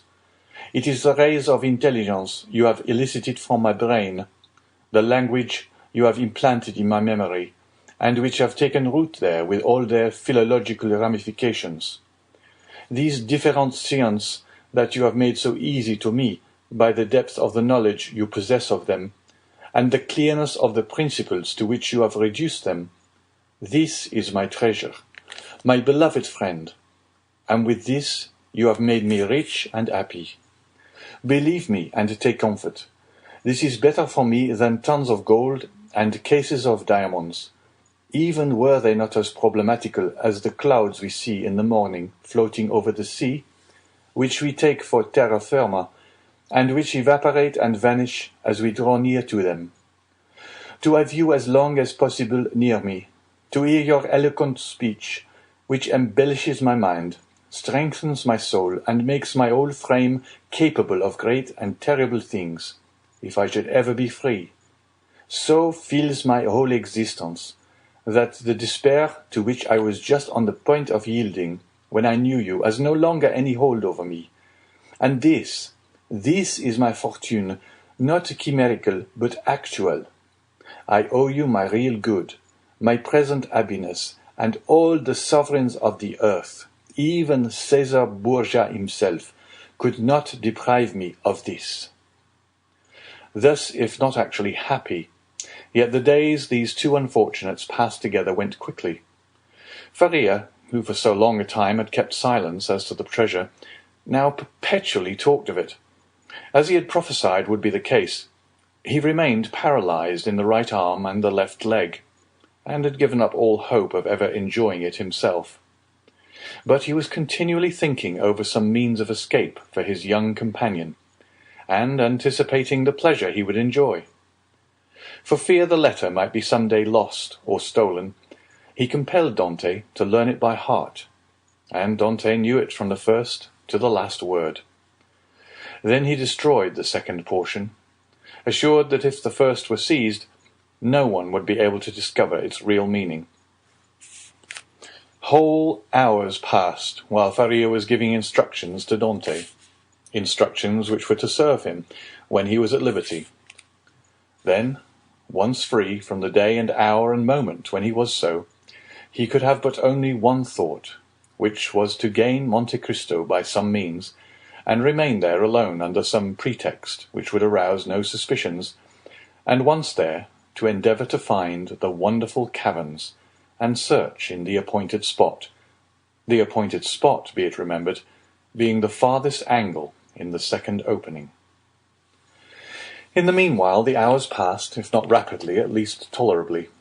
Faria, as we have said, without having recovered the use of his hand and foot, had regained all the clearness of his understanding, and had gradually, besides the moral instructions we have detailed, taught his youthful companion the patient and sublime duty of a prisoner, who learns to make something from nothing. They were thus perpetually employed. Faria, that he might not see himself grow old; Dante, for fear of recalling the almost extinct past, which now only floated in his memory like a distant light wandering in the night. So life went on for them, as it does for those who are not victims of misfortune, and whose activities glide along mechanically and tranquilly beneath the eye of Providence. But beneath his superficial calm, there were in the heart of the young man, and perhaps in that of the old man, many repressed desires, many stifled sighs, which would vent when Faria was left alone, and when Edmond returned to his cell. One night, Edmond awoke suddenly, believing that he heard someone calling him. He opened his eyes upon utter darkness. His name, or rather a plaintive voice which essayed to pronounce his name, reached him. He sat up in bed, and a cold sweat broke out upon his brow. Undoubtedly the call came from Faria's dungeon. "Alas!" murmured Edmond. "Can it be?" He moved his bed, drew up the stone, rushed into the passage, and reached the opposite extremity. The secret entrance was open. By the light of the wretched and wavering lamp of which we have spoken, Dante saw the old man, pale, but yet erect, clinging to the bedstead. His features were writhing with those horrible symptoms which he already knew, and which had so seriously alarmed him when he saw them for the first time. "Alas, my dear friend," said Faria in a resigned tone, "you understand, do you not? And I need not attempt to explain to you." Edmond uttered a cry of agony, and quite out of his senses rushed towards the door, exclaiming, "Help! Help!" Faria had just sufficient strength to restrain him. "Silence," he said, "or you are lost. We must now only think of you, my dear friend, and so act as to render your captivity supportable, or your flight possible. It would require years to do again what I have done here, and the results would be instantly destroyed if our jailers knew we have communicated with each other. Besides, be assured, my dear Edmond, the dungeon I am about to leave will not long remain empty. Some other unfortunate being will soon take my place, and to him you will appear like an angel of salvation. Perhaps he will be young, strong, and enduring like yourself, and will aid you in your escape, while I have been but a hindrance. You will no longer have half a dead body tied to you as a drag to all your movements. At length Providence has done something for you. He restores to you more than he takes away, and it was time I should die." Edmond could only clasp his hands and exclaim, "Oh, my friend, speak not thus!" And then, resuming all his presence of mind, which had for a moment staggered under this blow, and his strength which had failed at the words of the old man, he said, "Oh, I have saved you once, and I will save you a second time." And raising the foot of the bed, he drew out the phial, still a third filled with the red liquor.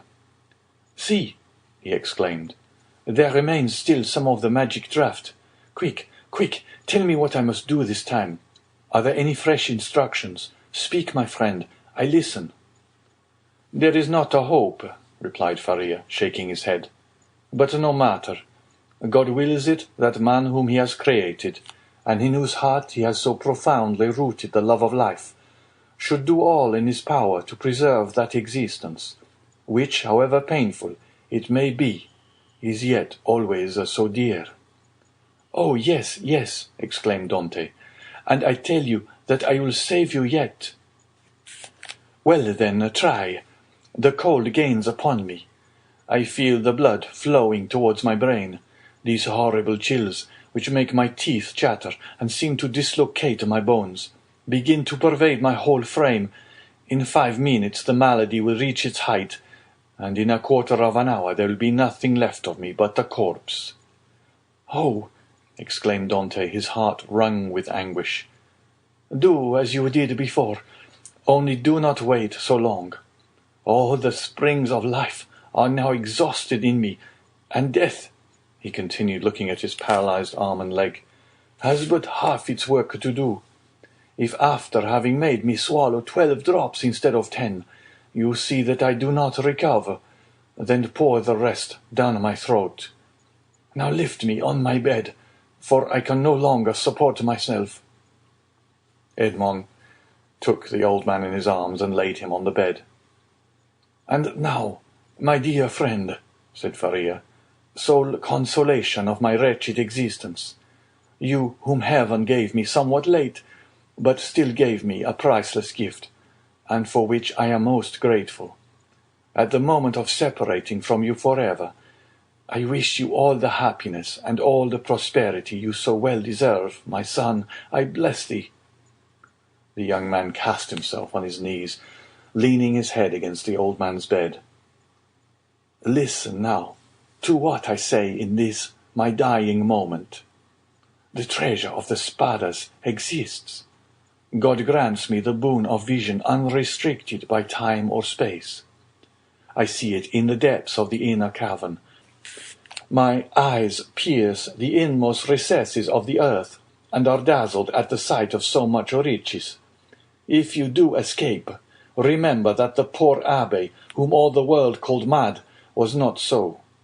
Hasten to Monte Cristo, avail yourself of the fortune, for you have indeed suffered long enough." A violent convulsion attacked the old man. Dante raised his head and saw Faria's eyes injected with blood. It seemed as if a flow of blood had ascended from the chest to the head. "Adieu, adieu," murmured the old man, clasping Edmond's hand convulsively. "Adieu." "Oh, no, no, not yet," he cried. "Do not forsake me. Oh, succour him. Help, help, help." "Hush, hush," murmured the dying man. "That they may not separate us, if you save me." "You are right. Oh, yes, yes, be assured I shall save you. Besides, although you suffer much, you do not seem to be in such agony as you were before." "Do not mistake. I suffer less because there is in me less strength to endure. At your age, we have faith in life. It is the privilege of youth to believe and hope. But old men see death more clearly. Oh, 'tis here, 'tis here. 'Tis over. My sight is gone. My senses fail. Your hand, Dante. Adieu, adieu." And raising himself by a final effort, in which he summoned all his faculties, he said, "Monte Cristo, forget not, Monte Cristo." And he fell back on the bed. The crisis was terrible, and a rigid form with twisted limbs, swollen eyelids, and lips flecked with bloody foam lay on the bed of torture in place of the intellectual being who so lately rested there. Dante took the lamp, placed it on a projecting stone above the bed, whence its tremulous light fell with strange and fantastic ray on the distorted countenance and motionless, stiffened body. With steady gaze he awaited confidently the moment for administering the restorative. When he believed that the right moment had arrived, he took the knife, pried open the teeth which offered less resistance than before, counted one after the other 12 drops, and watched. The phial contained perhaps twice as much more. He waited 10 minutes, a quarter of an hour, half an hour. No change took place. Trembling, his hair erect, his brow bathed with perspiration, he counted the seconds by the beating of his heart. Then he thought it was time to make the last trial, and he put the phial to the purple lips of Faria, and without having occasion to force open his jaws, which had remained extended, he poured the whole of the liquid down his throat. The draught produced a galvanic effect. A violent trembling pervaded the old man's limbs. His eyes opened until it was fearful to gaze upon them. He heaved a sigh which resembled a shriek, and then his convulsed body returned gradually to its former immobility, the eyes remaining open. Half an hour, an hour and a half elapsed, and during this period of anguish Edmond leaned over his friend, his hand applied to his heart, and felt the body gradually grow cold, and the heart's pulsation become more and more deep and dull, until at length it stopped. The last movement of the heart ceased. The face became livid. The eyes remained open, but the eyeballs were glazed. It was 6 o'clock in the morning. The dawn was just breaking, and its feeble ray came into the dungeon, and paled the ineffectual light of the lamp. Strange shadows passed over the countenance of the dead man, and at times gave it the appearance of life. While the struggle between day and night lasted, Dante still doubted. But as soon as the daylight gained the preeminence, he saw that he was alone with a corpse. Then an invincible and extreme terror seized upon him, and he dared not again press the hand that hung out of bed. He dared no longer to gaze on those fixed and vacant eyes, which he tried many times to close, but in vain.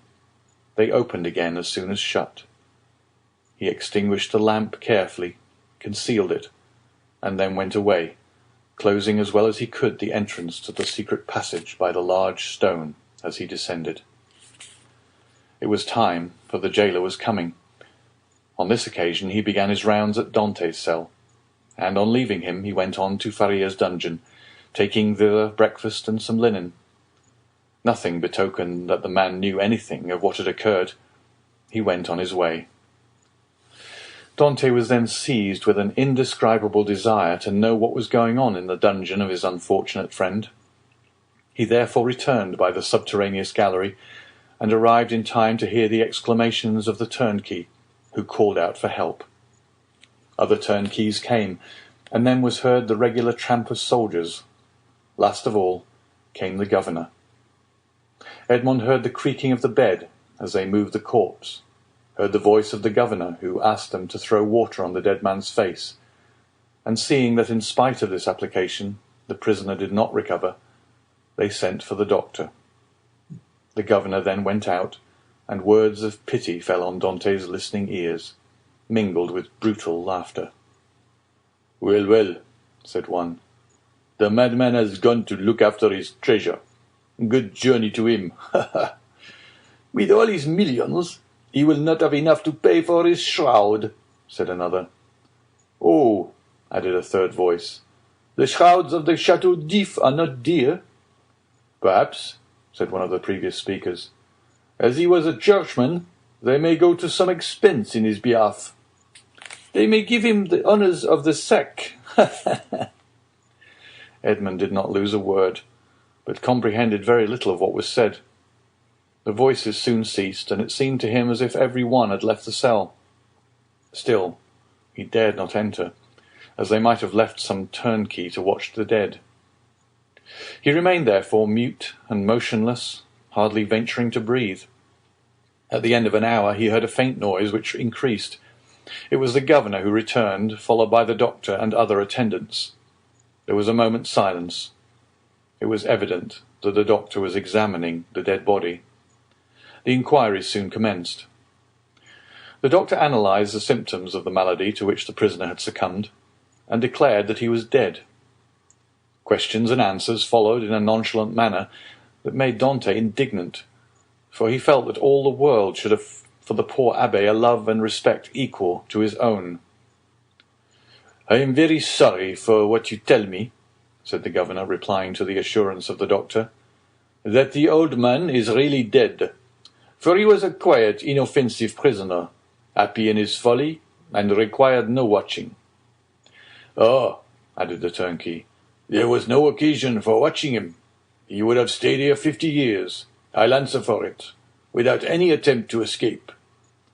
"Still," said the governor, "I believe it will be requisite, notwithstanding your certainty, and not that I doubt your science, but in discharge of my official duty, that we should be perfectly assured that the prisoner is dead."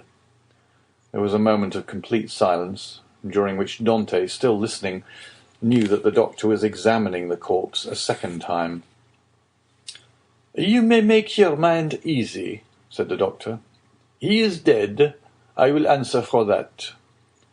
"You know, sir," said the governor, persisting, "that we are not content in such cases as this with such a simple examination. In spite of all appearances, be so kind, therefore, as to finish your duty by fulfilling the formalities described by law." "Let the irons be heated," said the doctor. "But really it is a useless precaution." This order to heat the irons made Dante shudder. He heard hasty steps, the creaking of a door, people going and coming, and some minutes afterwards a turnkey entered, saying, "Here is the brazier, lighted." There was a moment's silence, and then was heard the crackling of burning flesh, of which the peculiar and nauseous smell penetrated even behind the wall where Dante was listening in horror. The perspiration poured forth upon the young man's brow, and he felt as if he should faint. "You see, sir, he is really dead," said the doctor. "This burn in the heel is decisive. The poor fool is cured of his folly and delivered from his captivity." "Wasn't his name Faria?" inquired one of the officers who accompanied the governor. "Yes, sir, and as he said, it was an ancient name. He was, too, very learned and rational enough on all points which did not relate to his treasure, but on that, indeed, he was intractable. It is the sort of malady which we call monomania," said the doctor.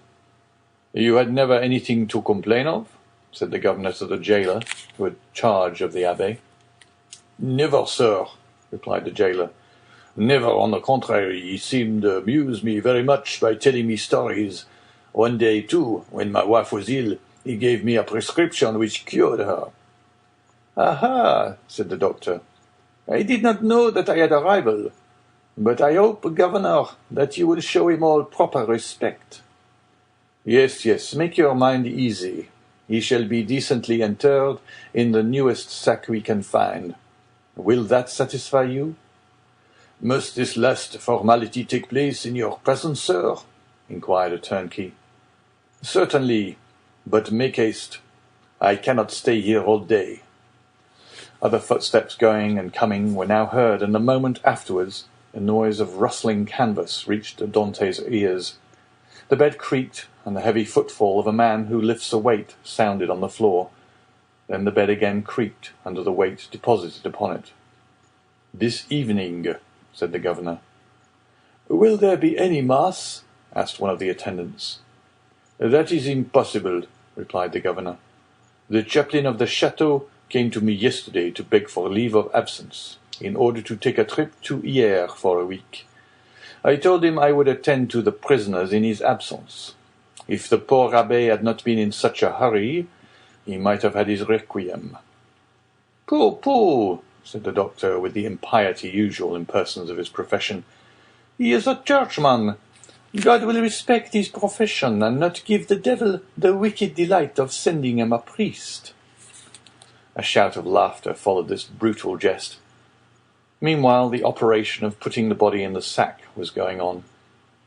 "This evening," said the governor, when the task was ended. "At what hour?" inquired a turnkey. "Why, about 10 or 11 o'clock." "Shall we watch by the corpse?" "Of what use would it be? Shut the dungeon as if you were alive, that is all." Then the steps retreated, and the voices died away in the distance. The noise of the door with its creaking hinges and bolts ceased, and a silence more sombre than that of solitude ensued, the silence of death, which was all-pervasive and struck its icy chill to the very soul of Dante. Then he raised the flagstone cautiously with his head and looked carefully around the chamber. It was empty, and Dante emerged from the tunnel. Chapter 20. The Cemetery of the Château d'If. On the bed, at full length and faintly illuminated by the pale light that came from the window, lay a sack of canvas, and under its rude folds was stretched a long and stiffened form. It was Ferrier's last winding sheet. A winding sheet which, as the turnkey said, cost so little. Everything was in readiness. A barrier had been placed between Dante and his old friend. No longer could Edmond look into those wide open eyes which had seemed to be penetrating the mysteries of death. No longer could he clasp the hand which had done so much to make his existence blessed. Ferrier, the beneficent and cheerful companion with whom he was accustomed to live so intimately, no longer breathed. He seated himself on the edge of that terrible bed, and fell into melancholy and gloomy reverie. Alone, he was alone again condemned to silence, again face to face with nothingness. Alone! Never again to see the face, never again to hear the voice of the only human being who united him to earth. Was not Faria's fate the better, after all, to solve the problem of life at its source, even at the risk of horrible suffering? The idea of suicide, which his friend had driven away and kept away by his cheerful presence, now hovered like a phantom over the Abbé's dead body. "If I could die," he said, "I should go where he goes, and should assuredly find him again. But how to die? It is very easy," he went on with a smile. "I will remain here, rush on the first person that opens the door, strangle him, and then they will guillotine me." But excessive grief is like a storm at sea where the frail bark is tossed from the depths to the top of the wave. Dante recoiled from the idea of so infamous a death, and passed suddenly from despair to an ardent desire for life and liberty. "Die? Oh no," he exclaimed, "not die now, after having lived and suffered so long and so much. Die? Yes, had I died years ago, but now to die would be indeed to give way to the sarcasm of destiny. No, I want to live. I shall struggle to the very last. I will yet win back the happiness of which I have been deprived. Before I die, I must not forget that I have my executioners to punish, and perhaps, too, who knows, some friends to reward. Yet they will forget me here, and I shall die in my dungeon like Faria." As he said this, he became silent and gazed straight before him, like one overwhelmed with a strange and amazing thought. Suddenly he arose, lifted his hand to his brow as if his brain were giddy, paced twice or thrice round the dungeon, and then paused abruptly by the bed. "Just God," he muttered, "whence comes this thought? Is it from thee? Since none but the dead pass freely from this dungeon, let me take the place of the dead." Without giving himself time to reconsider his decision, and indeed that he might not allow his thoughts to be distracted from his desperate resolution, he bent over the appalling shroud, opened it with the knife which Faria had made, drew the corpse from the sack, and bore it along the tunnel to his own chamber, laid it on his couch, tied around its head the rag he wore at night around his own, covered it with his counterpane, once again kissed the ice-cold brow, and tried vainly to close the resisting eyes which glared horribly, turned the head towards the wall so that the jailer might, when he brought the evening meal, believe that he was asleep, as was his frequent custom, entered the tunnel again, drew the bed against the wall, returned to the other cell, took from the hiding-place the needle and thread, flung off his rags that they might feel only naked flesh beneath the coarse canvas, and getting inside the sack, placed himself in the posture in which the dead body had been laid, and sewed up the mouth of the sack from the inside. He would have been discovered by the beating of his heart if by any mischance the jailers had entered at that moment. Dante might have waited until the evening visit was over, but he was afraid that the governor would change his mind and order the dead body to be removed earlier. In that case, his last hope would have been destroyed. Now his plans were fully made, and this is what he intended to do. If while he was being carried out the gravediggers should discover that they were bearing alive instead of a dead body, Dante did not intend to give them time to recognize him, but with a sudden cut of the knife he meant to open the sack from top to bottom, and profiting by their alarm, escape. If they tried to catch him, he would use his knife to better purpose. If they took him to the cemetery and laid him in a grave, he would allow himself to be covered with earth, and then, as it was night, the grave-diggers could scarcely have turned their backs before he would have worked his way through the yielding soil and escaped. He hoped that the weight of earth would not be so great that he could not overcome it. If he was detected in this and the earth proved too heavy, he would be stifled, and then, so much the better. All would be over. Dante had not eaten since the preceding evening, but he had not thought of hunger, nor did he think of it now. His situation was too precarious to allow him even time to reflect on any thought but one. The first risk that Dante ran was that the jailer, when he brought him his supper at 7 o'clock, might perceive the change that had been made, fortunately 20 times at least, from misanthropy or fatigue. Dante had received his jailer in bed, and then the man placed his bread and soup on the table and went away without saying a word. This time the jailer might not be as silent as usual, but speak to Dante, and seeing that he received no reply, go to the bed, and thus discover all. When 7 o'clock came, Dante's agony really began.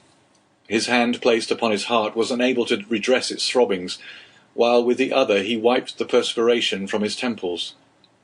From time to time, chills ran through his whole body and clutched his heart in a grasp of ice. Then he thought he was going to die. Yet the hours passed on without any unusual disturbance, and Dante knew that he had escaped the first peril. It was a good augury. At length, about the hour the governor had appointed, footsteps were heard on the stairs. Edmond felt that the moment had arrived, summoned up all his courage, held his breath, and would have been happy if at the same time he could have repressed the throbbing of his veins. The footsteps, they were double, paused at the door, and Dante guessed that the two grave-diggers had come to seek him. This idea was soon converted into certainty when he heard the noise they made in putting down the hand-bier.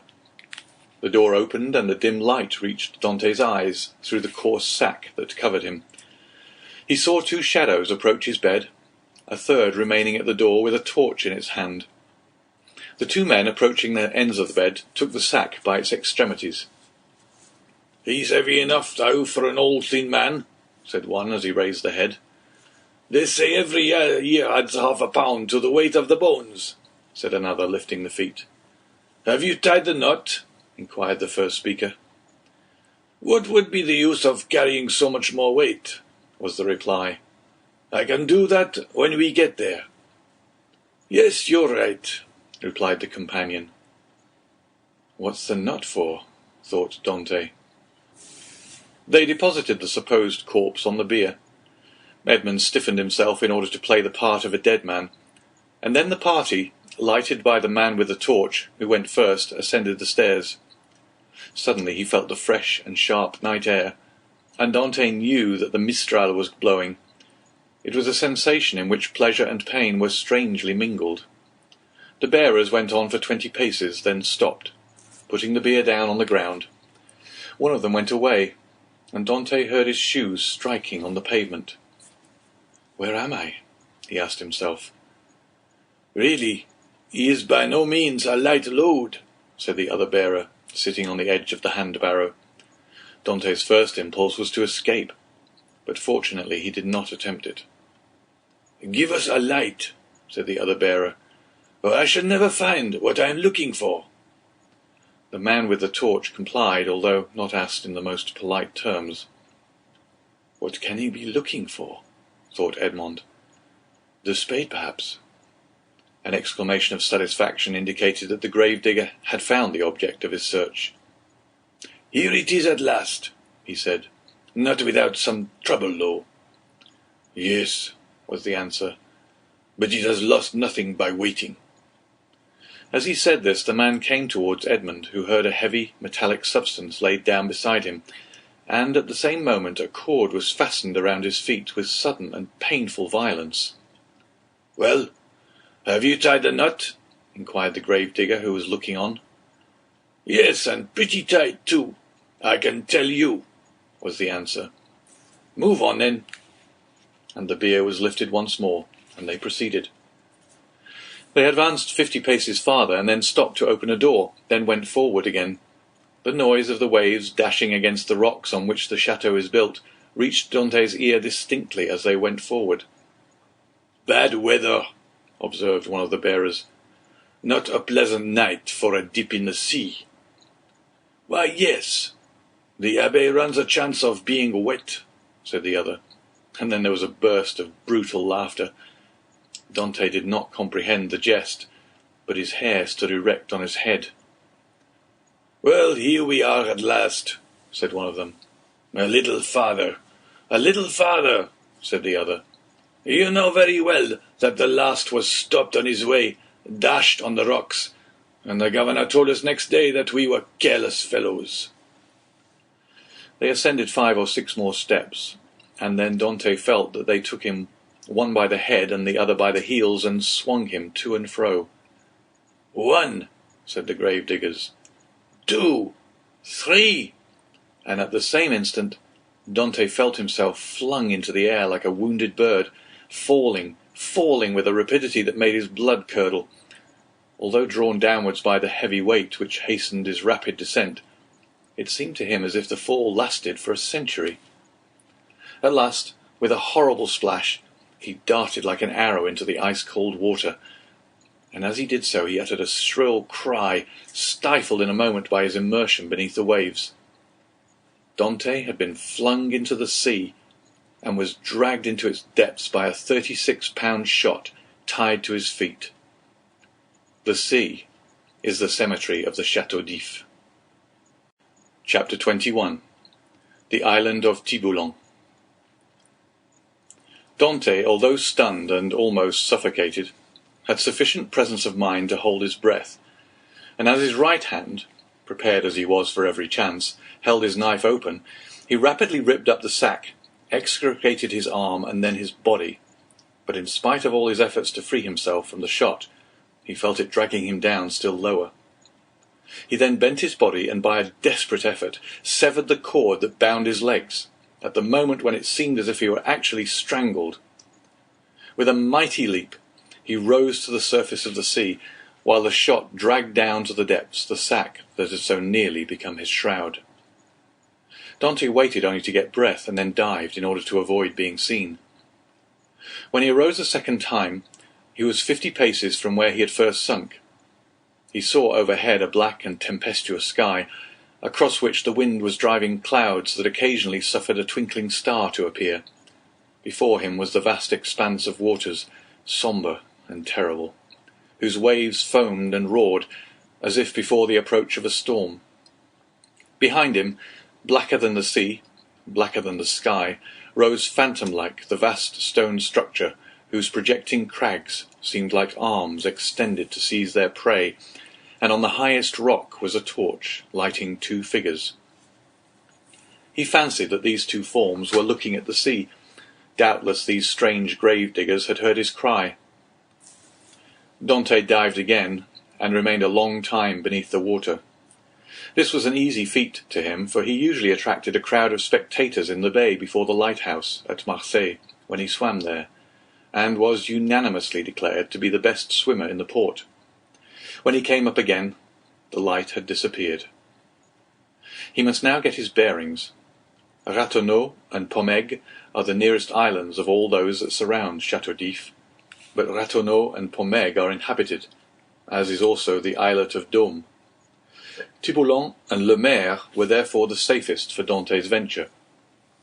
The islands of Tiboulen and Le Maire are a league from the Château d'If. Dante nevertheless determined to make for them. But how could he find his way in the darkness of the night? At this moment he saw the light of Planier gleaming in front of him like a star. By leaving this light on the right, he kept the island of Tiboulen a little on the left. By turning to the left, therefore, he would find it. But as we have said, it was at least a league from the Château d'If to this island. Often in prison, Faria had said to him, when he saw him idle and inactive, "Dante, you must never give way to this listlessness. You will be drowned if you seek to escape, and your strength has not been properly exercised and prepared for exertion." These words rang in Dante's ears. Even beneath the waves, he hastened to cleave his way through them to see if he had not lost his strength. He found with pleasure that his captivity had taken away nothing of his power, and that he was still master of that element on whose bosom he had so often sported as a boy. Fear, that relentless pursuer, clogged Dante's efforts. He listened for any sound that might be audible, and every time that he rose to the top of a wave he scanned the horizon and strove to penetrate the darkness. He fancied that every wave behind him was a pursuing boat, and he redoubled his exertions, increasing rapidly his distance from the château, but exhausting his strength. He swam on still, and already the terrible château had disappeared in the darkness. He could not see it, but he felt its presence. An hour passed, during which Dante, excited by the feeling of freedom, continued to cleave the waves. "Let us see," said he. "I have swum above an hour, but as the wind is against me, that has retarded my speed. However, if I am not mistaken, I must be close to Tiboulen. But what if I were mistaken?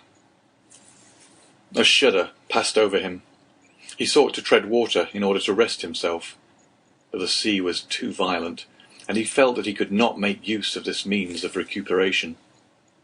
"Well," said he, "I will swim on until I am worn out, or the cramp seizes me, and then I shall sink." And he struck out with the energy of despair. Suddenly the sky seemed to him to become still darker and more dense, and heavy clouds seemed to sweep down towards him. At the same time, he felt a sharp pain in his knee. He fancied for a moment that he had been shot, and listened for the report, but he heard nothing. Then he put out his hand and encountered an obstacle, and with another stroke knew that he had gained the shore. Before him rose a grotesque mass of rocks that resembled nothing so much as a vast fire petrified at the moment of its most fervent combustion.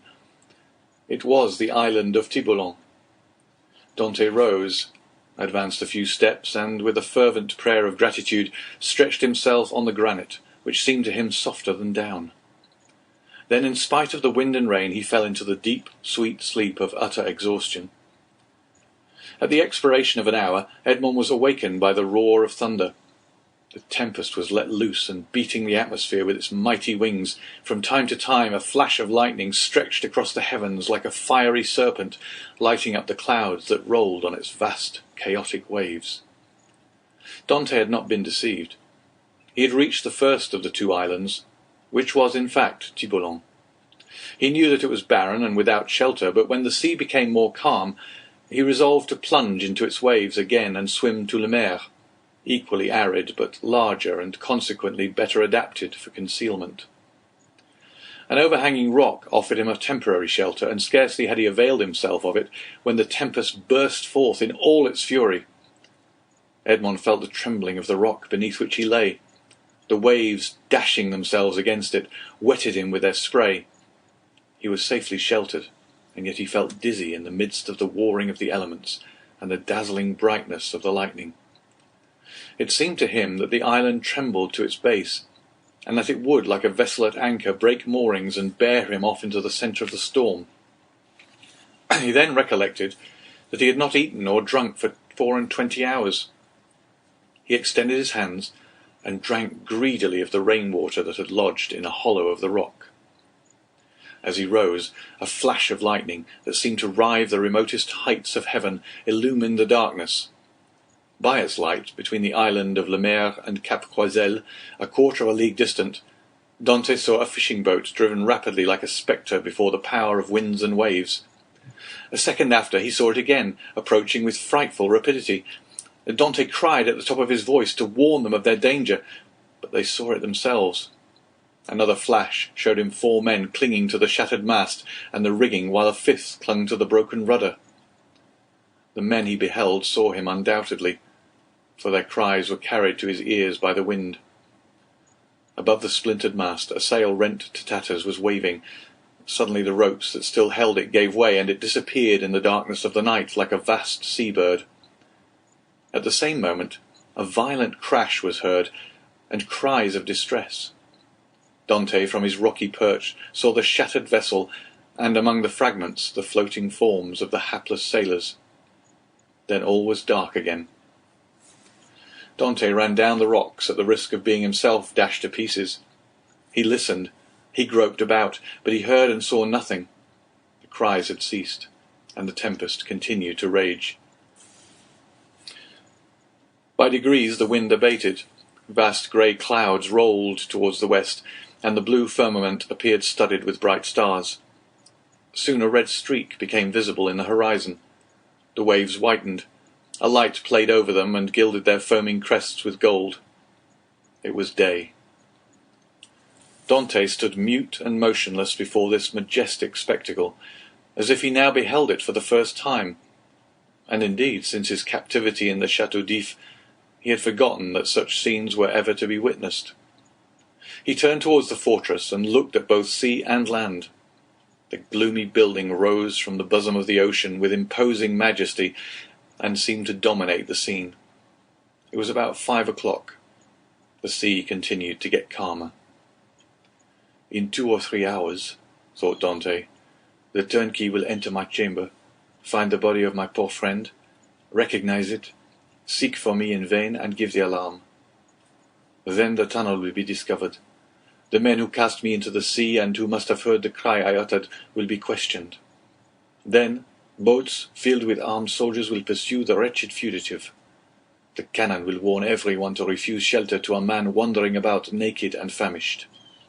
The police of Marseilles will be on the alert by land, whilst the governor pursues me by sea. I am cold, I am hungry, I have lost even the knife that saved me. Oh my God, I have suffered enough, surely. Have pity on me, and do for me what I am unable to do for myself.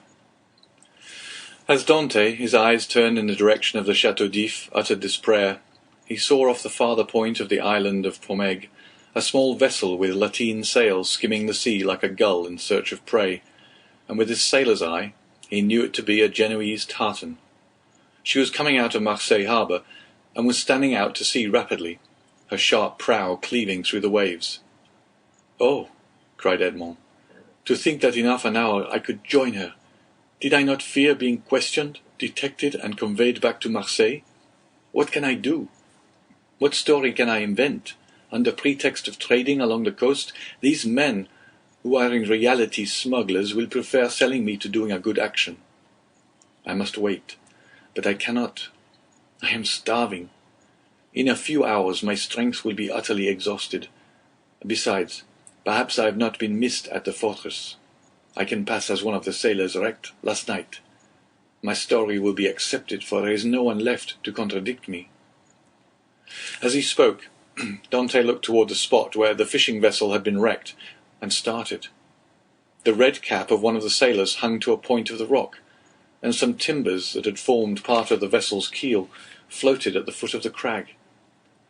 In an instant Dante's plan was formed. He swam to the cap, placed it on his head, seized one of the timbers, and struck out so as to cut across the course the vessel was taking. "I am saved," murmured he, and this conviction restored his strength. He soon saw that the vessel, with the wind dead ahead, was tacking between the Château d'If and the Tower of Planier. For an instant he feared lest instead of keeping in shore she should stand out to sea, but he soon saw that she would pass, like most vessels bound for Italy, between the islands of Jarreau and Calasareigne. However, the vessel and the swimmer insensibly neared one another, and in one of its tacks the tartan bore down within a quarter of a mile of him. He rose on the waves, making signs of distress, but no one on board saw him, and the vessel stood on another tack. Dante would have shouted, but he knew that the wind would drown his voice. It was then he rejoiced at his precaution in taking the timber, for without it he would have been unable perhaps to reach the vessel, certainly to return to shore should he be unsuccessful in attracting attention. Dante, though, almost sure as to what course the vessel would take, had yet watched it anxiously until it tacked and stood towards him. Then he advanced, but before they could meet, the vessel again changed her course. By a violent effort he rose half out of the water, waving his cap and uttering a loud shout peculiar to sailors. This time he was both seen and heard, and the tartan instantly steered towards him. At the same time he saw they were about to lower the boat. An instant after, the boat rowed by 2 men advanced rapidly towards him.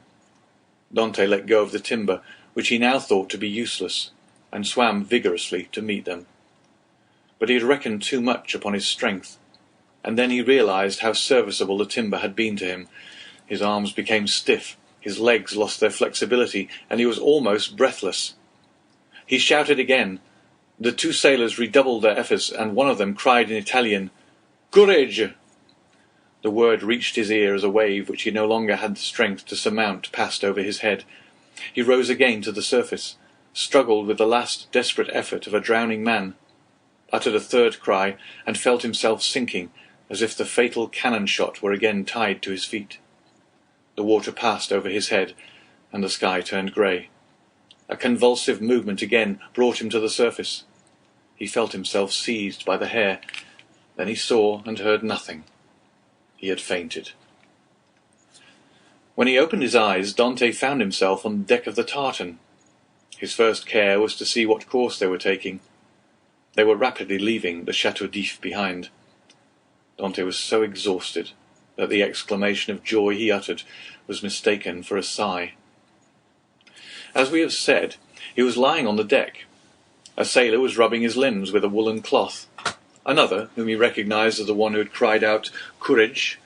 held a gourd full of rum to his mouth, while the third, an old sailor, at once the pilot and captain, looked on with that egotistical pity men feel for a misfortune that they have escaped yesterday, and which may overtake them tomorrow. A few drops of the rum restored suspended animation, while the friction of his limbs restored their elasticity. "Who are you?" said the pilot in bad French. "I am," replied Dante in bad Italian, "a Maltese sailor. We were coming from Syracuse, laden with grain. The storm of last night overtook us at the Cape Morgian, and we were wrecked on the rocks." "Where do you come from?" "From these rocks that I had the luck to cling to while our captain and the rest of the crew were all lost. I saw your vessel, and fearful of being left to perish on the desolate island, I swam off on a piece of wreckage to try and intercept your course. You have saved my life, and I thank you," continued Dante. "I was lost when one of your sailors caught hold of my hair." "It was I," said a sailor of a frank and manly appearance, "and it was time, for you were sinking." "Yes," returned Dante, holding out his hand. "I thank you again." "I almost hesitated, though," replied the sailor. "You looked more like a brigand than an honest man, with your beard 6 inches and your hair a foot long." Dante recollected that his hair and beard had not been cut all the time he was at the Château d'If. "Yes," said he, "I made a vow to Our Lady of the Grotto not to cut my hair or beard for 10 years if I was saved in a moment of danger. But today the vow expires." "Now, what are we going to do with you?" said the captain. "Alas, anything you please. My captain is dead. I have barely escaped, but I am a good sailor. Leave me at the first port you make. I shall be sure to find employment." "Do you know the Mediterranean?" "I have sailed over it since my childhood." "You know the best harbors?"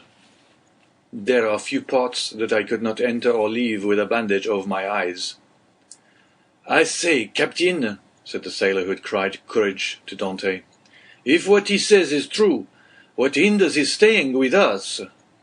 "If he says true," said the captain doubtingly, "but in his present condition, he will promise anything and take his chance of keeping it afterwards." "I will do more than I promise," said Dante. "We shall see," returned the other, smiling. "Where are you going?" asked Dante. "To Leghorn." "Then why, instead of tacking so frequently, do you not sail nearer the wind?" "Because we should run straight onto the island of Rion." "You shall pass it by 20 fathoms." "Take the helm, and let us see what you know." The young man took the helm, felt to see if the vessel answered the rudder promptly, and seeing that without being a first-rate sailor she yet was tolerably obedient. "To the sheets," said he. The 4 seamen who composed the crew obeyed while the pilot looked on. "Hold taut." They obeyed. "Belay." This order was also executed, and the vessel passed, as Dante had predicted, 20 fathoms to windward. "Bravo!" said the captain. "Bravo!" repeated the sailors, and they all looked with astonishment at this man whose eye now disclosed an intelligence, and his body a vigour they had not thought him capable of showing. "You see," said Dante, quitting the helm, "I shall be of some use to you, at least during the voyage. If you do not leave me at Leghorn, you can leave me there, and I will pay you out of the first wages I get for my food and the clothes you lend me." "Ah," said the captain, "we can agree very well, if you are reasonable." "Give me what you give the others, and it will be all right," returned Dante. "That's not fair," said the seaman who had saved Dante, "for you know more than we do." "What is that to you, Jacopo?" returned the captain. "Every one is free to ask what he pleases." That's true, replied Jacopo. I only make a remark. Well, you would do much better to find him a jacket and a pair of trousers if you have them. No, said Jacopo, but I have a shirt and a pair of trousers. This is all I want, interrupted Dante. Jacopo dived into the hold and soon returned with what Edmond wanted. Now then, do you wish for anything else? Said the patron. A piece of bread and another glass of the capital rum I tasted, for I have not eaten or drunk for a long time. He had not tasted food for 40 hours. A piece of bread was brought, and Jacopo offered him the gourd. Larboard your helm, cried the captain to the steersman. Dante glanced that way as he lifted the gourd to his mouth, then paused with hand in mid-air. Hello, what's the matter at Château d'If? Said the captain. A small white cloud which had attracted Dante's attention crowned the summit of the bastion of the Château d'If. At the same moment the faint report of a gun was heard. The sailors looked at one another. What is this? Asked the captain. A prisoner has escaped from the Château d'If, and they are firing the alarm gun, replied Dante.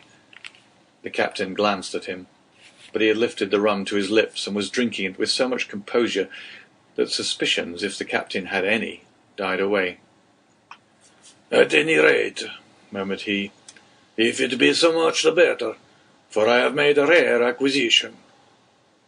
Under pretence of being fatigued, Dante asked to take the helm. The steersman, glad to be relieved, looked at the captain, and the latter by a sign indicated that he might abandon it to his new comrade. Dante could thus keep his eyes on Marseilles. What is the day of the month? Asked he of Jacopo, who sat down beside him. The 28th of February. In what year? In what year? You ask me in what year? Yes, replied the young man. I ask you in what year. You have forgotten, then? I got such a fright last night, replied Dante, smiling, that I have almost lost my memory. I ask you what year is it? The year 1829, returned Jacopo. It was 14 years, day for day, since Dante's arrest. He was 19 when he entered the Château d'If. He was 33 when he escaped. A sorrowful smile passed over his face. He asked himself what had become of Mercedes, who must believe him dead.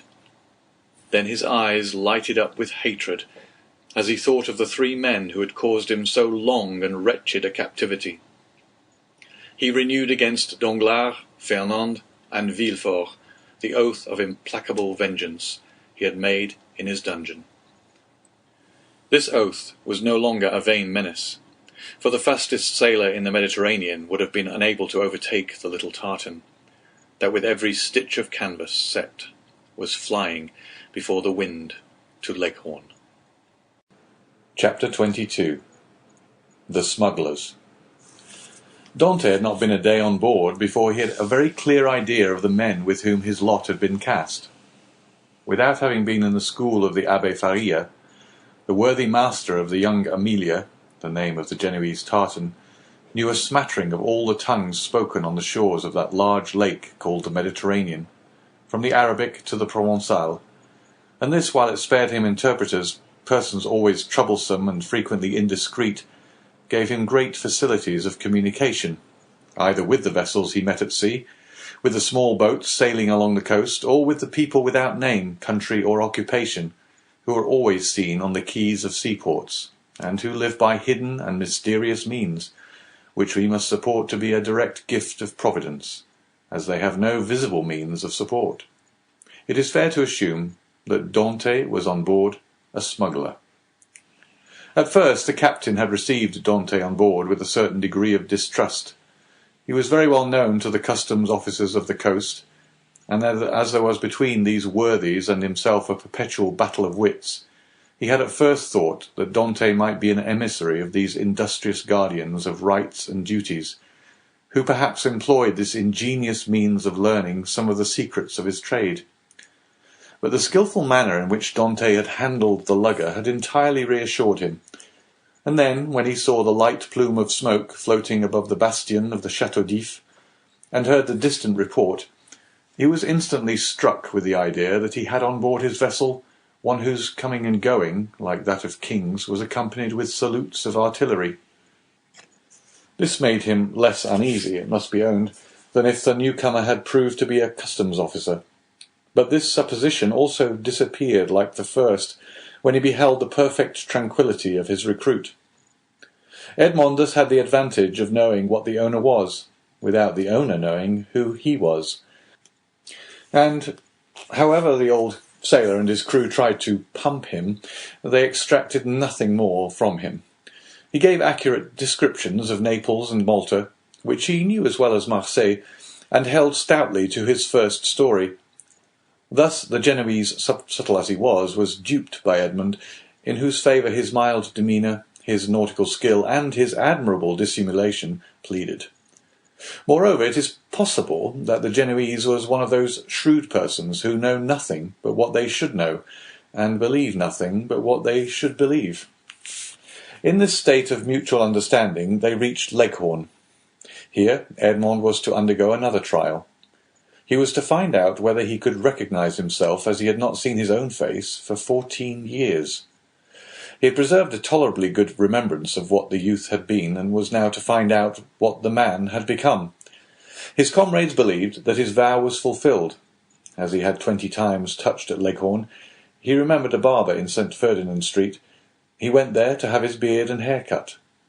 The barber gazed in amazement at this man with the long, thick and black hair and beard, which gave his head the appearance of one of Titian's portraits. At this period it is not the fashion to wear so large a beard, and hair so long. Now a barber would only be surprised if a man gifted with such advantages should consent voluntarily to deprive himself of them. The Leghorn barber said nothing, and went to work. When the operation was concluded, and Edmond felt that his chin was completely smooth, and his hair reduced to its usual length, he asked for a hand-glass. He was now, as we have said, 33 years of age, and his 14 years' imprisonment had produced a great transformation in his appearance. Dante had entered the Château d'If with the round, open, smiling face of a young and happy man, with whom the early paths of life have been smooth, and who anticipates a future corresponding with his past. This was now all changed. The oval face was lengthened. His smiling mouth had assumed the firm and marked lines which betoken resolution. His eyebrows were arched beneath a brow furrowed with thought. His eyes were full of melancholy, and from their depths occasionally sparkled gloomy fires of misanthropy and hatred.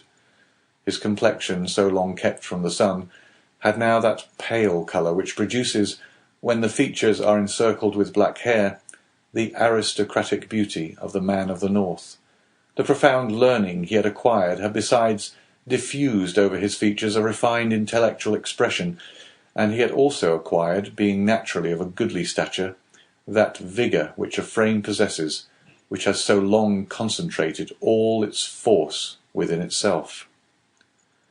To the elegance of a nervous and slight form had succeeded the solidity of a rounded and muscular figure. As to his voice, prayers, sobs, and imprecations had changed it so that at times it was of a singularly penetrating sweetness, and at others rough and almost hoarse. Moreover, from being so long in twilight or darkness, his eyes had acquired the faculty of distinguishing objects in the night, common to the hyena and the wolf. Edmond smiled when he beheld himself. It was impossible that his best friend, if indeed he had any friend left, could recognize him. He could not recognize himself. The master of the young Amelia, who was very desirous of retaining amongst his crew a man of Edmond's value, had offered to advance him funds out of his future profits, which Edmond had accepted. His next care on leaving the barber's, who had achieved his first metamorphosis, was to enter a shop and buy a complete sailor's suit. A garb, as we all know, very simple and consisting of white trousers, a striped shirt, and a cap. It was in this costume, and bringing back to Jacopo the shirt and trousers he had lent him, that Edmond reappeared before the captain of the lugger, who had made him tell his story over and over again before he could believe him or recognize in the neat and trim sailor the man with thick and matted beard, hair tangled with seaweed, and body soaking in sea brine, whom he had picked up naked and nearly drowned. Attracted by his prepossessing appearance, he renewed his offers of an engagement to Dante. But Dante, who had his own projects, would not agree for a longer time than 3 months. The young Amelia had a very active crew, very obedient to their captain, who lost as little time as possible. He had scarcely been a week at Leghorn before the hold of his vessel was filled with printed muslins, contraband cottons, English powder, and tobacco in which the excise had forgotten to put its mark. The master was to get all this out of Leghorn free of duties, and land it on the shores of Corsica, where certain speculators undertook to forward the cargo to France. They sailed. Edmund was again cleaving the Asia Sea, which had been the first horizon of his youth, and which he had so often dreamed of in prison. He left Gorgone on his right and La Pianosa on his left, and went towards the country of Paoli and Napoleon. The next morning, going on deck, as he always did at an early hour, the patron found Dante leaning against the bulwarks, gazing with intense earnestness at a pile of granite rocks, which the rising sun tinged with rosy light. It was the island of Monte Cristo. The young Amelia left it 3/4 of a league to the larboard, and kept on for Corsica. Dante thought, as they passed so closely to the island whose name was so interesting to him, that he had only to leap into the sea, and in half an hour be at the promised land. But then what could he do without instruments to discover his treasure, without arms to defend himself? Besides, what would the sailors say? What would the patron think? He must wait. Fortunately, Dante had learned how to wait. He had waited 14 years for his liberty, and now he was free he could wait at least 6 months or a year for wealth. Would he not have accepted liberty without riches if it had been offered to him? Besides, were not these riches chimerical, offspring of the brain of the poor Abbé Faria, that had not died with him? It is true, the letter of the Cardinal Spada was singularly circumstantial, and Dante repeated it to himself from one end to the other, for he had not forgotten a word. Evening came, and Edmond saw the island tinged with the shades of twilight, and then disappear in the darkness from all eyes but his own, for he, with vision accustomed to the gloom of a prison, continued to behold it the last of all, for he remained alone upon the deck. The next morn broke off the coast of Aleria. All day they coasted, and in the evening saw fires lighted on land. The position of these was no doubt a signal for landing, for a ship's lantern was hung up at the masthead instead of the streamer, and they came to within a gunshot of the shore.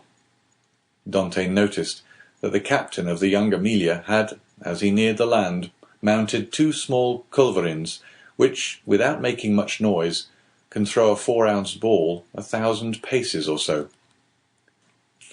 But on this occasion the precaution was superfluous, and everything proceeded with the utmost smoothness and politeness. 4 shallops came off with very little noise alongside the lugger, which, no doubt in acknowledgment of the compliment, lowered her own shallop into the sea, and the 5 boats worked so well that by 2 o'clock in the morning all the cargo was out of the young Amelia and on terra firma. The same night, such a man of regularity was the patron of the young Amelia, the profits were divided, and each man had 100 Tuscan livres, or about 80 francs. But the voyage was not ended. They turned the bowsprit towards Sardinia, where they intended to take in a cargo which was to replace what had been discharged. The second operation was as successful as the first. The young Amelia was in luck.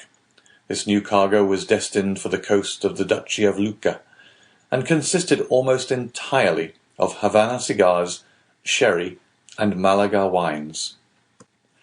There had been a bit of a skirmish in getting rid of the duties. The excise was, in truth, the everlasting enemy of the patron of the young Amelia. A customs officer was laid low, and 2 sailors wounded. Dante was one of the latter, a ball having touched him in the left shoulder. Dante was almost glad of this affray, and almost pleased at being wounded, for they were rude lessons which taught him with what eye he could view danger, and with what endurance he could bear suffering. He had contemplated danger with a smile, and when wounded had exclaimed with the great philosopher, "Pain, thou art not an evil." He had, moreover, looked upon the customs officer wounded to death, and, whether from heat of blood produced by the encounter, or the chill of human sentiment, this sight had made but slight impression upon him. Dante was on the way he desired to follow, and was moving towards the end he wished to achieve. His heart was in a fair way of petrifying in his bosom. Jacopo, seeing him fall, had believed him killed, and rushing toward him, raised him up, and then attended to him with all the kindness of a devoted comrade. The world was not then so good as Dr. Pangloss believed it, neither was it so wicked as Dante thought it, since this man, who had nothing to expect from his comrade but the inheritance of his share of the prize money, manifested so much sorrow when he saw him fall. Fortunately, as we have said, Edmond was only wounded, and with certain herbs gathered at certain seasons and sold to the smugglers by the old Sardinian women, the wound soon closed. Edmond then resolved to try Jacopo, and offered him in return for his attention a share of his prize money. But Jacopo refused it indignantly. As a result of the sympathetic devotion which Jacopo had from the first bestowed on Edmond, the latter was moved to a certain degree of affection. But this sufficed for Jacopo, who instinctively felt that Edmond had a right to superiority of position, a superiority which Edmond had concealed from all others, and from this time the kindness which Edmond showed him was enough for the brave seaman. Then, in the long days on board ship, when the vessel gliding on with security over the Asia Sea required no care but the hand of the helmsman, thanks to the favourable winds that swelled her sails, Edmond, with a chart in his hand, became the instructor of Jacopo, as the poor Abbé Faria had been his tutor. He pointed out to him the bearings of the coast, explained to him the variations of the compass, and taught him to read in that vast book opened over our heads which they call heaven, and where God writes in azure with letters of diamonds. And when Jacopo inquired of him, "What is the use of teaching all these things to a poor sailor like me?" Edmond replied, "Who knows? You may one day be the captain of a vessel, your fellow countryman Bonaparte become emperor." We had forgotten to say that Jacopo was a Corsican.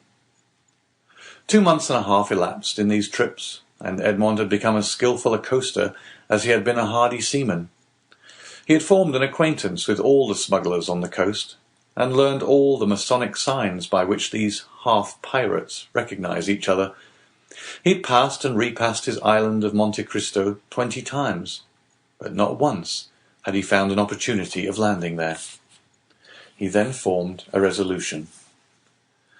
As soon as his engagement with the patron of the young Amelia ended, he would hire a small vessel on his own account, for in his several voyages he had amassed 100 piastres, and under some pretext land at the island of Monte Cristo. Then he would be free to make his researches, not perhaps entirely at liberty, for he would be doubtless watched by those who accompanied him, but in this world we must risk something. Prison had made Edmond prudent, and he was desirous of running no risk whatever. But in vain did he rack his imagination. Fertile as it was, he could not devise any plan for reaching the island without companionship. Dante was tossed about on these doubts and wishes when the patron, who had great confidence in him, and was very desirous of retaining him in his service, took him by the arm one evening, and led him to a tavern on the Via dell'Olio, where the leading smugglers of Leghorn used to congregate and discuss affairs connected with their trade.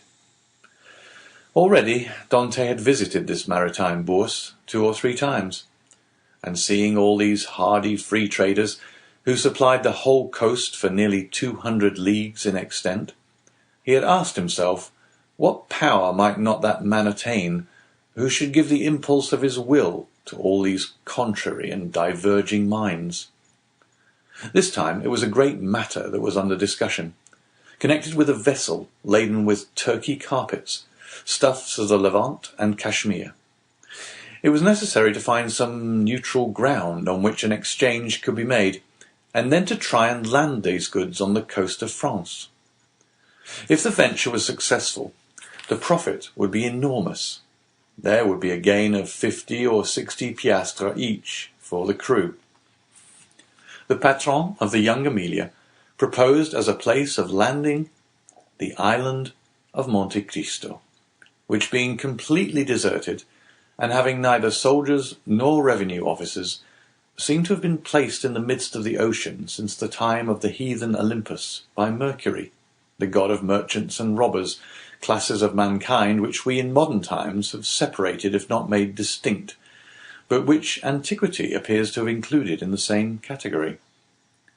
At the mention of Monte Cristo, Dante started with joy.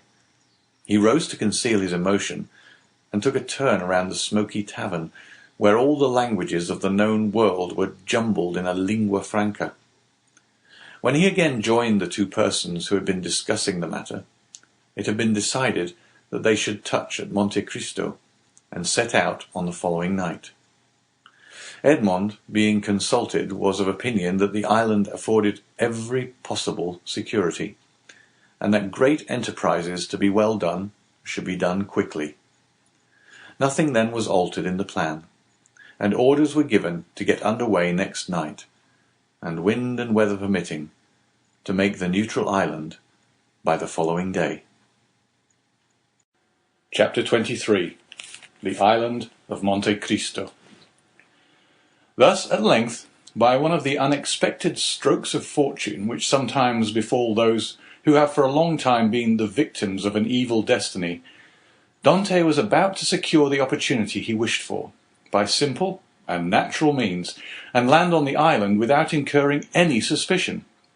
One night more, and he would be on his way. The night was one of feverish distraction, and in its progress visions good and evil passed through Dante's mind. If he closed his eyes, he saw Cardinal Spada's letter written on the wall in characters of flame. If he slept for a moment, the wildest dreams haunted his brain. He ascended into grottos, paved with emeralds, with panels of rubies, and the roof glowing with diamond stalactites. Pearls fell drop by drop, as subterranean waters filter in their caves. Edmond, amazed, wonder-struck, filled his pockets with the radiant gems, and then returned to daylight, when he discovered that his prizes had all changed into common pebbles. He then endeavoured to re-enter the marvellous grottos, but they had suddenly receded, and now the path became a labyrinth, and then the entrance vanished, and in vain did he tax his memory for the magic and mysterious word which opened the splendid caverns of Ali Baba to the Arabian fisherman. All was useless. The treasure disappeared, and had again reverted to the genii from whom for a moment he had hoped to carry it off. The day came at length, and was almost as feverish as the night had been, but it brought reason to the aid of imagination, and Dante was then enabled to arrange a plan which had hitherto been vague and unsettled in his brain. Night came, and with it the preparation for departure, and these preparations served to conceal Dante's agitation. He had by degrees assumed such authority over his companions that he was almost like a commander on board, and his orders were always clear, distinct, and easy of execution. His comrades obeyed him with celerity and pleasure. The old patron did not interfere, for he too had recognized the superiority of Dante over the crew and himself. He saw in the young man his natural successor, and regretted that he had not a daughter that he might have bound Edmond to him by a more secure alliance. At 7 o'clock in the evening all was ready, and at 10 minutes past 7 they doubled the lighthouse just as the beacon was kindled. The sea was calm, and with a fresh breeze from the south-east they sailed beneath a bright blue sky, in which God also lighted up in turn his beacon lights, each of which is a world. Dante told them that all hands might turn in, and he would take the helm.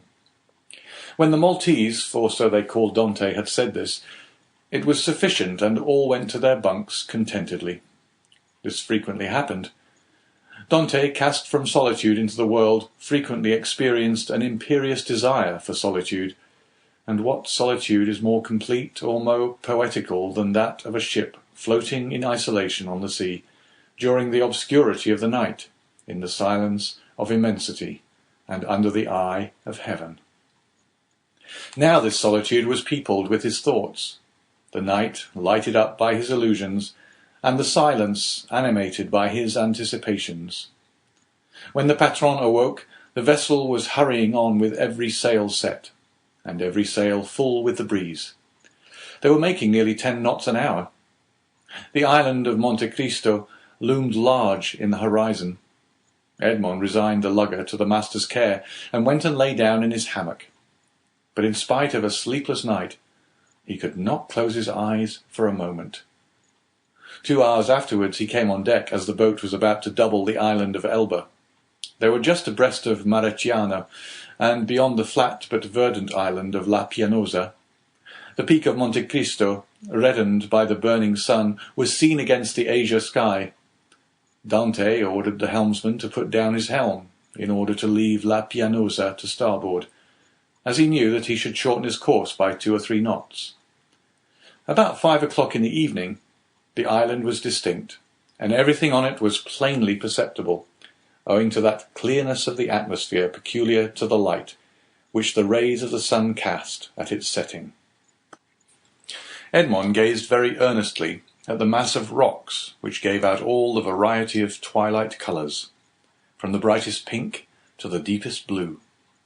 And from time to time his cheeks flushed, his brow darkened, and a mist passed over his eyes. Never did a gamester, whose whole fortune is staked on one cast of the die, experience the anguish which Edmond felt in his paroxysms of hope. Night came, and at 10 o'clock they anchored. The young Emilia was first at the rendezvous. In spite of his usual command over himself, Dante could not restrain his impetuosity. He was the first to jump on shore, and had he dared, he would, like Lucius Brutus, have kissed his mother earth. It was dark, but at 11 o'clock the moon rose in the midst of the ocean, whose every wave she silvered, and then, ascending high, played in floods of pale light on the rocky hills of this second Pelion. The island was familiar to the crew of the young Emilia. It was one of her regular haunts. As to Dante, he had passed it on his voyage to and from the Levant, but never touched at it. He questioned Jacopo. "Where shall we pass the night?" he inquired. "Why, on board of the tartan," replied the sailor. "Should we not do better in the grotto?" "What grottos?" "Why, the grotto, cave of the island." "I do not know of any grottos," replied Jacopo. The cold sweat sprang forth on Dante's brow. "What? Are there no grotto at Monte Cristo?" he asked. "None." For a moment Dante was speechless.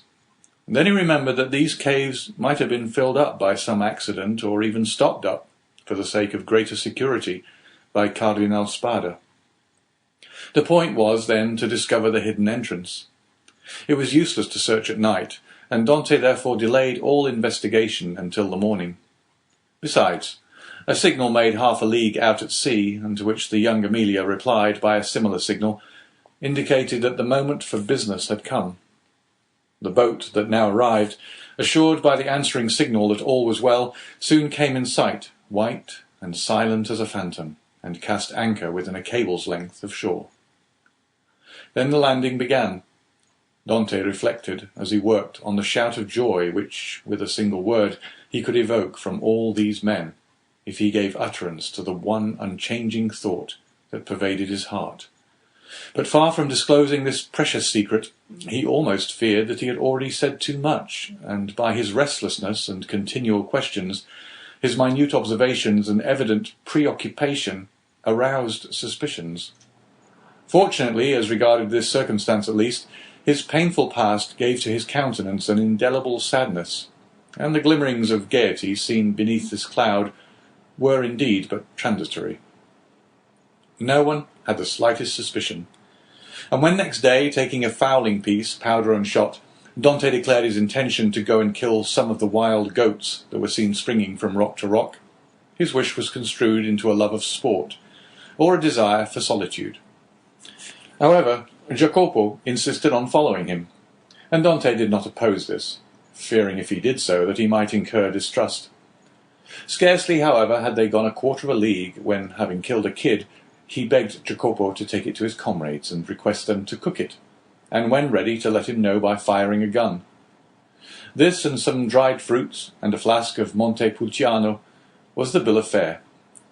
Dante went on, looking from time to time behind and around him. Having reached the summit of a rock, he saw 1,000 feet beneath him his companions, whom Jacopo had rejoined, and who were all busy preparing the repast which Edmond's skill as a marksman had augmented with a capital dish. Edmond looked at them for a moment with the sad and gentle smile of a man superior to his fellows. "In 2 hours' time," said he, "these persons will depart richer by 50 piastres each, to go and risk their lives again, by endeavouring to gain 50 more. Then they will return with a fortune of 600 francs, and waste this treasure in some city with the pride of sultans and the insolence of nabobs. At this moment hope makes me despise their riches, which seem to me contemptible. Yet perchance tomorrow deception will so act on me that I shall on compulsion consider such a contemptible possession as the utmost happiness." "Oh no," exclaimed Edmond, "that will not be. The wise, unerring Faria could not be mistaken in this one thing. Besides, it were better to die than to continue to lead this low and wretched life." This Dante, who but 3 months before had no desire but liberty, had now not liberty enough, and panted for wealth. The cause was not in Dante, but in Providence, who, while limiting the power of man, has filled him with boundless desires.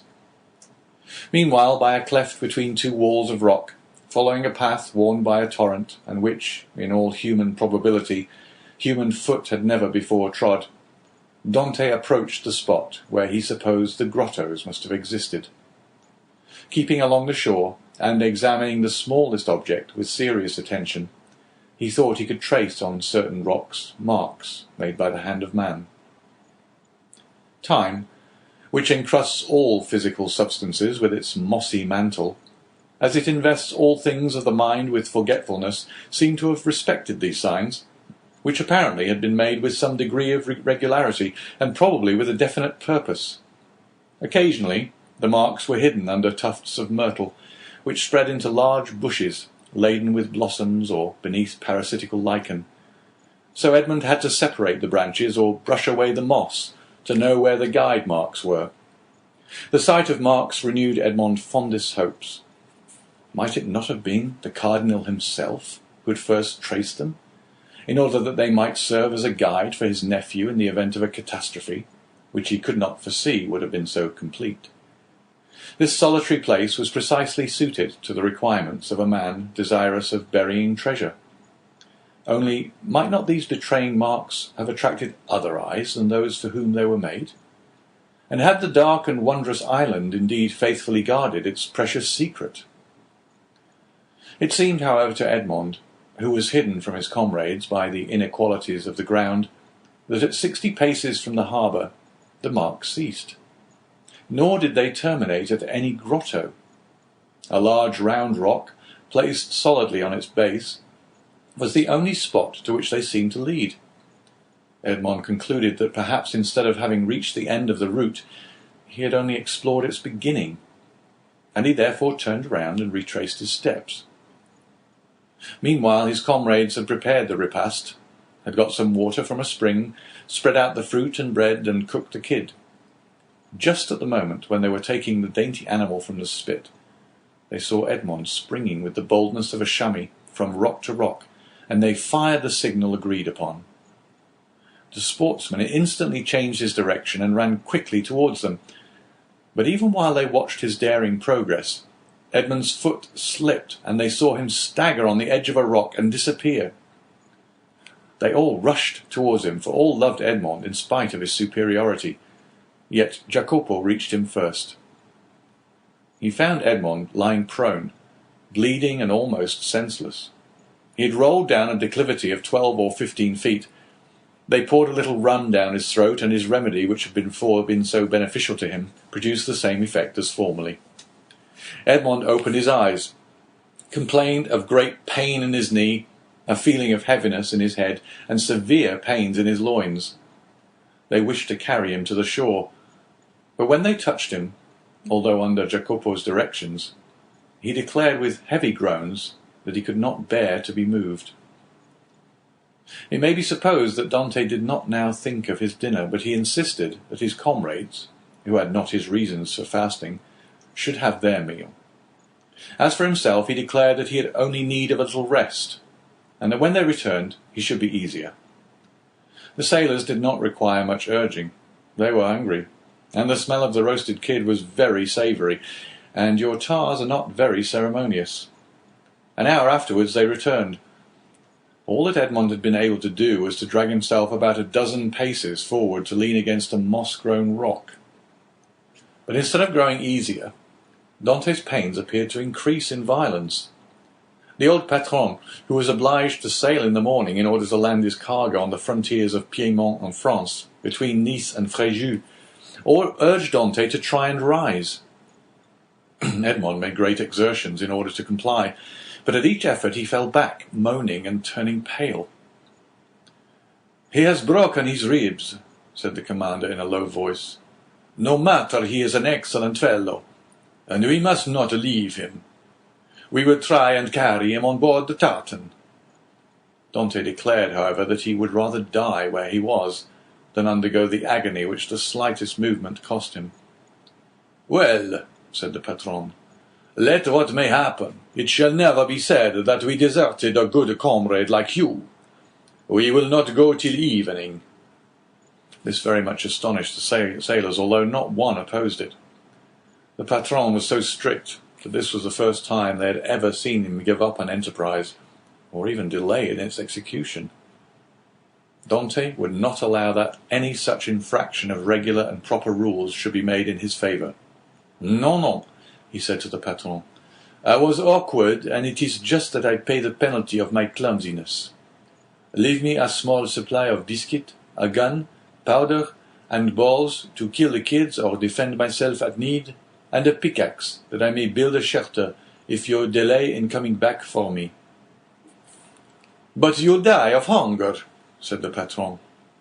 "I would rather do so," was Edmond's reply, "than suffer the inexpressible agonies which the slightest movement causes me."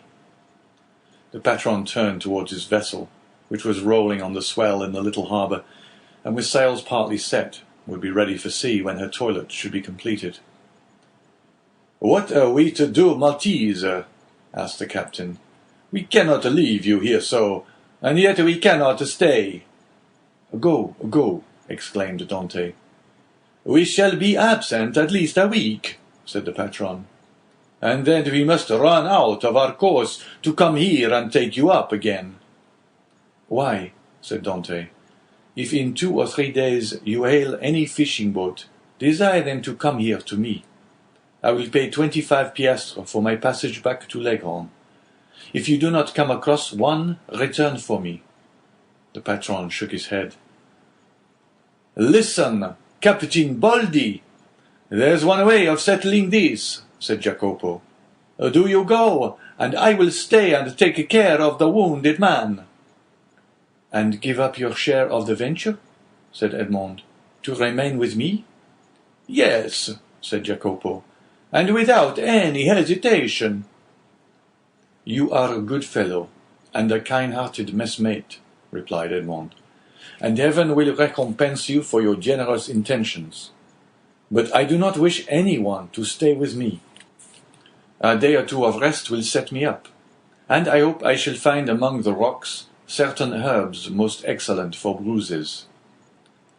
A peculiar smile passed over Dante's lips. He squeezed Jacopo's hand warmly, but nothing could shake his determination to remain alone. The smugglers left with Edmond what he had requested and set sail, but not without turning about several times and each time making signs of a cordial farewell, to which Edmond replied with his hand only, as if he could not move the rest of his body. Then, when they had disappeared, he said with a smile, "It is strange that it should be among such men that we find proofs of friendship and devotion." Then he dragged himself cautiously to the top of a rock, from which he had full view of the sea. And thence he saw the tartan complete her preparations for sailing, weigh anchor, and, balancing herself as gracefully as a waterfowl ere it takes to the wing, set sail. At the end of an hour she was completely out of sight. At least it was impossible for the wounded man to see her any longer from the spot where he was. Then Dante rose more agile and light than the kid among the myrtles and shrubs of those wild rocks, took his gun in one hand, his pickaxe in the other, and hastened toward the rock on which the marks he had noted terminated. "And now," he exclaimed, remembering the tale of the Arabian fisherman which Faria had related to him, "now, open sesame." Chapter 24. The Secret Cave. The sun had nearly reached the meridian, and his scorching rays fell full on the rocks, which seemed themselves sensible of the heat. Thousands of grasshoppers, hidden in the bushes, chirped with a monotonous and dull note. The leaves of the myrtle and olive trees waved and rustled in the wind. At every step that Edmond took he disturbed the lizards glittering with the hues of the emerald. Afar off he saw the wild goats bounding from crag to crag. In a word, the island was inhabited, yet Edmond felt himself alone, guided by the hand of God. He felt an indescribable sensation, somewhat akin to dread, that dread of the daylight which even in the desert makes us fear we are watched and observed. This feeling was so strong that at the moment when Edmond was about to begin his labour, he stopped, laid down his pickaxe, seized his gun, mounted to the summit of the highest rock, and from thence gazed round in every direction. But it was not upon Corsica, the very houses of which he could distinguish, or on Sardinia, or on the island of Elba, with its historical associations, or upon the almost imperceptible line that to the experienced eye of a sailor alone revealed the coast of Genoa the proud, and Leghorn the commercial, that he gazed. It was at the brigantine that had left in the morning, and the tartan that had just set sail, that Edmond fixed his eyes. The first was just disappearing in the straits of Bonifacio. The other, following an opposite direction, was about to round the island of Corsica. This sight reassured him. He then looked at the objects near him. He saw that he was on the highest point of the island, a statue on this vast pedestal of granite, nothing human appearing in sight, while the blue ocean beat against the base of the island and covered it with a fringe of foam. Then he descended with cautious and slow step, for he dreaded lest an accident similar to that he had so adroitly feigned should happen in reality. Dante, as we have said, had traced the marks along the rocks, and he had noticed that they led to a small creek, which was hidden like the bath of some ancient nymph. This creek was sufficiently wide at its mouth, and deep in the centre, to admit of the entrance of a small vessel of the lugger class, which would be perfectly concealed from observation. Then, following the clue that in the hands of the Abbé Faria had been so skilfully used to guide him through the Daedalian labyrinth of probabilities, he thought that the Cardinal Spada, anxious not to be watched, had entered the creek, concealed his little bark, followed the line marked by the notches in the rock, and at the end of it had buried his treasure. It was this idea that had brought Dante back to the circular rock. One thing only perplexed Edmond, and destroyed his theory.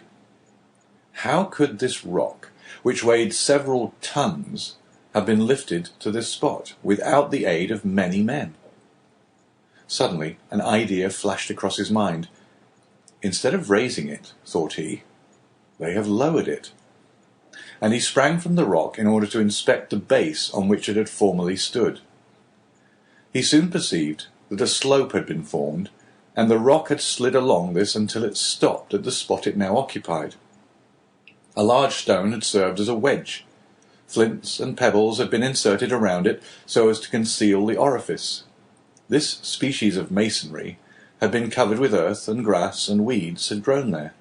Moss had clung to the stones, myrtle bushes had taken root, and the old rock seemed fixed to the earth. Dante dug away the earth carefully, and detected, or at least fancied he detected, the ingenious artifice. He attacked this wall, cemented by the hand of time, with his pickaxe. After 10 minutes' labour, the wall gave way, and a hole large enough to insert the arm was opened. Dante went and cut the strongest olive tree he could find, stripped off its branches, inserted it in the hole, and used it as a lever. But the rock was too heavy, and too firmly wedged to be moved by any one man. Were he Hercules himself, Dante saw that he must attack the wedge. But how? He cast his eyes around and saw the horn full of powder which his friend Jacopo had left him. He smiled. The infernal invention would serve him for this purpose. With the aid of his pickaxe, Dante, after the manner of a labour-saving pioneer, dug a mine between the upper rock and the one that supported it, filled it with powder, then made a match by rolling his handkerchief in saltpetre. He lighted it and retired. The explosion soon followed. The upper rock was lifted from its base by the terrific force of the powder. The lower one flew into pieces. Thousands of insects escaped from the aperture Dante had previously formed, and a huge snake, like the guardian demon of the treasure, rolled himself along in darkening coils and disappeared. Dante approached the upper rock, which now, without any support, leaned towards the sea. The intrepid treasure-seeker walked around it, and selecting the spot from whence it appeared most susceptible to attack, placed his lever in one of the crevices, and strained every nerve to move the mass. The rock, already shaken by the explosion, tottered on its base. Dante redoubled his efforts. He seemed like one of the ancient Titans who uprooted the mountains to hurl against the father of the gods. The rock yielded, rolled over, bounded from point to point, and finally disappeared in the ocean. On the spot it had occupied was a circular space, exposing an iron ring let into a square flagstone. Dante uttered a cry of joy and surprise. Never had a first attempt been crowned with more perfect success. He would fain have continued, but his knees trembled, and his heart beat so violently, and his sight became so dim, that he was forced to pause. This feeling lasted but for a moment. Edmond inserted his lever in the ring, and exerted all his strength. The flagstone yielded, and disclosed steps that descended until they were lost in the obscurity of a subterraneous grotto.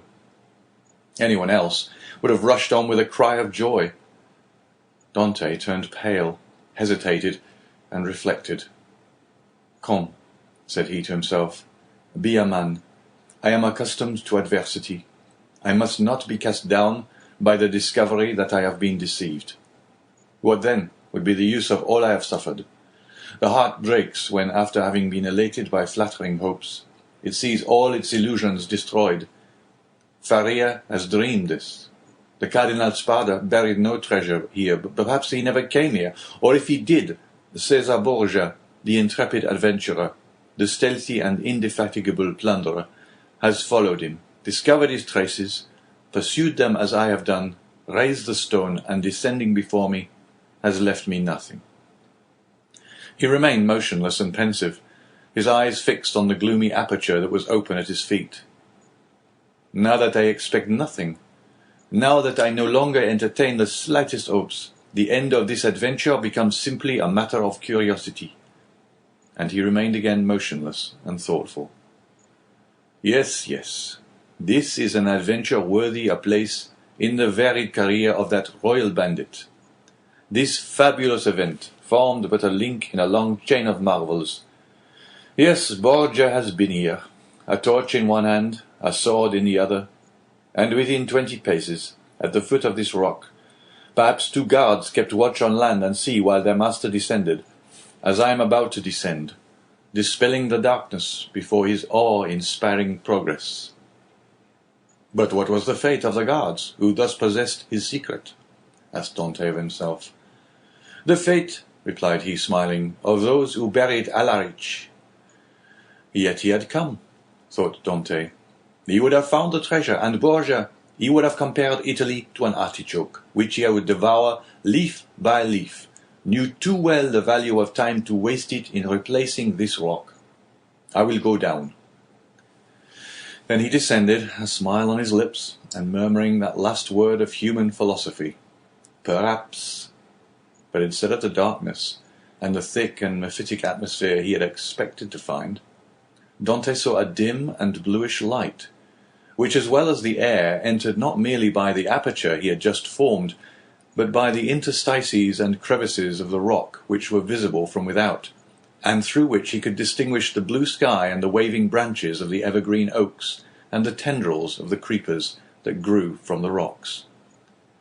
After having stood a few minutes in the cavern, the atmosphere of which was rather warm than damp, Dante's eyes, habituated as it was to darkness, could pierce even to the remotest angles of the cavern, which was of granite that sparkled like diamonds. Alas, said Edmond, smiling, these are the treasures the cardinal has left, and the good Abbé, seeing in a dream these glittering walls, has indulged in fallacious hopes. But he called to mind the words of the will which he knew by heart. In the farthest angle of the second opening, said the cardinal's will. He had only found the first grotto. He had now to seek the second. Dante continued his search. He reflected that his second grotto must penetrate deeper into the island. He examined the stones and sounded one part of the wall where he fancied the opening existed, masked for precaution's sake. The pickaxe struck for a moment with a dull sound that drew out of Dante's forehead large drops of perspiration. At last it seemed to him that one part of the wall gave forth a more hollow and deeper echo. He eagerly advanced, and with the quickness of perception that no one but a prisoner possesses, saw that there, in all probability, the opening must be. However, he, like Cesar Borgia, knew the value of time, and in order to avoid fruitless toil, he sounded all the other walls with his pickaxe, struck the earth with the butt of his gun, and finding nothing that appeared suspicious, returned to that part of the wall whence issued the consoling sound he had before heard. He again struck it, and with greater force. Then a singular thing occurred. As he struck the wall, pieces of stucco similar to that used in the groundwork of arabesques broke off and fell to the ground in flakes, exposing a large white stone. The aperture of the rock had been closed with stones. Then this stucco had been applied and painted to imitate granite. Dante struck with the sharp end of his pickaxe, which entered some way between the interstices.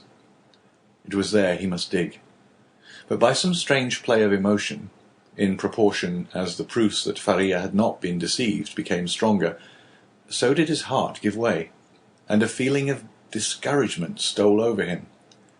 This last proof, instead of giving him fresh strength, deprived him of it. The pickaxe descended, or rather fell. He placed it on the ground, passed his hand over his brow, and remounted the stairs, alleging to himself as an excuse a desire to be assured that no one was watching him, but in reality because he felt that he was about to faint. The island was deserted, and the sun seemed to cover it with its fiery glance. Afar off, a few small fishing boats studded the bosom of the blue ocean. Dante had tasted nothing, but he thought not of hunger at such a moment. He hastily swallowed a few drops of rum, and again entered the cavern. The pickaxe, that had seemed so heavy, was now like a feather in his grasp. He seized it and attacked the wall. After several blows he perceived that the stones were not cemented, but had been merely placed one upon the other and covered with stucco. He inserted the point of his pickaxe, and using the handle as a lever, with joy soon saw the stone turn as if on hinges, and fall at his feet. He had nothing more to do now, but with the iron tooth of the pickaxe to draw the stones towards him one by one. The aperture was already sufficiently large for him to enter, but by waiting he could still cling to hope and retard the certainty of deception. At last, after renewed hesitation, Dante entered the second grotto. The second grotto was lower and more gloomy than the first. The air that could only enter by the newly formed opening had the mephitic smell Dante was surprised not to find in the outer cavern. He waited in order to allow pure air to displace the foul atmosphere, and then went on. At the left of the opening was a dark and deep angle, but to Dante's eyes there was no darkness. He glanced around his second grotto. It was like the first, empty. The treasure, if it existed, was buried in this corner. The time had at length arrived. 2 feet of earth removed, and Dante's fate would be decided. He advanced toward the angle, and summoning all his resolution, attacked the ground with the pickaxe. At the 5th or 6th blow, the pickaxe struck against an iron substance. Never did funeral knell, never did alarm bell produce a greater effect on the hearer. Had Dante found nothing, he could not have become more ghastly pale. He again struck his pickaxe into the earth, and encountered the same resistance, but not the same sound. "It is a casket of wood, bound with iron," thought he. At this moment a shadow passed rapidly before the opening. Dante seized his gun, sprang through the opening, and mounted the stair. A wild goat had passed before the mouth of the cave, and was feeding at a little distance. This would have been a favourable occasion to secure his dinner, but Dante feared lest the report of his gun should attract attention.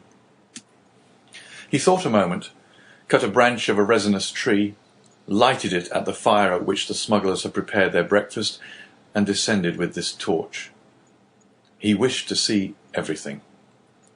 He approached the hole he had dug, and now, with the aid of the torch, saw that his pickaxe had in reality struck against iron and wood.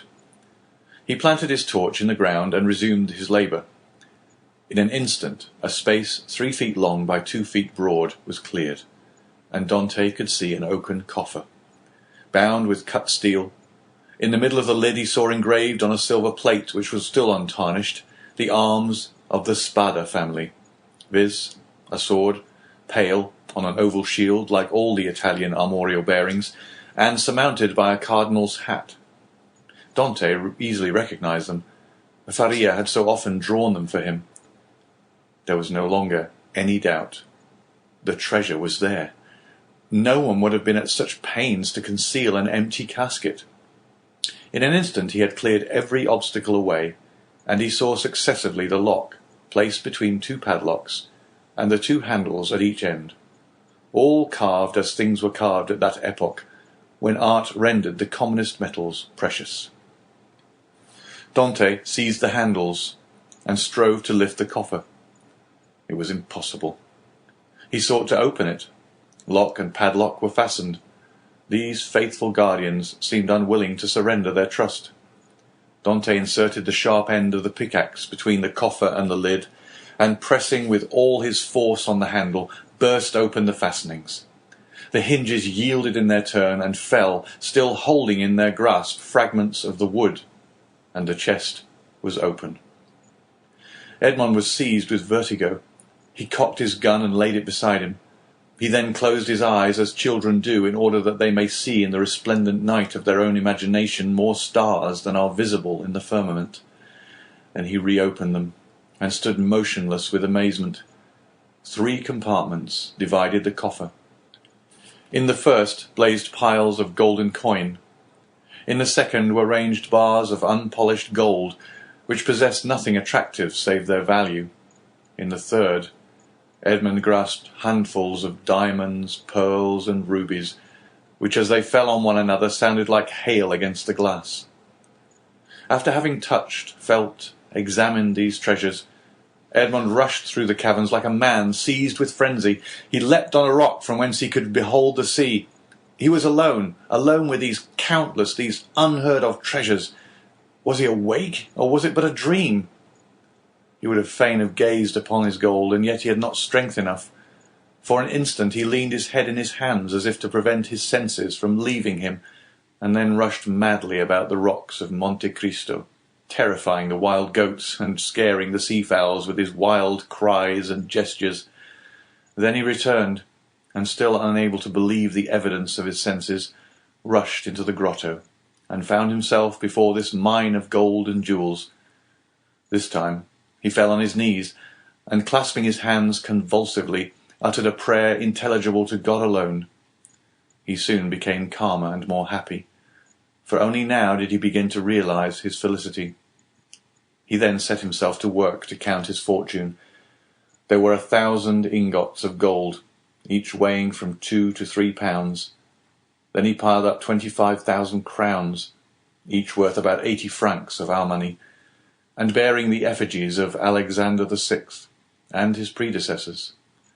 And he saw that the complement was not half empty. And he measured 10 double handfuls of pearls, diamonds, and other gems, many of which, mounted by the most famous workmen, were valuable beyond their intrinsic worth. Dante saw the light gradually disappear, and fearing to be surprised in the cavern, left it, his gun in his hand.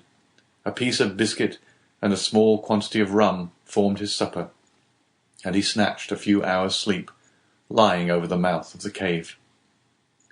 It was a night of joy and terror, such as this man of stupendous emotions had already experienced, twice or thrice, in his lifetime. Chapter 25. The Unknown. Day, for which Dante had so eagerly and impatiently awaited with open eyes, again dawned. With the first light, Dante resumed his search. Again he climbed the rocky height he had ascended the previous evening, and strained his view to catch every peculiarity of the landscape. But it wore the same wild, barren aspect when seen by the rays of the morning sun, which it had done when surveyed by the fading glimmer of eve. Descending into the grotto, he lifted the stone, filled his pockets with gems, put the box together as well and securely as he could, sprinkled fresh sand over the spot from which it had been taken, and then carefully trod down the earth to give it everywhere a uniform appearance. Then, quitting the grotto, he replaced the stone, heaping on it broken masses of rocks and rough fragments of crumbling granite, filling the interstices with earth, into which he deftly inserted rapidly growing plants, such as the wild myrtle and flowering thorn. Then, carefully watering these new plantations, he scrupulously effaced every trace of footsteps, leaving the approach to the cavern as savage-looking and untrodden as he had found it. This done, he impatiently awaited the return of his companions. To wait at Monte Cristo for the purpose of watching like a dragon over the almost incalculable riches that had thus fallen into his possession satisfied not the cravings of his heart, which yearned to return to dwell among mankind, and to assume the rank, power, and influence which are always accorded to wealth, that first and greatest of all the forces within the grasp of man. On the 6th day, the smugglers returned. From a distance Dante recognized the rig and handling of the young Amelia, and dragging himself with affected difficulty towards the landing-place, he met his companions, with an assurance that, although considerably better than when they quitted him, he still suffered acutely from his late accident. He then inquired how they had fared in their trip. To this question the smugglers replied that, although successful in landing their cargo in safety, they had scarcely done so when they received intelligence that a Gard ship had just quitted the port of Toulon, and was crowding all sail towards them. This obliged them to make all speed they could to evade the enemy, when they could but lament the absence of Dante, whose superior skill in the management of a vessel would have availed them so materially. In fact, the pursuing vessel had almost overtaken them when fortunately night came on, and enabled them to double the Cape of Corsica, and so elude all further pursuit. Upon the whole, however, the trip had been sufficiently successful to satisfy all concerned, while the crew, and particularly Jacopo, expressed great regrets that Dante had not been an equal sharer with themselves in the profits, which amounted to no less than a sum than 50 piastres each. Edmund preserved the most admirable self-command, not suffering the faintest indication of a smile to escape him, at the enumeration of all the benefits he would have reaped had he been able to quit the island, but as the young Amelia had merely come to Monte Cristo to fetch him away, he embarked that same evening and proceeded with the captain to Leghorn. Arrived at Leghorn, he repaired to the house of a Jew, a dealer in precious stones, to whom he disposed of 4 of his smallest diamonds for 5,000 francs each. Dante half feared that such valuable jewels in the hands of a poor sailor like himself might excite suspicion, but the cunning purchaser asked no troublesome questions concerning a bargain by which he gained a round profit of at least 80%. The following day, Dante presented Jacopo with an entirely new vessel, accompanying the gift by a donation of 100 piastres, that he might provide himself with a suitable crew and other requisites for his outfit, upon condition that he would go at once to Marseilles for the purpose of inquiring after an old man named Louis Dante, residing in the Allée de Meillan, and also a young woman called Mercedes, an inhabitant of the Catalan village. Jacopo could scarcely believe his senses at receiving this magnificent present, which Dante hastened to account for by saying that he had merely been a sailor from whim and a desire to spite his family, who did not allow him as much money as he liked to spend, but that on his arrival at Leghorn he had come into possession of a large fortune, left him by an uncle, whose sole heir he was. The superior education of Dante gave an air of such extreme probability to this statement, that it never once occurred to Jacopo to doubt its accuracy. The term for which Edmond had engaged to serve on board the young Amelia having expired, Dante took leave of the captain, who at first tried all his powers of persuasion to induce him to remain as one of the crew, but having been told the history of the legacy, he ceased to importune him further. The following morning Jacopo set sail for Marseilles, with directions from Dante to join him at the island of Monte Cristo. Having seen Jacopo fairly out of the harbour, Dante proceeded to make his final adieu on board the young Amelia, distributing so liberal a gratuity among her crew as to secure for him the good wishes of all, and expressions of cordial interest in all that concerned him. To the captain he promised to write when he had made up his mind as to his future plans. Then Dante departed for Genoa. At the moment of his arrival a small yacht was under trial in the bay. This yacht had been built by order of an Englishman, who, having heard that the Genoese excelled all other builders along the shores of the Mediterranean in construction of fast-sailing vessels, was desirous of possessing a specimen of their skill. The price agreed upon between the Englishman and the Genoese builder was 40,000 francs. Dante, struck with the beauty and capability of the little vessel, applied to its owner to transfer it to him, offering 60,000 francs upon condition that he should be allowed to take immediate possession. The proposal was too advantageous to be refused, the more so as the person for whom the yacht was intended had gone upon a tour through Switzerland, and was not expected back in less than 3 weeks or a month, by which time the builder reckoned upon being able to complete another. A bargain was therefore struck. Dante led the owner of the yacht to the dwelling of a Jew, retired with the latter for a few minutes to a small black-backed parlour, and upon their return the Jew counted out to the shipbuilder the sum of 60,000 francs in bright gold pieces. The delighted builder then offered his services in providing a suitable crew for the little vessel, but this Dante declined with many thanks, saying he was accustomed to cruise about quite alone, and his principal pleasure consisted in managing his yacht himself. The only thing the builder could oblige him in would be to contrive a sort of secret closet in the cabin at his bed's head, the closet to contain 3 divisions, so constructed as to be concealed from all but himself. The builder cheerfully undertook the commission, and promised to have these secret places completed by the next day, Dante furnishing the dimensions and plan in accordance with which they were to be constructed. The following day Dante sailed with his yacht from Genoa, under the inspection of an immense crowd, drawn together by curiosity to see the rich Spanish nobleman who preferred managing his own yacht. But their wonder was soon changed to admiration at seeing the perfect skill with which Dante handled the helm. The boat indeed seemed to be animated with almost human intelligence, so promptly did it obey the slightest touch. And Dante required but a short trial of his beautiful craft to acknowledge that the Genoese had not without reason attained their high reputation in the art of shipbuilding. The spectators followed the little vessel with their eyes as long as it remained visible. They then turned their conjectures upon her probable destination. Some insisted she was making for Corsica, others the island of Elba. Bets were offered to any amount that she was bound for Spain, while Africa was positively reported by many persons as her intended course. But no one thought of Monte Cristo. Yet thither it was that Dante guided his vessel, and at Monte Cristo he arrived at the close of the second day.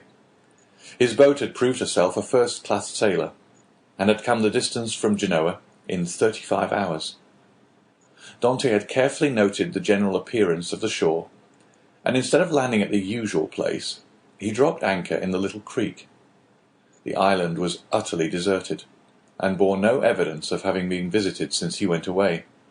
His treasure was just as he had left it. Early on the following morning he commenced the removal of his riches, and ere nightfall the whole of his immense wealth was safely deposited in the compartments of the secret locker. A week passed by. Dante employed it in manoeuvring his yacht around the island, studying it as a skilful horseman would the animal he destined for some important service, till at the end of that time he was perfectly conversant with its good and bad qualities. The former Dante proposed to augment, the latter to remedy. Upon the 8th day he discerned a small vessel under full sail approaching Monte Cristo. As it drew near, he recognized it as the boat he had given to Jacopo. He immediately signalled it. His signal was returned, and in 2 hours afterwards the newcomer lay at anchor beside the yacht. A mournful answer awaited each of Edmond's eager inquiries as to the information Jacopo had obtained. Old Dante was dead, and Mercedes had disappeared. Dante listened to these melancholy tidings with outward calmness, but leaping lightly ashore, he signified his desire to be quite alone. In a couple of hours he returned. 2 of the men from Jacopo's boat came on board the yacht to assist in navigating it, and he gave orders that she should be steered direct to Marseilles. For his father's death he was in some manner prepared, but he knew not how to account for the mysterious disappearance of Mercedes. Without divulging his secret, Dante could not give sufficiently clear instructions to an agent. There were, besides, other particulars he was desirous of ascertaining, and those were of a nature he alone could investigate in a manner satisfactory to himself. His looking-glass had assured him during his stay at Leghorn that he ran no risk of recognition. Moreover, he had now the means of adopting any disguise he thought proper. One fine morning, then, his yacht, followed by the little fishing boat, boldly entered the port of Marseilles, and anchored exactly opposite the spot from whence, on the never-to-be-forgotten night of his departure for the Château d'If, he had been put on board the boat destined to convey him thither. Still Dante could not view without a shudder the approach of a gendarme who accompanied the officers deputed to demand his bill of health ere the yacht was permitted to hold communication with the shore. But with that perfect self-possession he had acquired during his acquaintance with Faria, Dante coolly presented an English passport he had obtained from Leghorn, and as this gave him a standing which a French passport would not have afforded, he was informed that there existed no obstacle to his immediate debarkation. The first person to attract the attention of Dante as he landed on the Canebière was one of the crew belonging to the Pharaon. Edmond welcomed the meeting with this fellow, who had been one of his own sailors, as a sure means of testing the extent of the change which time had worked in his own appearance. Going straight towards him, he propounded a variety of questions on different subjects, carefully watching the man's countenance as he did so, but not a word or look implied that he had the slightest idea of ever having seen before the person with whom he was conversing. Giving the sailor a piece of money in return for his civility, Dante proceeded onwards, but ere he had gone many steps he heard the man loudly calling him to stop. Dante instantly turned to meet him. "I beg your pardon, sir," said the honest fellow in almost breathless haste, "but I believe you made a mistake. You intended to give me a 2-franc piece, and see, you gave me a double Napoleon." "Thank you, my good friend. I see that I have made a trifling mistake, as you say. But by way of rewarding your honesty, I give you another double Napoleon, that you may drink to my health, and be able to ask your messmates to join you." So extreme was the surprise of the sailor that he was unable even to thank Edmond, whose receding figure he continued to gaze after in speechless astonishment. "Some nabob from India," was his comment. Dante meanwhile went on his way. Each step he trod oppressed his heart with fresh emotion. His first and most indelible recollections were there. Not a tree, not a street that he passed but seemed filled with dear and cherished memories, and thus he proceeded onwards till he arrived at the end of the Rue de Noailles, from whence a full view of the Allée de Meillan was obtained. At this spot, so pregnant with fond and filial remembrances, his heart beat almost to bursting. His knees tottered under him, a mist floated over his sight, and had he not clung for support to one of the trees, he would inevitably have fallen to the ground and been crushed beneath the many vehicles continually passing there. Recovering himself, however, he wiped the perspiration from his brows, and stopped not again till he found himself at the door of the house in which his father had lived. The nasturtiums and other plants which his father had delighted to train before his window had all disappeared from the upper part of the house. Leaning against a tree, he gazed thoughtfully for a time at the upper stories of the shabby little house. Then he advanced to the door, and asked whether there were any rooms to be let. Though answered in the negative, he begged so earnestly to be permitted to visit those on the 5th floor, that, in despite of the oft-repeated assurance of the concierge that they were occupied, Dante succeeded in inducing the man to go up to the tenants, and ask permission for a gentleman to be allowed to look at them. The tenants of the humble lodging were a young couple who had been scarcely married a week, and seeing them, Dante sighed heavily. Nothing in the 2 small chambers forming the apartments remained as it had been in the time of the elder Dante. The very paper was different, while the articles of antiquated furniture with which the rooms had been filled in Edmond's time had all disappeared. The 4 walls alone remained as he had left them. The bed belonging to the present occupants was placed as the former owner of the chamber had been accustomed to have his, and in despite of his efforts to prevent it, the eyes of Edmond were suffused in tears, as he reflected that on that spot the old man had breathed his last, vainly calling for his son. The young couple gazed with astonishment at the sight of their visitor's emotion, and wondered to see the large tears silently chasing each other down his otherwise stern and immovable features. But they felt the sacredness of his grief, and kindly refrained from questioning him as to its cause, while with instinctive delicacy they left him to indulge his sorrow alone. When he withdrew from the scene of his painful recollections, they both accompanied him downstairs, reiterating their hope that he would come again whenever he pleased, and assuring him that their poor dwelling would ever be open to him.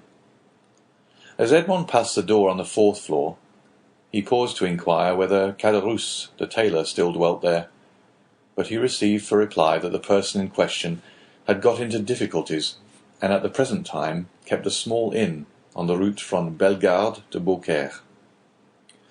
Having obtained the address of the person to whom the house in the Allée de Meillan belonged, Dante next proceeded thither, and under the name of the Lord Wilmore, the name and title inscribed on his passport, purchased the small dwelling for the sum of 25,000 francs, at least 10,000 more than it was worth. But had its owner asked 500,000, it would unhesitatingly have been given. The very same day the occupants of the apartments on the 5th floor of the house, now became the property of Dante, were duly informed by the notary, who had arranged the necessary transfer of deeds, etc., that the new landlord gave them their choice of any of the rooms in the house, without the least augmentation of rent, upon condition of their giving instant possession of the 2 small chambers they at present inhabited. This strange event aroused great wonder and curiosity in the neighbourhood of the Allée de Meillan, and a multitude of theories were afloat, none of which was anywhere near the truth. But what raised public astonishment to a climax, and set all conjecture at defiance, was the knowledge that the same stranger who had in the morning visited the Allée de Meillan had been seen in the evening walking in the little village of the Catalans, and afterwards observed to enter a poor fisherman's hut, and to pass more than an hour in inquiring after persons who had either been dead or gone away for more than 15 or 16 years. But on the following day the family from whom all these particulars had been asked received a handsome present, consisting of an entirely new fishing boat, with 2 seine and a tender. The delighted recipients of these munificent gifts would gladly have poured out their thanks to their generous benefactor, but they had seen him, upon quitting the hut, merely give some orders to a sailor, and then, springing lightly on horseback, leave Marseilles by the Porte d'Aix. Chapter 26. The Pont du Gard Inn. Such of my readers as have made a pedestrian excursion to the south of France may perchance have noticed, about midway between the town of Beaucaire and the village of Bellegarde, a little nearer to the former than to the latter, a small roadside inn, from the front of which hung creaking and flapping in the wind a sheet of tin covered with a grotesque representation of the Pont du Gard. This modern place of entertainment stood on the left-hand side of the post-road, and backed upon the Rhône. It also boasted of what in Languedoc is styled a garden, consisting of a small plot of ground, on the side opposite to the main entrance reserved for the reception of guests. A few dingy olives and stunted fig trees struggled hard for existence, but their withered, dusty foliage abundantly proved how unequal was the conflict. Between these sickly shrubs grew a scanty supply of garlic, tomatoes, and eschalots, while, lone and solitary, like a forgotten sentinel, a tall pine raised its melancholy head in one of the corners of this unattractive spot, and displayed its flexible stem and fan-shaped summit dried and cracked by the fierce heat of the subtropical sun. In the surrounding plain, which more resembled a dusty lake than solid ground, were scattered a few miserable stalks of wheat, the effect, no doubt, of a curious desire on the part of the agriculturists of the country to see whether such a thing as the raising of grain in those parched regions was practicable. Each stalk served as a perch for a grasshopper, which regaled the passers-by through this Egyptian scene with its strident, monotonous note. For about 7 or 8 years the little tavern had been kept by a man and his wife, with 2 servants, a chambermaid named Trinette, and a hostler called Pecot. This small staff was quite equal to all the requirements, for a canal between Beaucaire and Aigues-Mortes had revolutionized transportation by substituting boats for the cart and the stagecoach. And as though to add to the daily misery which this prosperous canal inflicted on the unfortunate innkeeper, whose utter ruin it was fast accomplishing, it was situated between the Rhône, from which it had its source, and the post-road it had depleted, not 100 steps from the inn, of which we have given a brief but faithful description. The innkeeper himself was a man of from 40 to 45 years of age, tall, strong, and bony, a perfect specimen of the natives of those southern latitudes. He had dark, sparkling, and deep-set eyes, hooked nose, and teeth white as those of a carnivorous animal. His hair, like his beard, which he wore under his chin, was thick and curly, and in spite of his age, but slightly interspersed with a few silvery threads.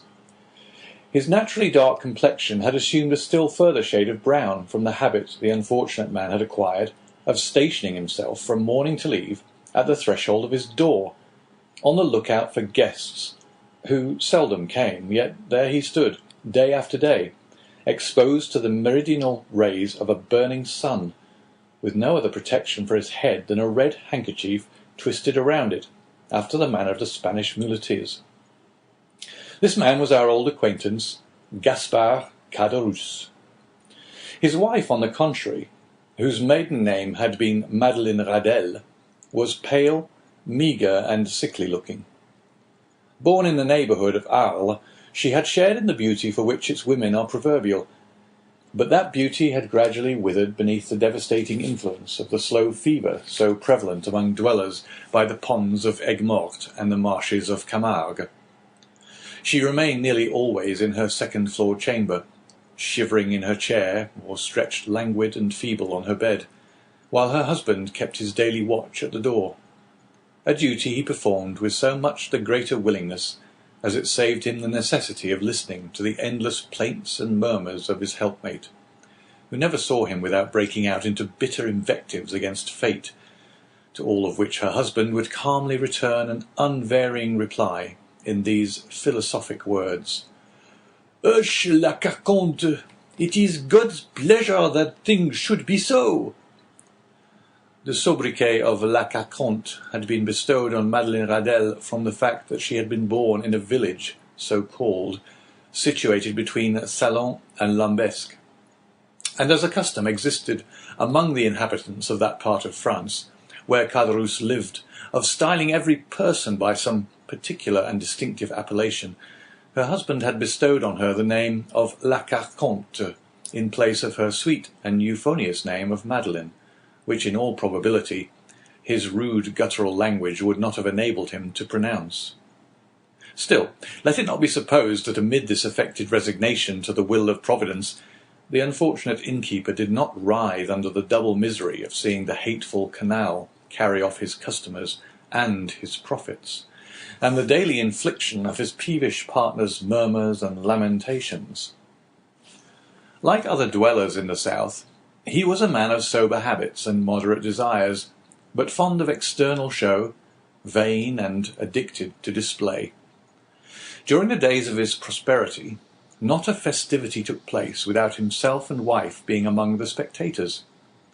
He dressed in the picturesque costume worn upon grand occasions by the inhabitants of the south of France, bearing equal resemblance to the style adopted both by the Catalans and the Andalusians, while La Carconte displayed the charming fashion prevalent among the women of Arles, a mode of attire borrowed equally from Greece and Arabia. But by degrees, watch chains, necklaces, parti-coloured scarves, embroidered bodices, velvet vests, elegantly worked stockings, striped gaiters, and silver buckles for the shoes all disappeared, and Gaspard Caderousse, unable to appear abroad in his pristine splendour, had given up any further participation in the pomps and vanities, both for himself and wife, although a bitter feeling of envious discontent filled his mind as the sound of mirth and merry music from the joyous revellers reached even the miserable hostelry to which he still clung, more for the shelter than the profit it afforded. Caderousse, then, was as usual at his place of observation before the door, his eyes glancing listlessly from a piece of the closely shaven grass, on which some fowls were industriously, though fruitlessly, endeavouring to turn up some grain or insect suited to their palate, to the deserted road, which led away to the north and south, when he was aroused by the shrill voice of his wife, and grumbling to himself as he went, he mounted to her chamber, first taking care, however, to set the entrance door wide open as an invitation to any chance traveller who might be passing. At the moment Caderousse quitted his sentry-like watch before the door, the road on which he so eagerly strained his sight was void and lonely as a desert at midday. There it lay, stretching out into one interminable line of dust and sand, with its sides bordered by tall, meagre trees, altogether presenting so uninviting an appearance that no one in his senses could have imagined that any traveller, at liberty to regulate his hours for journeying, would choose to expose himself in such a formidable Sahara. Nevertheless, had Caderousse but retained his post a few minutes longer, he might have caught a dim outline of something approaching from the direction of Bellegarde. As the moving object drew nearer, he would easily have perceived that it consisted of a man and horse, between whom the kindest and most amiable understanding appeared to exist. The horse was of Hungarian breed, and ambled along at an easy pace. His rider was a priest, dressed in black, and wearing a three-cornered hat, and in spite of the ardent rays of a noonday sun, the pair came on with a fair degree of rapidity. Having arrived before the Pont du Gard, the horse stopped, but whether for his own pleasure or that of his rider would have been difficult to say. However, that might have been, the priest, dismounting, led his steed by the bridle in search of some place to which he could secure him. Availing himself of a handle that projected from a half-fallen door, he tied the animal safely, and having drawn a red cotton handkerchief from his pocket, wiped away the perspiration that streamed from his brow. Then, advancing to the door, struck thrice with the end of his iron-shod stick. At this unusual sound, a huge black dog came rushing to meet the daring assailant of his ordinarily tranquil abode, snarling and displaying his sharp white teeth with a determined hostility that abundantly proved how little he was accustomed to society. At that moment a heavy footstep was heard descending the wooden staircase that led from the upper floor, and with many bows and courteous smiles, mine host of the Pont du Gard besought his guest to enter. "You are welcome, sir, most welcome," repeated the astonished Caderousse. "Now then, Margotin," cried he, speaking to the dog, "will you be quiet? Pray don't heed him, sir. He only barks, he never bites. I make no doubt a glass of good wine would be acceptable this dreadfully hot day." Then, perceiving for the first time the garb of the traveller he had to entertain, Caderousse hastily exclaimed, "A thousand pardons! I really did not observe whom I had the honour to receive under my poor roof. What would the Abbé please to have? What refreshment can I offer? All I have is at his service." The priest gazed on the person addressing him with a long and searching gaze. There even seemed a disposition on his part to court a similar scrutiny on the part of the innkeeper. Then, observing in the countenance of the latter no other expression than extreme surprise at his own want of attention to an inquiry so courteously worded, he deemed it as well to terminate this dumb show, and therefore said, speaking with a strong Italian accent, "You are, I presume, Monsieur Caderousse?" "Yes, sir," answered the host, even more surprised at the question than he had been by the silence which had preceded it. "I am Gaspard Caderousse, at your service." "Gaspard Caderousse," rejoined the priest. "Yes, Christian and surname are the same. You formerly lived, I believe, in the Allée de Meilhan, on the 4th floor." "I did." "And you followed the business of a tailor." "True, I was a tailor, till the trade fell off. It is so hot at Marseilles that I really believe that the respectable inhabitants will in time go without any clothing whatever. But talking of heat, is there nothing I can offer you by way of refreshment?" "Yes, let me have a bottle of your best wine, and then, with your permission, we will resume our conversation from where we left off." "As you please, sir," said Caderousse, who, anxious not to lose the present opportunity of finding a customer for one of the few bottles of Cahors still remaining in his possession, hastily raised a trapdoor in the floor of the apartment they were in, which served both as parlour and kitchen. Upon issuing forth from his subterranean retreat at the expiration of 5 minutes, he found the Abbé seated upon a wooden stool, leaning his elbow on a table, while Margotin, whose animosity seemed appeased by the unusual command of the traveller for refreshments, had crept up to him, and had established himself very comfortably between his knees, his long skinny neck resting on his lap, while his dim eye was fixed earnestly on the traveller's face. "Are you quite alone?" inquired the guest, as Caderousse placed before him the bottle of wine and the glass. "Quite alone," replied the man, "or at least practically so, for my poor wife, who is the only person in the house beside myself, is laid up with illness, and unable to render me the least assistance. Poor thing!"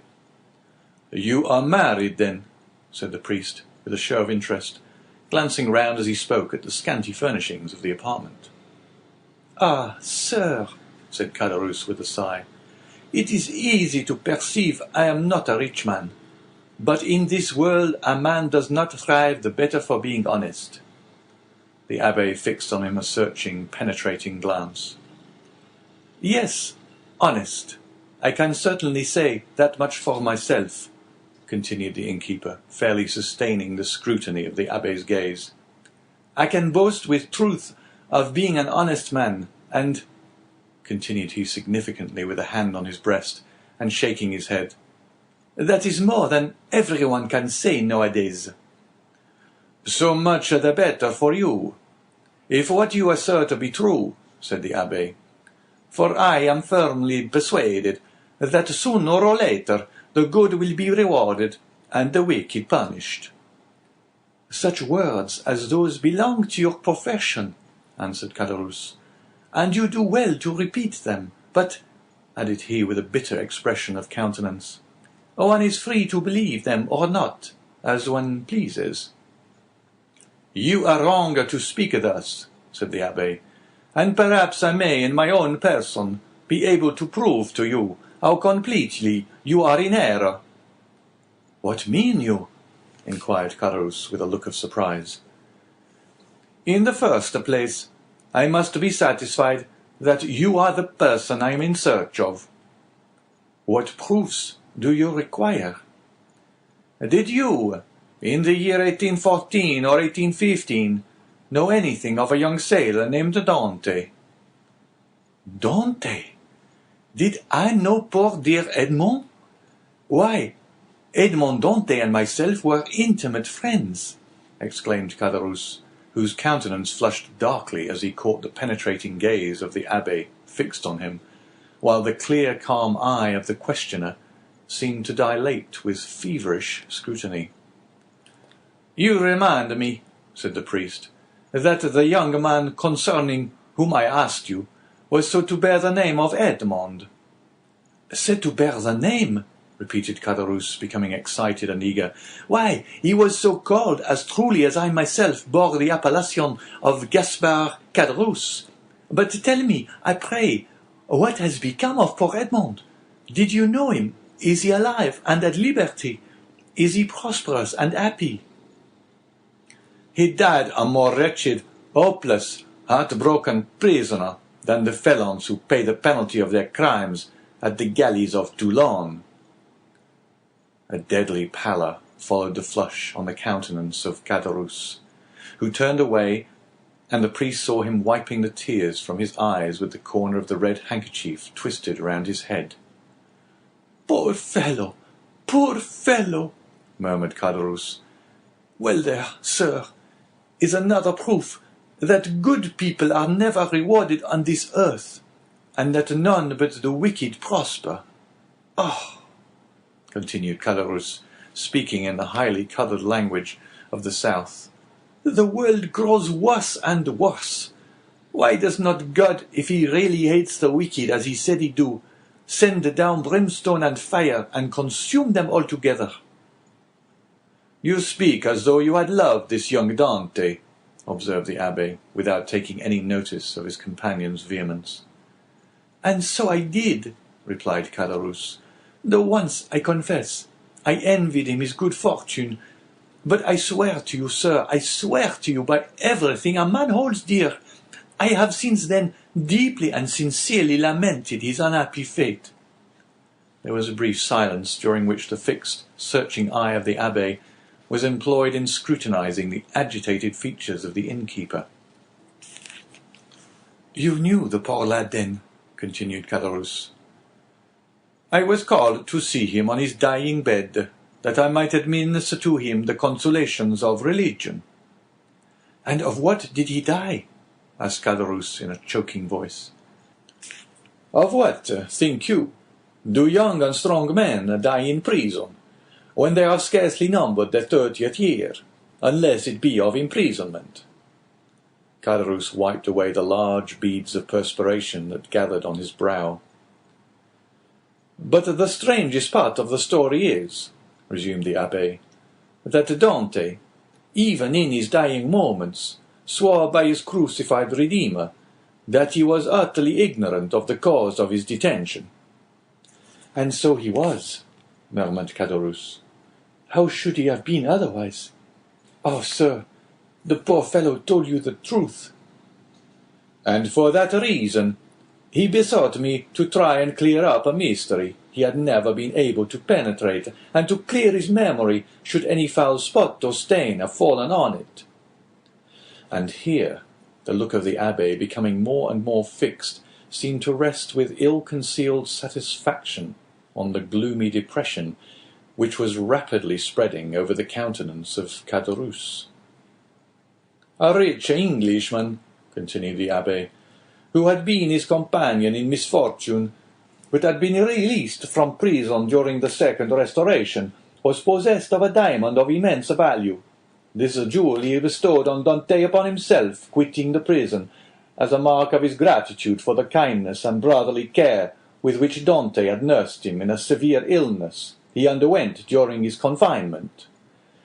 Instead of employing this diamond in attempting to bribe his jailers, who might only have taken it and then betrayed him to the governor, Dante carefully preserved it, that in the event of his getting out of prison, he might have wherewithal to live, for the sale of such a diamond would have quite sufficed to make his fortune."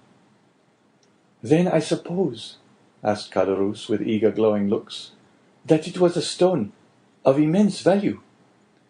"Why, everything is relative," answered the Abbé. "To one in Edmond's position, the diamond certainly was of great value. It was estimated at 50,000 francs.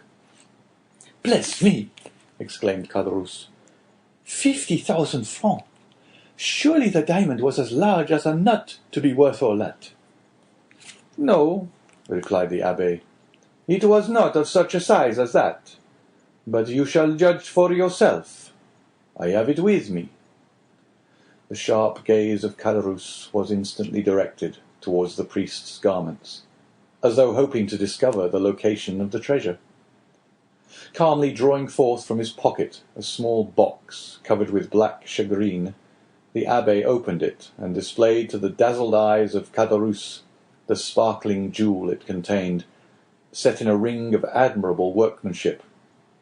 "And that diamond," cried Caderousse, almost breathless with eager admiration, "you say is worth 50,000 francs?" "It is without the setting, which is also valuable," replied the Abbé, as he closed the box, and returned it to his pocket, while its brilliant hues seemed still to dance before the eyes of the fascinated innkeeper. "But how comes the diamond in your possession, sir? Did Edmond make you his heir?" "No, merely his testamentary executor. I once possessed 4 dear and faithful friends, besides the maiden to whom I was betrothed," he said, "and I feel convinced they have all unfeignedly grieved over my loss. The name of one of the 4 friends is Caderousse." The innkeeper shivered.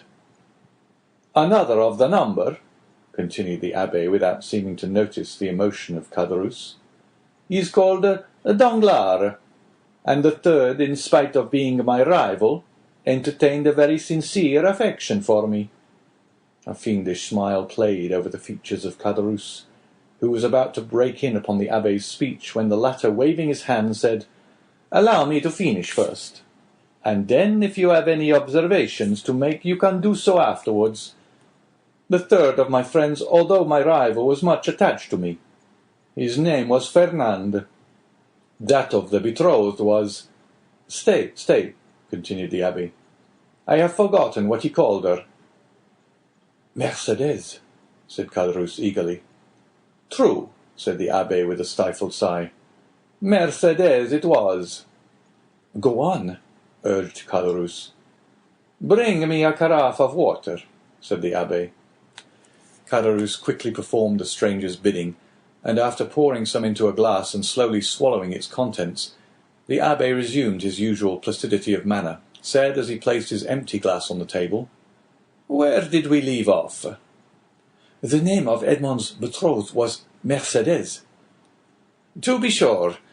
You will go to Marseilles," said Dante, "for you understand, I repeat his words just as he uttered them. Do you understand?" "Perfectly."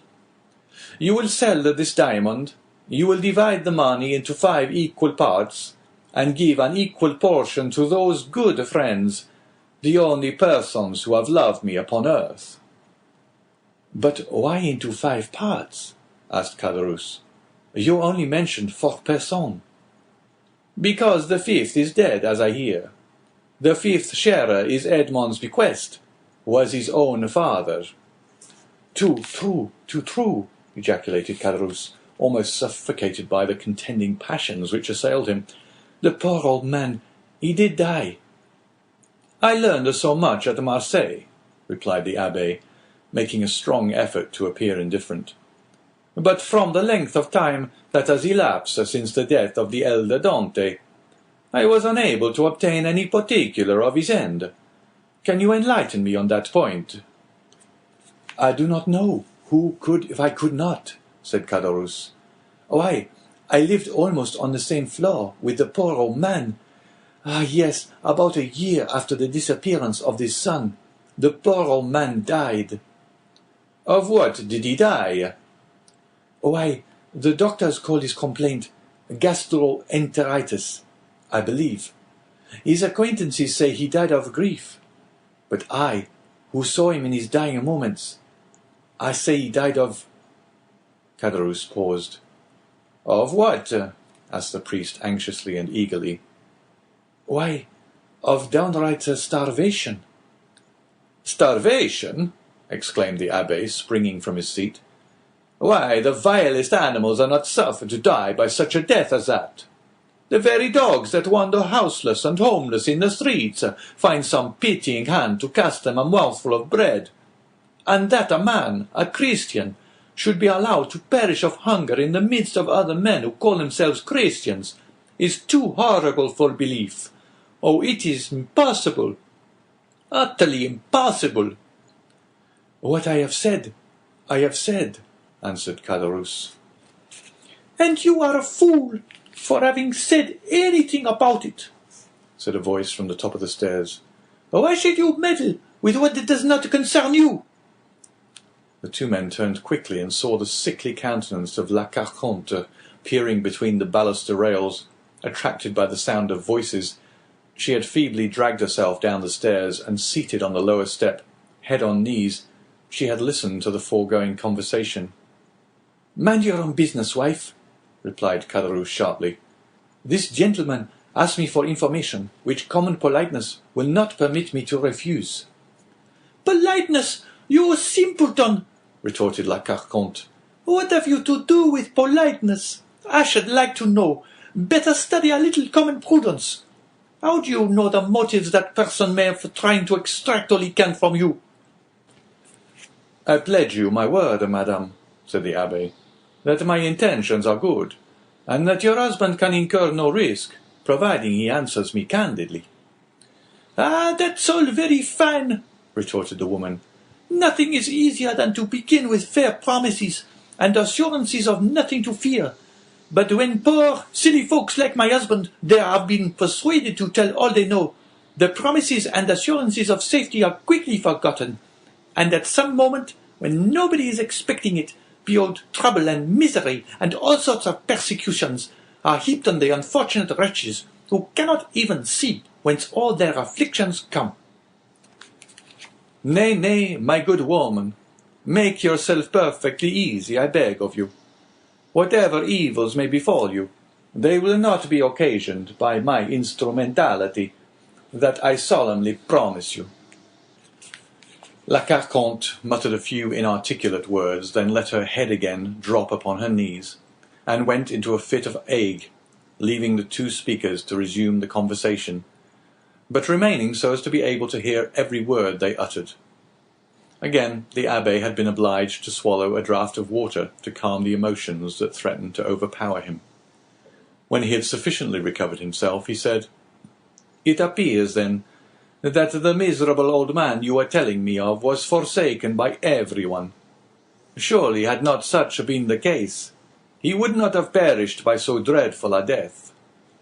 "Why, he was not altogether forsaken," continued Caderousse, "for Mercédès, the Catalan, and Monsieur Morel were very kind to him.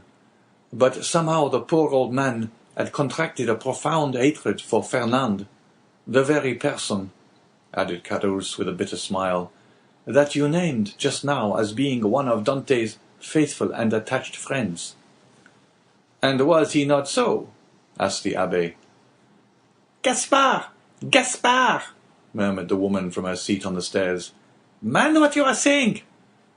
Caderousse made no reply to these words, though evidently irritated and annoyed by the interruption, but addressing the Abbé, said, "Can a man be faithful to another whose wife he covets and desires for himself?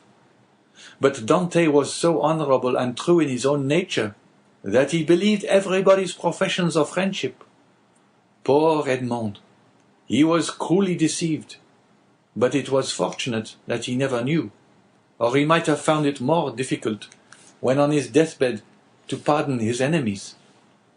And whatever people may say," continued Caderousse in his native language, which was not altogether devoid of rude poetry, "I cannot help being more frightened at the idea of the malediction of the dead man than the hatred of the living." "Imbecile!" exclaimed la Carconte. "Do you then know in what manner Fernand injured Dante?" inquired the Abbé of Caderousse. "Do I? No one better." "Speak out, then. Say what it was." "Gaspard!" cried la Carconte, "do as you will. You are master. But if you take my advice, you'll hold your tongue." "Well, wife," replied Caderousse, "I don't know but what you're right." "So you will say nothing?" asked the Abbé. "Why, what good would it do?"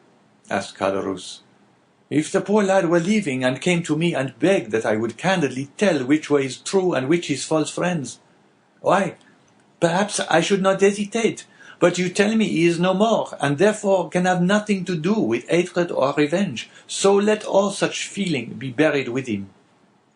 "You prefer, then," said the Abbé, "that I should bestow on men you say are false and traitorous the reward intended for faithful friendship."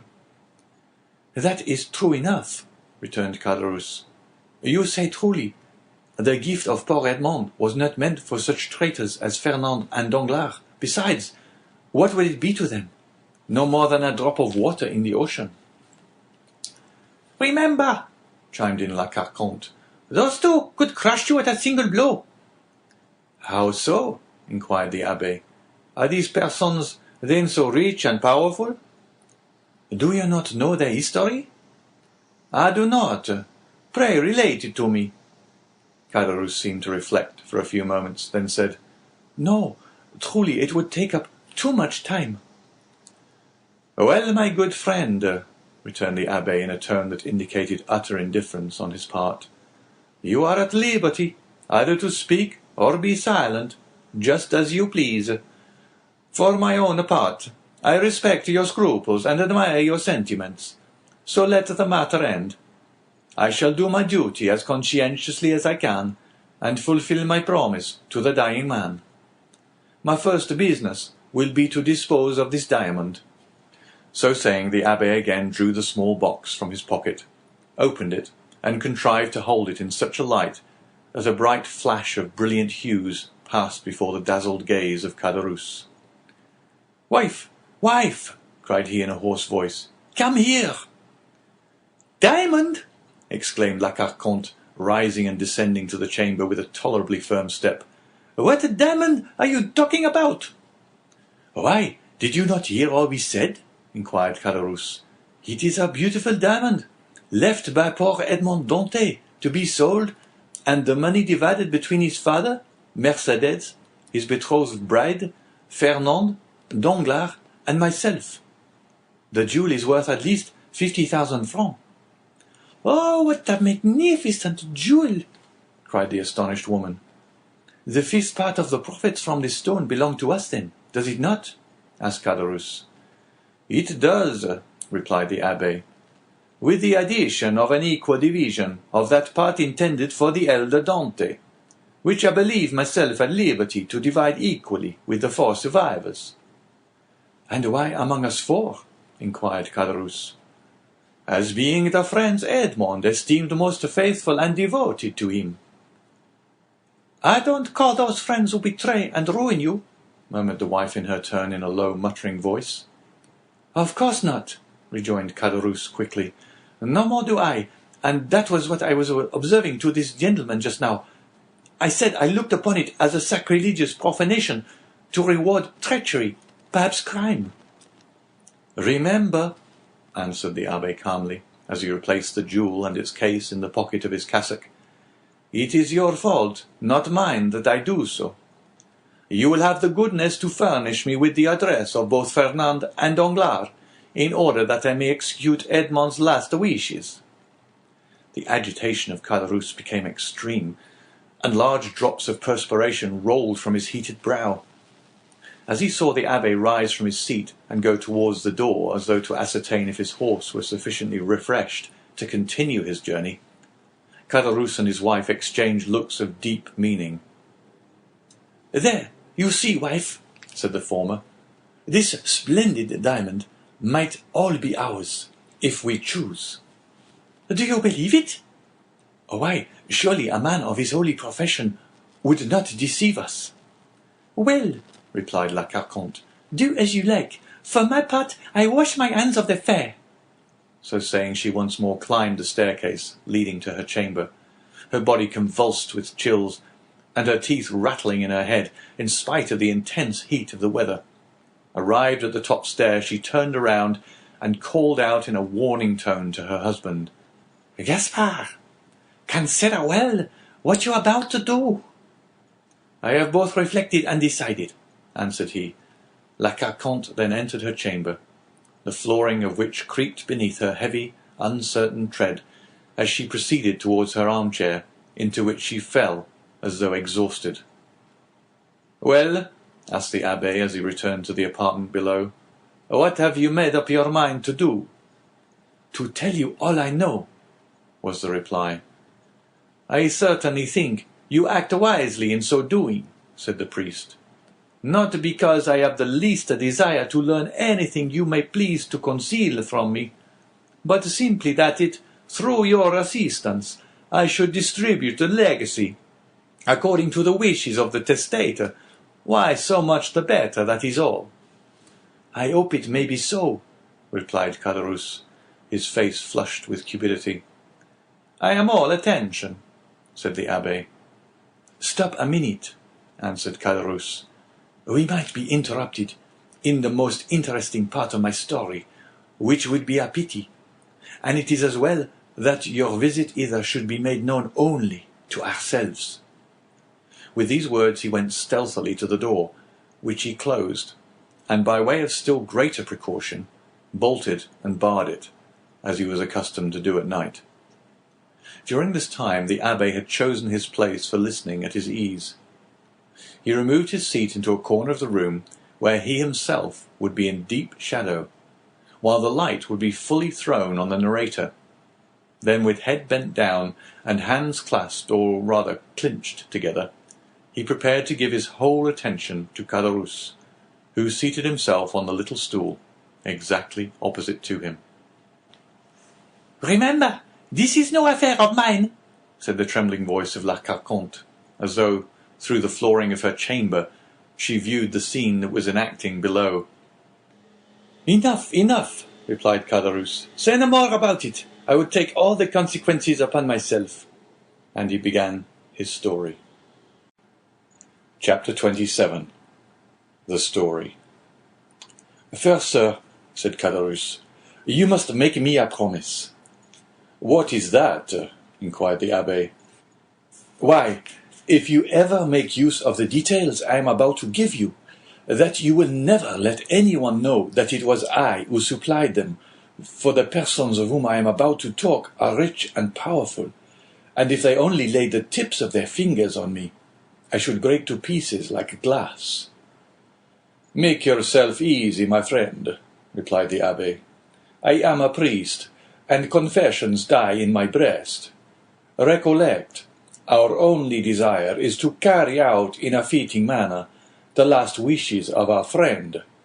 Speak, then, without reserve, as without hatred, Tell the truth, the whole truth.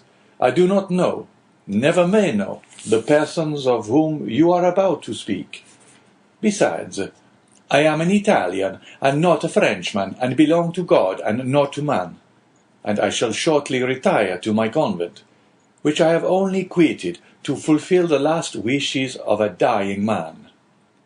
This positive assurance seemed to give Caderousse a little courage. "Well then, under these circumstances," said Caderousse, I even believe I ought to undeceive you as to the friendship which poor Edmond thought so sincere and unquestionable."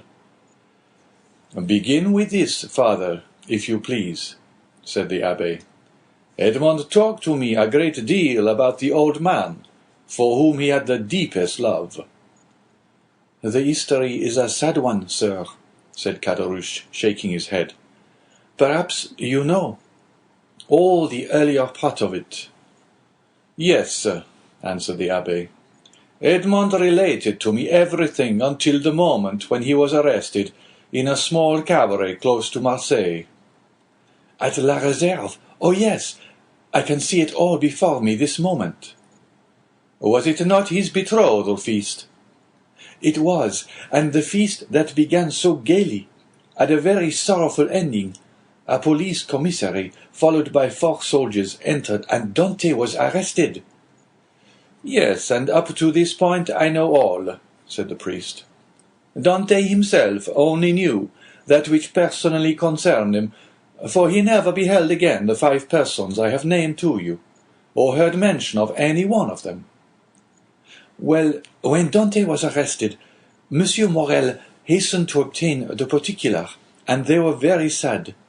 The old man returned alone to his home, folded up his wedding suit with tears in his eyes, and paced up and down his chamber the whole day, and would not go to bed at all, for I was underneath him, and heard him walking the whole night.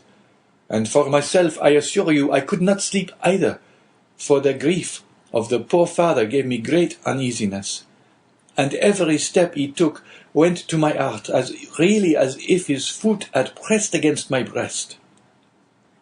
The next day Mercédès came to implore the protection of Monsieur de Villefort. She did not obtain it, however, and went to visit the old man. When she saw him so miserable and heartbroken, having passed a sleepless night, and not touched food since the previous day, she wished him to go with her, that she might take care of him. But the old man would not consent. "No," was the old man's reply. "I will not leave this house, for my poor dear boy loves me better than anything in the world, and if he gets out of prison, he will come and see me the first thing. And what would he think of if I did not wait here for him?" I heard all this from the window, for I was anxious that Mercédès should persuade the old man to accompany her, for his footsteps over my head night and day did not leave me a moment's repose. "But did you not go upstairs and try to console the poor old man?" asked the Abbé. "Ah, sir," replied Caderousse, "we cannot console those who will not be consoled, and he was one of these. Besides, I know not why, but he seemed to dislike seeing me. One night, however, I heard his sobs, and I could not resist my desire to go up to him. But when I reached his door, he was no longer weeping, but praying. I cannot now repeat to you, sir, all the eloquent words and imploring language he made use of. It was more than piety, it was more than grief, and I, who am no cantor and hate the Jesuits, said then to myself, 'It is really well, and I am very glad that I have not any children, for if I were a father and felt such excessive grief as the old man does, and did not find in my memory or heart all he is now saying, I should throw myself into the sea at once, for I could not bear it.'" "Poor father," murmured the priest. "From day to day he lived on alone, and more solitary. Monsieur Morel and Mercedes came to see him, but his door was closed, and although I was certain he was at home, he would not make any answer. One day, when, contrary to his custom, he had admitted Mercedes, and the poor girl, in spite of her own grief and despair, endeavoured to console him, he said to her, "Be assured, my dear daughter, he is dead, and instead of expecting him, it is he who is awaiting us. I am quite happy, for I am the oldest, and of course shall see him first." However well-disposed a person may be, why, you see, we leave off after a time seeing persons who are in sorrow. They make one melancholy, and so at last old Dante was left all to himself, and I only saw from time to time strangers go up to him and come down again with some bundle they tried to hide. But I guessed what these bundles were, and what he sold by degrees, what he had to pay for his subsistence.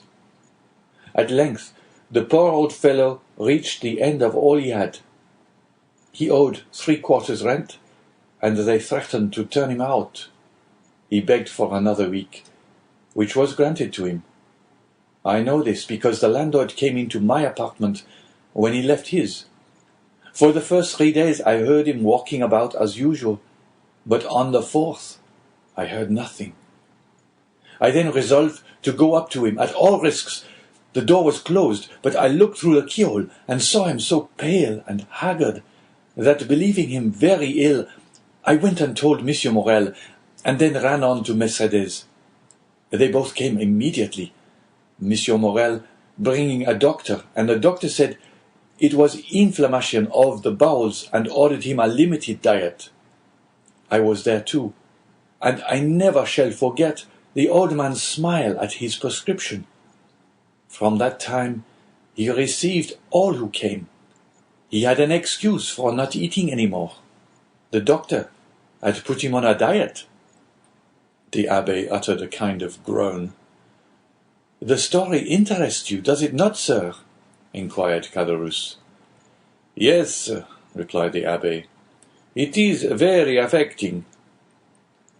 Mercedes came again, and she found him so altered that she was even more anxious than before to have him taken to her own home. This was Monsieur Morel's wish also, who would fain have conveyed the old man against his consent. But the old man resisted, and cried so that they were actually frightened. Mercedes remained, therefore, by his bedside, and Monsieur Morel went away, making a sign to the Catalan that he had left his purse on the chimney-piece. But availing himself of the doctor's order, the old man would not take any sustenance at length. After 9 days of despair and fasting, the old man died, cursing those who had caused his misery, and saying to Mercedes, "If you ever see my Edmond again, tell him I die blessing him." The Abbé rose from his chair and made 2 turns round the chamber, and pressed his trembling hand against his parched throat.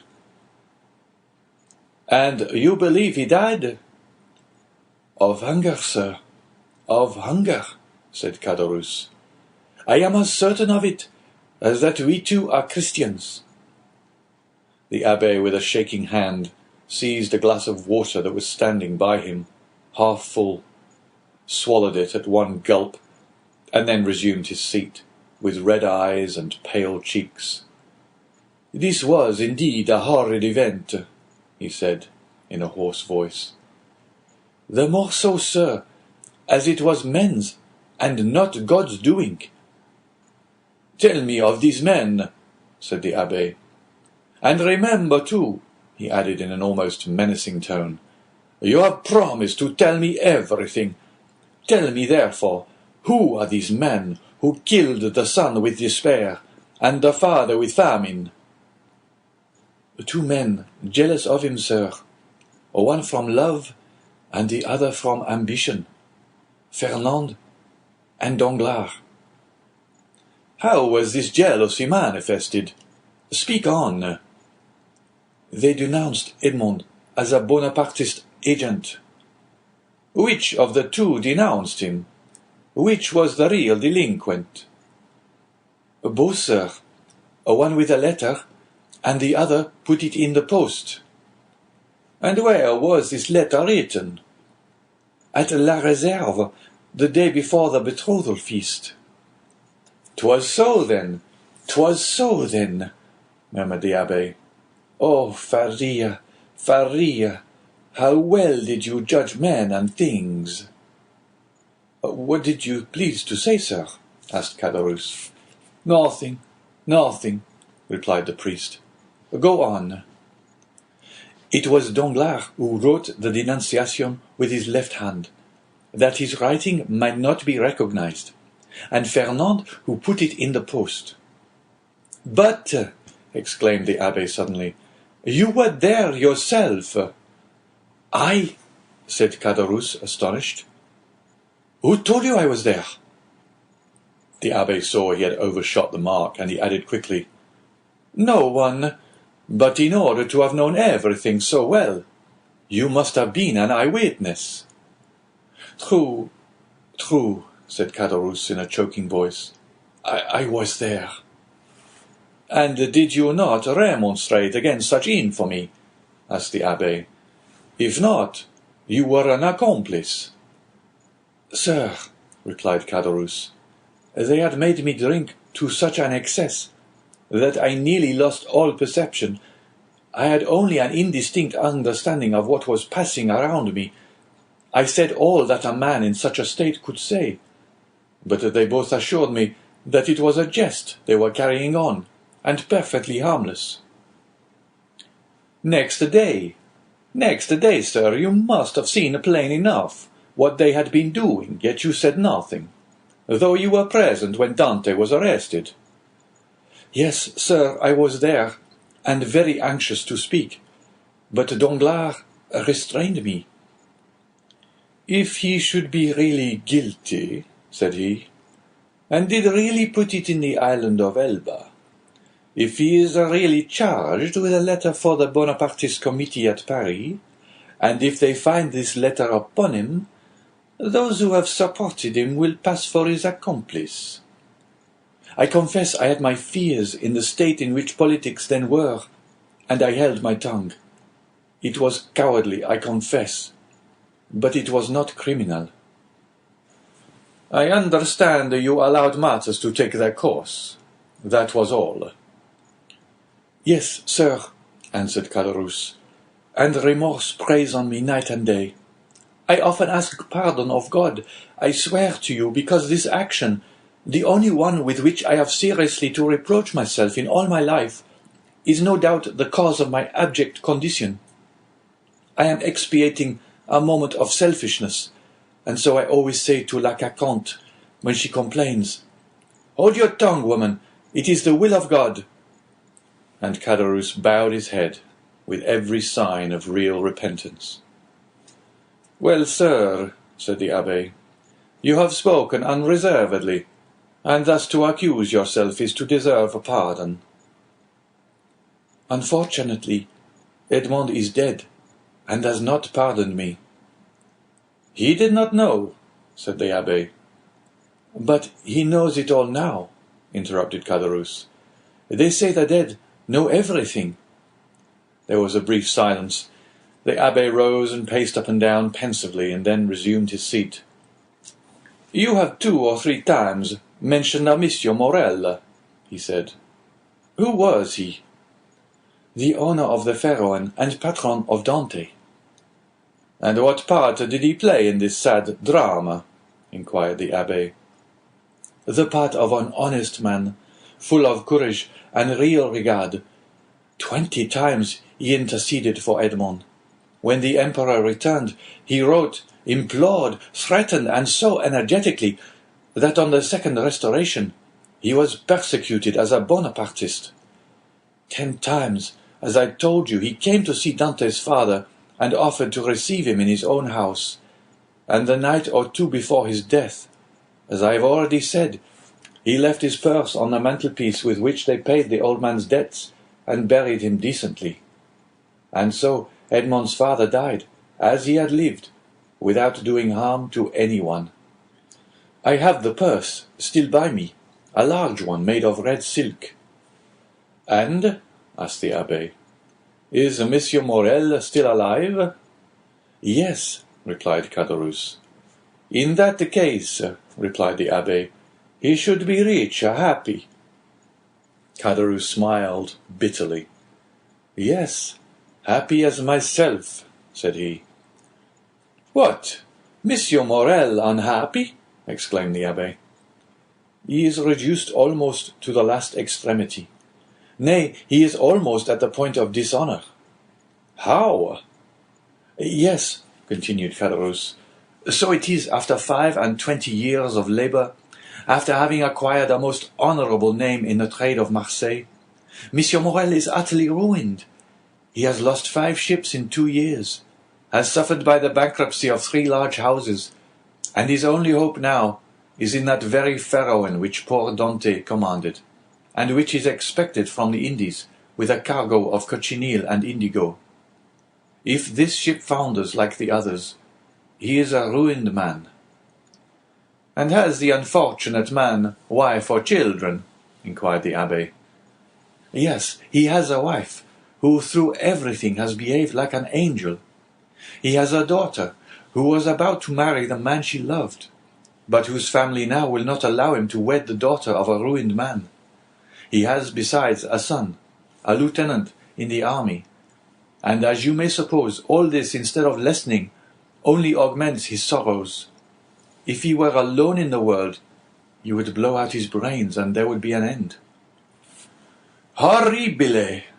Ejaculated the priest. And it is thus heaven recompenses virtue, sir, added Caderousse.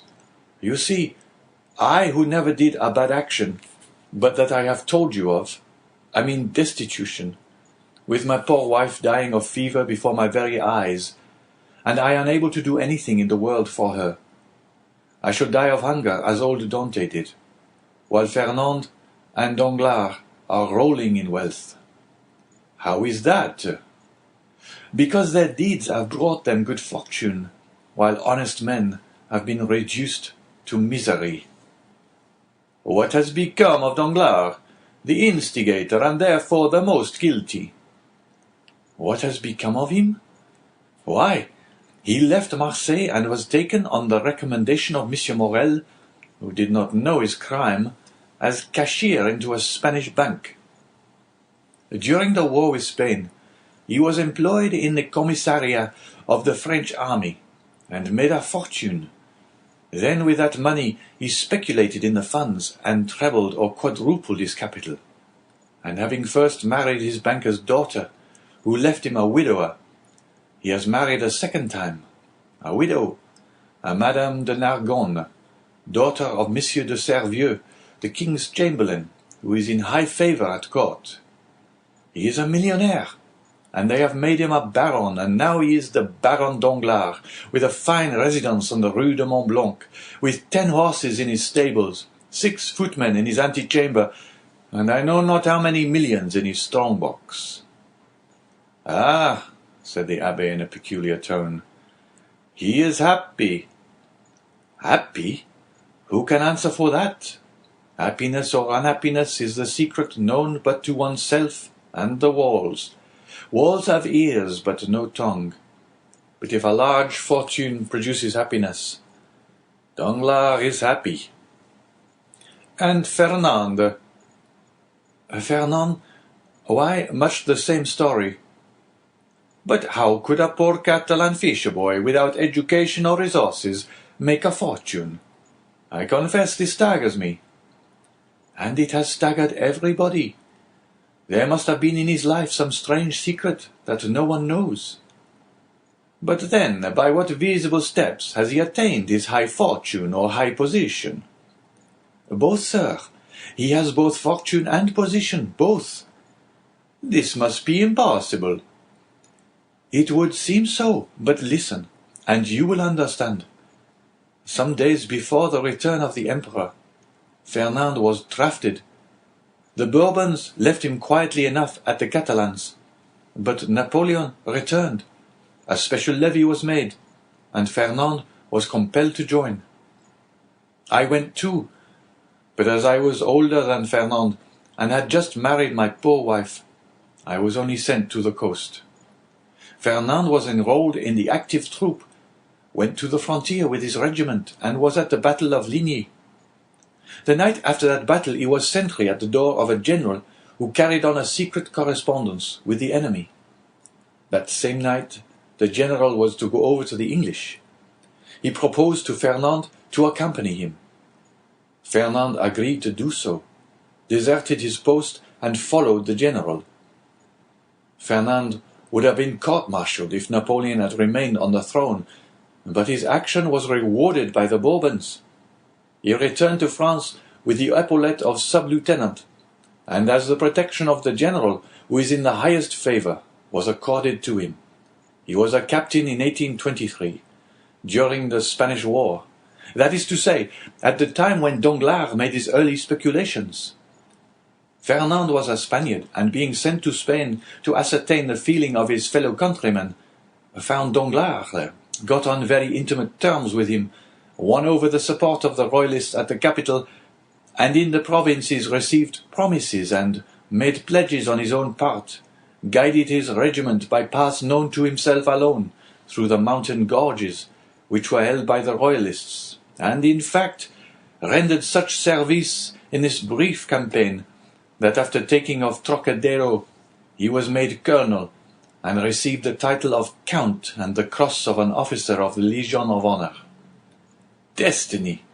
Destiny!" murmured the Abbé. "Yes, but listen, this was not all.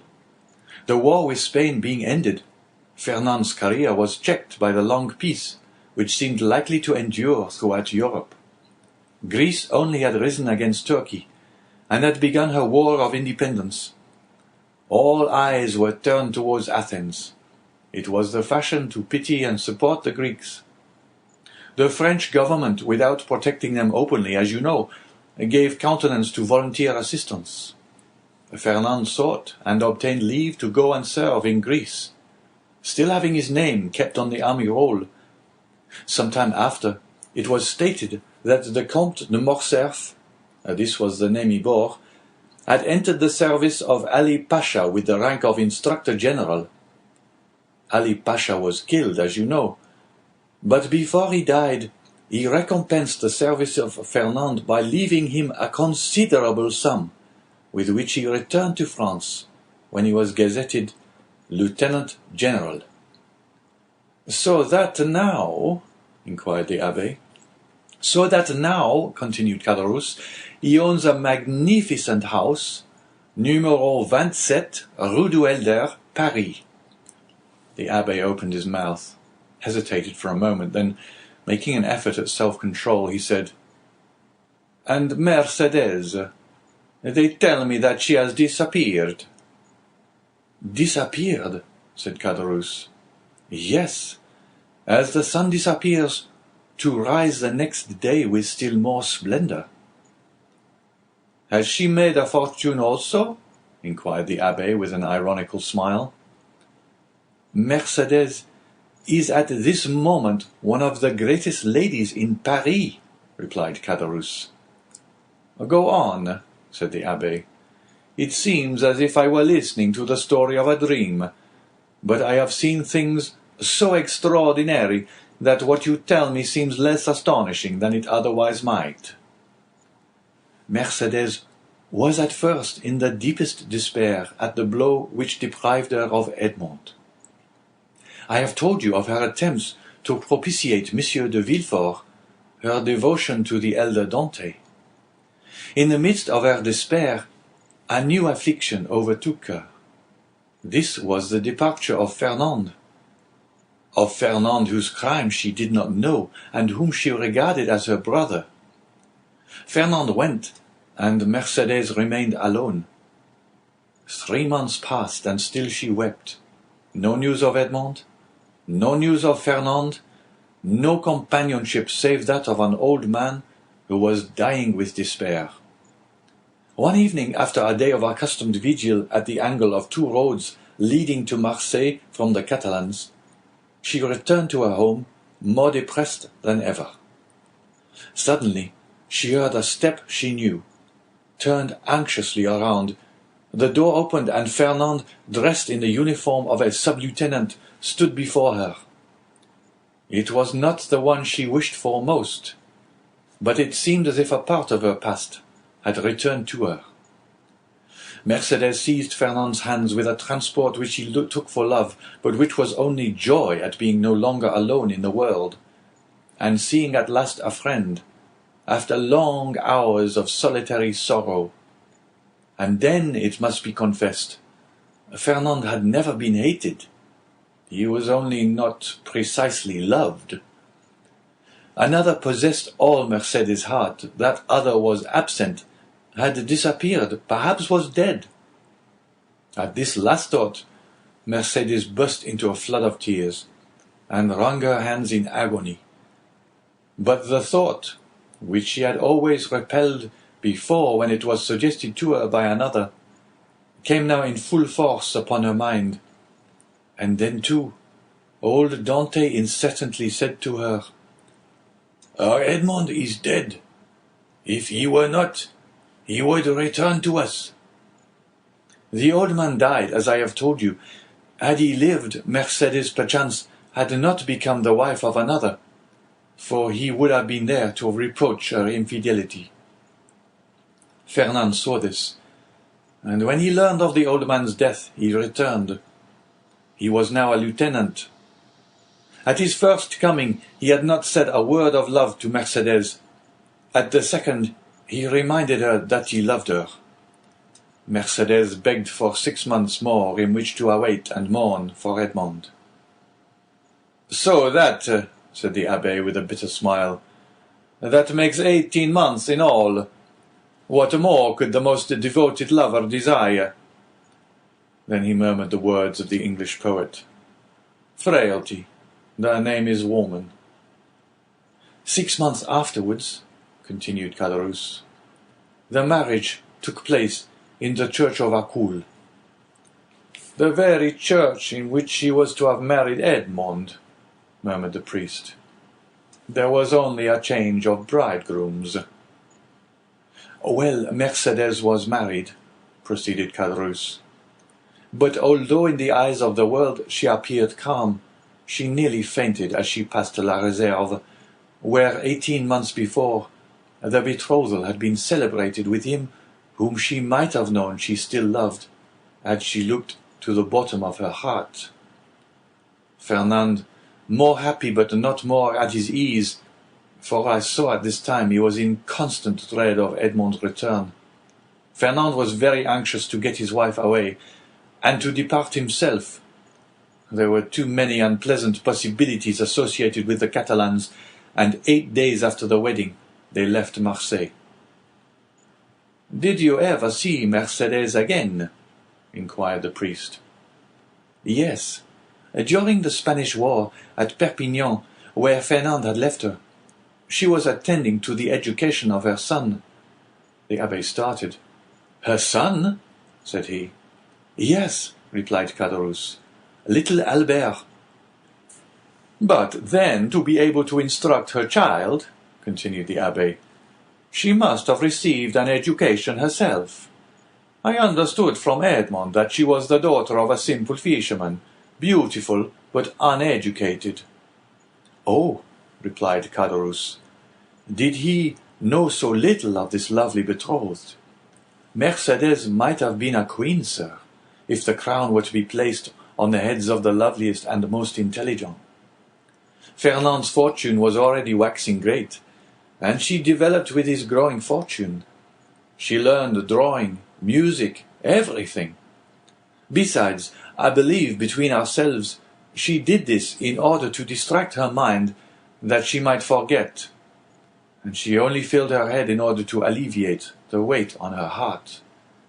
But now her position in life is assured," continued Caderousse. "No doubt fortune and honours have comforted her.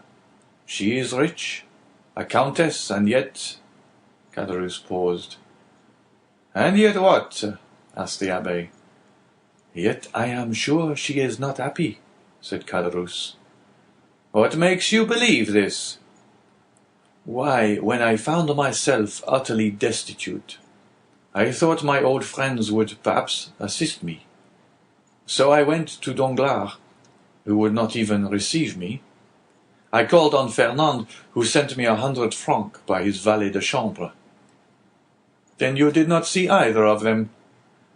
"No, but Madame de Morcerf saw me." "How was that?" "As I went away, a purse fell at my feet. It contained 25 louis. I raised my head quickly and saw Mercédès, who at once shut the blind." "And Monsieur de Villefort?" asked the Abbé. "Oh, he never was a friend of mine. I did not know him, and I had nothing to ask of him." "Do you not know what became of him, and the share he had in Edmond's misfortunes?" "No, I only know that some time after Edmond's arrest, he married Mademoiselle de Saint-Méran, and soon after left Marseilles. No doubt he has been as lucky as the rest. No doubt he is as rich as Danglars, as high in station as Fernand. I only, as you see, have remained poor, wretched, and forgotten."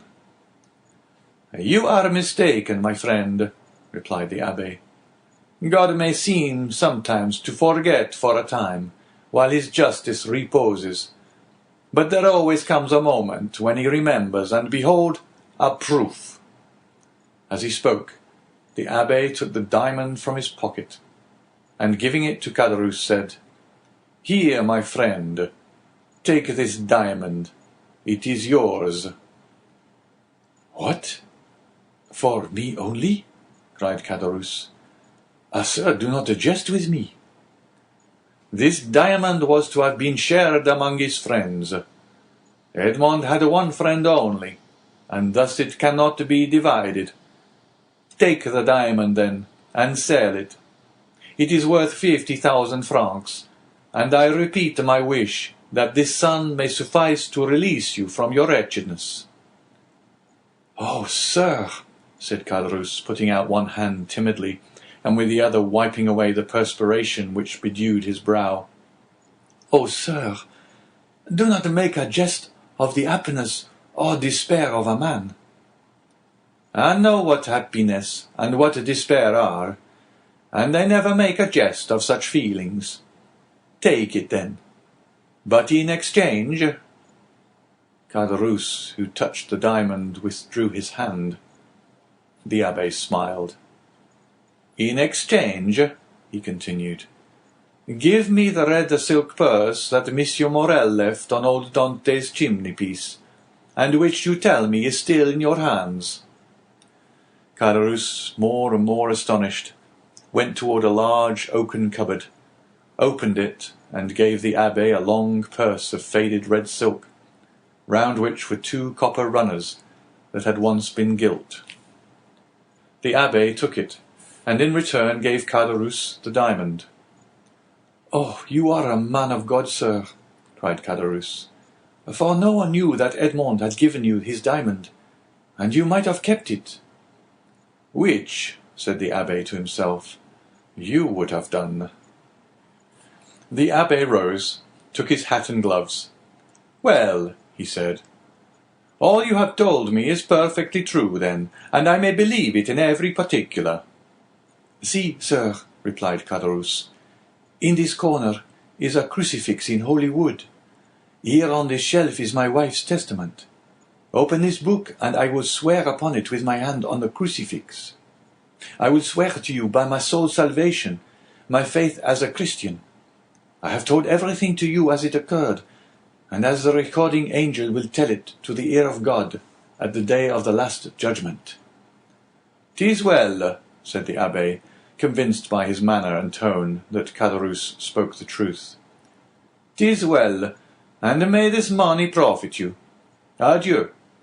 I go far from men who thus so bitterly injure each other." The Abbé with difficulty got away from the enthusiastic thanks of Caderousse, opened the door himself, got out, and mounted his horse, once more saluted the innkeeper, who kept uttering his loud farewells, and then returned by the road he had travelled in coming.